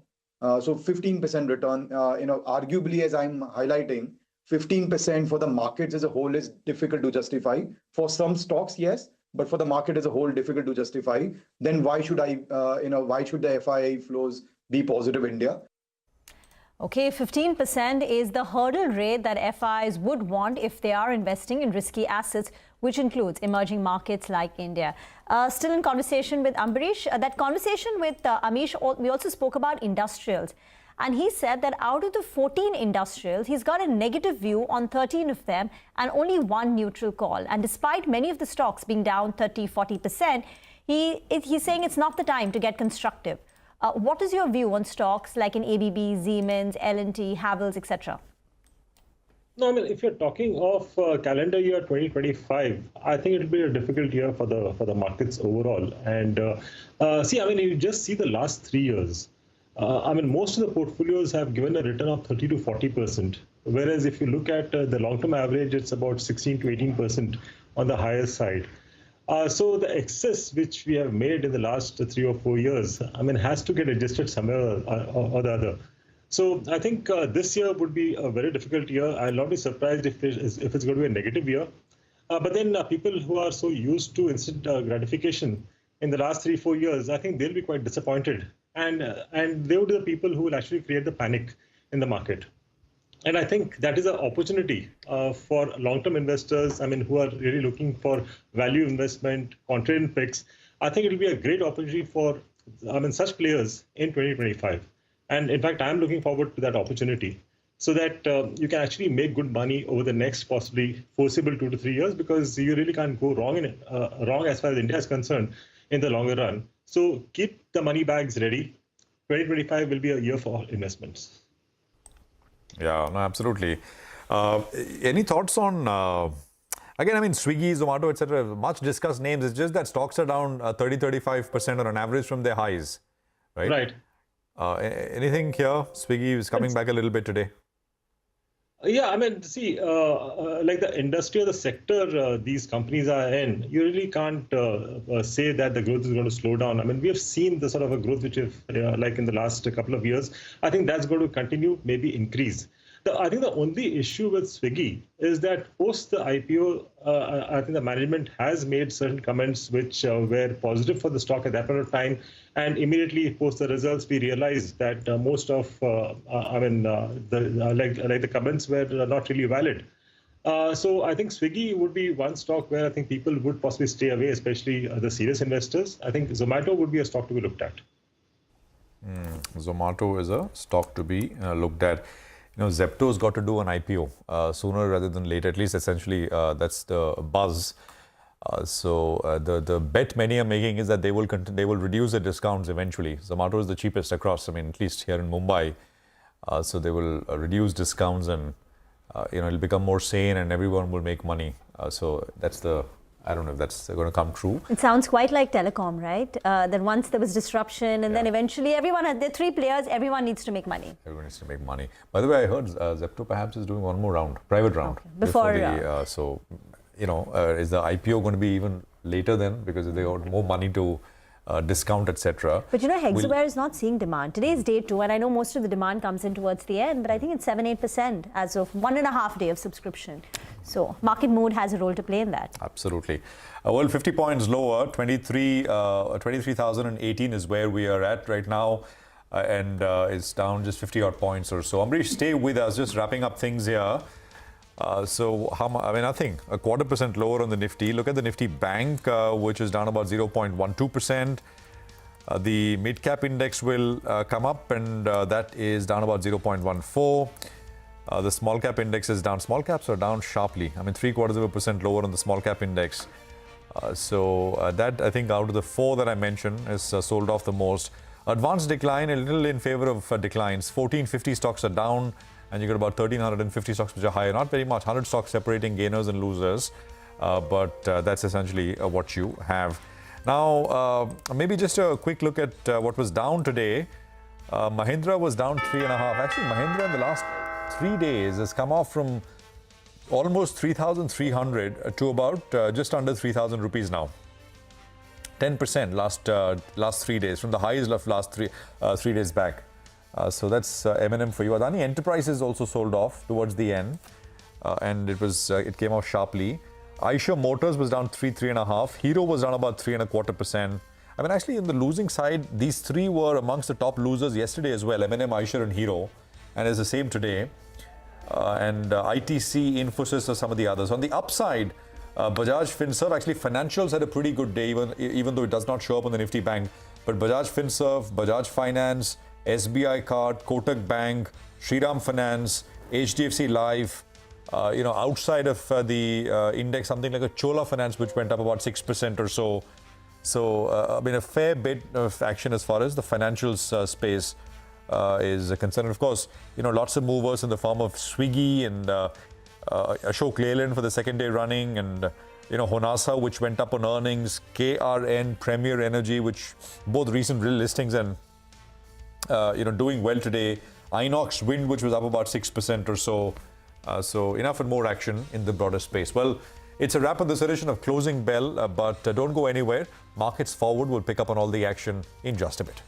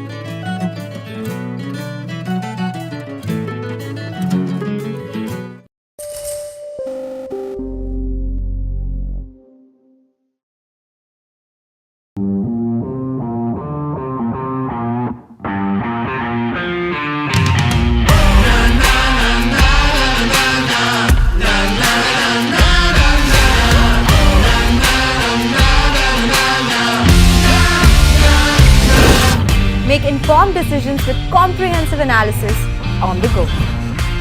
Strengthen your portfolio with real-time market updates on the go. Create effective strategies with insightful expert opinions on the go. Grow on the go with CNBC-TV18, now streaming live 24/7 on YouTube. How about listening to global market maestros before crafting your investment strategy? How about getting deep insights into their businesses from top Indian honchos before putting your money on the line? How about making every trading day profitable with strategies from the market masters, macro pundits, and chart wizards? Only one show gives you a head start to your trading day. Get ready to profit. Get ready for business with Bajar at these times on CNBC-TV18 and CNBC-TV18.com. What does it take to build India's largest startup platform? It takes a journey of starting out as an unknown and ending up as unforgettable. It takes more than 2 decades of celebrating the most influential and influencing the most celebrated entrepreneurs. From chronicling the stories of India's startup universe to becoming a success story in itself as India's longest running show on startups and entrepreneurship. Celebrating 21 action-packed years of building India's biggest startup community. Young Turks at 21. Only on CNBC-TV18 and CNBC-TV18.com.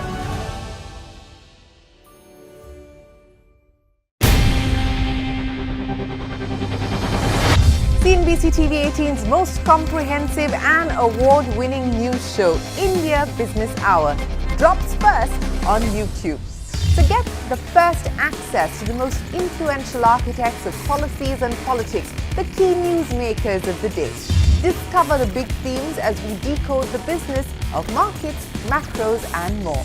Be the first to go to the heart of all the top stories that drive the day's agenda. Catch the award-winning India Business Hour live every night on YouTube.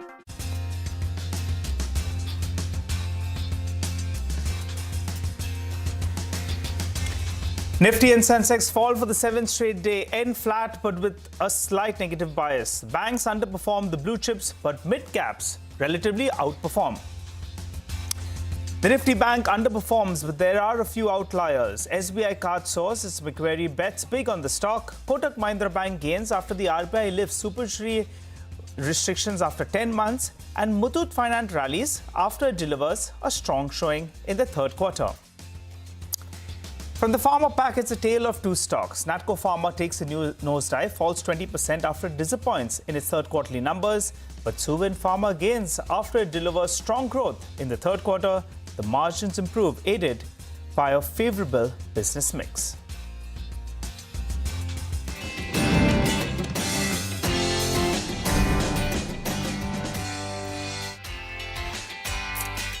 Hello and welcome to a fresh edition of Markets Forward. We'll tell you all went on in today's trading session, and also we'll get you up to speed for tomorrow's trading session. First up though, let's run you through all the key developments on the Lal Street in today's trade. Well, the Nifty, it showed some promise. It went dancing away to around the 23,200. Remember, today was the weekly expiry. So till the final 90 minutes, the bulls would have thought they're very much in the game. But then the Nifty, well, it gave away their advantage. It could be a weekly expiry-led, phenomena that did play out as well. And the other point was that, in fact, there is still a lot of uncertainty in the globe. What's Trump going to do with regard to his tariffs? What's going to happen with regard to global central banks as well? So that could be one reason why the Nifty came out the high point, off trade. The Nifty Bank, well, that was under pressure. That was a relative underperformer all through the trading session, ended with a cut of around 0.2%. And you pull up the IT index as well. That as well didn't give any support. So when you have both the pillars of the market, whether it's the Nifty Bank and the Nifty IT index, both of them did give support. It was difficult for the Nifty to outperform in today's trading session. The IT index, in fact, went home with a cut of closer to under percent. In terms of the breadth of the market, well, at one point of time, we had close to 3 stocks that were advancing for just one stock that was declining. But towards the end of trade, well, that was pretty much even-steven in terms of the number of stocks advancing and declining. Yes, there were various stocks that did pull back, but at the end of the trade, you had close to 1,300 stocks apiece on the advancing as well as on the declining side. Well, first up, let's tell you what we have on the show for you. We start off with all the top movers and shakers with Vivek. Lots of stock-specific action coming your way. SBI Cards was gaining following a bullish note from brokerage firm Macquarie. Meanwhile, pharma names like Suven Pharma, Natco Pharma, they were in focus post their Q3 numbers. Last but not the least, we'll delve into the key market events to track for tomorrow's trading session. But to our first segment, Vivek is standing by to tell us all the top movers and shakers of the day. Vivek, take it away. Well, thank you so much for that. Another session where quite seesaw, you opened in the red, you saw sharp recovery, and then once again ended almost at the flat line. Now, when you're talking about what are the sectors that did quite well, look at the pharma pack.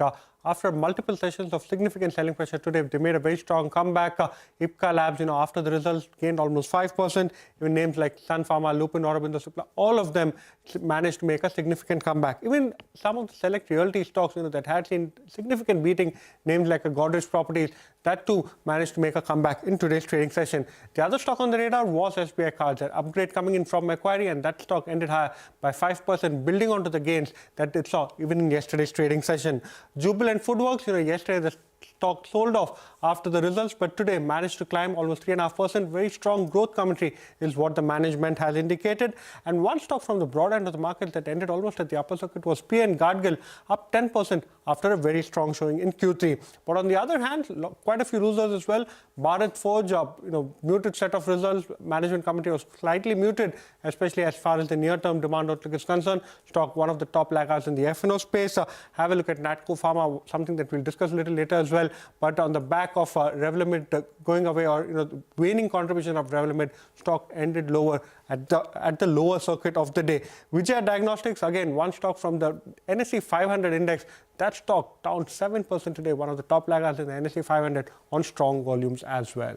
Okay, all right, Vivek. Thanks a lot for that. Well, let's get in our guests. We have Amrish Palika who will help us out with the fundamentals, and Ruchi Jain of Motilal Oswal who will help us out with the technicals. Hi, gentlemen. Thanks a lot for joining in. Ruchit, today it was an ideal day actually for the bulls to fight back. However, it seems that expiry-related factor and global uncertainty weighed on the markets, because otherwise, if we could hold above the 23,200 odd mark, it would give a different feeling getting into tomorrow's session. Your take, have we formed a double bottom at around the 22,750? Or do you think it's only a matter of time before we breach that and test lower levels? Yeah, hi, very good afternoon, Nigel. Well, Nigel, not only Nifty, I think we have some signs in the broader markets as well, where the Nifty Midcap 100 Index has formed some sort of reversal pattern around yesterday's low. So we believe that from here on, price-wise correction would be limited in the near term. 49,500 for Midcap 100 Index would be very crucial support level, which is around yesterday 49,500 to 49,300. So until that is broken, we believe that in the short term we might see some recovery in the markets. In the Nifty back towards 23,400, 23,500 range.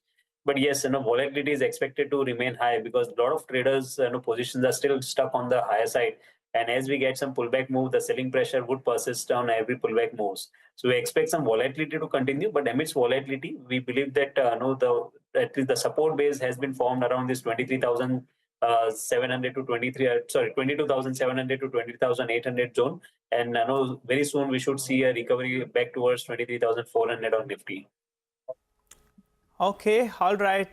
Thanks a lot for that, Ruchit. Well, let's focus on a couple of stocks. And you had the banking pact, as I mentioned earlier, that it was underperforming. But there were various financials, banking names that did do well. One such stock was SBI Cards.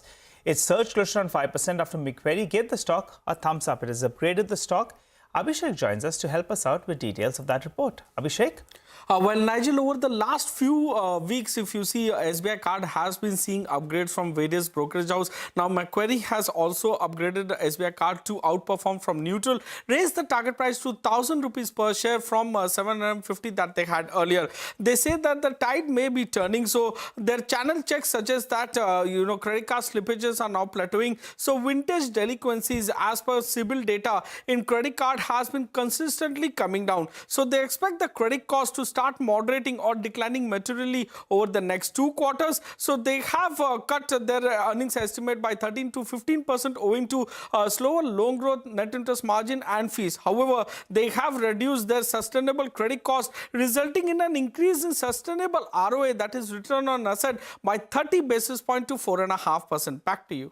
Abhishek, but we can't let you go just at that, because Muthoot Finance is another stock that did very, very well in today's trading session. It delivered a solid set of numbers. Take us through the highlights, Abhishek.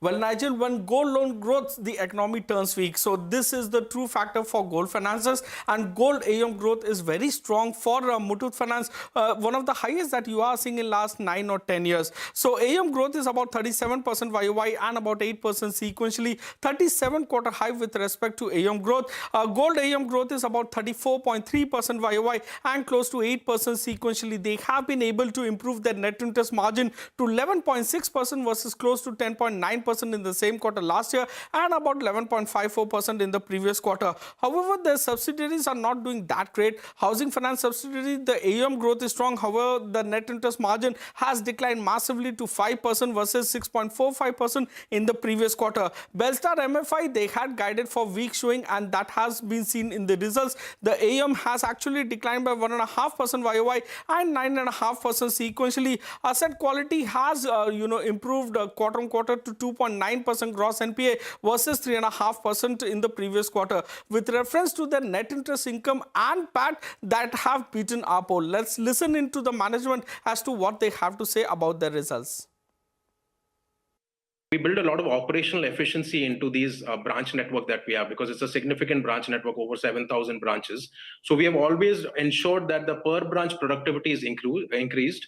And this time we are at a record 19.15 crores of gold loan AUM per branch, which was about 14 crores. So we added almost 5 crores of productivity in this last 9 months itself.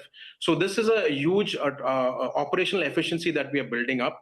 On the cost of funds, yes, currently we are about approximately about 9. We'll remain around that range itself, because, like I said, with the expansion and a lot of work that we're doing on the operational efficiency, we're around 11 to 11.5%. So we'll remain probably at that same segment. So our affordable housing is primarily on the affordable housing segment. We had a little surge in our cost of borrowing. That's the only reason why the PAT has come down a little bit. But we are growing significantly in that area also, because we have a huge set of customers in Muthoot Finance, and we're able to cross-sell to this set of customers also. So we remain focused on the affordable housing finance category. All right, Amrish, let's come across to you. What do you make of both these two outliers in today's trading session? SBI Card's been a big underperformer in terms of its numbers, stock performance as well. That's done well. And the gold financiers, after a bit of a lull, they're coming back, and they're coming back in style. Yeah, I think it was good news as far as the SBI card is concerned. After a long time, your credit card slippages are reducing. Consumption cycle again is expected to turn maybe over the next 2 quarters. And being the second largest card issuer, I think SBI card should benefit. But again, I'm not looking at a huge upside from here. Like the report mentioned, possibly 950,000 is the level I'm looking for as far as SBI card is concerned. Muthoot, again, I think the numbers were much better than what the street estimates were. Clearly, AUM growth clearly was 37% Y-on-Y, which was extremely good. And again, if you're looking at the housing finance business, I think that also saw extremely good growth. And rightly so, the microfinance segment was a bit tempered because of the sort of situation which is there in this segment, and added about 800 branches plus. So if you look at all-round growth has been extremely good. So Muthoot still has some more legs to go up. Okay, all right, got it. Well, Richard, let me come across to you. I wanted to ask you about Kotak Mahindra Bank. After a slumber, it's suddenly come back. If you talk about one stock that hasn't really participated with the market or maybe underperformed as well, it's Kotak Mahindra Bank, and valuations are in favor. On the charts, how's it looking? The charts are quite positive if you look at a bit from a positional perspective, because the stock has seen a long underperformance compared to other private sector banks. In fact, on the positional charts, since October 2021, I think we have just seen a consolidation phase in the stock, and now the weekly and the monthly charts are turning positive. So I think it's almost 4 years of consolidation that has been seen, or a 4 years of time-wise correction which was seen in Kotak Mahindra Bank. And if this breakout materializes and we see a follow-up move for for the rest of the month, then I think we should see levels around 2200 going ahead. Of course, it's a slow and gradual up move. It's not that high beta name where we should expect any kind of significant sharp moves. But I think slowly and gradually the structure is turning positive after a huge consolidation phase. So we expect levels around 2150 to 2200 over a period of time. Okay, all right. Let's try looking good on the charts then. Let's focus on the pharma pack. Suvin Pharma, that rallied close to around 8% after delivered strong growth in the third quarter. Margins as well improved. That was, aided by a favorable product mix. Vinny is here with all those details. Vinny, take it away. So Suven Pharma, we've seen a good set of numbers that has actually come in from the company in Q3. Growth was led by the pharma CDMO segment, which saw 101% growth on a year-on-year basis. The specialty chemical side of the business also saw a growth of around 22%, which is significantly better than versus what we saw in previous quarters. So recovery is something that they've started seeing coming in for this segment. API segment has done well, and margins has also seen an expansion led by the pharma CDMO segment as well as the API segment, which leads to higher margins for the company. Management's highlight is coming in that strong growth is what they saw in Q3, and they expect this growth of 40% that they've seen during this quarter to continue, because they want to achieve that sale of $1 billion company, that what they want to turn out to be by 2030. ADC segment of the company has been doing well. They expect to stay in this margin range of mid-30s going forward, as well as they're always looking for inorganic growth opportunities is the highlight coming in from the company.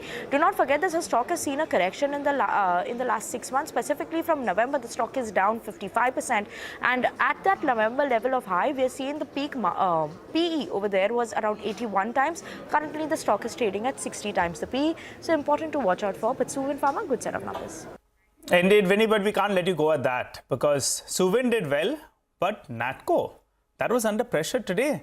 The stock was down 20%. Tell us what was so disappointing about those numbers? Absolutely, this weak set of numbers is only because Revlimid sales are not there in this quarter. There's a reduction in those sales, and we knew that they were going to be phasing out, but such a sharp fall is not something that one had anticipated, and weak numbers on that front is something that has impacted the overall performance in terms of revenue growth. That's a decline of around 37% this time. Margin seeing a sharp contraction, a sharp fall versus last year, and that is also because Revlimid accounts to and gives higher margins versus other drugs and that they sell as as well. So that is why a fall in terms of the margins as well. Export formulation business down 53%, domestic formulation business down 3% on a year-on-year basis, while the smaller part of the business, that's the API as well as CHS, that's the crop health sales, they have seen an increase year-on-year basis, but that's a very small portion of the company, and mainly Revlimid sales is the big reason why we're seeing such a sharp fall here. Got it. Thanks a lot for that, Vinny. Well, Amrish, what are you making of this one? Natco Pharma, it gets into that phase where it needs to develop something. Then over the years, you'll see some, positive surprise. This time, the party ended sooner than it started. I mean, stock down 20% today. And Suven Pharma, that was a surprise one. Your take on either of these two names and what's your preference? Nigel, see, Revlimid, I think, was a buzzword in 2016-17. And Nat really, rode that wave. And now that's over. So I think for the time being, we'll see some more downside as far as Natco is concerned. We could see levels of possibly 750, 800.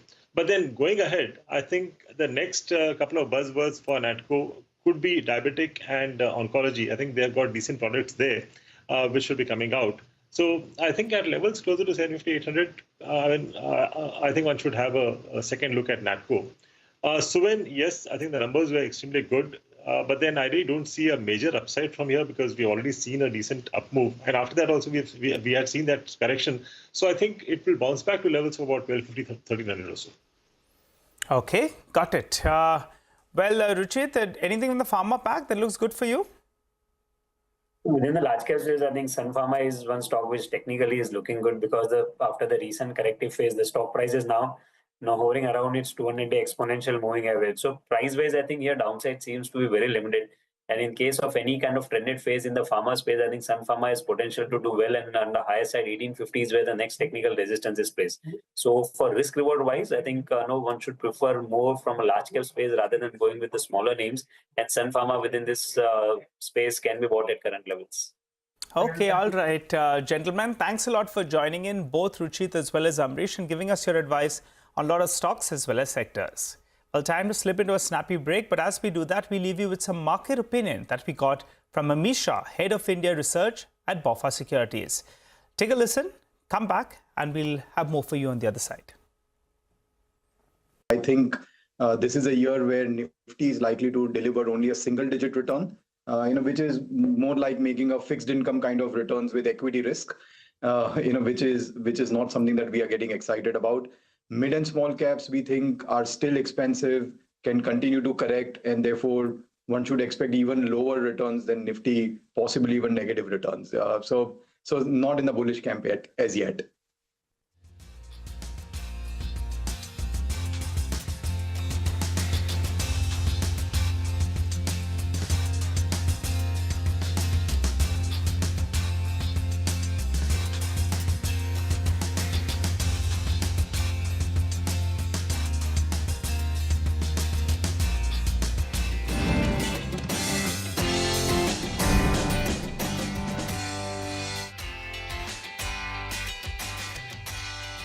Shireen Bhat. India Business Hour live on YouTube at CNBC-TV18 weeknights at 7 p.m.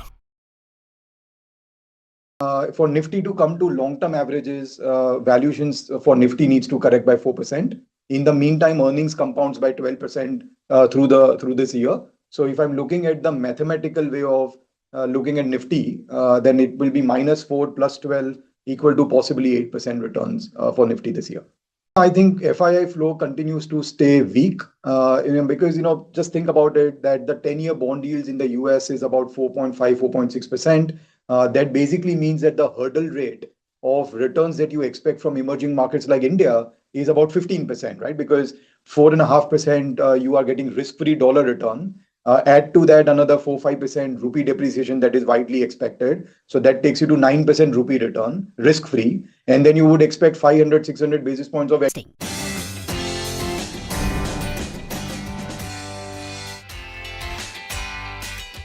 Welcome back. You're tuned in to Markets Forward. Well, good time to get you some corporate opinion that we got during the course of the day. Bharat Forge was under pressure after a week showing the third quarter. Speaking of CNBC-TV18, Mr. Baba Kalyani, the CMD of Bharat Forge, said that on a year-on-year growth in the defense sector will remain in double digits. He says that in FY26, he's targeting defense revenues of close to around 2,200 crores. Let's listen in. Every year it should increase by a double-digit number. How many defense orders, that's how it grows. We are expecting the ATAGS order to be finalized by March end. That's what the MOD has said. The first time in our history we have had a quarter which I can't even explain to you. But it's been a difficult quarter. It's been a combination of what's happening in Europe in terms of the slowdown, especially in Western Europe. And of course, to a large extent, we have had issues in terms of transportation with our defense business. That kind of slowed it down a little bit. And some of it is, I would admit, is also in our execution. Was not as good as what it needed to be. Well, meanwhile, Ashok Leyland delivered a strong set of numbers in the third quarter with healthy volume growth as well as margin expansion. In a conversation with CNBC-TV18, Mr. Agarwal, the MD and CEO, said that the company's focus will remain on getting better prices from the market and also is looking forward to better margins. They also said that they're looking to increase their market share in the coming years. Let's hear him out. Product premiumization, which we have been working on, trying to fetch better prices from the market. Also, the second is the optimization of the cost, not just material cost, direct, indirect, but also looking at every cost very deeply and see how we can optimize it. And the third is definitely, expansion of our service reach, which is helping us gain slight edge over competition in terms of volumes and in terms of getting better prices again. Every quarter in last many quarters, we have increased our margins. Quarter four, in any case, gives us better operating leverage because the industry is at its high in quarter four. So we are looking forward to definitely post better margins in the future. Okay, and before we wind up, let's hop across to Abhishek. He's standing by to tell us all the key market events we need to track. Abhishek, over to you. Well, Nigel, to begin with, WPI inflation data will come out tomorrow. Watch out for that. Last time it was around the 2.4% mark. RBI will give out data as well with respect to business momentum of the lenders. Deposits and advances growth number will come out. Last time deposit growth was 10.8% YOY and credit growth or advances growth was at 11.5% YOY. Watch out for the Forex reserve data that also RBI will give out. It was around $630.6 billion last time around. Stocks that will be going ex-dividend include Alchem Labs, rupees 37 of interim dividend, Cummins India, rupees 18 of interim dividend, Escorts Kubota, that is about rupees 10 of interim dividend, and Gulf Oil Lubrication, that is rupees 10 of interim dividend. Bonus issue that stock will see is transformers and rectifiers 1:1 ratio. Result season, which will end tomorrow, has a huge list over there. Aditya Birla Fashion, AGS Transact, Borosil Renewables, Glaxos, over there, Glenmark Pharma, GVK Power, Samvardhan Motherson, as well as MTNL, and Nan Hidalaya, NISA, Sadbhav Engineering and Utkarsh Small Finance Bank will mark the end of result tomorrow. Back to you. Thanks a lot for that, Abhishek. Well, on that note, we'll wrap up on this edition of Markets Forward. We'll be back, though, on the other side with more news and updates. Thanks a lot for watching.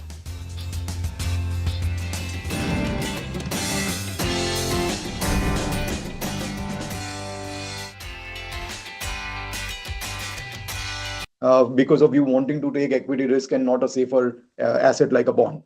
So 15% return, arguably, as I'm highlighting, 15% for the markets as a whole is difficult to justify. For some stocks, yes, but for the market as a whole, difficult to justify. Then why should why should the FII flows be positive India? They will continue to look for US treasuries, US equities. We do think that developed markets this year will outperform emerging markets, including India. And on the point of FII ownership being too low, I get that all the time from investors as well. But I would say that, investors will go where there are returns. Just because their ownership has come down, that is no reason why they will add up. So you can, so FIIs can always first scale back on their ownership. And as and when India gets attractive, they can always scale it back up.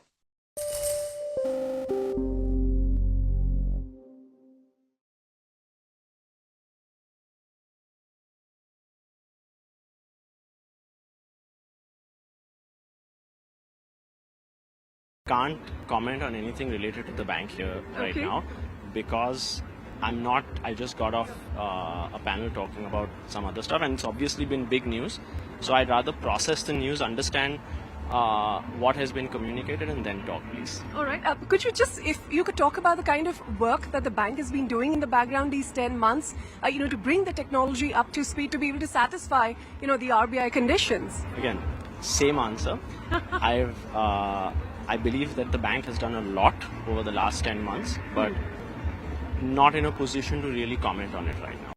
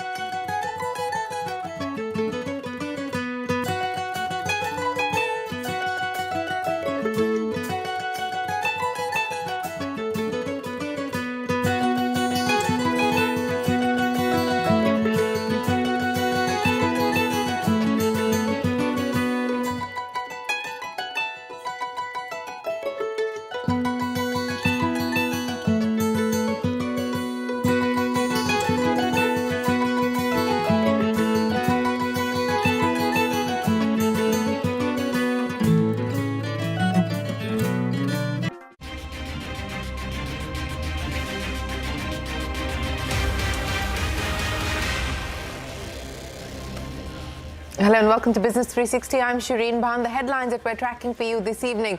Prime Minister Modi lands in Washington, D.C. for his two-day U.S. visit. A bilateral summit with President Trump is scheduled for tomorrow. The Prime Minister is also scheduled to meet top business leaders, including Elon Musk. President Trump is set to sign an executive order imposing reciprocal tariffs on countries that levy higher duties on U.S. imports. The White House press secretary says the order could be signed ahead of the bilateral meeting with Prime Minister Modi. No deal without Ukraine and no peace through weakness, says European leaders after U.S. President Trump and Russian President Putin agreed to begin talks to end the war in Ukraine. The U.S. Defense Secretary claims the push for peace is not a betrayal of Ukraine.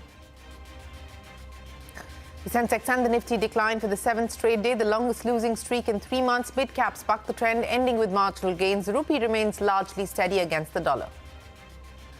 For the first time since taking office, RBI Governor Sanjay Malhotra meets executives of about 24 NBFCs. Sources say industry sought easier access to liquidity and harmonization of guidelines among financial institutions. Large NBFCs also eye approval to accept deposits.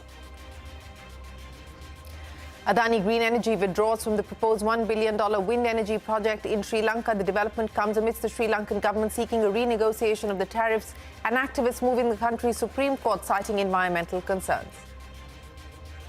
Finance Minister Nirmala Sitharaman tables the new Income Tax Act in Parliament. The bill moves to a select committee which is scheduled to submit its report by the first day of the monsoon session of Parliament. Honda and Nissan call off merger talks less than 2 months after announcing. Nissan's board angered by Honda's proposal to make it a subsidiary after initially agreeing to a partnership of equals. Foxconn says it's open to collaborating with Nissan but will not push for an acquisition. India, firstly, is our most exciting market. Our biggest investments in the last, I would say, 6 or 7 years have been in India. The global CEO of Truecaller, Rishit Jhunjhunwala, says India is the most exciting market for the company. The user base has grown to 300 million and there is no sign of saturation. That's an exclusive.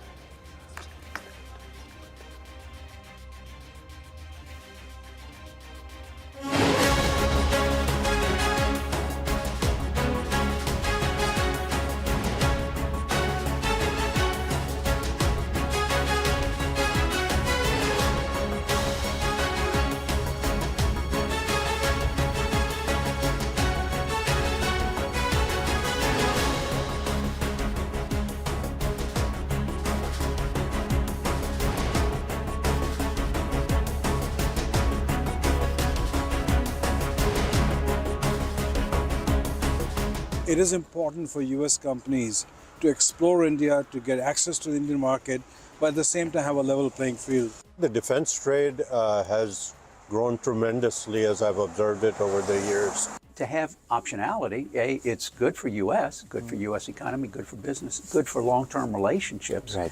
But it's also good for pricing for the Indian consumers. While Trump tariffs trade, tech, and now Tesla, Prime Minister Modi's trip to the US is expected to tick off many boxes. The Prime Minister landed in Washington, D.C. for the second leg of his two-nation trip. President Trump will host Prime Minister Modi at the White House, and ahead of that, President Trump is expected to sign off on imposing reciprocal tariffs, doubling down on what has been a constant refrain during his presidential campaign. Trump and Prime Minister Modi will hold bilateral talks at the White House's Oval Office before appearing before the media for a press briefing. Parikshit Luthra in Washington, D.C. reports that a potential civil nuclear energy agreement could also be part of the discussions. We also learned that India could offer the U.S. tariff concessions on electronics, chemicals and medical products. The Prime Minister is also scheduled to meet top business leaders, including Elon Musk. We'll get you more on the Trump-Modi visit and the Musk meeting. But first, the White House press secretary on the possibility of President Trump imposing reciprocal tariffs ahead of the meeting with Prime Minister Modi. Of course, this doesn't have anything to do specifically with India. This is President Trump's ongoing refrain on increasing tariffs. Take a look. It's very simple logic as to why the president wants to impose reciprocal tariffs. It's the golden rule, which we all learned when we were growing up in school. Treat others the way you want to be treated. And far too many nations around this world have been ripping off the United States of America for far too long. And that's why the president believes this will be a great policy that will benefit American workers and improve our national security. Parikshit now joining us from Washington, D.C. Parikshit, many thanks for joining us. Prime Minister Modi will meet President Trump and, of course, also likely to meet CEOs, including Elon Musk. Take us through what's on the agenda. CNBC-TV18 was the first channel to report that Elon Musk will be calling on Prime Minister Modi during his visit to Washington, D.C. We reported that on the 5th of February. That news has now been confirmed. Elon Musk is going to call on Prime Minister Modi at the Blair House tomorrow. That will be a crucial meeting because last time around when he was supposed to meet the Indian government, he cancelled the visit and went to China. That was a time when India was offering concessions to Tesla to commit to manufacturing in India and get a duty concession of at least 15%. That somehow did not go down well with the Indian government, but we're told that tomorrow's meeting between Elon Musk and Prime Minister Modi will be a positive one. He's not just the CEO of Tesla now, he's the head of the Department of Government Efficiency. So that assumes a lot of importance. We believe that he is going to seek a tariff reduction on electric cars. He would want an early license for Starlink to start operations, and he'll want a greater collaboration between SpaceX and ISRO as well. So there will be three priorities for Elon Musk in that meeting. Will he commit to manufacturing in India? Definitely not immediately, but he may consider bringing low-cost electric cars to India sometime this year. Tesla has been scouting for showrooms across different locations in India. Hopefully, they will start retail operations, but no immediate commitment on manufacturing is going to be on the cards. All right, Parikshit, we will, of course, reconnect with you as those meetings take off. But many thanks for joining us. Parikshit has, of course, been speaking with key industry voices in Washington, D.C. to get a sense of what both sides could potentially agree on. Here's what they had to say. The average tariff India has, even though after bringing it down, is down to 11%, whereas the average tariff of U.S. is around 3%. So there is a gap. And I think there'll be a lot of pressure, especially on the goods which are being exported from the US into India to be brought down. The bigger picture would be I call market access and level playing field. It is important for US companies to explore India, to get access to the Indian market, but at the same time have a level playing field. And I think that's where the pressure points will come in. I think there will be a lot of synergies in the defense relationship, not only from a defense trade standpoint, but also from the operational standpoint. A lot of military to military exercises, and then indeed a lot of collaboration and initiatives in terms of critical and emerging technology. The defense trade has grown tremendously as I've observed it over the years. And as you know, it stands over $23 billion at the moment, and I think that is only poised to grow. Countries like India, before, who you had to pay a a premium for Mideast oil or Mideast natural gas, or deal with other countries that you really had no choice as to who you were going to deal with, right? Well, now the U.S. is available as a partner, right? And I think that generally to have optionality, it's good for U.S., good for U.S. economy, good for business, good for long-term relationships, right. But it's also good for pricing for the Indian consumers. There is a fierce competition globally to be a bigger part of our supply chain. Other countries in Southeast Asia, other countries in this region, this hemisphere, are very much competing to be a bigger part of our supply chain. But I do feel that India is taking some very positive steps that I think will ensure India also plays a bigger role. Trade is super important for us, both going in and out of a country, and reduction of tariffs in India would be very, very helpful to us. And stay tuned to CNBC-TV18 for the most comprehensive coverage and expert analysis of Prime Minister Modi's trip to the US and his meeting with President Trump. Now, President Trump has said that Russian President Putin has agreed to begin talks to end the war in Ukraine. This after the two leaders had an hour-long phone call that President Trump called, and I quote, friendly. Speaking to reporters, Trump also said that Ukraine is unlikely to regain any land that it has lost during the conflict. However, European foreign ministers have said that a peace deal in Ukraine would require Kyiv's involvement. We had a great call. US President Donald Trump said on Wednesday that he had taken calls with Russian President Vladimir Putin and Ukrainian President Volodymyr Zelensky. And I think we're on the way to getting peace. I think President Putin wants peace and President Zelensky wants peace, and I want peace. I just want to see people stop getting killed. Trump and the Kremlin confirmed that the two leaders plan to meet in person. Ukraine demands that Russia withdraw from captured territory and wants NATO membership or equivalent security guarantees to prevent future attacks by Moscow. Also on Wednesday, ministers from France, Britain, Germany, Poland, Italy, Spain, and the European Commission met with Ukraine's foreign minister in Paris. In a joint statement, they agreed that Ukraine should be put in a position of strength and that Ukraine and Europe must be part of any negotiations, adding that the European powers were looking forward to discussing the way ahead with their American allies. The statement was released after that meeting was derailed by comments from US Defense Secretary Pete Hegseth that Ukraine cannot expect to return to its pre-2014 borders or join NATO. When Trump was asked by a reporter on Wednesday if he sees Ukraine as, quote, an equal member of this peace process, he said it was an interesting question. I think they have to make peace. Their people are being killed, and I think they have to make peace. I said that was not a good war to go into, and I think they have to make peace. That's what I think. On Friday, Vice President J.D. Vance and Secretary of State Marco Rubio are set to hold talks about the Ukraine war on the sidelines of a security conference in Munich. Zelensky said he hopes to meet with U.S. representatives at the conference to finalize security and economic agreements. And U.S. Defense Secretary Pete Hegseth has maintained that the U.S. president's push for peace is not a betrayal of Ukraine, adding that a deal would require both Ukraine and Russia to agree to conditions that they may not want to. Take a look. There is no betrayal there. There is a recognition that the whole world and the United States is invested and interested in peace, a negotiated peace. As President Trump has said, stopping the killing.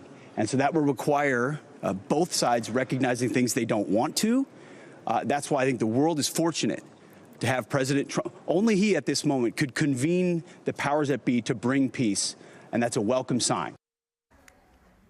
Well, let's now talk about our markets and how they closed. The Sensex and the Nifty ending in the red for the 7th straight session, the longest losing streak that we've seen in the last 3 months. But the losses today marginal. The Sensex and the Nifty began the day with gains of about 1%, but then finally closing lower. Flat close there for both the Sensex and the Nifty. The mid-cap index just about closing in positive territory. In the money market, the rupee remained largely steady against the dollar. The Indian currency remains below the 87 mark after the RBI's intervention earlier this week. The 10-year bond prices and yields were also largely stable in trade today. So that's the dollar rupee for you. 86.89 is where it closed for the day. We'll head into a break, but up next, for the first time since taking office, RBI Governor Sanjay Malhotra meets executives of about 24 NBFCs. That and more when we return.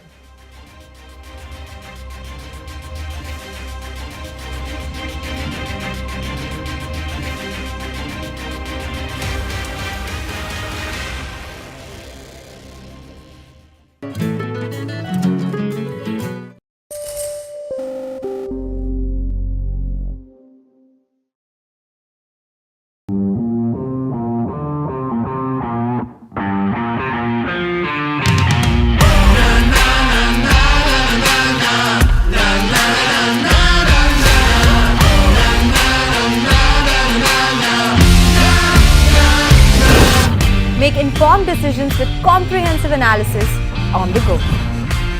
Strengthen your portfolio with real-time market updates on the go. Create effective strategies with insightful expert opinions on the go. Grow on the go with CNBC-TV18, now streaming live 24/7 on YouTube. How about listening to global market maestros before crafting your investment strategy? How about getting deep insights into their businesses from top Indian honchos before putting your money on the line?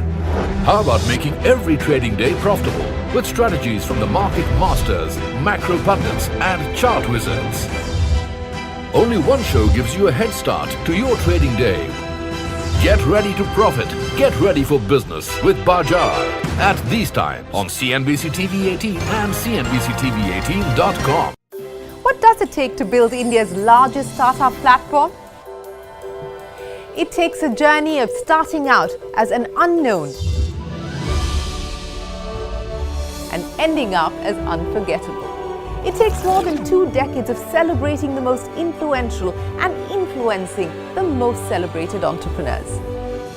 From chronicling the stories of India's startup universe to becoming a success story in itself as India's longest running show on startups and entrepreneurship, celebrating 21 action-packed years of building India's biggest startup community. Young Turks at 21, only on CNBC-TV18 and CNBC-TV18.com.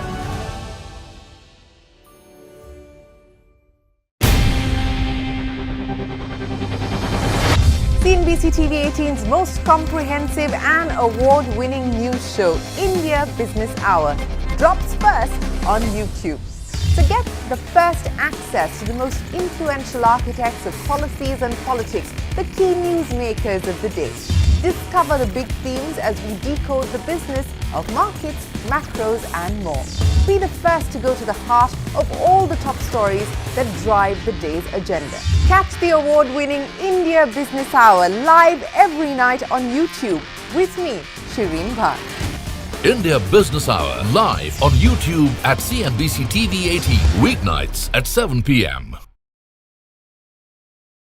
For Nifty to come to long-term averages, valuations for Nifty needs to correct by 4%. In the meantime, earnings compounds by 12% through this year. So if I'm looking at the mathematical way of looking at Nifty, then it will be -4 + 12 equal to possibly 8% returns for Nifty this year. I think FII flow continues to stay weak, because just think about it, that the 10-year bond yields in the US is about 4.5, 4.6%. That basically means that the hurdle rate of returns that you expect from emerging markets like India is about 15%, right? Because 4.5% you are getting risk-free dollar return. Add to that another 4-5% rupee depreciation that is widely expected. So that takes you to 9% rupee return, risk-free. And then you would expect 500-600 basis points of equity premium because of you wanting to take equity risk and not a safer asset like a bond. So 15% return, arguably, as I'm highlighting.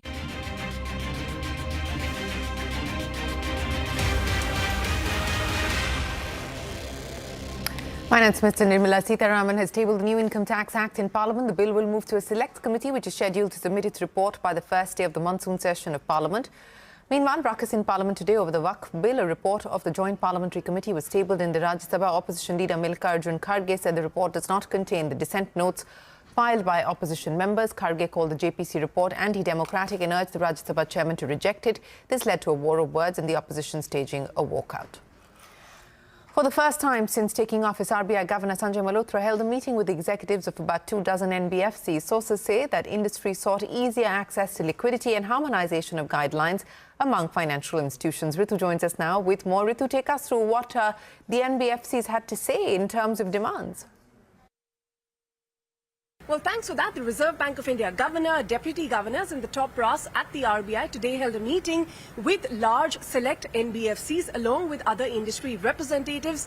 We've been given to understand that about 20 to 25 large NBFCs, primarily in the upper layer, were part of today's meeting, including the likes of Shriram Finance, Bajaj Finance, Mahindra Finance, Chola Mandalam, PFC, REC, among others.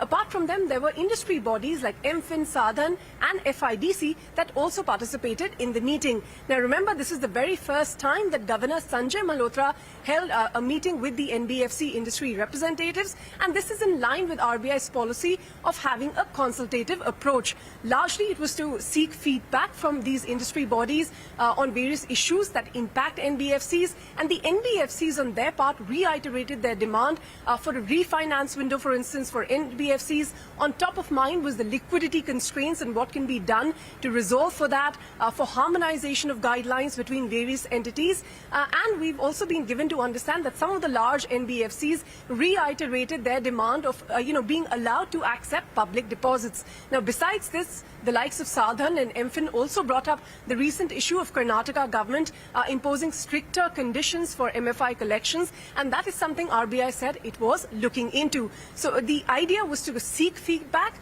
There will be more such meetings, of course, that the RBI will be holding with other players in the coming future. All right, many thanks for joining us. Now, SEBI has issued a consultation paper proposing changes that would allow investment advisors and research analysts to charge advance fee for up to a year. Currently, investment advisors are allowed to charge advance fee for up to 2 quarters, while research analysts can charge only for a quarter. Yash is standing by to explain the implications. Yash. Well, this is a very interesting consultation paper which has been issued by market regulator SEBI, essentially, allowing research analysts and investment advisors to charge their clients advance fee for a longer period of time. What is the period which SEBI suggested? The period, according to SEBI, can be up to 1 year, which is about 4 quarters. Currently, investment advisors can only charge advance fees for about 2 quarters, and research analysts can charge this advance fee for about 1 quarter. This move from SEBI, in terms of the consultation paper which has been released, comes after the research analyst community had made representations to market regulator SEBI that it gets very difficult for them to sort of give long-term advice, investment planning to their clients in absence of a long-term fees. SEBI, acknowledging that, has issued this consultation paper, allowing these research analysts and investment advisors to be able to receive a long-term fees from their clients. The last date as far as submission of stakeholder views to this consultation paper is concerned is February 27th. All right, Yash, many thanks for joining us. Adani Green Energy has announced it will withdraw from the wind energy and transmission projects in Sri Lanka.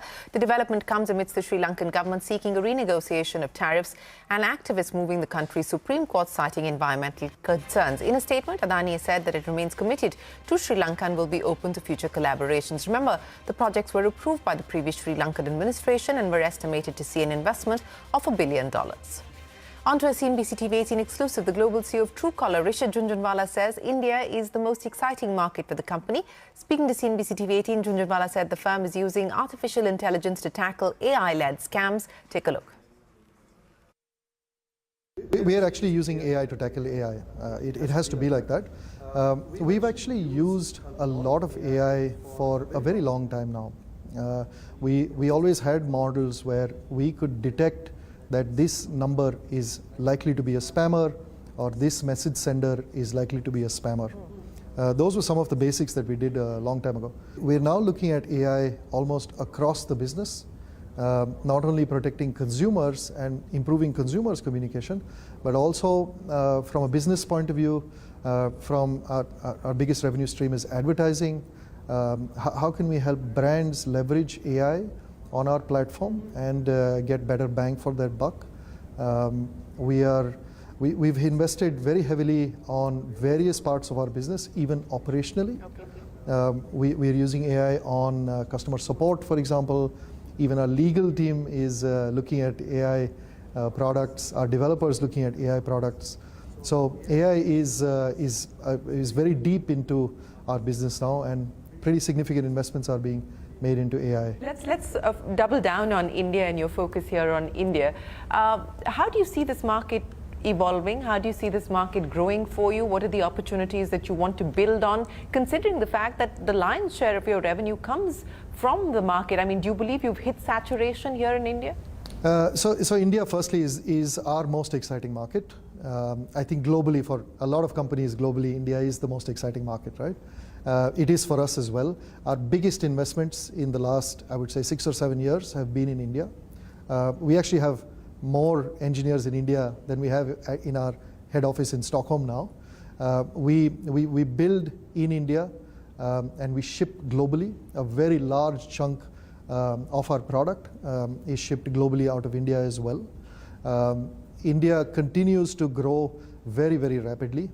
The entire stack that is available to an Indian citizen now to conduct business digitally has made the mobile phone number even more important than it used to be. And that's where we believe our relevance continues to grow in India. We haven't reached saturation at all. We are fortunate to have a large user base in India. I think we crossed 350 million users in India, but we still have a huge space. Well, that's Truecaller on their plans for India. Now, US investor Danny Gaikwad is likely to have missed the deadline set by the Supreme Court to mount a bid for Religare. Gaikwad was proposing to challenge the bid by the Berman family to take control of the company. Ashmit standing by with more details. Ashmit, the 2 p.m. deadline has passed. Has Gaikwad been able to deposit the earnest money or not? Well, what sources are telling us is that he struggled to put through. He's not really complied with that deadline. That money has not been coming. So that no, the answer to that question is no. He's not met with that 2 p.m. deadline that the Supreme Court had served upon him.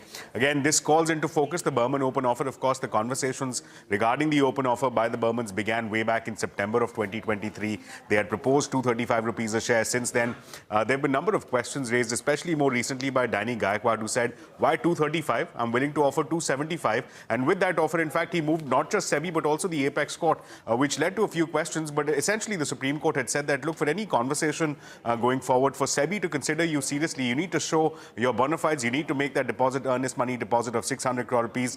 For that, there was a deadline given of yesterday, extended by 1 day till today at 2 p.m.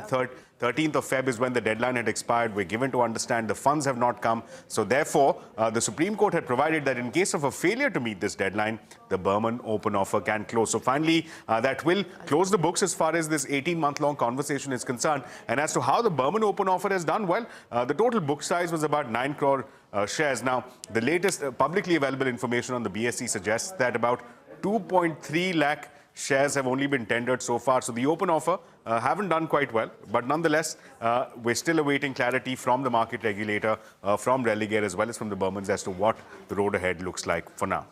All right, Ashmit, appreciate you joining us. That's the latest in the Religare battle. Well, the ratings are in for Budget Day, and as always, CNBC-TV18 is #1, the clear leader with almost 92% viewership during the Finance Minister's speech. In fact, if you look at the viewership over the course of the day, 88%. Unparalleled dominance continuing for the last 25 years. We would like to thank all of our viewers for your continued support and trust in us. Remember, we have promised to be, CNBC-TV18 has promised to be India's budget headquarters, and we've delivered on that promise year after year. So once again, many thanks to our viewers for tuning in.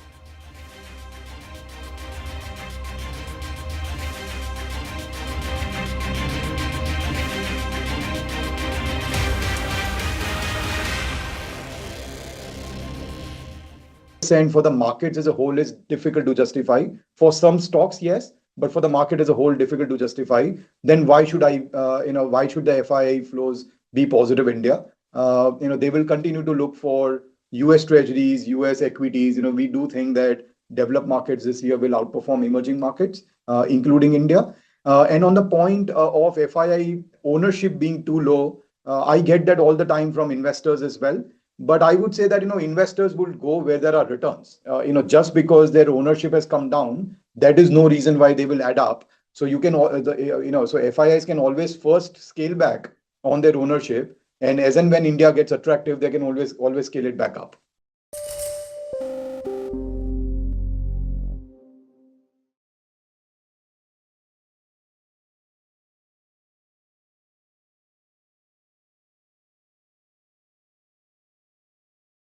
Can't comment on anything related to the bank here right now because I just got off a panel talking about some other stuff, and it's obviously been big news.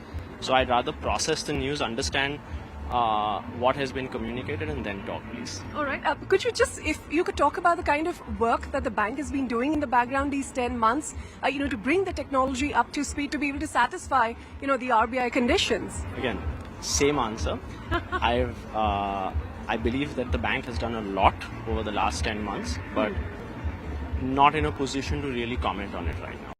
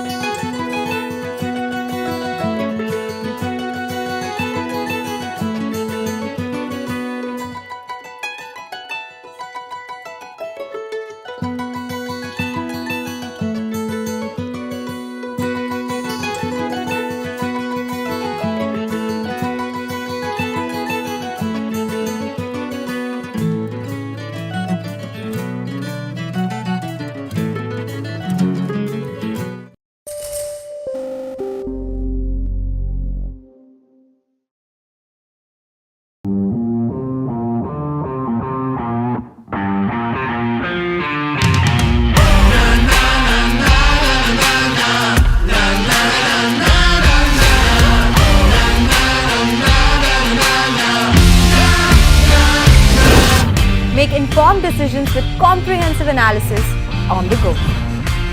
Strengthen your portfolio with real-time market updates on the go. Create effective strategies with insightful expert opinions on the go. Grow on the go with CNBC-TV18, now streaming live 24/7 on YouTube. How about listening to global market maestros before crafting your investment strategy? How about getting deep insights into their businesses from top Indian honchos before putting your money on the line? How about making every trading day profitable with strategies from the market masters, macro...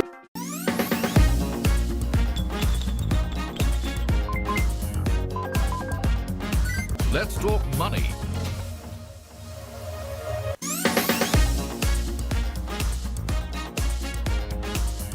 Hello and welcome to Let's Talk Money. I'm your host Surabhi Upadhyay, and this is a special show for a lot of you who are wondering what to do in this market fall. Yes, it's been a challenging start to the new year as far as the equity market is concerned. The market consolidation and correction has continued well into January and now halfway into February.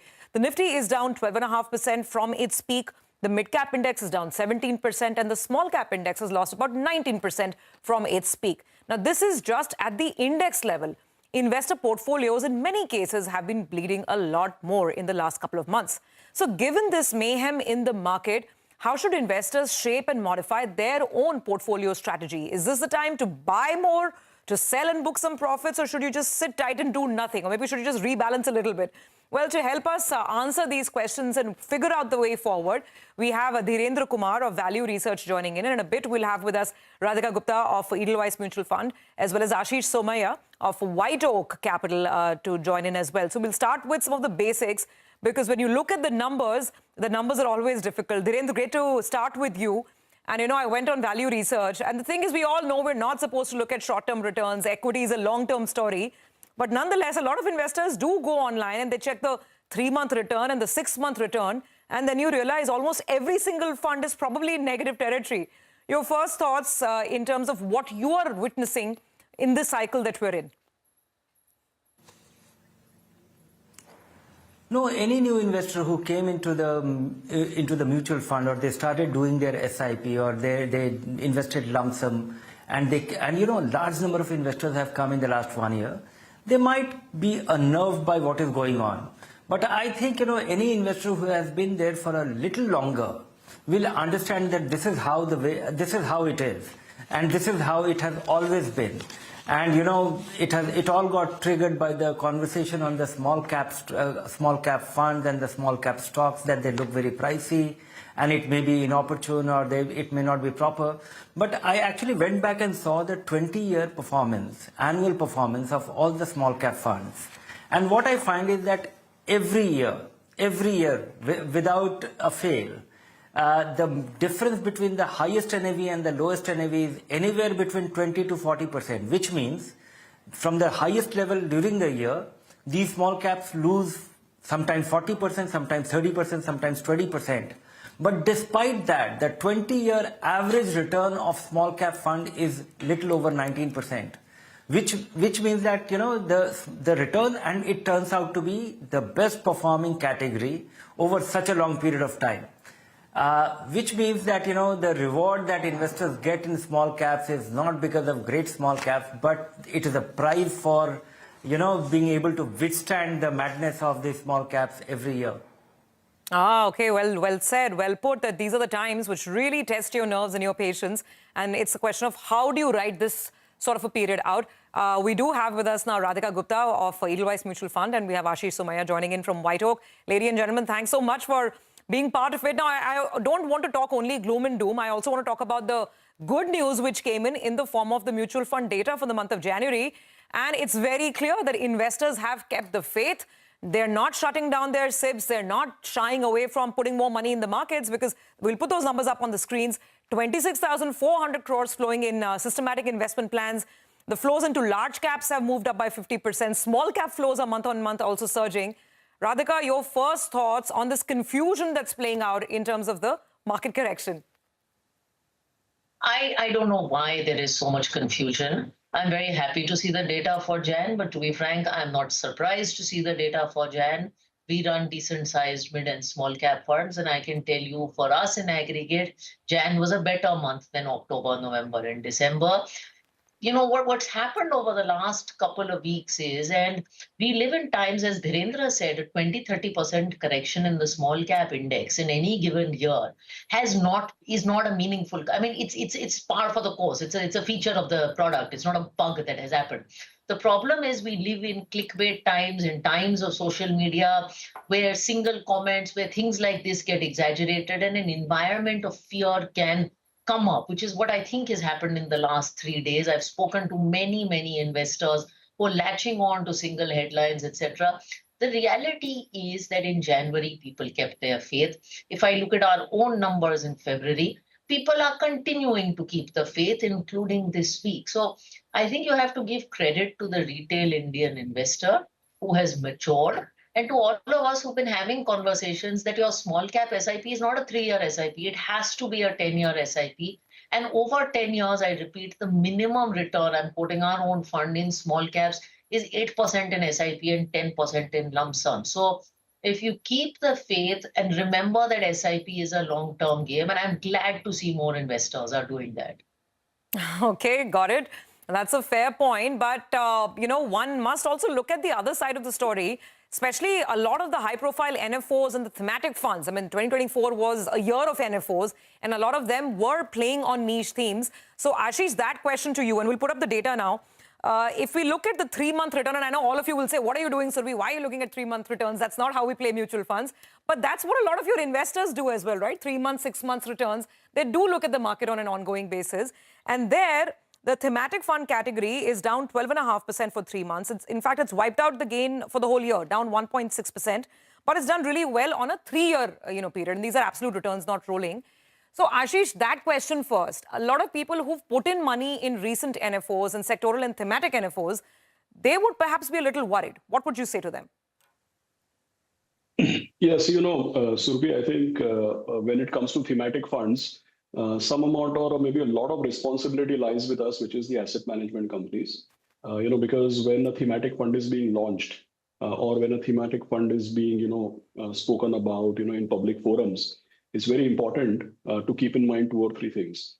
One is that we believe that, thematic funds should be invested only in a counter-cyclical fashion. So let's say the whole of 2024, and you quoted that some of them are down a lot in 3 months. That's because, you can see the names out there, energy, mid-cap, thematic, PSU, infrastructure. Now, see, all of this is happening on the back of very strong 3-year, 5-year performance. So what has happened is, on a 3-year, 5-year basis, all these segments have double-digit CAGR. But the NFOs have come in 2024. And like they say, you got to shoot where the rabbit will be. So if you invested in these thematic funds, you kind of shot where the rabbit was 2 years back. So thematic funds, one, you need to keep in mind counter-cyclical. So 2024, the thematic fund to buy was probably banking, pharma, IT, or, ESG, good governance, high quality, those kinds of things. But people generally have been buying past performance instead of being counter-cyclical. The second thing is that when you invest in a thematic fund, it's very important that it is a theme. It should not be a narrow crack or corner or crevice or sliver of the market, right? It has to be something which is like 10-20% of the entire market cap.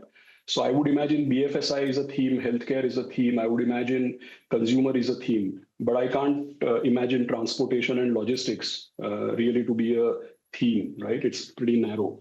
So just giving you examples, but I think these are some things to keep in mind when you invest in thematic funds. And if you invest at the wrong time, then you have to wait it out. It only prolongs your holding period. No, okay, fair enough. Now let's dive straight into the most interesting part of this debate, which has been ongoing for several days now, mid caps and small caps, and this painful correction that we're in the midst of, right? Index is down 17% to 19%. Individual stocks would have fallen a lot more. Let's actually put up some more data on our screens, and these are numbers I pulled from Value Research. So if you're looking at the worst performing small cap funds, then the cuts are between 11.7% to about 14.5%. This is very short term we're looking at, extremely short term, just to see how investor psyche plays out.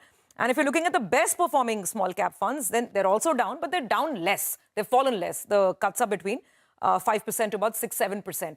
Now, Dhirendra, walk in on this. Clearly, investors, at least in January, have voted with their money. They are not getting scared. They're still putting in money in mid caps and small caps.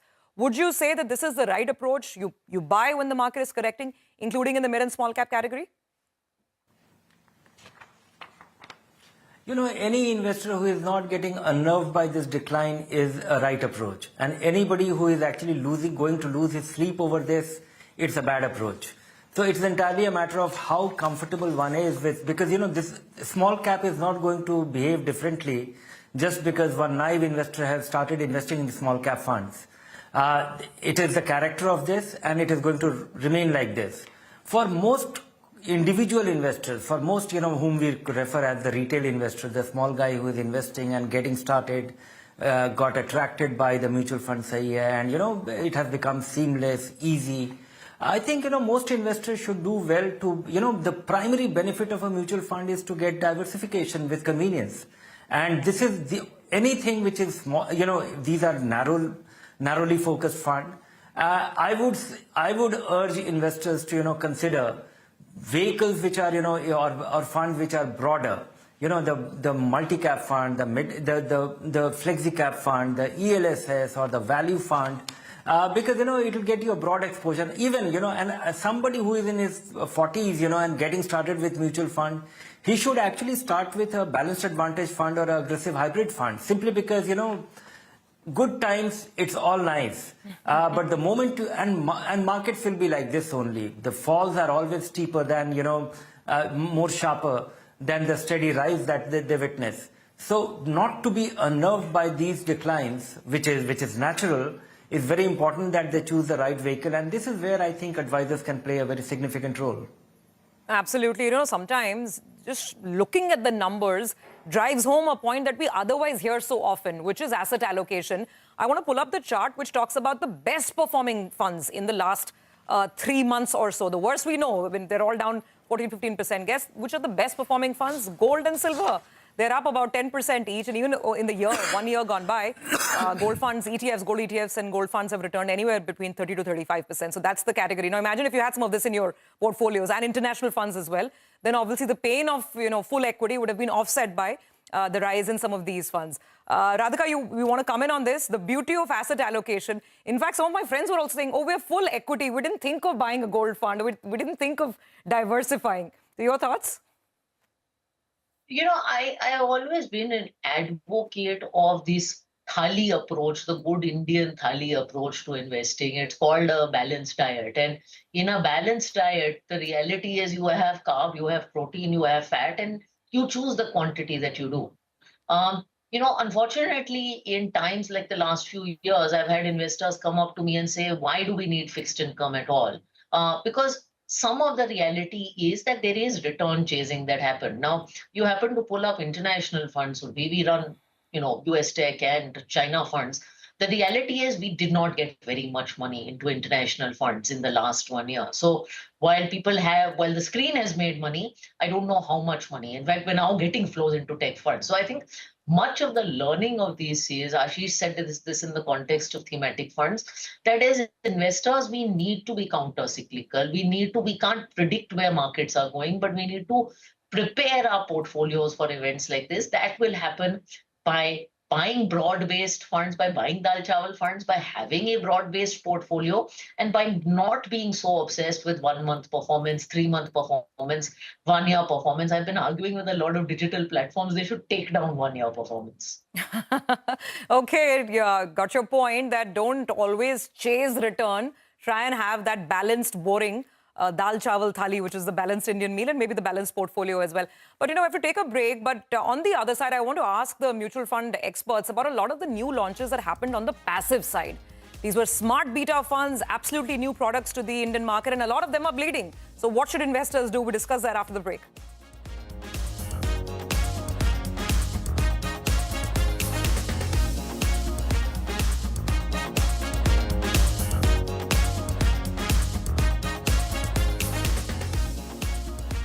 Chart Wizards.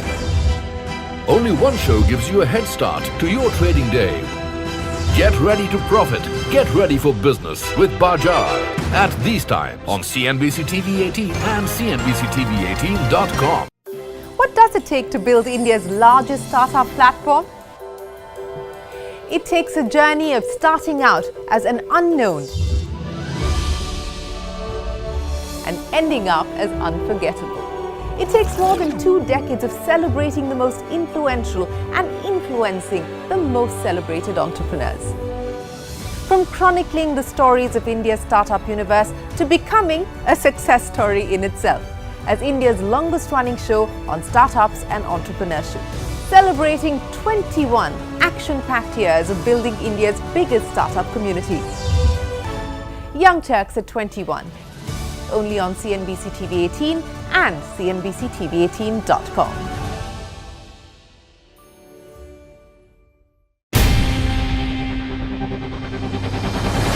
CNBC-TV18's most comprehensive and award-winning news show, India Business Hour, drops first on YouTube.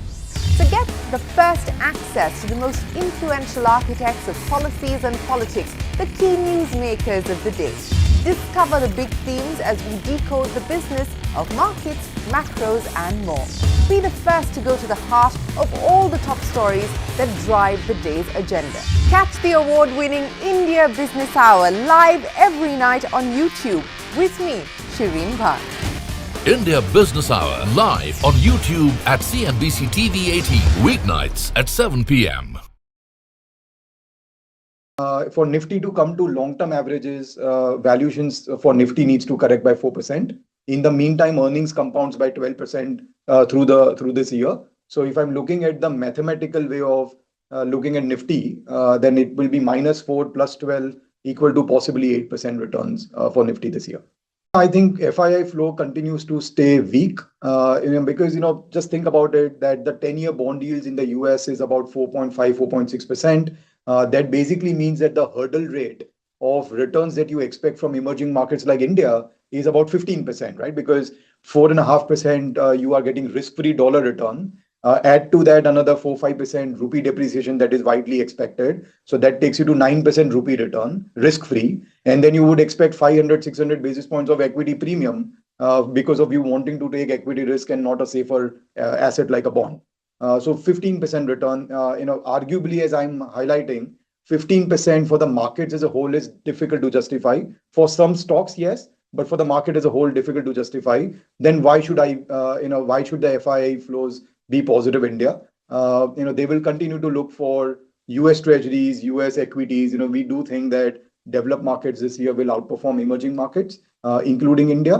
And on the point of FII ownership being too low, I get that all the time from investors as well. But I would say that, investors will go where there are returns. Just because their ownership has come down, that is no reason why they will add up. So you can, so FIIs can always first scale back on their ownership, and as and when India gets attractive, they can always scale it back up.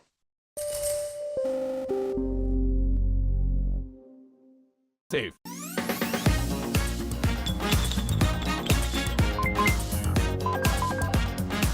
Let's talk money. Welcome back. Here with us on Let's Talk Money, and this week we are discussing the big brutal market fall and whether you need to change anything around in your mutual fund portfolio. We're in conversation with Dhirendra Kumar, Radhika Gupta, as well as Ashish Somaya.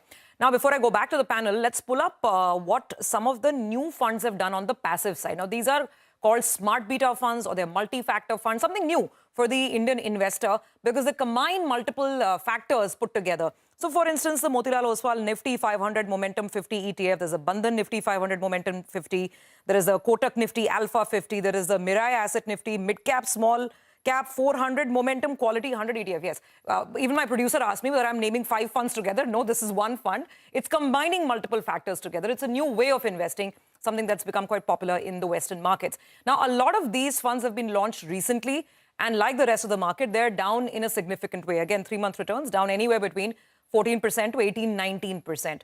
Dhirendra, for those who came into these funds, what would the advice be right now? Should new investors be looking at these funds in the first place? No, one is that it is it's an avoidable thing for any new investor. And as I was suggesting that, most new investors should start at least with a diversified vehicle, if not with a conservative diversified vehicle. But that apart, there are two ways of looking at it. I have seen, many cycles, last 30 years, investors all, get excited about investments and make investments in mutual fund. Generally at the peak, after which they are generally disappointed as well.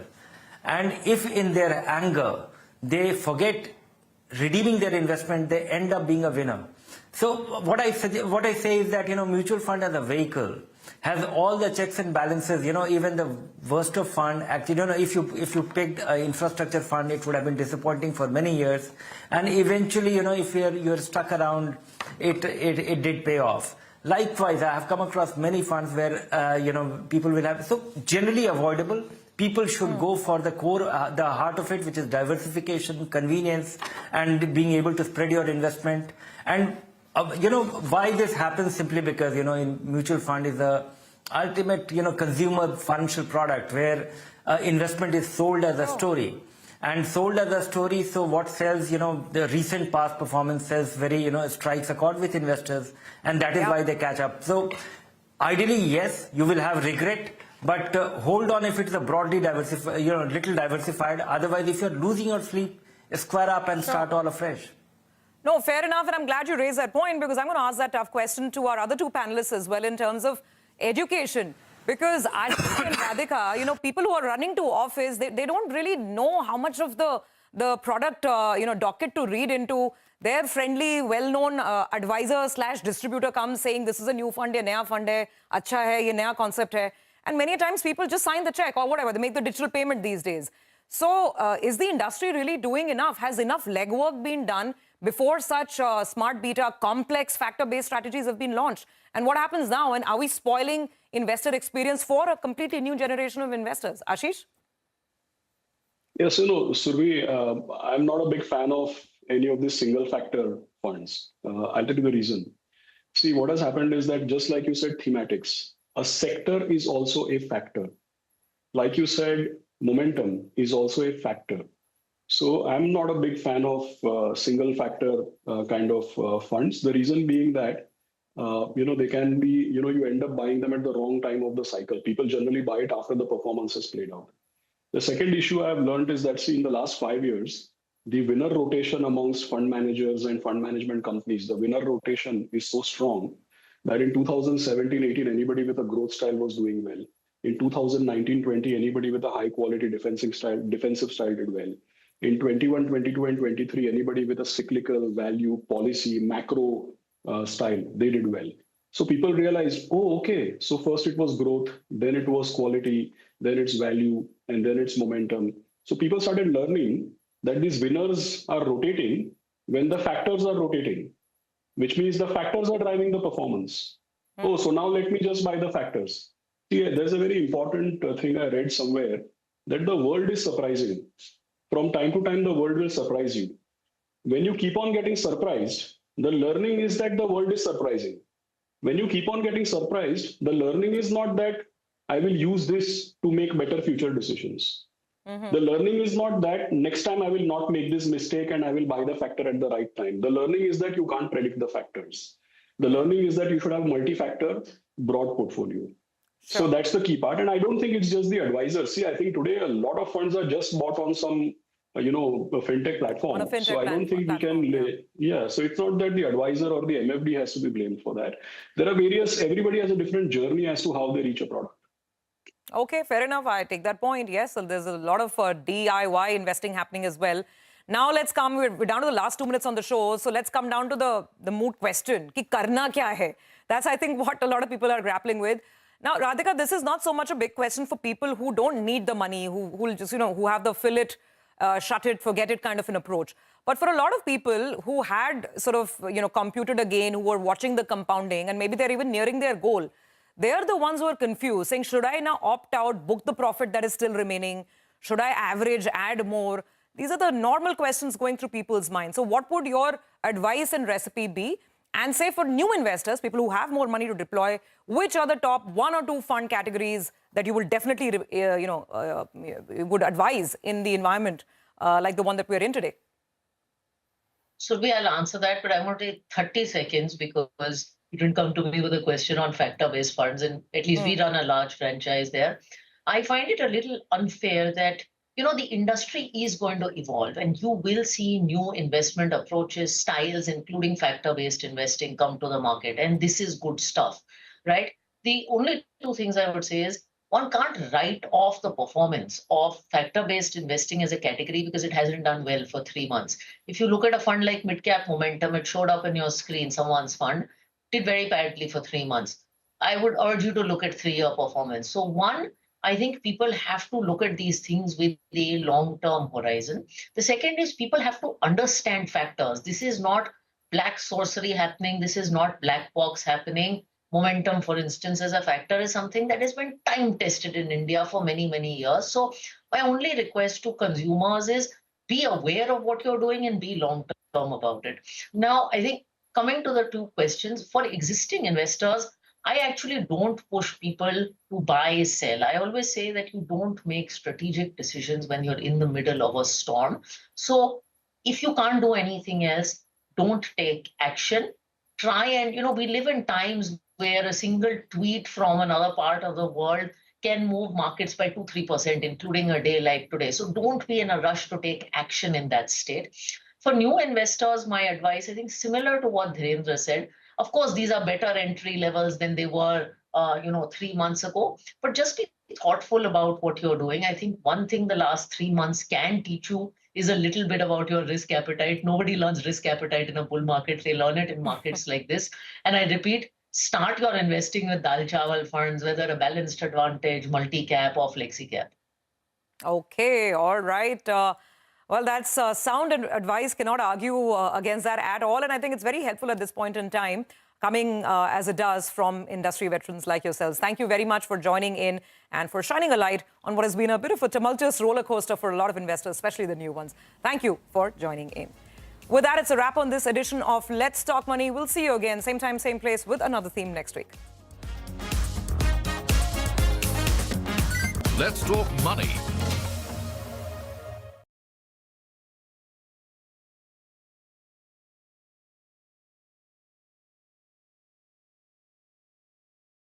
Can't comment on anything related to the bank here right now because I just got off a panel talking about some other stuff, and it's obviously been big news.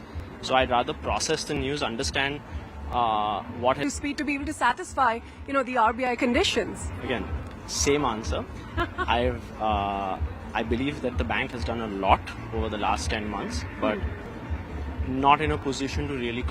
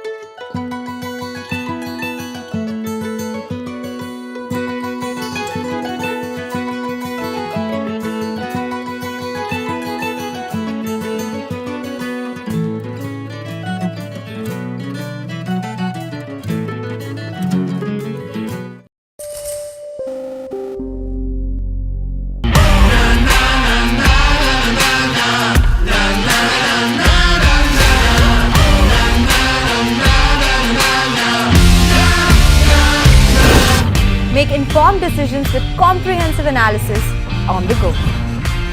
Strengthen your portfolio with insightful expert opinions on the go. Grow on the go with CNBC-TV18, now streaming live 24/7 on YouTube. How about listening to global market maestros before crafting your investment strategy? How about getting deep insights into their businesses from top Indian honchos before putting your money on the line?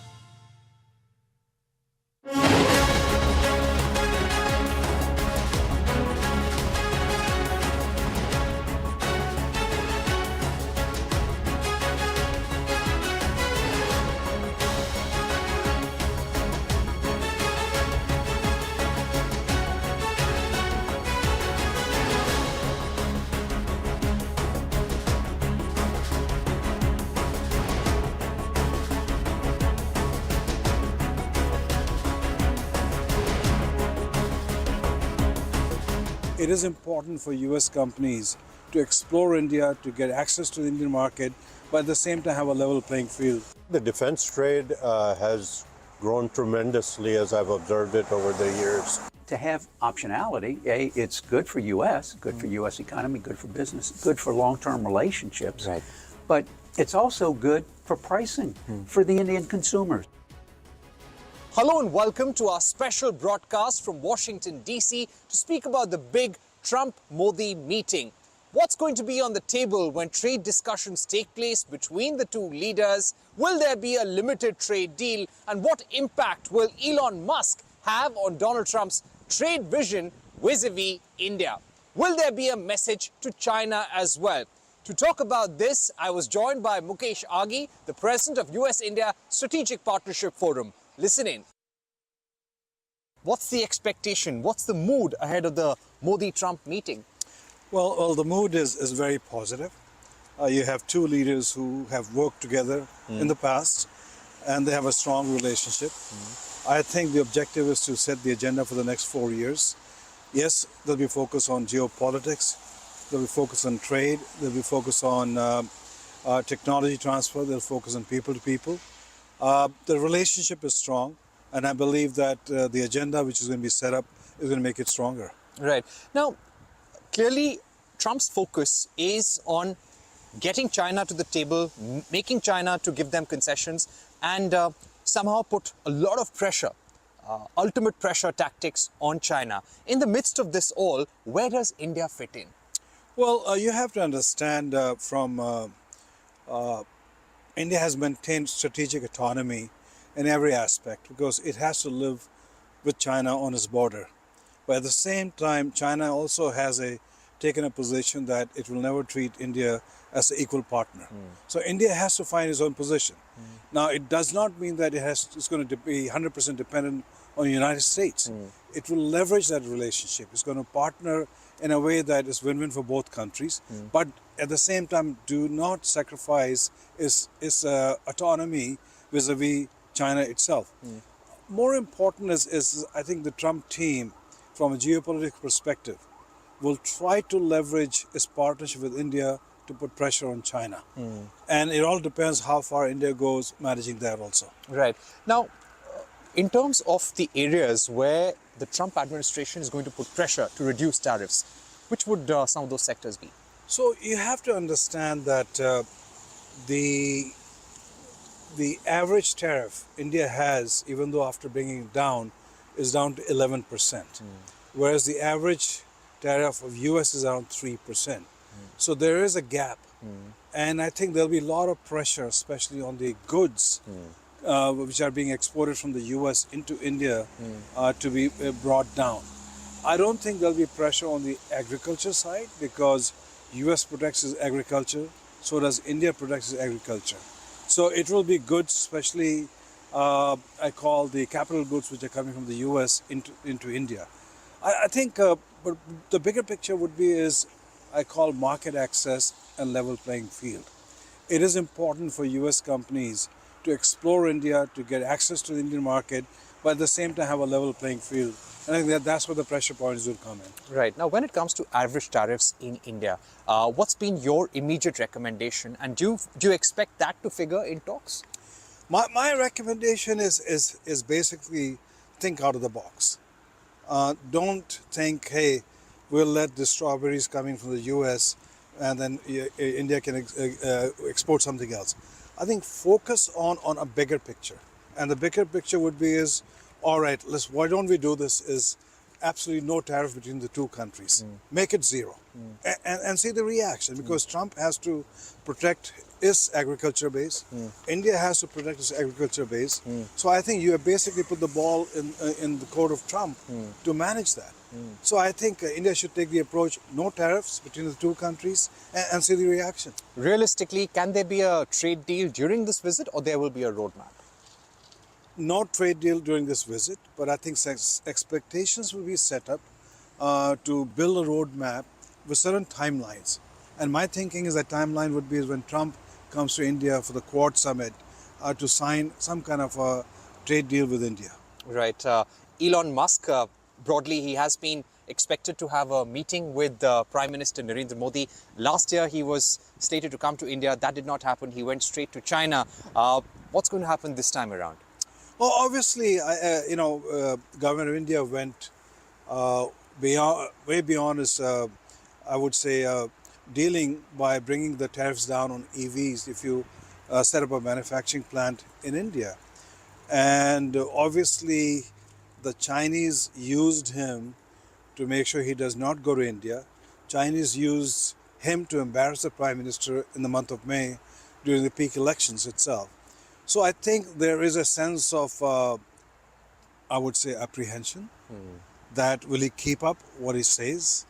And so I think the onus is on Elon Musk now, whatever he says, to deliver on that, to build his credibility, because at the moment his credibility is zero.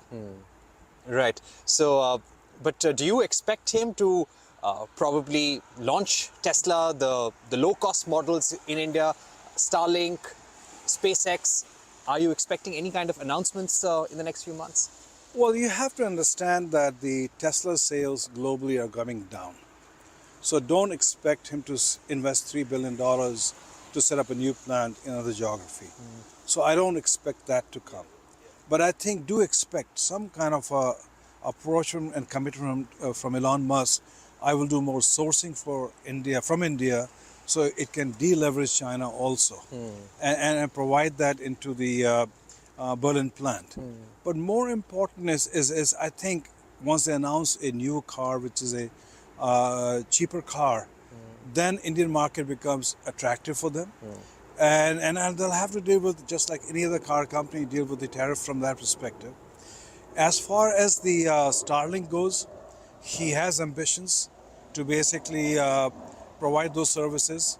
And they are domestic opposition to that because it's going to strengthen the competition for Starlinks.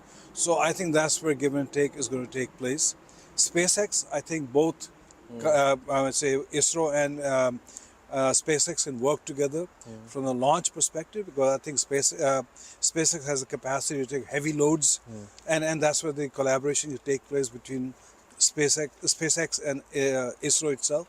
So I think they are give and take, but I strongly believe now the onus is on Elon Musk to stand up to his commitment and deliver. Right. Finally, one pain point which you hope that India will erase either during this visit or in the coming few months. So I think you have to understand that the transport of illegal migration, at least there was a hue and cry from the opposition.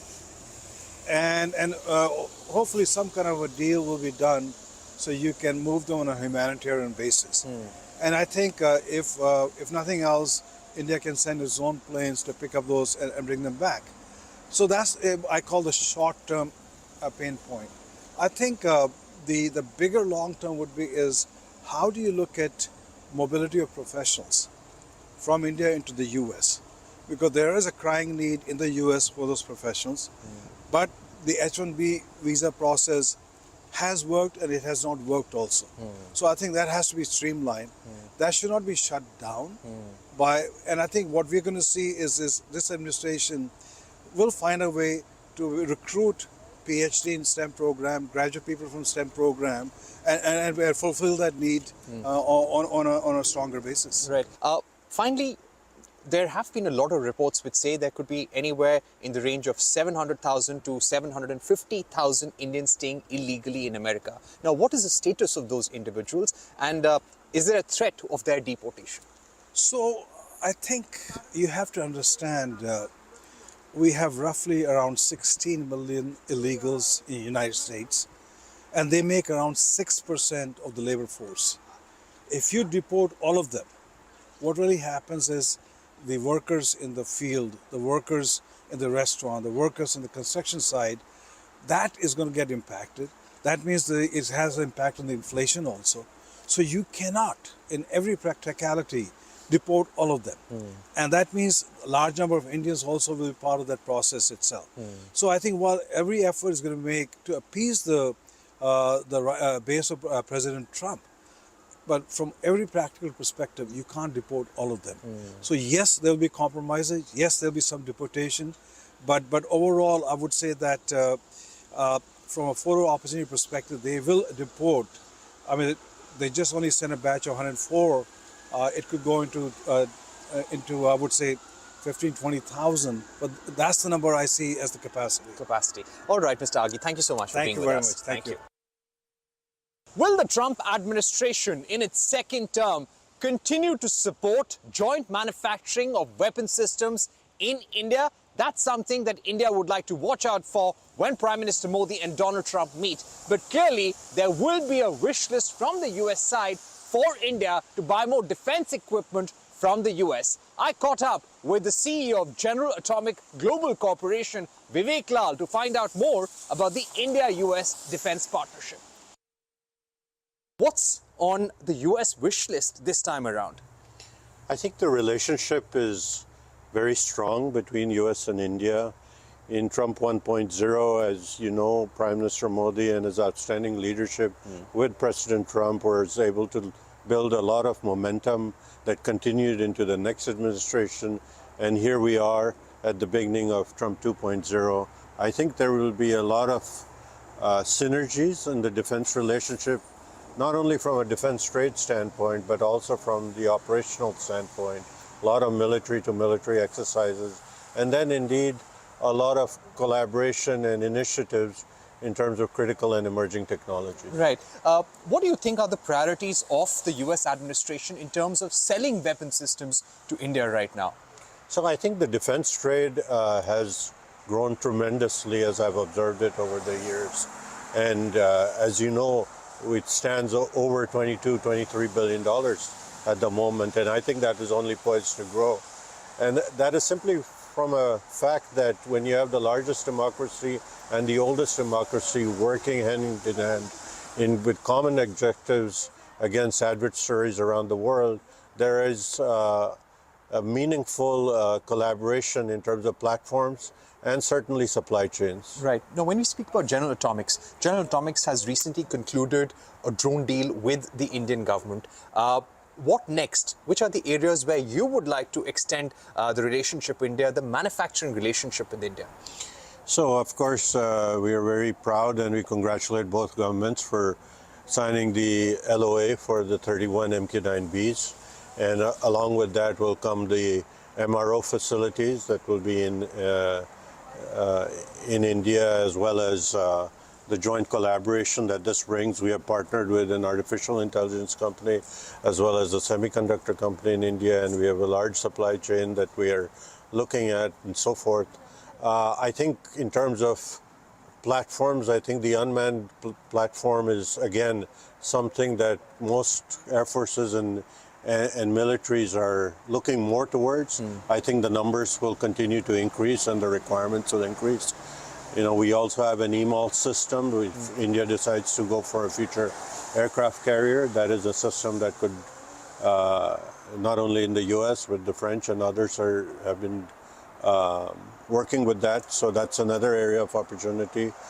And then on the nuclear side, both nuclear fission and fusion, India is talking about small modular reactors as well as fusion capability for clean, limitless energy. So there are multiple areas that we work in as a company that can have synergies with what the Indians want. Right. And broadly speaking, do you expect the US government to push for fighter jet sales to India? And perhaps will the joint manufacturing of defense items, will that get a push under the Trump administration as well? I think so. I think co-production, co-development, those are, and indeed co-R&D for new platforms and capabilities is the way both the democracies could grow together and leveraging the strengths of each of the countries. So in India, you have a great talent pool and also innovation at a lower cost. Right. And if you combine that with the prowess of the American military system, both countries stand to gain. All right, Mr. Lal, thank you so much for joining us here on CNBC-TV18. Thank you so much. On that note, we take a short break, but don't go anywhere. When we return, we'll get you an exclusive conversation with the president of the US Semiconductor Industry Association on what he expects from the India-US trade partnership.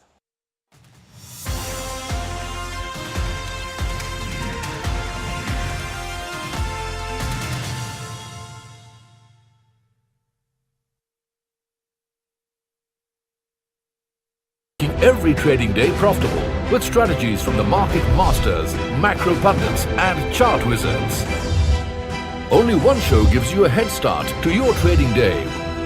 Get ready to profit. Get ready for business with Bajar at these times on CNBC-TV18 and CNBC-TV18.com. What does it take to build India's largest startup platform? It takes a journey of starting out as an unknown and ending up as unforgettable.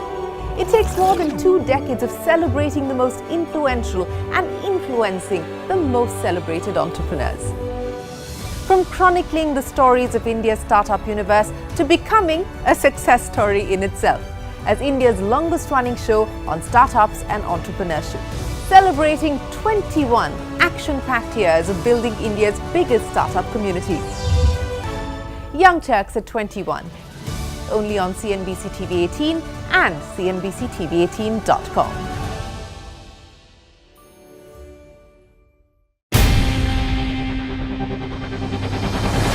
CNBC-TV18's most comprehensive and award-winning news show, India Business Hour, drops first on YouTube. So get the first access to the most influential architects of policies and politics, the key newsmakers of the day. Discover the big themes as we decode the business of markets, macros and more. Be the first to go to the heart of all the top stories that drive the day's agenda. Catch the award-winning India Business Hour live every night on YouTube with me, Shireen Bhat. India Business Hour live on YouTube at CNBC-TV18 weeknights at 7 p.m. For Nifty to come to long-term averages, valuations for Nifty needs to correct by 4%. In the meantime, earnings compounds by 12% through this year. So if I'm looking at the mathematical way of looking at Nifty, then it will be -4 plus 12 equal to possibly 8% returns for Nifty this year. I think FII flow continues to stay weak, because, just think about it, that the 10-year bond yields in the US is about 4.5, 4.6%. That basically means that the hurdle rate of returns that you expect from emerging markets like India is about 15%, right? Because 4.5% you are getting risk-free dollar return. Add to that another 4-5% rupee depreciation that is widely expected. So that takes you to 9% rupee return, risk-free. And then you would expect 500-600 basis points of equity premium because of you wanting to take equity risk and not a safer asset like a bond. So 15% return, arguably, as I'm highlighting, 15% for the markets as a whole is difficult to justify. For some stocks, yes, but for the market as a whole, difficult to justify. Then why should why should the FII flows be positive India? They will continue to look for.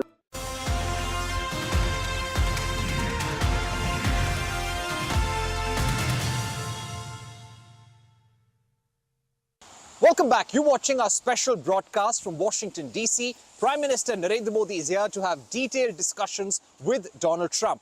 When it comes to the semiconductor partnership, the U.S. industry hopes that India will bring down tariffs drastically. And the president of the Semiconductor Industry Association here told me that if India wants to play a big role in global supply chains of semiconductors, then it must have a zero tariff policy. Listen in to that exclusive. Let me begin by asking you about your outlook for semiconductor production and demand. What were the sales and production figures like for 2024? What's your outlook for 2025? First of all, big week for U.S.-India relations and very important for us because India is an important hub in our supply chains. For the outlook, well,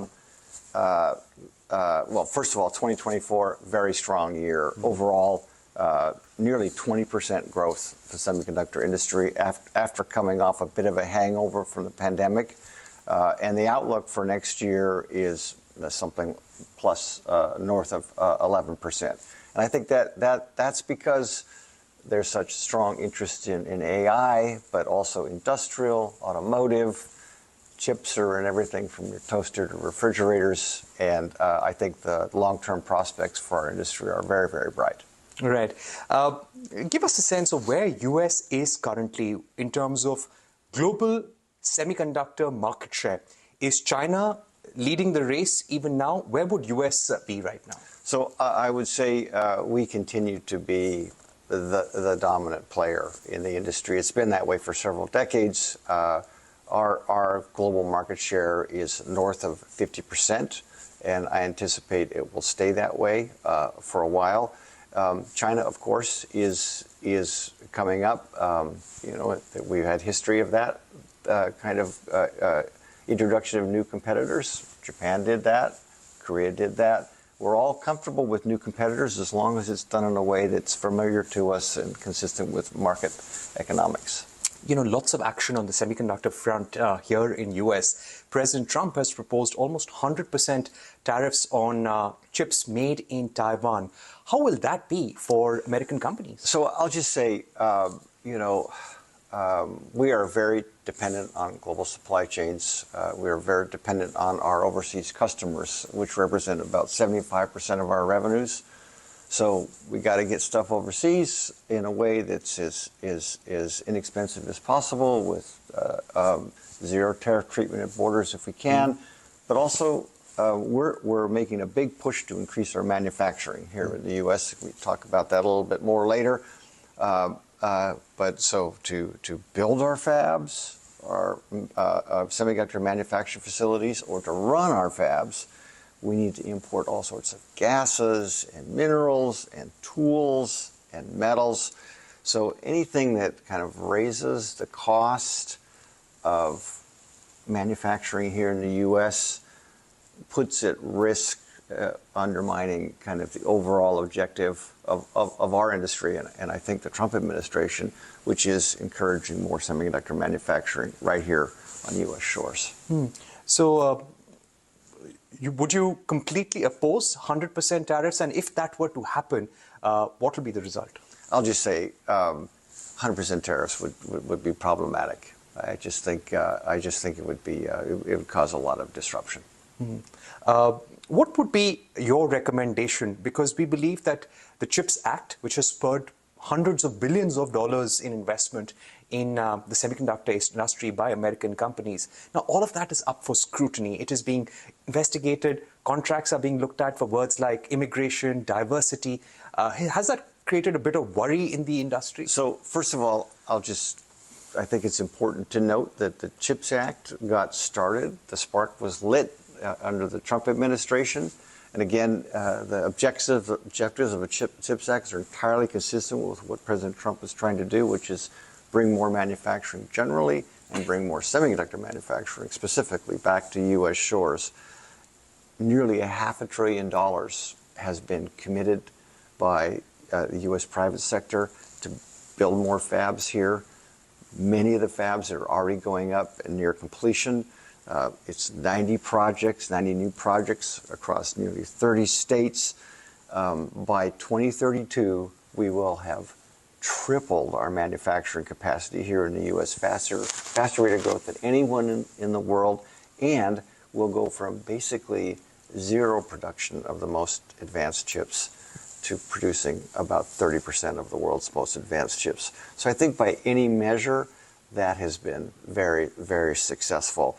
And with the Trump administration, we're very excited. They're talking about bilateral and sectoral trade agreements. We like that. Lots of countries around the world have been doing trade agreements in recent years, and we've not been. And the other thing is the new chief of USTR, the big trade negotiating body, has already confirmed that he is going to be looking for ways to increase our export opportunities. All right. Now, speaking about India, SIA has done a report making recommendations on how to take forward the US-India partnership on semiconductors. What's your outlook? What more can be done? Yeah, so we actually commissioned that report, and it was done by a think tank here in Washington called ITIF. India is, first of all, this is an important moment in our relationship with India. The strategic partnership between India and the U.S. is in a very good place. India is already an important hub in our supply chain, very strong in design and research, and in terms of the R&D that goes into equipment that builds the chips is very strong in India. But there is a fierce competition globally to be a bigger part of our supply chain.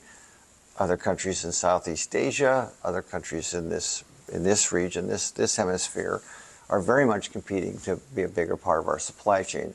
But I do feel that India is taking some very positive steps that I think will ensure India also plays a bigger role. And one of those steps is the political leadership all the way to the top is very, very committed to this. And we noticed in the union budget there was some provisions for increased trade facilitation. Well, that's very, very important to us. Also, there's some interesting tax measures going to be put in place that will be helpful.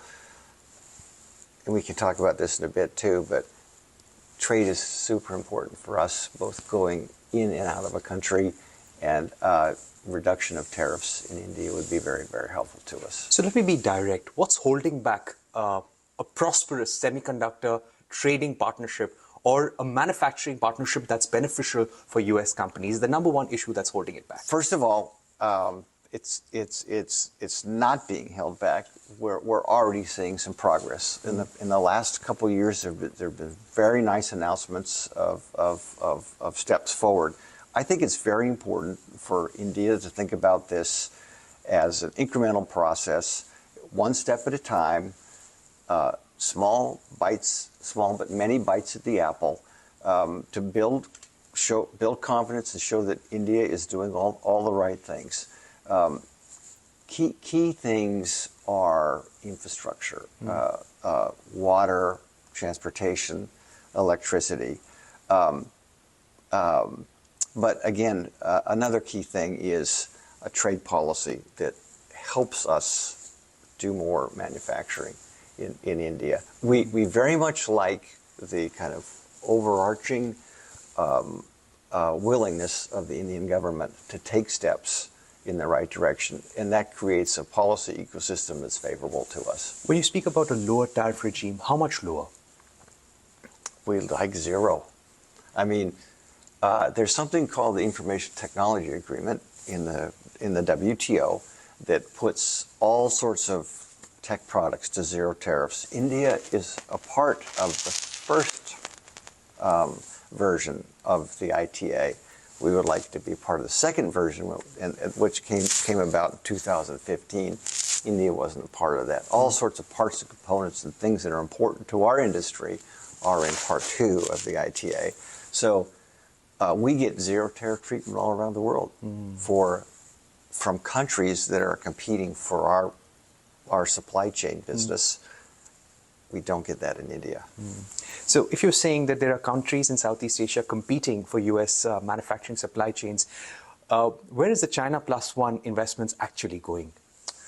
The biggest chunk. So first of all, just put that in context. Coming off the pandemic, one thing that became crystal clear to all of us is that we have to mitigate against over-concentrations in our supply chains.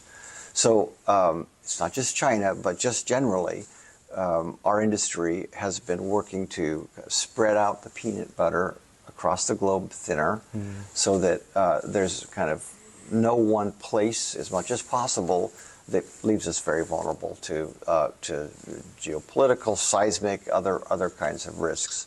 So I'll just say there's not one place where this diversification is happening, and that's the way it should happen. It should be spread across the globe. Right.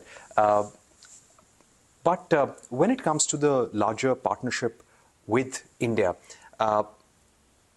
which are the areas where you hope India can work on that will boost the manufacturing in India, apart from tariffs, for example? So, India is already very strong on talent when it comes to design. 20% of our industry's design workforce is actually in India. But the talent to design a chip is not the same talent to manufacture a chip. So as India is thinking through putting education programs in place, that is also an important factor. How worried are you about the US-China trade war? Trump has already started imposing tariffs on different countries, putting them on pause for better negotiations. But an all-out US-China trade war, how bad will it be for American businesses this time around? Yeah, I don't think this would be, trade wars aren't really good for any sector. I think semiconductor industry would be extremely exposed because we are very dependent on the global supply chains. We're hopeful that this scenario doesn't play out in that way, and that the governments can come together and figure out a path forward that allows us to continue to trade freely across borders. My final question would be, we've just seen an announcement by Lam Research to increase investments in India by about $1 billion. What's your outlook as someone who interacts heavily with American semiconductor companies and those around the world? What's the investment offtake that you could expect in India over the next 12 to 18 months? Well, I'm not in the business of putting numbers on things like that. It's not a career enhancer for me. But I think it's just yet another example that India is basically on the right trajectory, and it needs to turn the dials a bit to improve that trajectory, consistent with some of the things we discussed today.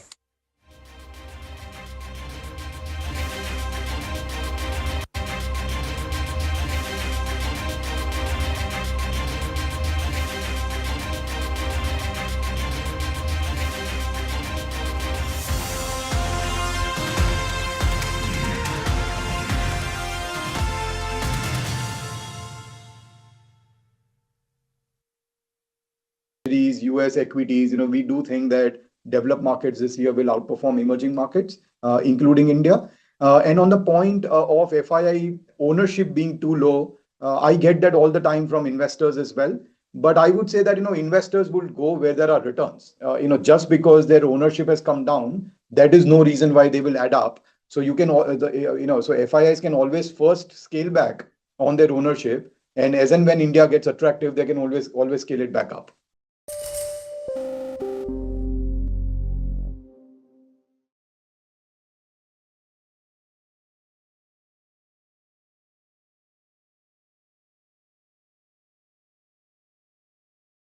Can't comment on anything related to the bank here right now because I just got off a panel talking about some other stuff, and it's obviously been big news. So I'd rather process the news, understand what has been communicated, and then talk, please. All right. Could you just, if you could talk about the kind of work that the bank has been doing in the background these 10 months, to bring the technology up to speed to be able to satisfy, the RBI conditions? Again, same answer. I believe that the bank has done a lot over the last 10 months, but not in a position to really comment on it right now.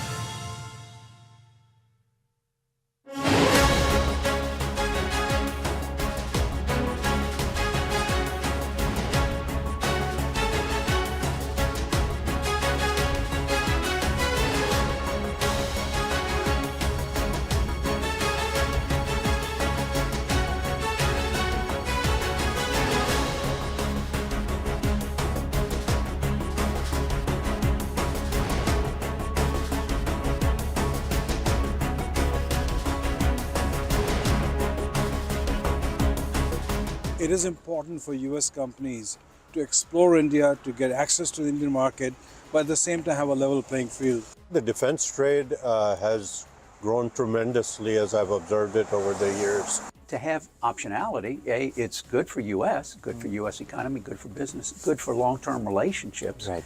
But it's also good for pricing for the Indian consumers. Here in Washington, D.C., there is a feeling among US-India watchers that if India wants to reduce the trade deficit very quickly, then it must buy more crude oil, more LNG from the US. I got in touch with Mark Menzies, the president and CEO of US Energy Association, to find out more. What do you expect to be on the table when the two leaders meet, especially in terms of India buying more energy from the US? Right. Well, first of all, thank you very much for having me and a chance to really talk about really this new dynamism, that we will see between President Trump and Modi in the upcoming meetings. And, it's going to be a building on a long-term relationship. I mean, these two men have a genuine fondness for one another. And if we go back to Trump 1, where, President Trump and Modi, they took the initiative then to establish a strategic energy partnership, which was comprehensive in scope, by the way. And at the time, you will remember, the U.S. was just really beginning to export LNG. We had been able to develop the facilities to export. And India was one of the first locations that U.S. LNG went. And what was interesting was that, these LNG facilities that we had been developing were expected, frankly, to go to other parts of Asia, not so much India. So it was really quite a dynamic surprise to see that we could help our partners, India, to provide that. So I would expect you to see a sort of a continuation of that, really, an acknowledgement of our past relationship. The importance of India in the region, the importance that energy plays in maintaining global security and economic prosperity. But importantly, too, India is going to need energy long term, right? It's one of the great countries that continue to increase population. Your current population needs energy. And as we talked about, whether it's U.S. LNG, whether it's U.S. Technology in nuclear space, whether it's the latest technology on natural gas turbines, or how it is that you can build more renewables with natural gas, really to bring energy of all sorts, to India. So that's what we're excited about here in the upcoming meetings. Do you expect the US government to demand that India have more long-term LNG contracts and long-term crude oil contracts with the US companies? Yeah, right. I mean, so that's the hope. We want a long-term relationship, right? It's important that these facilities, as India knows full well, because of your facilities that you have operating there, whether it's refineries or import facilities, these are highly capital facilities, that you need, and you need long-term offtake agreements. And it is important that, again, our partners across the world realize that your options for energy are well known, right? And U.S. has not necessarily been there for to be a partnership, right? Really until the shale revolution. And it turns out that due to technological improvements, and we got our policies in order to allow states to allow fracking, if you will, we really became the world's largest producer of both oil and natural gas. So now countries like India, before, who you had to pay a premium for Mideast oil or Mideast natural gas, or deal with other countries that you really had no choice as to who you were going to deal with, right? Well, now the U.S. is available as a partner, right? And I think that generally to have optionality, it's good for U.S., good for U.S. economy, good for business, good for long-term relationships, but it's also good for pricing for the Indian consumers, because now you can either have long-term contracts, you also have the option for spot markets, because what we have seen really since the last time that we talked about this back during Trump 1, the natural gas global market has really evolved at the level almost like the oil market, where prices in the U.S., prices in India are set by the global price of where these commodities are traded. And now we're seeing that with natural gas. So the consumers in India can benefit with more suppliers, more optionality. It's going to decrease prices, and it'll benefit our partnership.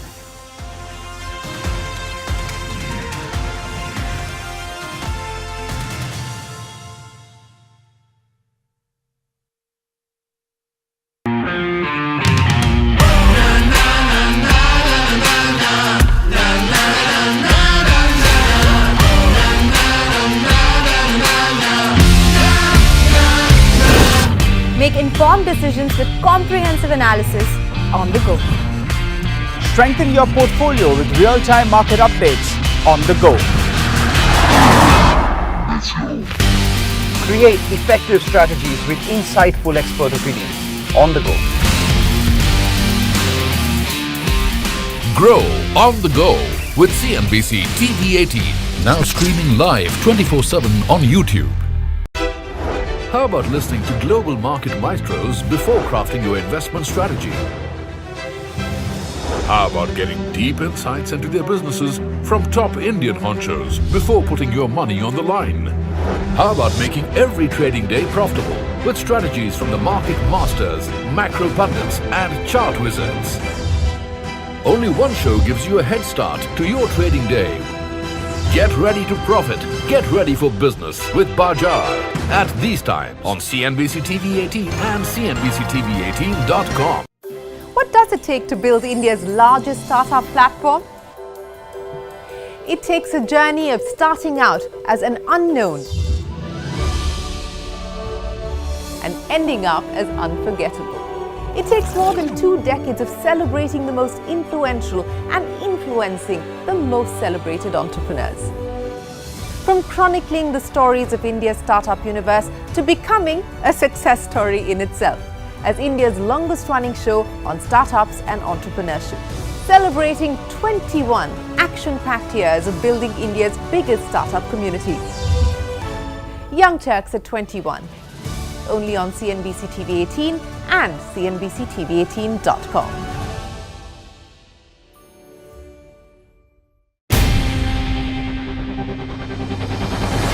CNBC-TV18's most comprehensive and award-winning news show, India Business Hour, drops first on YouTube.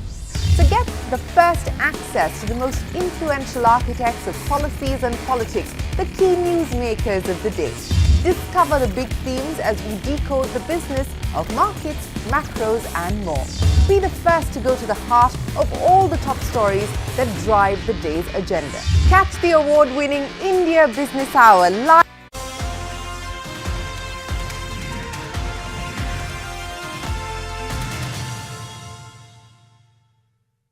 Will Prime Minister Modi and Donald Trump discuss a limited trade deal?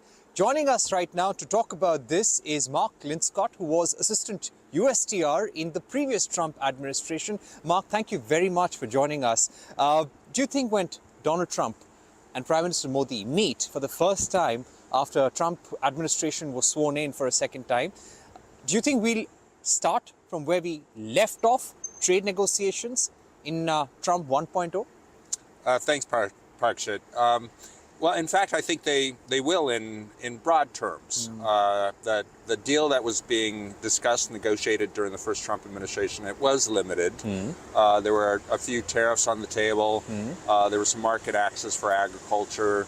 There was obviously the benefits under the Generalized System of Preferences program, the GSP program, but it was limited. I think this time the two sides will, in fact, the two leaders will agree that we should start a trade negotiation, seek to conclude it ambitiously, perhaps by the end of the year, and essentially put everything on the table.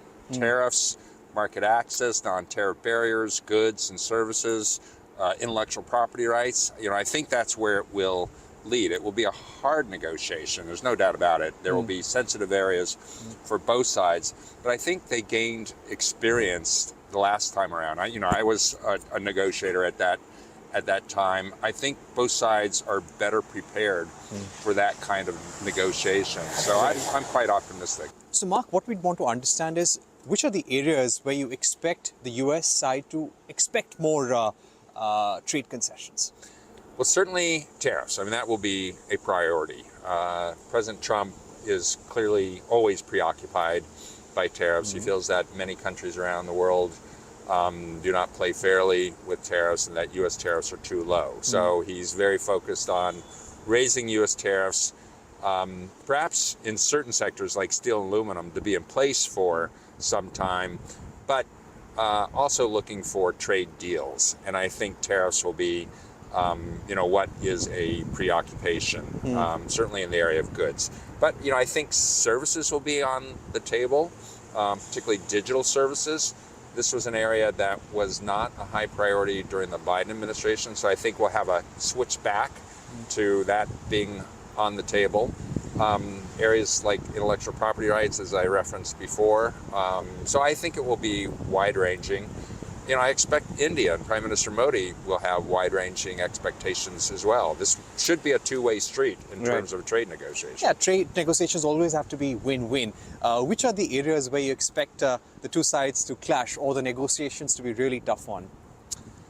Well, you know, I highlighted agriculture, and yet agriculture always presents difficulties and sensitivities. You know, each country will have constituencies who don't want to open up very much. So agriculture will be complicated, I think. Noting, you know, digital, I mean, this is an area where India is a world leader. It's had tremendous success over many years. And in fact, the US has a trade deficit in services with India. That's kind of unusual. It's more common that there's a trade deficit on goods. There's actually a trade deficit on services. Yet there are a lot of questions about the potential for new digital services taxes or data localization requirements. A lot of, you know, lots up in the air. So I think that could be a challenging area for negotiation. Right. India has already tried to sweeten the deal by reducing tariffs on electric vehicle batteries, on high-end motorcycles, high-end cars, which may help American car makers, American motorcycle makers like Harley Davidson. Will that be good news for Donald Trump? We'll see. We'll see what actually is put on offer. We saw those tariff cuts in the budget. Frankly, I'm a little skeptical on the motorcycle tariffs. This was an issue that we were negotiating when I was back at USTR and I was leading the US delegation. And in some respects, I think time has passed on in that specific sector. I don't know that it's going to be a priority going forward. EVs, difficult to say, because we know what Trump has said about climate policies and emphasizing, you know, clean energy technologies.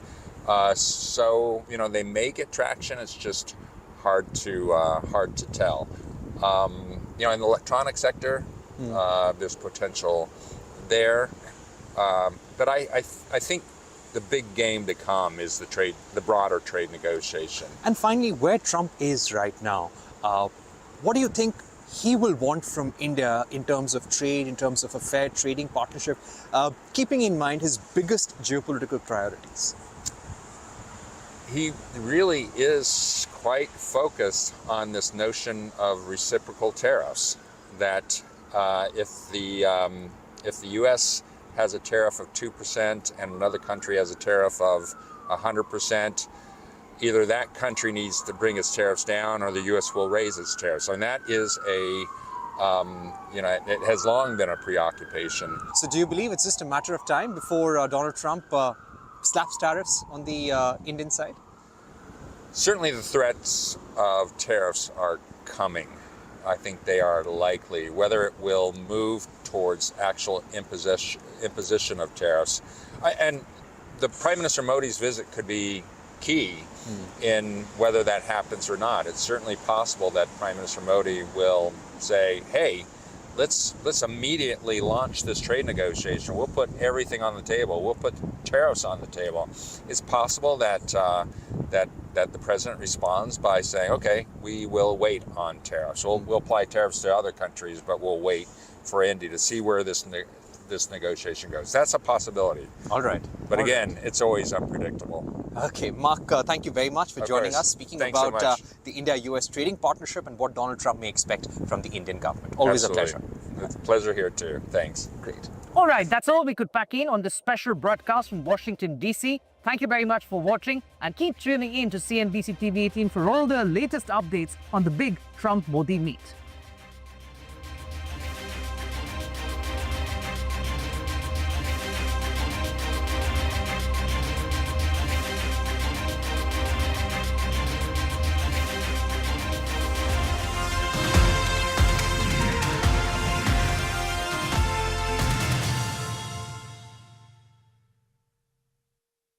On YouTube with me, Shireen Bhat.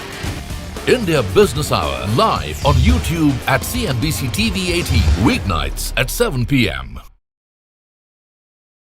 For Nifty to come to long-term averages, valuations for Nifty needs to correct by 4%. In the meantime, earnings compounds by 12% through this year. So if I'm looking at the mathematical way of looking at Nifty, then it will be -4 plus 12 equal to possibly 8% returns for Nifty this year. I think FII flow continues to stay weak, because, just think about it, that the 10-year bond yields in the US is about 4.5, 4.6%. That basically means that the hurdle rate of returns that you expect from emerging markets like India is about 15%, right? Because 4.5% you are getting risk-free dollar return. Add to that another 4-5% rupee depreciation that is widely expected. So that takes you to 9% rupee return, risk-free. And then you would expect 500-600 basis points of equity premium because of you wanting to take equity risk and not a safer asset like a bond. So 15% return, arguably, as I'm highlighting, 15% for the markets as a whole is difficult to justify. For some stocks, yes, but for the market as a whole, difficult to justify. Then why should why should the FII flows be positive India? They will continue to look for US treasuries, US equities. We do think that developed markets this year will outperform emerging markets, including India. And on the point of FII ownership being too low, I get that all the time from investors as well. But I would say that, investors will go where there are returns. Just because their ownership has come down, that is no reason why they will add up. So you can, so FIIs can always first scale back on their ownership, and as and when India gets attractive, they can always scale it back up.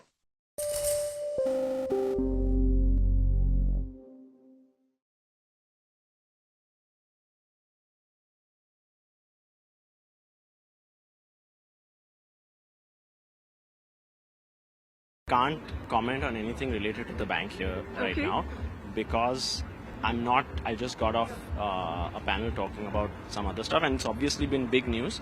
So I'd rather process the news, understand what has been communicated, and then talk, please. All right. Could you if you could talk about the kind of work that the bank has been doing in the background these 10 months, to bring the technology up to speed to be able to satisfy, the RBI conditions? Again, same answer. I believe that the bank has done a lot over the last 10 months, but not in a position to really comment on it right now.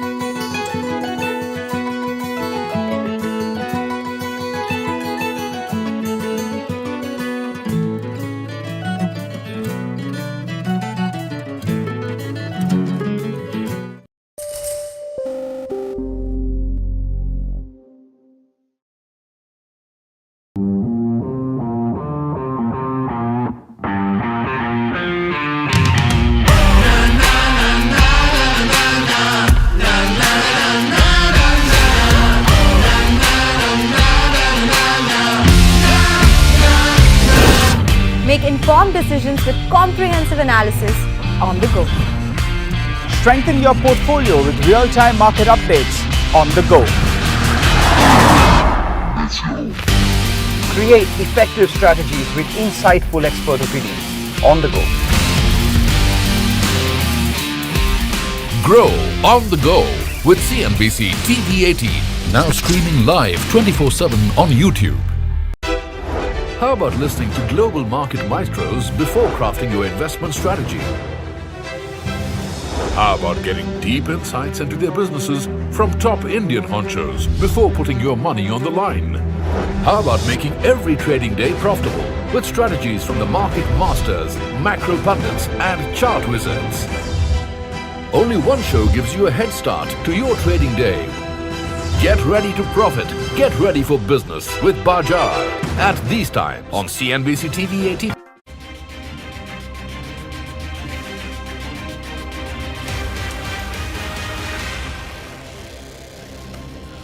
Hello and welcome to Business 360. I'm Shireen Bhan. The headlines that we're tracking for you this evening. Prime Minister Modi lands in Washington, D.C. for his two-day U.S. visit. A bilateral summit with President Trump is scheduled for tomorrow. The Prime Minister is also scheduled to meet top business leaders, including Elon Musk. President Trump is set to sign an executive order imposing reciprocal tariffs on countries that levy higher duties on U.S. imports. The White House press secretary says the order could be signed ahead of the bilateral meeting with Prime Minister Modi. No deal without Ukraine and no peace through weakness, says European leaders after U.S. President Trump and Russian President Putin agreed to begin talks to end the war in Ukraine. The U.S. Defense Secretary claims the push for peace is not a betrayal of Ukraine. The Sensex and the Nifty declined for the 7th straight day, the longest losing streak in 3 months. Mid-caps bucked the trend, ending with marginal gains. The rupee remains largely steady against the dollar. For the first time since taking office, RBI Governor Sanjay Malhotra meets executives of about 24 NBFCs. Sources say industry sought easier access to liquidity and harmonization of guidelines among financial institutions. Large NBFCs also eye approval to accept deposits. Adani Green Energy withdraws from the proposed $1 billion wind energy project in Sri Lanka. The development comes amidst the Sri Lankan government seeking a renegotiation of the tariffs and activists moving the country's Supreme Court citing environmental concerns. Finance Minister Nirmala Sitharaman tables the new Income Tax Act in Parliament. The bill moves to a select committee which is scheduled to submit its report by the first day of the monsoon session of Parliament. Honda and Nissan call off merger talks less than 2 months after announcing. Nissan's board angered by Honda's proposal to make it a subsidiary after initially agreeing to a partnership of equals. Foxconn says it's open to collaborating with Nissan but will not push for an acquisition. India, firstly, is our most exciting market. Our biggest investments in the last, I would say, 6 or 7 years have been in India. The global CEO of Truecaller, Rishit Jhunjhunwala, says India is the most exciting market for the company. The user base has grown to 300 million and there is no sign of saturation. That's an exclusive.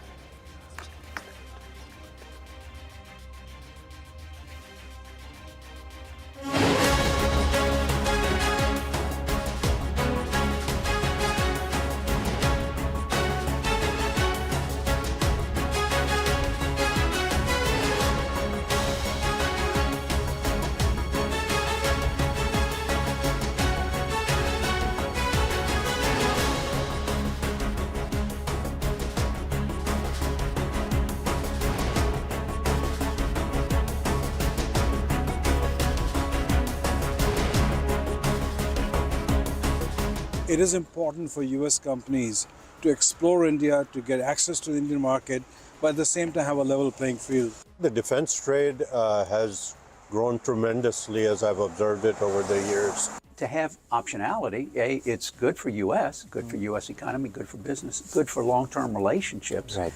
But it's also good for pricing for the Indian consumers. While Trump tariffs trade, tech and now Tesla, Prime Minister Modi's trip to the U.S. is expected to tick off many boxes. The Prime Minister landed in Washington, D.C. for the second leg of his two-nation trip. President Trump will host Prime Minister Modi at the White House, and ahead of that, President Trump is expected to sign off on imposing reciprocal tariffs, doubling down on what has been a constant refrain during his presidential campaign. Trump and Prime Minister Modi will hold bilateral talks at the White House's Oval Office before appearing before the media for a press briefing. Parikshit Luthra in Washington, D.C. reports that a potential civil nuclear energy agreement could also be part of the discussions. We also learned that India could offer the U.S. tariff concessions on electronics, chemicals and medical products. The Prime Minister is also scheduled to meet top business leaders, including Elon Musk. We'll get you more on the Trump-Modi visit and the Musk meeting. But first, the White House press secretary on the possibility of President Trump imposing reciprocal tariffs ahead of the meeting with Prime Minister Modi. Of course, this doesn't have anything to do specifically with India. This is President Trump's ongoing refrain on increasing tariffs. Take a look.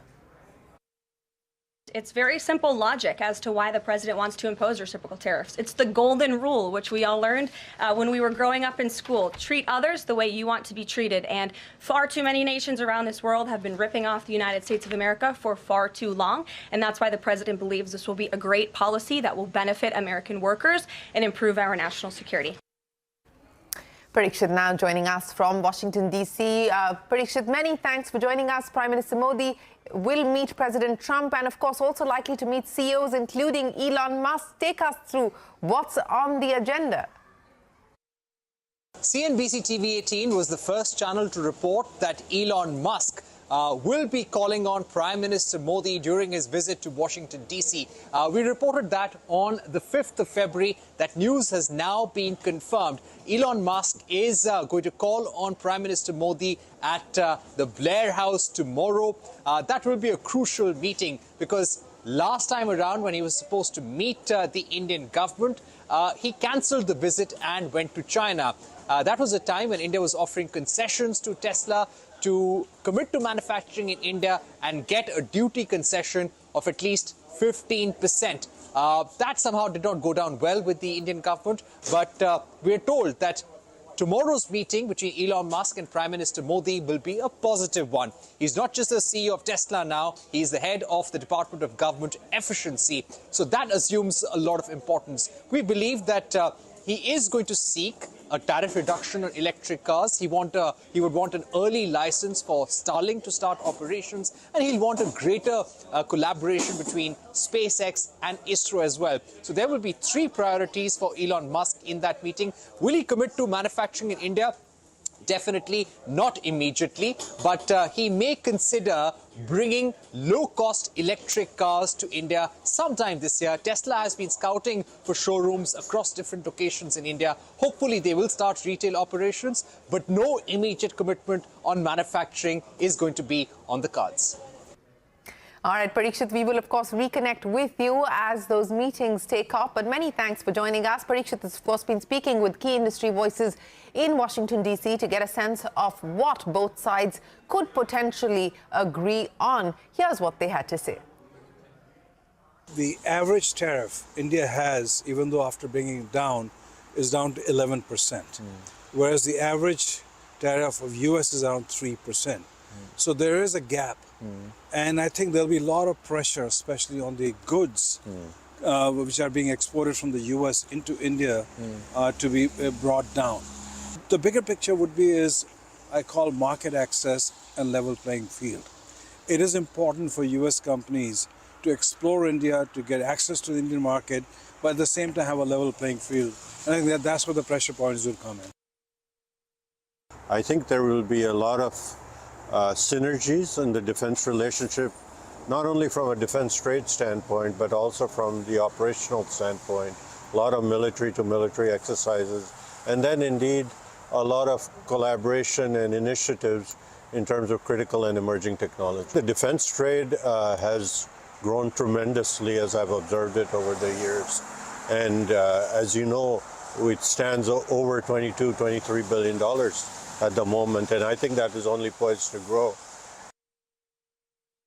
Countries like India, before, who you had to pay a premium for Mideast oil or Mideast natural gas, or deal with other countries that you really had no choice as to who you were going to deal with, right?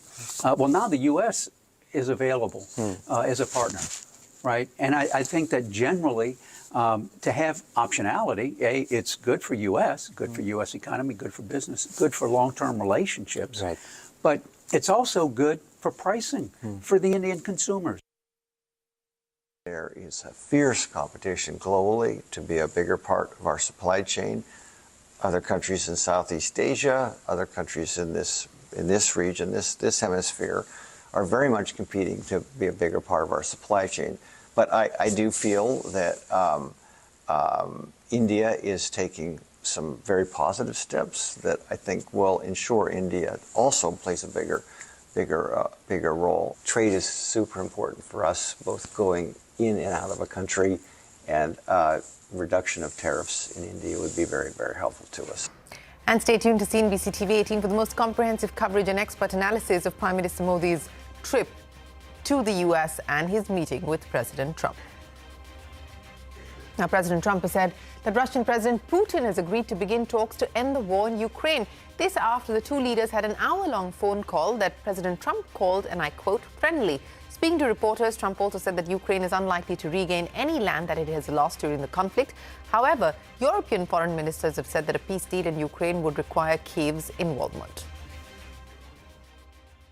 We had a great call. US President Donald Trump said on Wednesday that he had taken calls with Russian President Vladimir Putin and Ukrainian President Volodymyr Zelensky.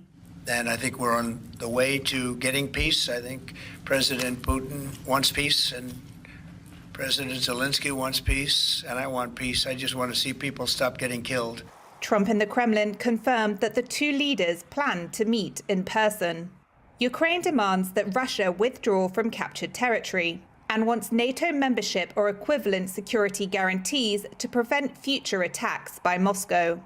Also on Wednesday, ministers from France, Britain, Germany, Poland, Italy, Spain, and the European Commission met with Ukraine's foreign minister in Paris.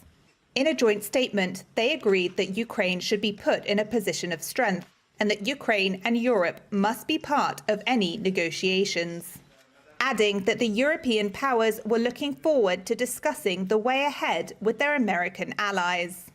The statement was released after that meeting was derailed by comments from US Defense Secretary Pete Hegseth that Ukraine cannot expect to return to its pre-2014 borders or join NATO. When Trump was asked by a reporter on Wednesday if he sees Ukraine as, quote, an equal member of this peace process, he said it was an interesting question. I think they have to make peace. Their people are being killed, and I think they have to make peace. I said that was not a good war to go into, and I think they have to make peace. That's what I think. On Friday, Vice President J.D. Vance and Secretary of State Marco Rubio are set to hold talks about the Ukraine war on the sidelines of a security conference in Munich. Zelensky said he hopes to meet with U.S. representatives at the conference to finalize security and economic agreements. And U.S. Defense Secretary Pete Hegseth has maintained that the U.S. president's push for peace is not a betrayal of Ukraine, adding that a deal would require both Ukraine and Russia to agree to conditions that they may not want to. Take a look. There is no betrayal there. There is a recognition that the whole world and the United States is invested and interested in peace, a negotiated peace. As President Trump has said, stopping the killing. And so that will require both sides recognizing things they don't want to. That's why I think the world is fortunate to have President Trump. Only he at this moment could convene the powers that be to bring peace, and that's a welcome sign.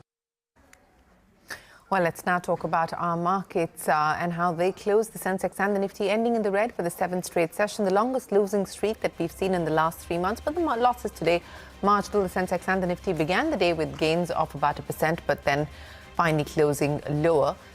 Flat close there for both the Sensex and the Nifty. The mid-cap index just about closing in positive territory. In the money market, the rupee remained largely steady against the dollar. The Indian currency remains below the 87 mark after the RBI's intervention earlier this week. The 10-year bond prices and yields were also largely stable in trade today. So that's the dollar rupee for you. 86.89 is where it closed for the day. We'll head into a break, but up next, for the first time since taking office, RBI Governor Sanjay Malhotra meets executives of about 24 NBFCs. That and more when we return.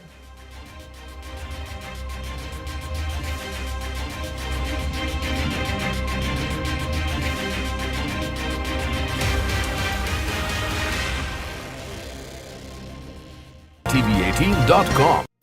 What does it take to build India's largest startup platform? It takes a journey of starting out as an unknown and ending up as unforgettable.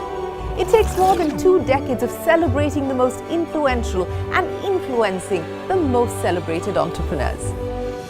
From chronicling the stories of India's startup universe to becoming a success story in itself, as India's longest running show on startups and entrepreneurship, celebrating 21 action-packed years of building India's biggest startup community. Young Turks at 21, only on CNBC-TV18 and CNBC-TV18.com.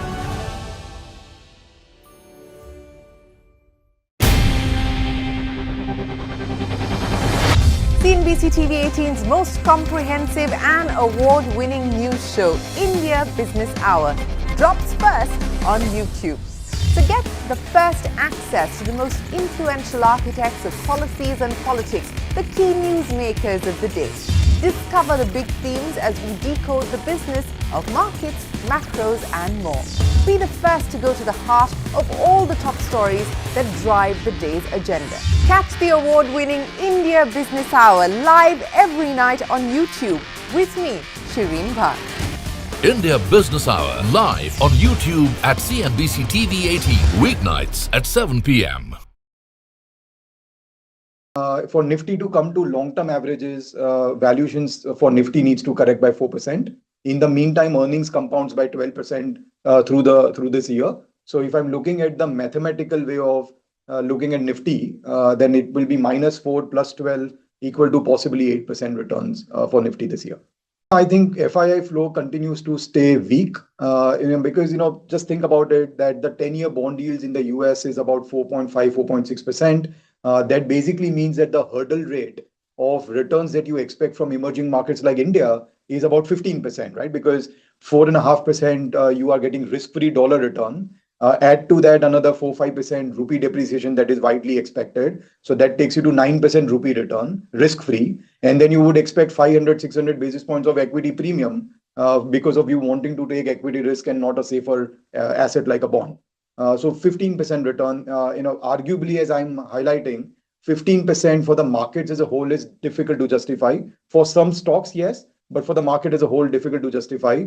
Then why should why should the FII flows be positive India? They will continue to look for US treasuries, US equities. We do think that developed markets this year will outperform emerging markets, including India. And on the point of FII ownership being too low, I get that all the time from investors as well.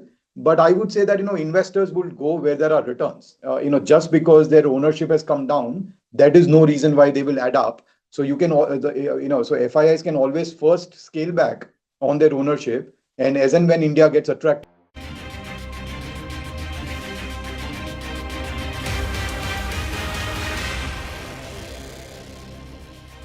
For the first time since taking office, RBI Governor Sanjay Malhotra held a meeting with executives of about 24 NBFCs. Sources say that industry sought easier access to liquidity and harmonization of guidelines among financial institutions. Ritu joins us now with more. Ritu, take us through what the NBFCs had to say in terms of demands.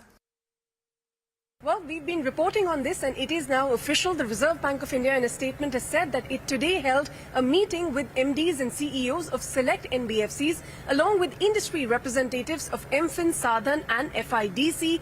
This is the very first meeting that Governor Sanjay Malhotra has held with the NBFC industry. These NBFCs that were part of today's meeting, RBI said constitute nearly 50% of the assets of the NBFC sector.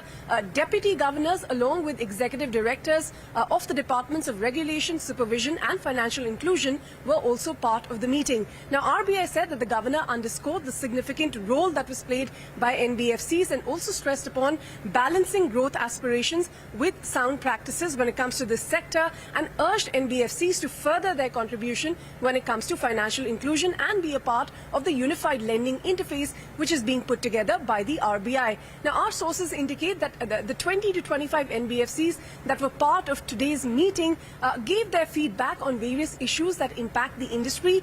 The center of the discussion was liquidity issues. A lot of NBFCs raising concerns there, highlighting the need for a refinance window. Some of the larger NBFCs also asked RBI if they could be allowed to accept public deposits, which again has been a long-standing demand of the industry. Apart from this, harmonization of guidelines is also something that NBFC spoke about. Significantly, MFIN and Sadhan voiced concerns about the recent Karnataka government ordinance that has come into force that talks about stringent rules for collections by MFIs to prevent harassment of customers. There were concerns raised about some kind of overreach as well, and RBI assured the industry that it will be looking into the matter. Nir Barkat, Israel's Minister for Economy and Industry, is leading a delegation of over 100 Israeli companies in India. He identified artificial intelligence, semiconductors, defense and health as key areas where Israeli companies are keen to partner with Indian companies. On the Gaza conflict, he asserted that there is no way Israel will allow Hamas to rebuild Gaza. Take a look. This time, accompanying you, flanking you, is a vast delegation, one of the biggest delegations ever. Give us a sense, what are the takeaways that you're looking for? And can we expect any big announcements, any big deals or MOUs that you will be signing over the course of these 2 days? Well, the background is that the two governments, led by Prime Minister Modi and Netanyahu, are very friendly. Plus, add to that the people of India and Israel are very friendly to each other. So we have good government to government and good people to people. It's a great platform for better business to do together. Now, India is changing. It's rapidly growing, and India of tomorrow is different than India of yesterday. Yesterday we were focused on your local economy, and now India is geared to take advantage of its scope and size and growth to become a global hub. Now, we're very tiny relative to India. We're less than 10 million people strong. But we're very innovative. So we know how to come with innovative ideas, and we need the skills of scaling that India has to offer, especially when we look at the future of how together we can make a bit bigger influence around the world. Now, geopolitically, the changes now in the world where the United States is aligning its economic interests with its geopolitical thinking, it creates a very strong opportunity for India and Israel to collaborate together and scale. So my pitch back home to Israeli companies, hey, we have a great friend that is scaling and growing, and we complement each other. So the decision we made in the first week of December when I was here with Minister Piyush Goyal is to have a mission coming here, a mission coming from India to Israel in the near future. And then we're going to think of how to collaborate together and make the two countries help our businesses succeed. I'm going to take a cue from two words that you use, which is scale and skill. That's what India brings to the table. You have a very vast startup innovation ecosystem. You've mentioned that there are conversations you've had with Mr. Goyal in December as well. You were here. What are the key focus areas that companies back home in Israel are looking at here in India, which are attractive opportunities for them? We have 6 areas, that what we call business clusters. The first is classic high-tech. Good business to business, business to consumer initiatives. That's a huge advantage Israel has, and we love to partner around the world. Then the second one is health life sciences. Israel has 1,600 health and life science companies. In absolute number, it's second to the United States alone. Clearly something that is relevant for the collaboration here in India. Then we have agrotech, food tech, aquatech. How to use technology to increase yield, to improve quality, to help scale and create more food, maybe from the sea and other sources. Then you've got desert tech and climate change. 60% of Israel is a desert, and many ideas like drip irrigation and other ideas comes from Israel, from the desert. And then we have advanced industry and, of course, homeland security. Now, homeland security, it's very clear that we're at the cutting edge of best understanding of how to protect and create homeland security. And this is an area we share only with dear friends, like the United States, like India. Fair enough. Clearly big focus areas as far as Israel is pointing out. There are two big areas that India is very keen on. One is semiconductors, the other one is AI. India has very high aspirations. In fact, today as we speak, the Prime Minister is in Paris at the AI Action Summit. India wants to build its own foundational language model. Are these areas where Israel can look to work with India? We already know that Israeli company Tar Infra is looking at semiconductor investments here. Can we expect more such investments as we move ahead into 2025? Yeah, well, I think that Israeli entrepreneurs, once they're creating their own ideas and products, they look where can they have leverage. So it's good government to government and good people to people. And we see today the Americans and the Indians as two major economic drivers that we love to work and collaborate with. And so it's on everything. It includes AI, it includes everything, because it's the same strategy to collaborate with people you trust, you love, that you know that the investments will stay there forever. And that's where you need that stability between the two countries, and we have that. So we have to take advantage of that. And again, I think that India has made tremendous steps. And, you know, I did before I was a minister and before I was mayor of Jerusalem for 10 years, I myself was a high-tech entrepreneur, and I did a lot of business around the world. At the time, India was not on the radar.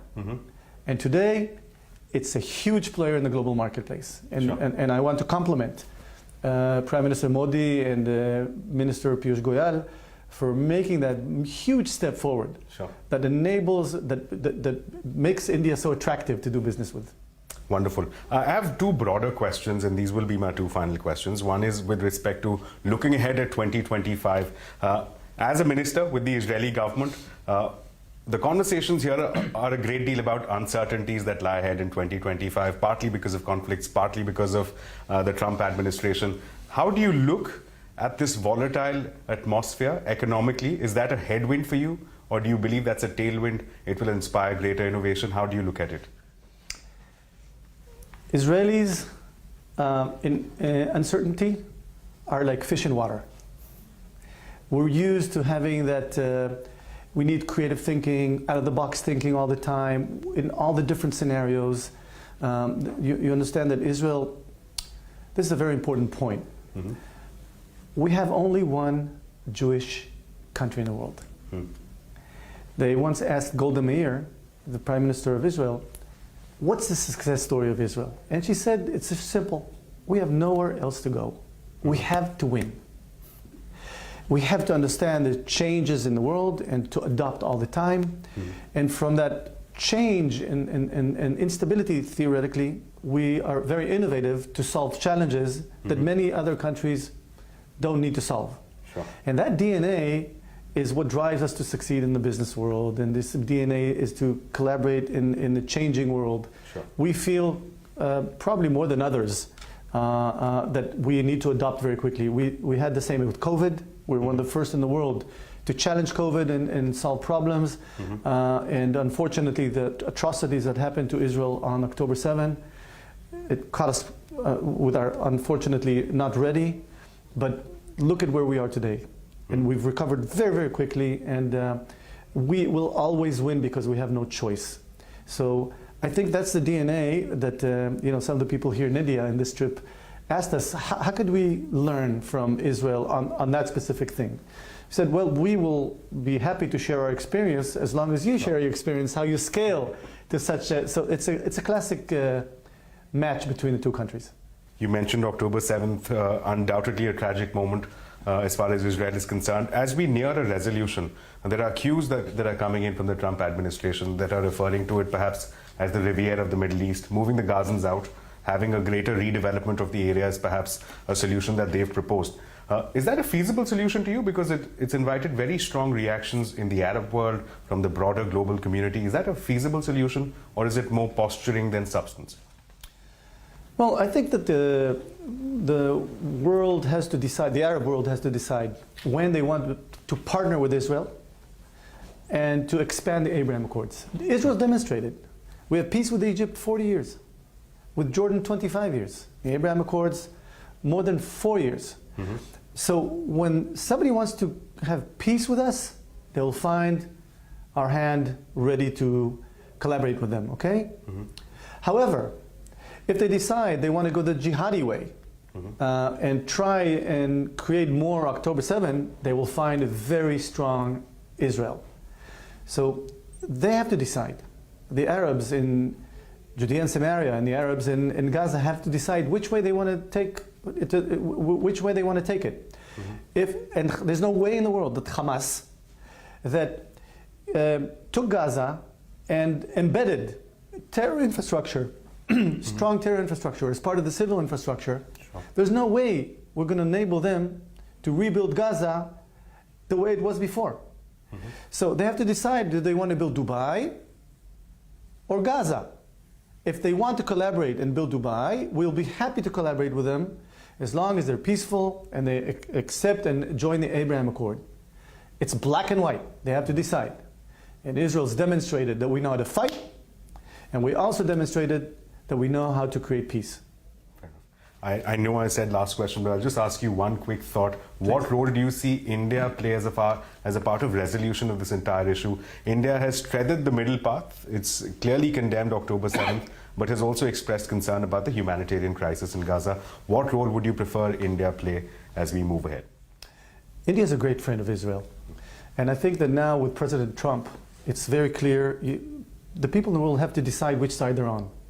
There's the side of the free world, the side of wanting to have peace, the side that accepts the fact that we want to have a security. We want to see our friends around the world have a better world. What does Hamas export? Only terror. So it's very clear who the bad guys are and who the good guys are. And I think that once that Prime Minister Netanyahu was in Washington last week, Prime Minister Modi is there tomorrow. Yes. I think there's a very clear picture who the good guys are. And thank God we're all, India, the United States, and Israel are on the same side. So our expectation is, let's continue being great friends, do a lot of business together. Don't change. Be the way you are. We love you, and we want to do more business with you. Mr. Barka, thank you so much for joining us. Well, the ratings are in for Budget Day, and as always, CNBC-TV18 is #1, the clear leader with almost 92% viewership during the Finance Minister's speech. In fact, if you look at the viewership over the course of the day, 88%. Unparalleled dominance continuing for the last 25 years. We would like to thank all of our viewers for your continued support and trust in us. Remember, we have promised to be, CNBC TV18 has promised to be India's budget headquarters, and we've delivered on that promise year after year. So once again, many thanks to our viewers for tuning in.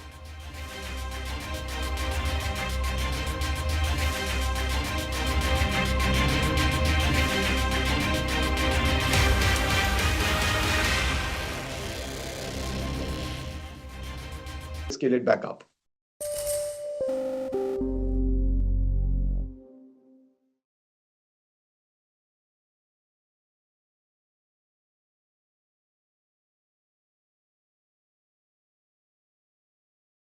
Can't comment on anything related to the bank here right now because I just got off a panel talking about some other stuff, and it's obviously been big news.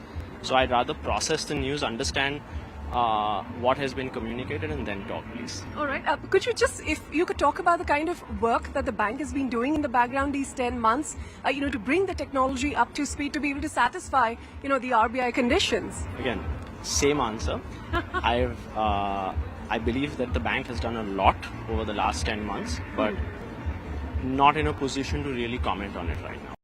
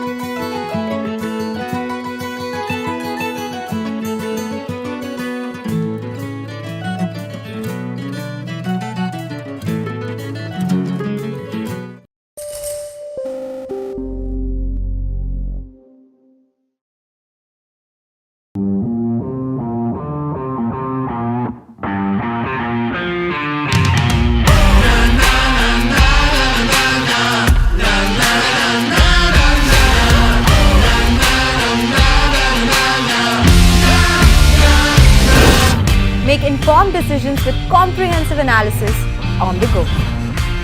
Strengthen your portfolio with real-time market updates on the go.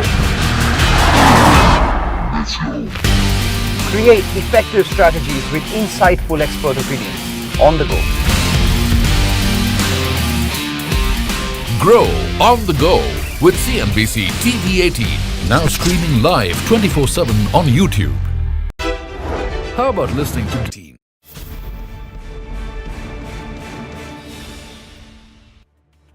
Hello and welcome to the Global Dialogue. I'm Shireen Bhan, and joining me on the program today is a man who's seen a change in his role at Truecaller, which is of course a global company based out of Sweden, which started its operations in 2009 but prides in having India as its largest market, with 70% of its revenue coming in via India. Joining me now is the man who is the first non-founder global CEO of Truecaller, Rishit Jhunjhunwala. Many thanks for joining us here on the program. Let me start by talking to you about your change in role as well as this elevation. As I said, the first professional CEO, non-founder CEO of Truecaller. That's been quite the journey, not just for the company, but for you as well. Yeah, it's been a fantastic journey. I joined the company in 2015. We were much smaller then. I think we were like 50 people only. We had 25 million active users. Since then, and getting here, it's been quite a ride. It's been quite a roller coaster. But I think Alan Nami. More ups, I would imagine. Yeah, you don't hear about the downs. I think under the hood, a lot goes on. But yeah, it turned out really well for us. Yeah. So I want to understand the mindset shift for you personally, because as the Chief Product Officer, and of course, as I said, the man responsible for India, which is your largest market, to now this global role as the global CEO of Truecaller, what has that meant in terms of a mindset shift for you? It's a huge shift, actually. And the example I like to state is, so the difference between a founder and a CEO. What is the difference between these two? Actually, these two roles, I believe, are complete opposites. A founder is supposed to introduce risk into the business. A founder is supposed to find ways to shake up the organization, take the organization to the next orbit, right? A CEO's job actually is the opposite. It's to introduce stability into the business. It's to keep things going the way they are, smooth sailing, right? And I think that is the biggest change that I have to make in my brain. That I have to, as a company, we must continue to be very innovative. We must operate in founder mode all the time. And I think that is the biggest change, that I should not operate like a CEO. I should actually be operating like a founder. So a founder CEO mindset is what you're working with. But in order to find that balance between taking risks as well as bringing about stability, and it is a fine balance. What have been some of the things that you're doing differently today? It's only been a few months since you actually took on this role, but how are you thinking about it differently? Right. So I think how we have to think about it is that the stage that we play in, the canvas that we paint on, is the mobile phone communication canvas, right? We solve a part of the problem around communication, which is spam, unwanted calls and messages, fraud, scams that take place. We've solved that problem really well. Recently, we've introduced even more capabilities, such as Assistant, for example, which lets your digital assistant pick up the call and actually have the conversation. So, it's an AI-powered assistant that actually understands what somebody else is saying and can have a meaningful conversation on your behalf. Okay. So we have to continue down this path of making communication safe, efficient, and change the way the world communicates. And the reason why we've discovered this path actually is because the whole world has moved towards a phone number. In emerging markets especially, the phone number is everything. It is your bank, it is your identity, it is your connect to the world, everything. Business takes place on the phone. There's less and less email in the world now, right? And as digital services, the adoption of all the digital services that take place around mobile phones, the importance of your mobile phone number And making that really efficient and really safe is becoming more and more important. So that's the path that we're going to continue on. We have a really big canvas to paint on because there are trillions of calls taking place and trillions of messages being exchanged. And we believe there's a lot of work to do in that space. I will address the issue of adding capabilities, and you just gave us one example of what you've been able to do as far as this agent, digital agent or assistant is concerned in a second. But let's just understand, for the benefit of our viewers, the quantum of the problem that we're actually talking about. And I know that Truecaller puts out data annually on what is actually going on as far as frauds are concerned, spam calls are concerned. I mean, what are we talking about? In 2025, give me a sense of the magnitude of the problem that we're dealing with. It's quite a large problem. It's a global problem. It's not just in a few markets that we are seeing. We process trillions of calls every year, and we believe that probably 1/5 of them are calls that are unwanted.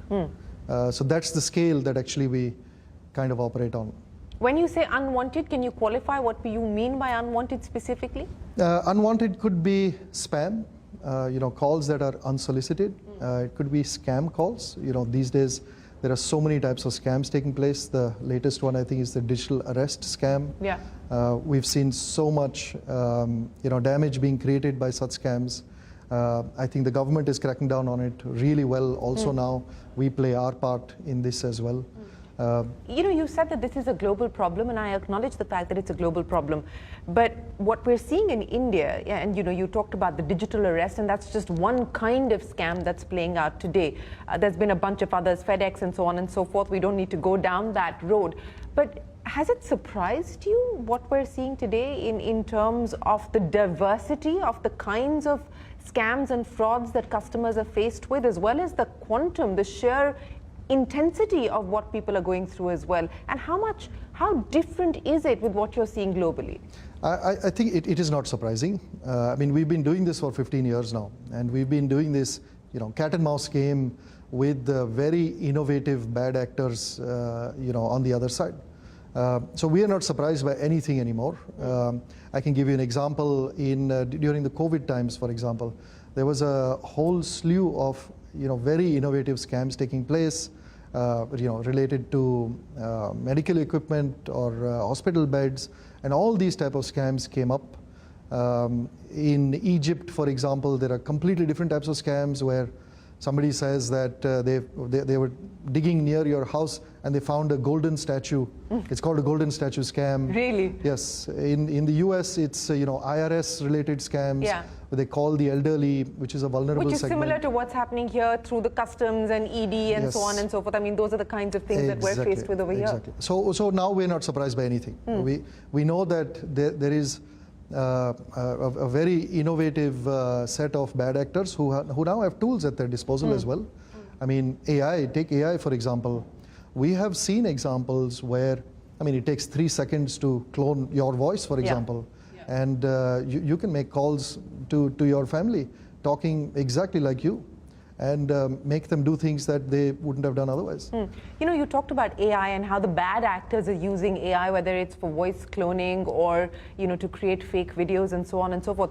What's happening at the back end from your point of view? How are you using AI to address some of these solutions? So AI going after the problem that also AI is generating in many ways. Yeah, absolutely. We are actually using AI to tackle AI.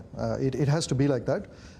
We've actually used a lot of AI for a very long time now. We always had models where we could detect that this number is likely to be a spammer, or this message sender is likely to be a spammer. Those were some of the basics that we did a long time ago. Then we started looking at, we actually acquired a company in 2021 called Call Hero. And they had made this assistant feature. It was in very, very early stages, which was a AI-powered voice that could actually have a conversation. So we integrated that into the product. We're now looking at AI almost across the business, not only protecting consumers and improving consumers' communication, but also from a business point of view, from our biggest revenue stream is advertising. How can we help brands leverage AI on our platform and get better bang for their buck. We've invested very heavily on various parts of our business, even operationally. We're using AI on customer support, for example. Even our legal team is looking at AI products. Our developers looking at AI products. So AI is very deep into our business now, and pretty significant investments are being made into AI as we speak. You know, when you talk about significant investments and you give us an example of one of the acquisitions that you did, when you look at capability enhancement, are you looking more at the M&A route of taking that forward? Because you've done a bunch of acquisitions. You named one. There's been what? TrueChecker was another one that you did. TrustChecker was another one that you did. So are you looking at more M&A? Yeah, we're always looking at M&A. We believe that, I mean, we're a small company. We are. Yeah, people don't realize you're just what, about 450 or 470 people? We're 430 people. 430, actually, globally. so less than that. We're a very small company, and there's this unsaid rule in the company, where which is that we will have one employee per million users. One employee per million users? Yes. So we have around 430 million users today, and we have 430 people. And how did you arrive at this mix? It was just something that came about. That I think it came about from a cultural point of view, that we wanted to be a lean organization. It doesn't matter the size of the business. Technology doesn't mean that we throw people at the problem necessarily. We throw technology at the problem. We want to thrust large spans of responsibility on people, because we believe that the smartest people love more responsibility. So we try to be lean always, and that's where it really comes from. And because we're lean, we need to always look at inorganic ways, right? We need to look at people who have built technology products that are adjacent to us, and we will always pursue that type of M&A. So, you know, when you talk about building out these adjacencies and whether you do that organically or you do it inorganically, as you look at the landscape today, as you look at the fact that you've now got, for instance, in your largest market in India, telcos getting into your business, which is identifying spam calls and so on and so forth, how much pressure does that put on you to look at opening up adjacencies, to opening up new revenue streams, to building on new capabilities and offering more solutions? Yeah, I mean, I wouldn't use pressure as the word there, but definitely it opens up our eyes. We were always looking at adjacent areas. We know that communication, like I said earlier, one of the problems in communicating with the world is security, right? The second problem is unwanted communication. Right. You know, it's like people knocking on your door and you don't know who's knocking on your door. Yeah. That's not a good situation to be in. Yeah. So we solved that problem, or we continue to solve that problem. But there are many other problems that are still remaining to be solved. Like what? I mean, so many examples I can give you. When you call up customer care for an airline, how long do you wait on that call? Well, it depends. I mean, technology should have solved this problem by now, that you don't need to wait this long for a customer care call to go through. Or, for example, when you have to do a menial task, like call the restaurant and tell them that you're running 10 minutes late, technology should have solved this problem by now. You shouldn't need to pick up the phone. So is Truecaller going to help solve some of these problems, and how? Absolutely. These are all the areas that we are exploring. I'm just telling you the problems that we keep seeing in our daily lives around communication. Yeah. There are many of these problems, and we will absolutely do everything we can to try and solve more and more of these problems.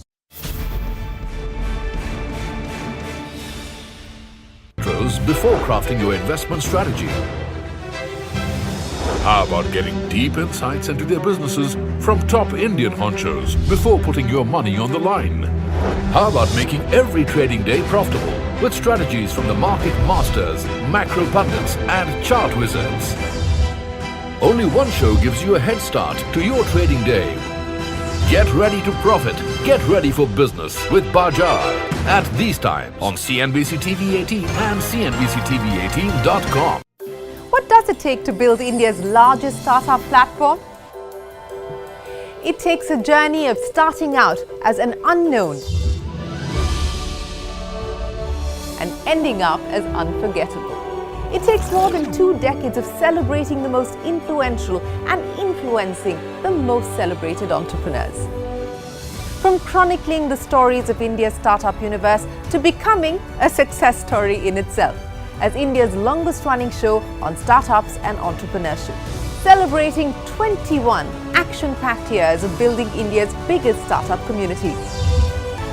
Young Turks at 21, only on CNBC-TV18 and CNBC-TV18.com.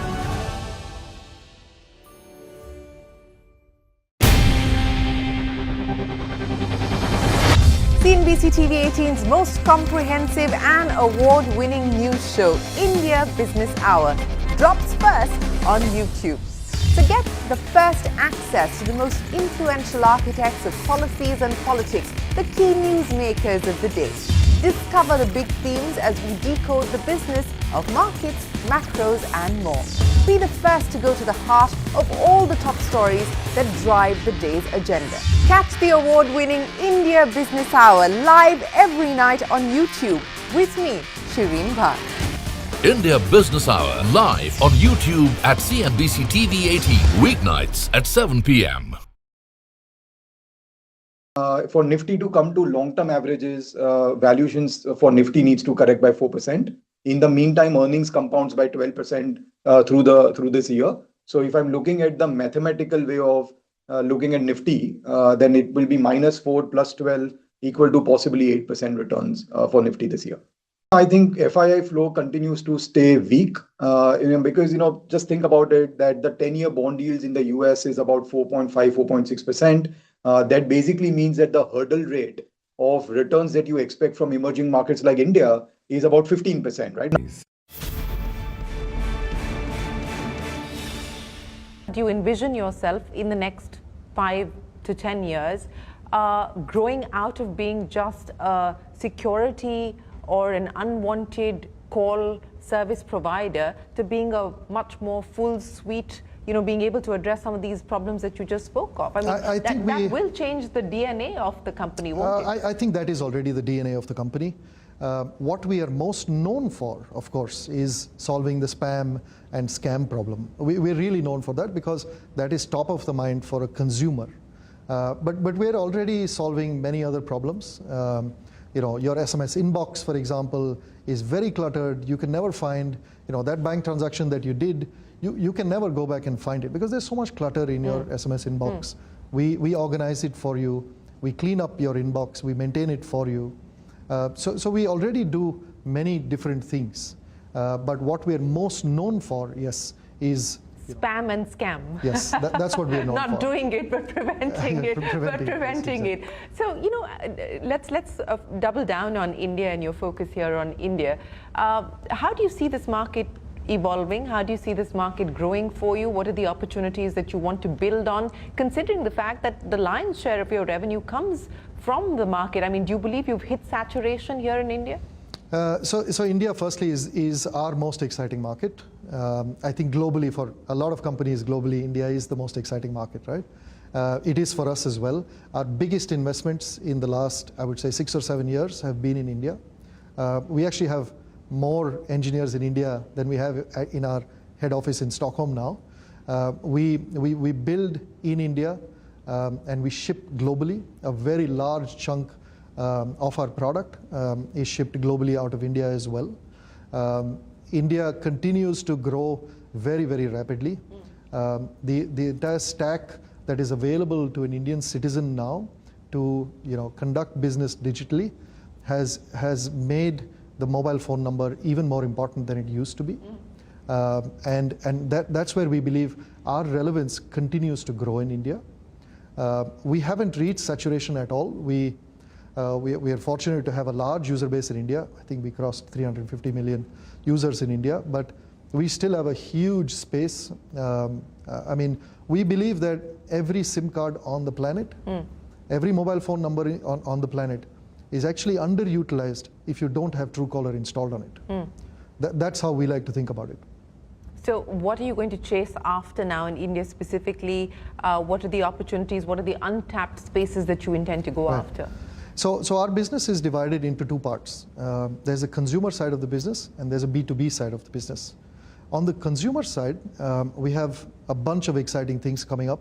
So that's on the consumer side. What about Yes. the enterprise side? On the enterprise side, I think we started the enterprise side 4 years ago, when we had a lot of businesses coming in telling us that there must be ways that you can help us out in growing our business, because you actually participate in those calls anyway, right? So we knew that we had to do something for B2B at some point. In 2020, I think mid of 2020, during COVID time, we actually built out the first set of capabilities. It was a very simple set of capabilities. We said that businesses are generally good actors that want to connect with their audience. Yeah. And how can we facilitate this? How can we facilitate good actors to look real on Truecaller? So we started a program. It was called Truecaller Verified, basically, where we do KYC with businesses. And when they prove to us that they actually own those numbers and they own their brand, we set their name and logo with a tick mark on Truecaller. Okay. And that is verified on Truecaller. It's a very simple exercise. Right. And that is the core of the business that took off really, really well. I think we signed up probably 3,000 of the largest enterprises in India are customers already. And we built more and more capabilities on that platform. So now we're almost an entire customer experience, a CX type of a platform, which lets businesses do various things, such as when you get a call from your bank, the bank might want to know how was your experience. Right. They want to conduct a dipstick NPS type of a survey. The banks can do this instantly post the call. Or when your bank calls you, let's say right now, you can't pick up that call, and then you need to call back the bank. Then you need to go through customer care, and you need it's a long process. Yeah. But I'm actually interested in what the bank had to say. So we will allow consumers to just tap a button and say, I was interested in getting a call back. And the bank CRM system will then kick in and then be able to do these things. Or we also built a capability where the enterprises can target every consumer that they call, every phone call, every message. They can target them with very, very specific communication during that call. So we've been building a lot of these capabilities now for B2B, and that is actually our fastest growing business right now. It's our fastest growing revenue stream right now. We're very excited about So what are we talking about in terms of numbers? I think I don't know if we're I don't know if we've revealed exactly. I think we grew Ballpark. at about 40-45% is what we're seeing right now. Okay, so what would be the size in terms of revenue overall as far as India is concerned, and what do you believe that number is likely to be given the many opportunities that you just outlined? Right. I mean, we luckily we became public in 2021, so our numbers are now very visible to everyone. India accounts for around 70 to 75% of our revenues. We're a profitable business. I think we have an EBITDA margin of probably anywhere between 30 and 35%. So we're doing really well on that side as well. We're very well capitalized as well, poised to invest a lot more on M&A, for example, that you spoke about.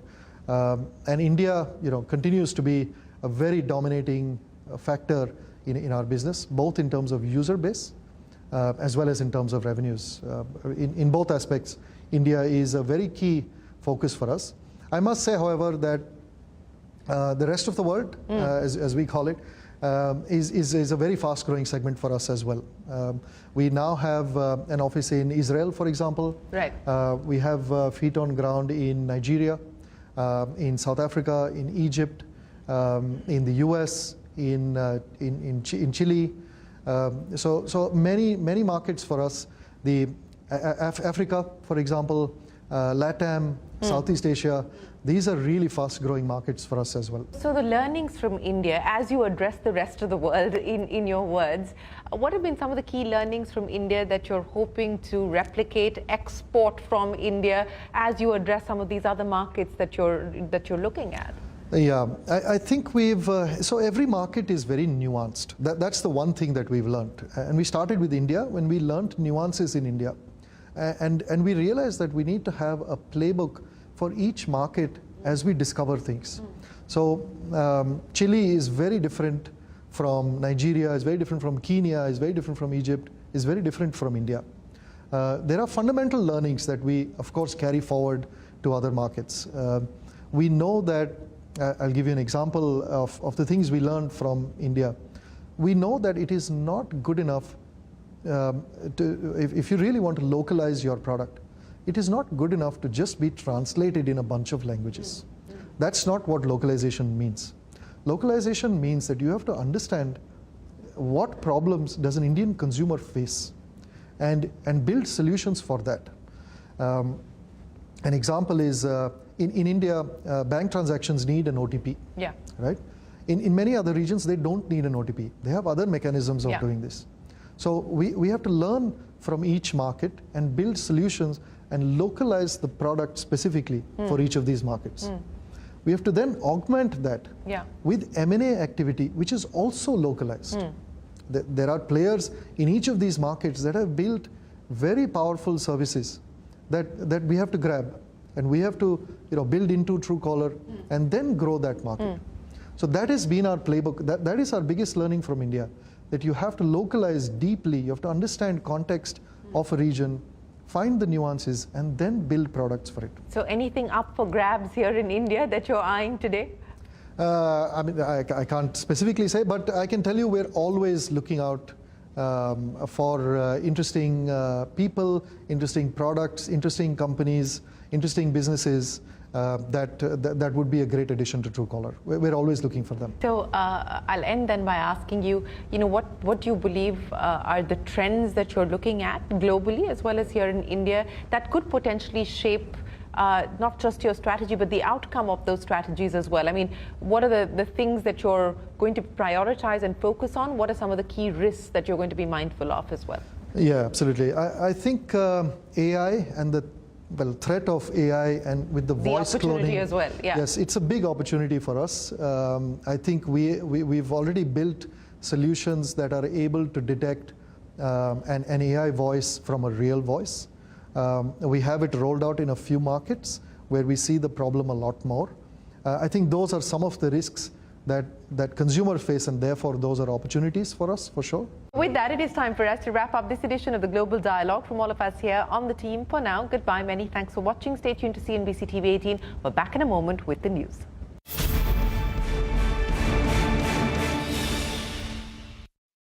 0.5% you are getting risk-free dollar return. Add to that another 4-5% rupee depreciation that is widely expected. So that takes you to 9% rupee return, risk-free. And then you would expect 500-600 basis points of equity premium because of you wanting to take equity risk and not a safer asset like a bond. So 15% return, arguably, as I'm highlighting, 15% for the markets as a whole is difficult to justify. For some stocks, yes, but for the market as a whole, difficult to justify. Then why should why should the FII flows be positive India? They will continue to look for US treasuries, US equities. We do think that developed markets this year will outperform emerging markets, including India. And on the point of FII ownership being too low, I get that all the time from investors as well. But I would say that, investors will go where there are returns. Just because their ownership has come down, that is no reason why they will add up. So you can, so FIIs can always first scale back on their ownership, and as and when India gets attractive, they can always scale it back up.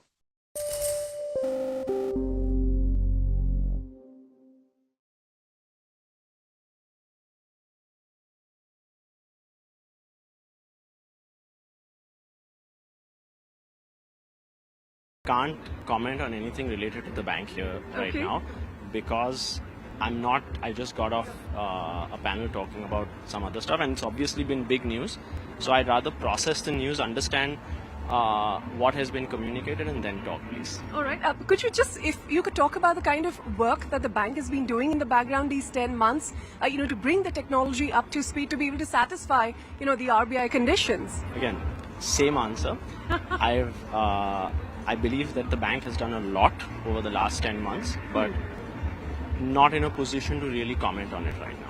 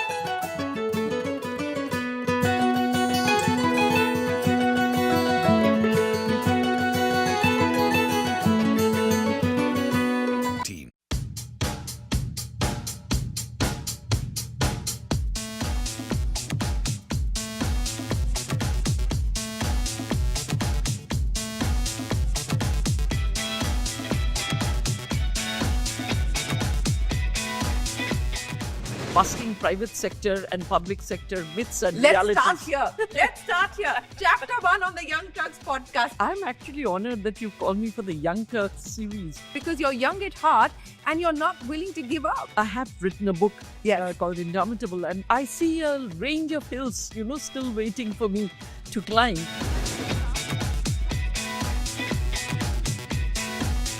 I want you to recount the day that you walked into the State Bank of India. You cannot believe, just trying to add 25 rows of numbers, like 4 and 5 started making 7 and 3 and 2 started making 6. End of the day, my face was filled with black streaks, and then somebody comes and suddenly opens my drawer and plonks something in and goes away. So I wondered what it was. I opened it and it was a packet of, jhalmuri.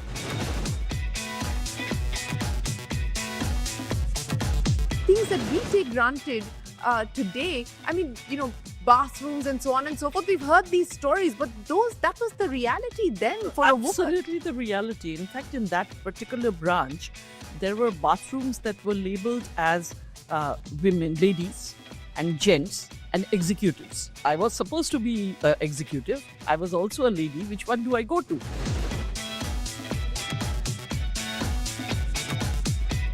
Not just the first woman banker, but the first public sector banker in India after 70 years of banking in this country to be awarded the Padma Shri. We have taken servers on the back of elephants to various branches. We've taken, servers on boats to Lakshadweep and the Andaman Islands, literally, braving the waves. So we've done all of this, but there's never been a person that's been acknowledged from that sector. I hope that this opens the gates, so to speak.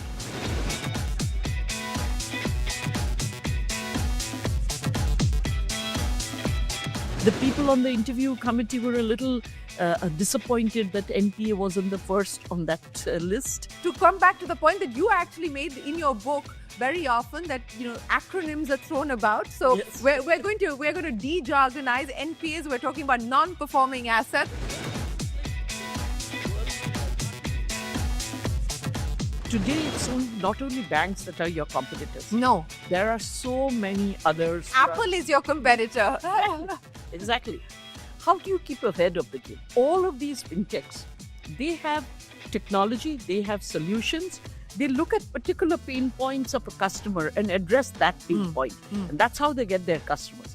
These are pain points that the banks know about, but it's a take it, leave it attitude. Yeah.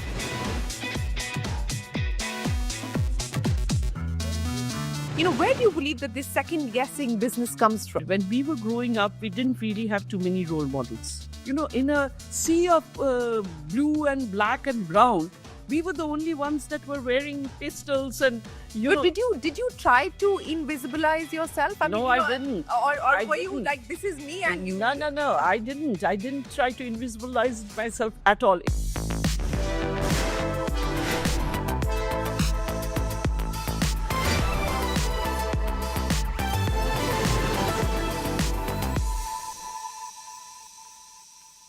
Hello and welcome to Young Turks Reloaded. I'm Shireen Bhan. They say a name says a lot, and it certainly does for my guest today. Her name quite literally means unstoppable, and that's been her career trajectory. It is my pleasure to welcome on the program Arundhati Bhattacharya, one of India's foremost bankers. In fact, the first woman to head India's largest bank, not just the public sector bank, India's largest bank, the State Bank of India. She has many more firsts to her credit, but let me not put words in her mouth. Let's hear her story in her own words.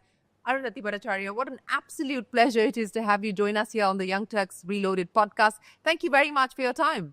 Thank you very much, Shireen. And it's always a pleasure, to talk to you. And I'm actually honored that you've called me for the Young Turks series, because I'm anything other than a young Turk, I'd say. And here's why. Because who would have thought that after your stint as the chairperson of State Bank of India, you would have decided to have a second innings as the chairperson now of Salesforce. And that's the reason, because you're young at heart and you're not willing to give up. Well, actually speaking, like everybody else, I didn't have any idea of this career trajectory of mine. I have written a book called Indomitable. And in the last pages of that book, I talk about, what I'm seeing going forward. And I see a range of hills, still waiting for me to climb. I had never imagined that this would be one of the hills. But to that extent, I would say that I love experimenting. I love meeting new people. And the young people that I actually work with today, they really give me a lot of energy. So yes, it's been an adventure and something that I think, I'm very glad I undertook. Well, and that's exactly why you're here on the Young Turks podcast. But let's go back to those many hills that you have climbed and traversed and peaked as well. And let's start, I want you to recount the day that you walked into the State Bank of India at 22 as a probation officer. This was sheer chance. You wouldn't have considered a career in banking if it was not for your friend who decided to get you to take that exam, which you then took. But that moment when you walked into State Bank of India, relive that for us. Well, that actually, if I relive it, as you know, we used to join at the Staff College in Hyderabad, in Begumpet, and we joined in batches. So I was still doing my post-graduation. The courses at that point of time were a little delayed on account of the problems of Naxal problems that Bengal was having. So our examination still hadn't taken place. Our classes had just got dissolved. And 3 days later, I was supposed to get on a train to go to Hyderabad. And my brother came to see me off because my parents were in Bokaro and I was in Calcutta.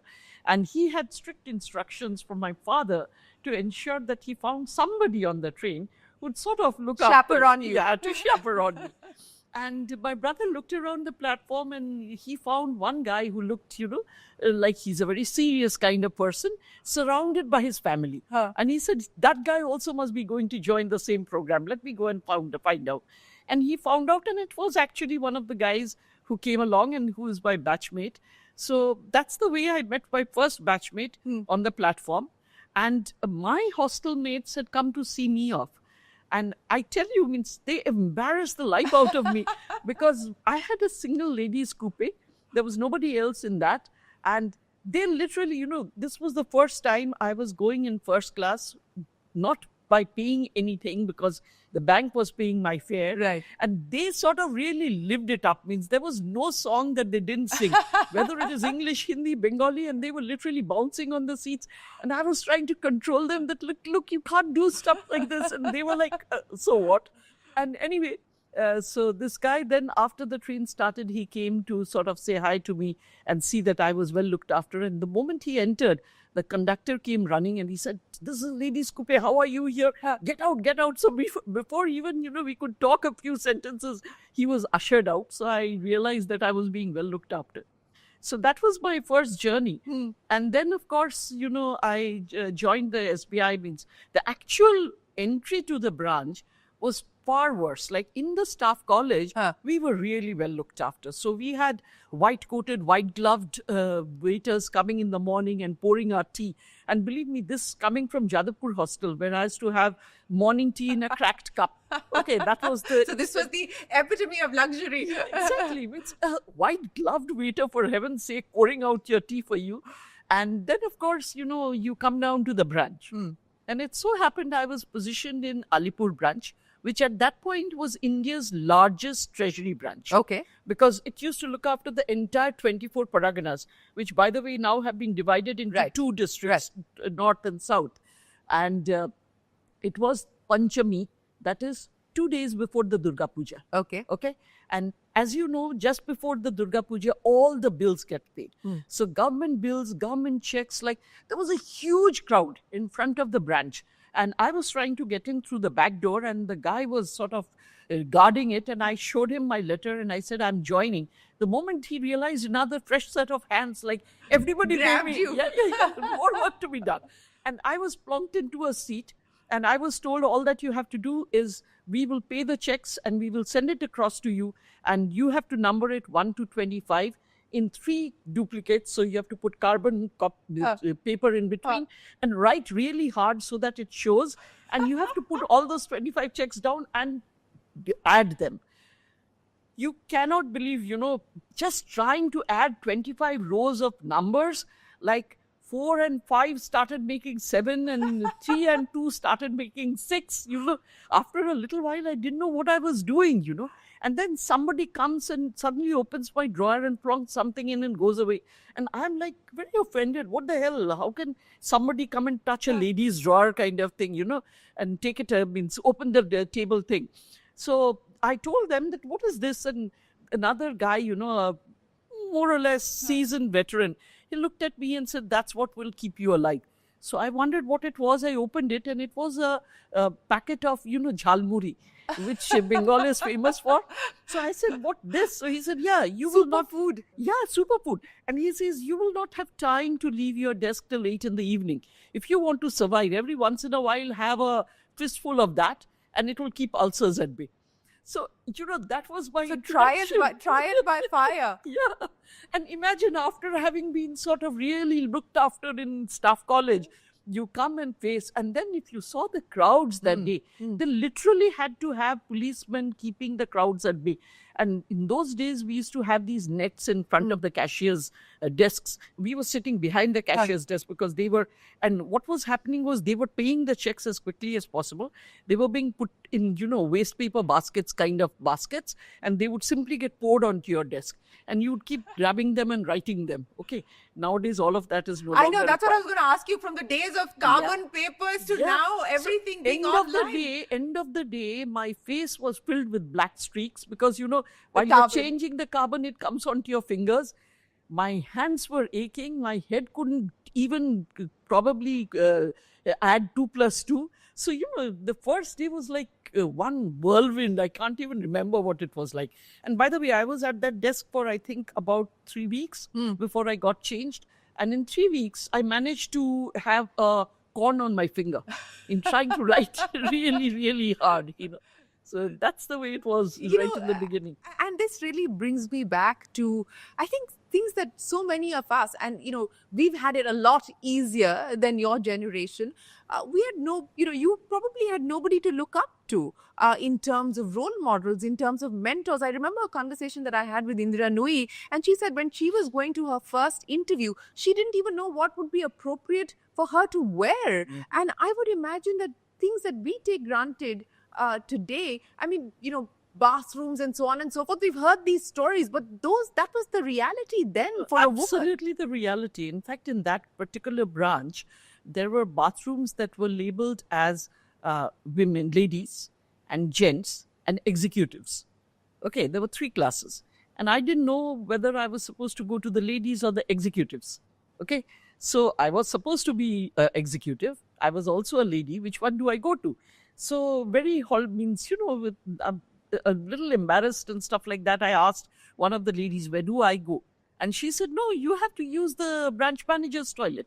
I said, what do you mean? So there is an attached toilet for the branch manager. She said, all lady executives go to that one. So I said, you mean I just walk into the branch manager's room and go there? She said, yeah, do that. So, I walked in and the branch manager had met me, of course, and he looked up and he had a customer, and the customer looked up and I didn't look at either of them and I walked straight. The way back again, I looked the other way and walked straight out.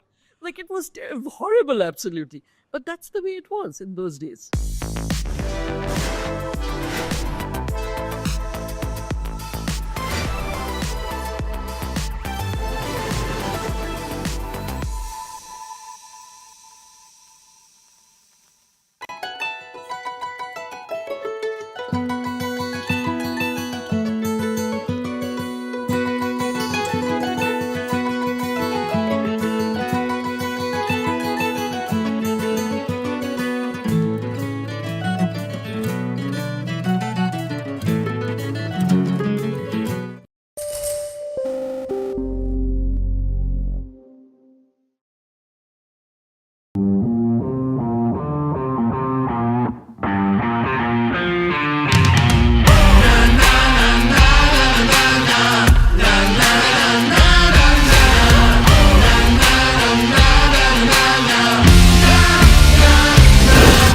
Make informed decisions with comprehensive analysis on the go. Strengthen your portfolio with real-time market updates on the go. create effective strategies with insightful expert opinions. On the go. Grow on the go with CNBC TV18, now streaming live 24/7 on YouTube. How about listening to global market maestros before crafting your investment strategy? How about getting deep insights into their businesses from top Indian honchos before putting your money on the line? How about making every trading day profitable with strategies from the market masters, macro pundits and chart wizards? Only one show gives you a head start to your trading day. Get ready to profit. Get ready for business with Bajar at these times on CNBC TV18 and CNBC-TV18.com. What does it take to build India's largest startup platform? It takes a journey of starting out as an unknown and ending up as unforgettable. It takes more than 2 decades of celebrating the most influential and influencing the most celebrated entrepreneurs. From chronicling the stories of India's startup universe to becoming a success story in itself, as India's longest running show on startups and entrepreneurship, celebrating 21 action-packed years of building India's biggest startup community. Young Turks at 21, only on CNBC TV18 and CNBC-TV18.com.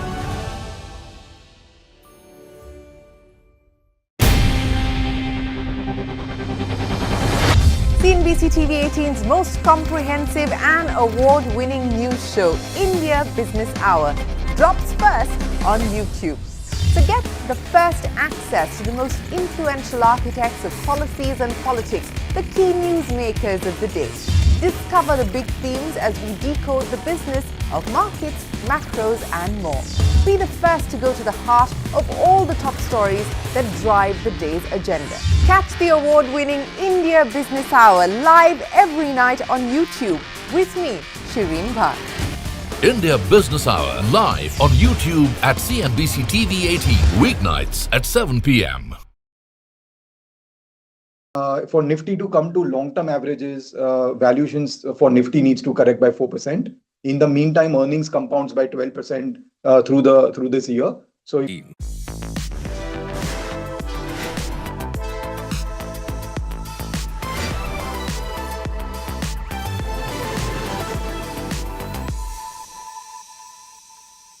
Making your way through the ranks of SBI to the top. I mean, State Bank of India, and I don't think people understand the magnitude of that decision of putting you as the chairperson. I want to understand what that process was like of actually going through the interview and, the enormity of being in that position. Again, people don't realize how large State Bank of India really is. When did you believe that this was something that you truly wanted to do? So, when we joined at Hyderabad, we had a lot of seniors coming and addressing us in those first 10 days of orientation. And one of them said that, the chairman who's there today joined just like you as a probationary officer, and so have many others. So who knows? And, that night, as we were going to sleep, I'm sure this thought must have come to every one of us in our batch, that who knows, maybe one of these days I could be one too. And of course, as you then go into the routine of day to day, you forget it. It becomes like a distant star. You don't even think about it. But when it begins to sort of come together and gel is by the time you are CGM, you are then beginning to play that game of snakes and ladders. If this moves up, then I get there. And then, what happens to somebody else? And, you begin to start thinking whether it's a possibility. And I thought it was a possibility because I had the years. That is, in those days, you couldn't appear for an interview unless you had 2 years remaining. And I had joined very young. I had joined at the age of just 21 and a half. So I had tenure that was required. And so to that extent, maybe when I was CGM or DMD, it became to become real. Yeah, a possibility, a reality, no, a possibility, yes. And then you begin to think, if you did get there, what would be your agenda? What would you do? How would you do things differently? And so you actually crafted a 6-point strategy that you took with you to the interview. Yes, I did. And the people on the interview committee were a little disappointed that NPA wasn't the first on that list. But I explained to them, and risk, by the way, was first on the list, but not NPA. So I told them actually the reason why NPA is not first. And for those who are watching, NPAs, to come back to the point that you actually made in your book very often, that acronyms are thrown about. So yes. we're going to de-jargonize NPAs. We're talking about non-performing assets. So go ahead, ma'am. That's true. So, everybody was so, caught up in the non-performing asset story at that time. And yes, it was a huge burden on the banking system, huge burden on the economy. All of that goes without saying. But what I told them is that, NPAs are something that we already know has happened. What we know has happened is not what we should worry about. We just have to go about acting in order to resolve them. But what we need to do is to stop this wave. If you don't stop the waters from coming on, the flood will continue. So to stop the flood, you have got to dam up the waters.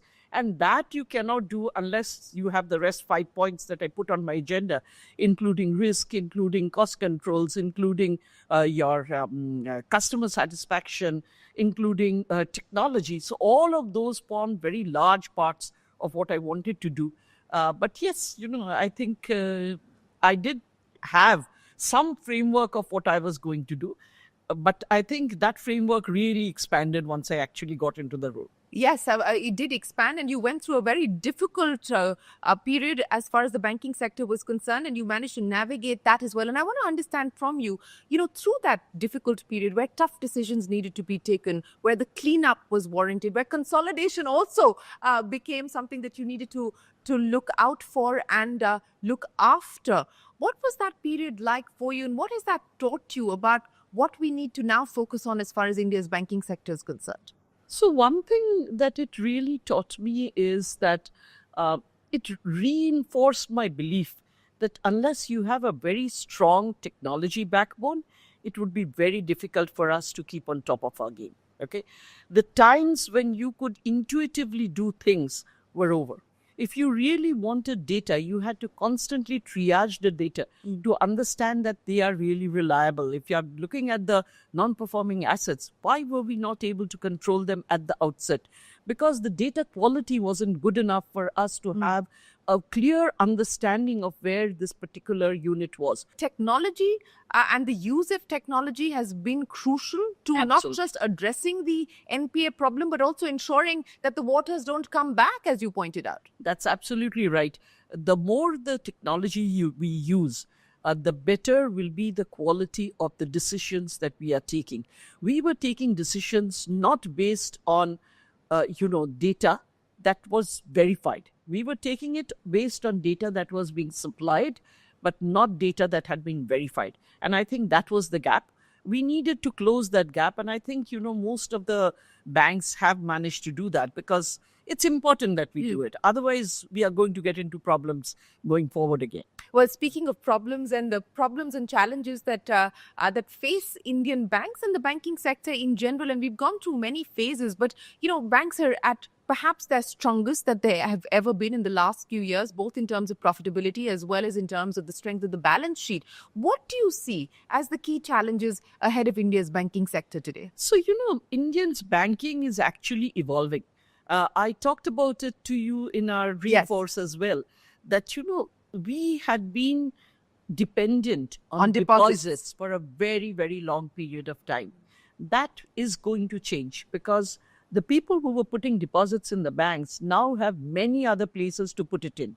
Bank deposits, people will still continue to keep because they understand that liquidity is required, but it will not be the default option. Okay? As these younger people, they mature and they get more money in their hands, they will use all kinds of avenues in order to make investments. Now, as that happens, banks will also have to move from just being deposit-oriented to actually also borrowing in the market and understanding how they should borrow in order to still retain their margins. That's on one hand.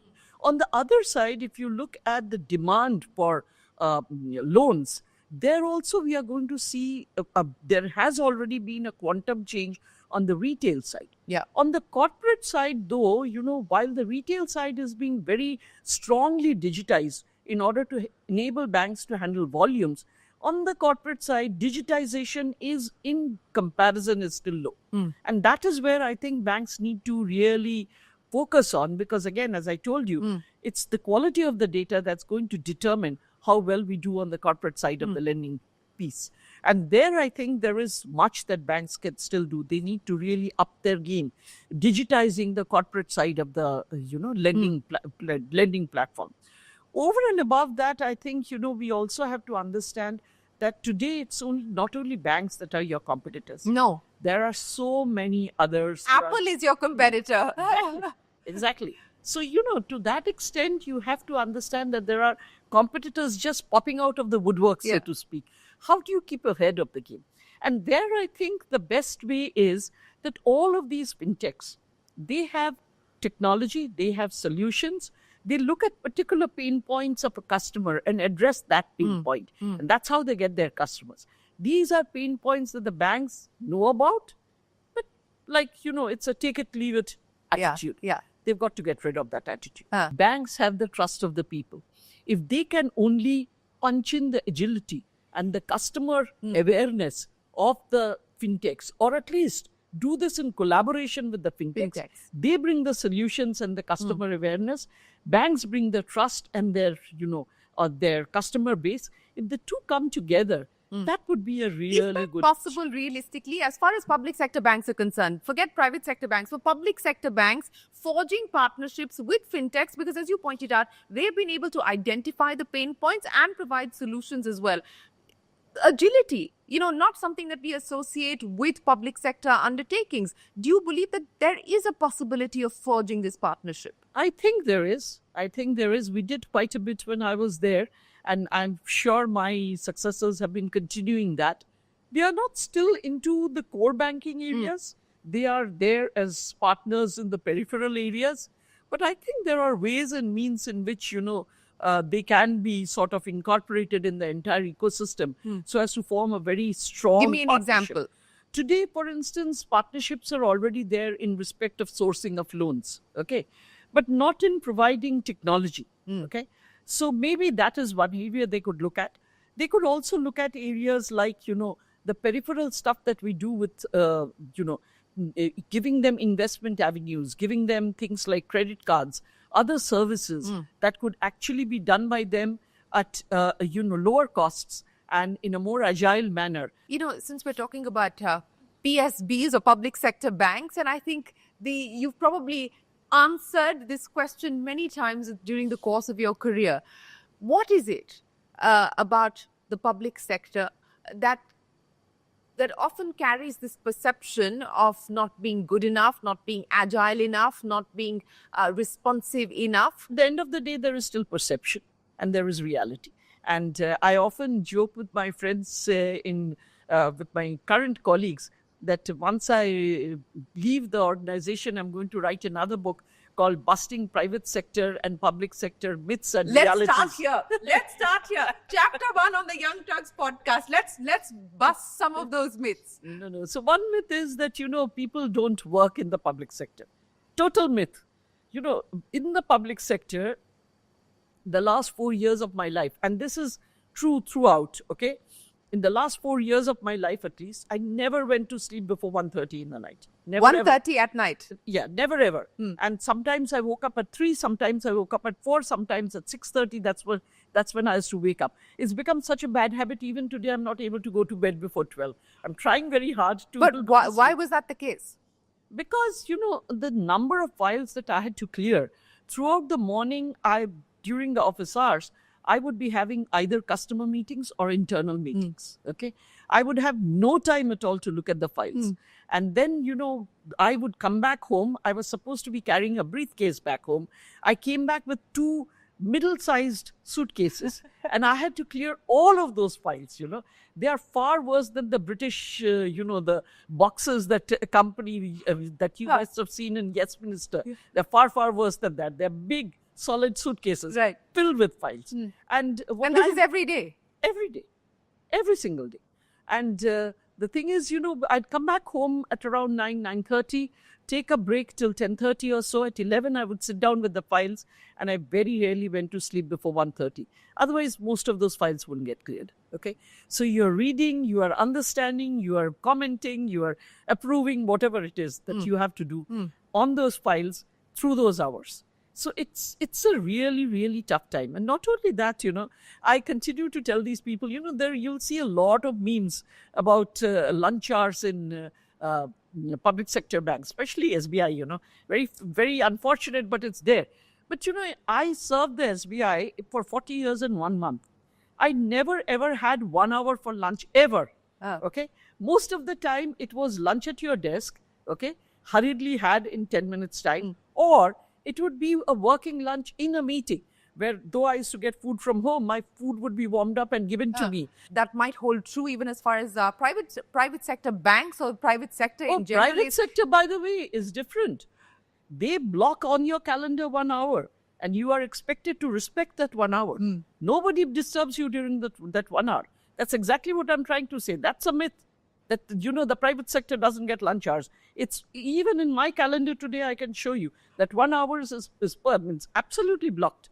Then it's my choice whether I want to talk to somebody or the other. But the calendar blocks it, and nobody will send me a request for a meeting then, or nobody will call me during. Okay, so myth number 1, busted, that the public sector doesn't do any work. What's myth number 2?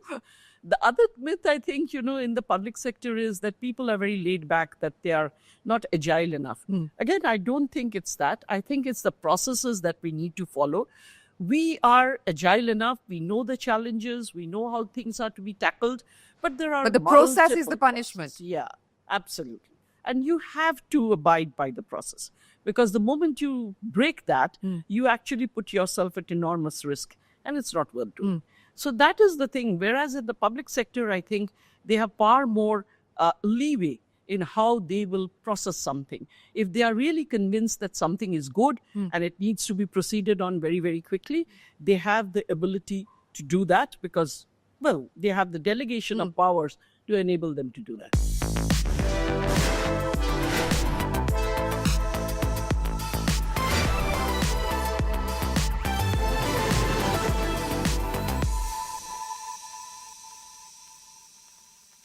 Mathematical way of looking at Nifty, then it will be -4 + 12 equal to possibly 8% returns for Nifty this year.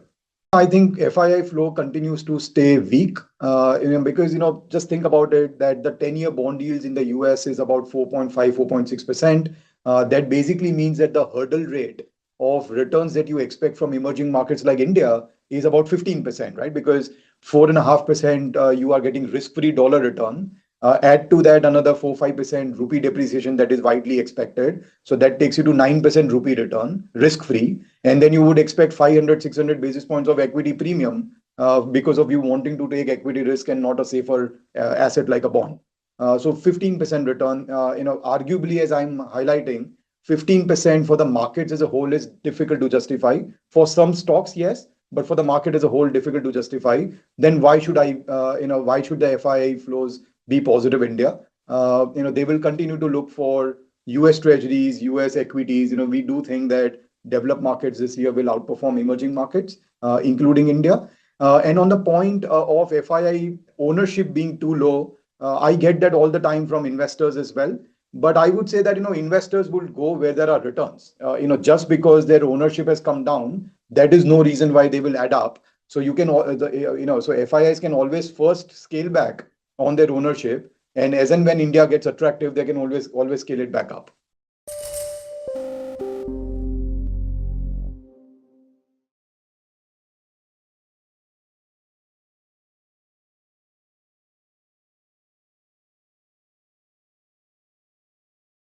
Can't comment on anything related to the bank here right now because I just got off a panel talking about some other stuff, and it's obviously been big news.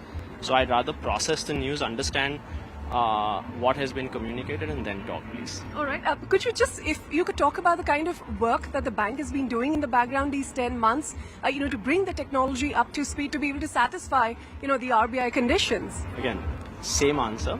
I've I believe that the bank has done a lot over the last 10 months, but not in a position to really comment on it right now.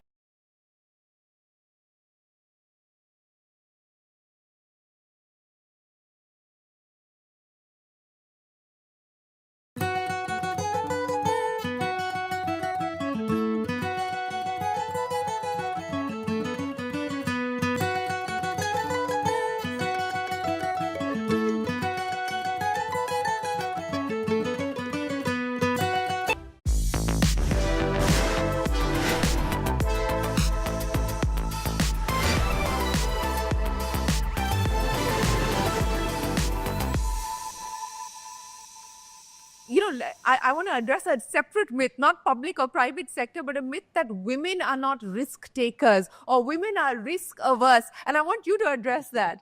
Again, I would say that this is true of every, what should I say, of every gender. Okay, there are risk takers and there are risk averse. I can show you as many risk averse men as there are women in my current organization. And similarly, the other side, as many risk takers, women as men.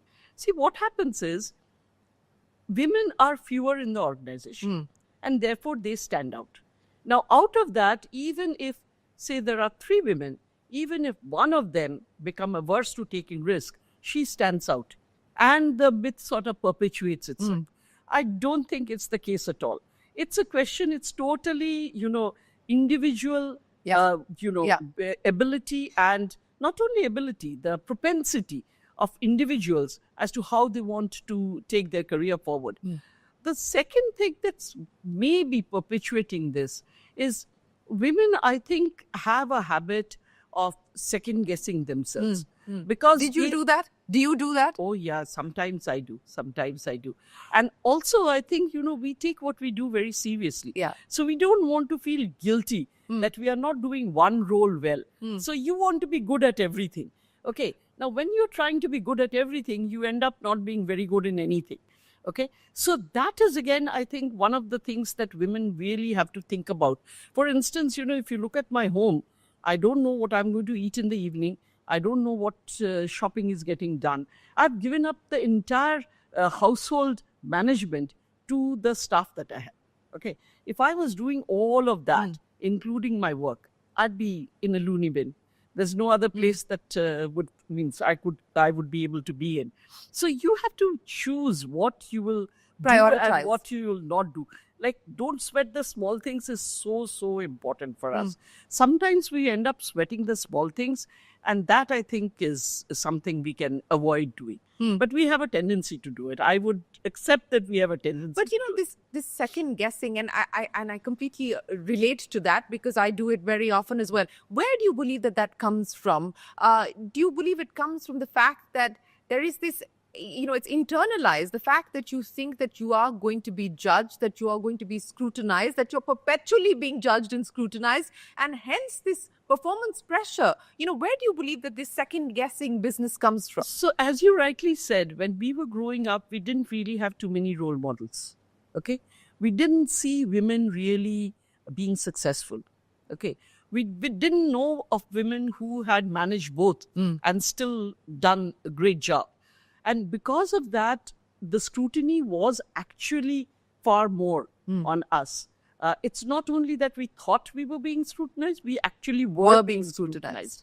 And again, as I said, because we sort of stuck out, in a sea of blue and black and brown, we were the only ones that were wearing pastels and, But did you try to invisibilize yourself? I didn't. Or were you like, this is me and you? No, I didn't. I didn't try to invisibilize myself at all. In fact, if you go to State Bank headquarters and there are the portraits of all the chairmen, and the day they told me that somebody is coming to, take your picture so that they can paint it, I deliberately put on a red sari. So if you'll see my portrait over there, it's in red. Yeah, it's in red. Because everybody else is in black and blue and brown. So I didn't want to be in any of those colors. I wanted to be red because I wanted to stand out. So yeah, I didn't want to do that because, and frankly speaking, I love wearing lovely saris. That's something that I've always loved doing. And I wouldn't be able to do that if I stuck it to those colors, right? So yeah, you were being scrutinized. You were being held up to a lot of, what should I say? Preconceived ideas. Yeah, absolutely. You were sort of measured against benchmarks which were not really realistic. All right. And again, but has that really changed today? How much has it changed? I think it has become less, but whether it has completely changed, I wouldn't say so. I don't think we are where we need to be, but we have made progress. That much is sure. We have made a lot of progress. I see quite a few women in leading roles today. In the IT sector, you see a lot of women heading IT institutions. You wouldn't have seen this many, say 10 years back. I want to dwell a little bit more on your personal journey, because I think this is something that will resonate deeply with people. And I think this is a challenge that many women particularly cope with, of maternity and balancing the needs of maternity with your aspirations as far as your career is concerned. And it wasn't easy for you either. You did consider the possibility of exiting the workforce because you have a specially able daughter and you felt that you would not be able to do your best for her. What made you not give up? And as you look back today, what is it that you would like to share with people? And I go back again to young women who are navigating a very difficult, aspect of their lives. These are tough decisions to make. Yeah, I agree. And I did at one point of time think that I should give up. And in fact, I'm very grateful to one of my seniors who I consider as a mentor. He was the CGM of Bengal Circle, and later on he became the chairman of SBI as well, Mr. MS Verma. So I called him actually when I was at that crossroads, wanting to understand whether I should give up or give it a try. And he very categorically told me that there's no way you should give up. What I thought within myself was that if my daughter needs special support, how will I be best enabled to give it to her? Is it by staying in the job or is it by leaving? By leaving, what I will be able to do is internally in the house, I'll be able to provide her company, provide her companionship and all of that. But if I look at the world outside, the world is not a very easy place. Just by being inside, will I be able to give her that support that she might need in the external world? And in my mind, I thought that it was important for me to stay in that external world in order to be able to support her. I also believe, that a fulfilled person is a much better person to have at home rather than one who keeps sort of thinking that he or she has made a sacrifice. Yeah. A sacrifice is not something that you make willingly. You do it because it has to be done. But somewhere in the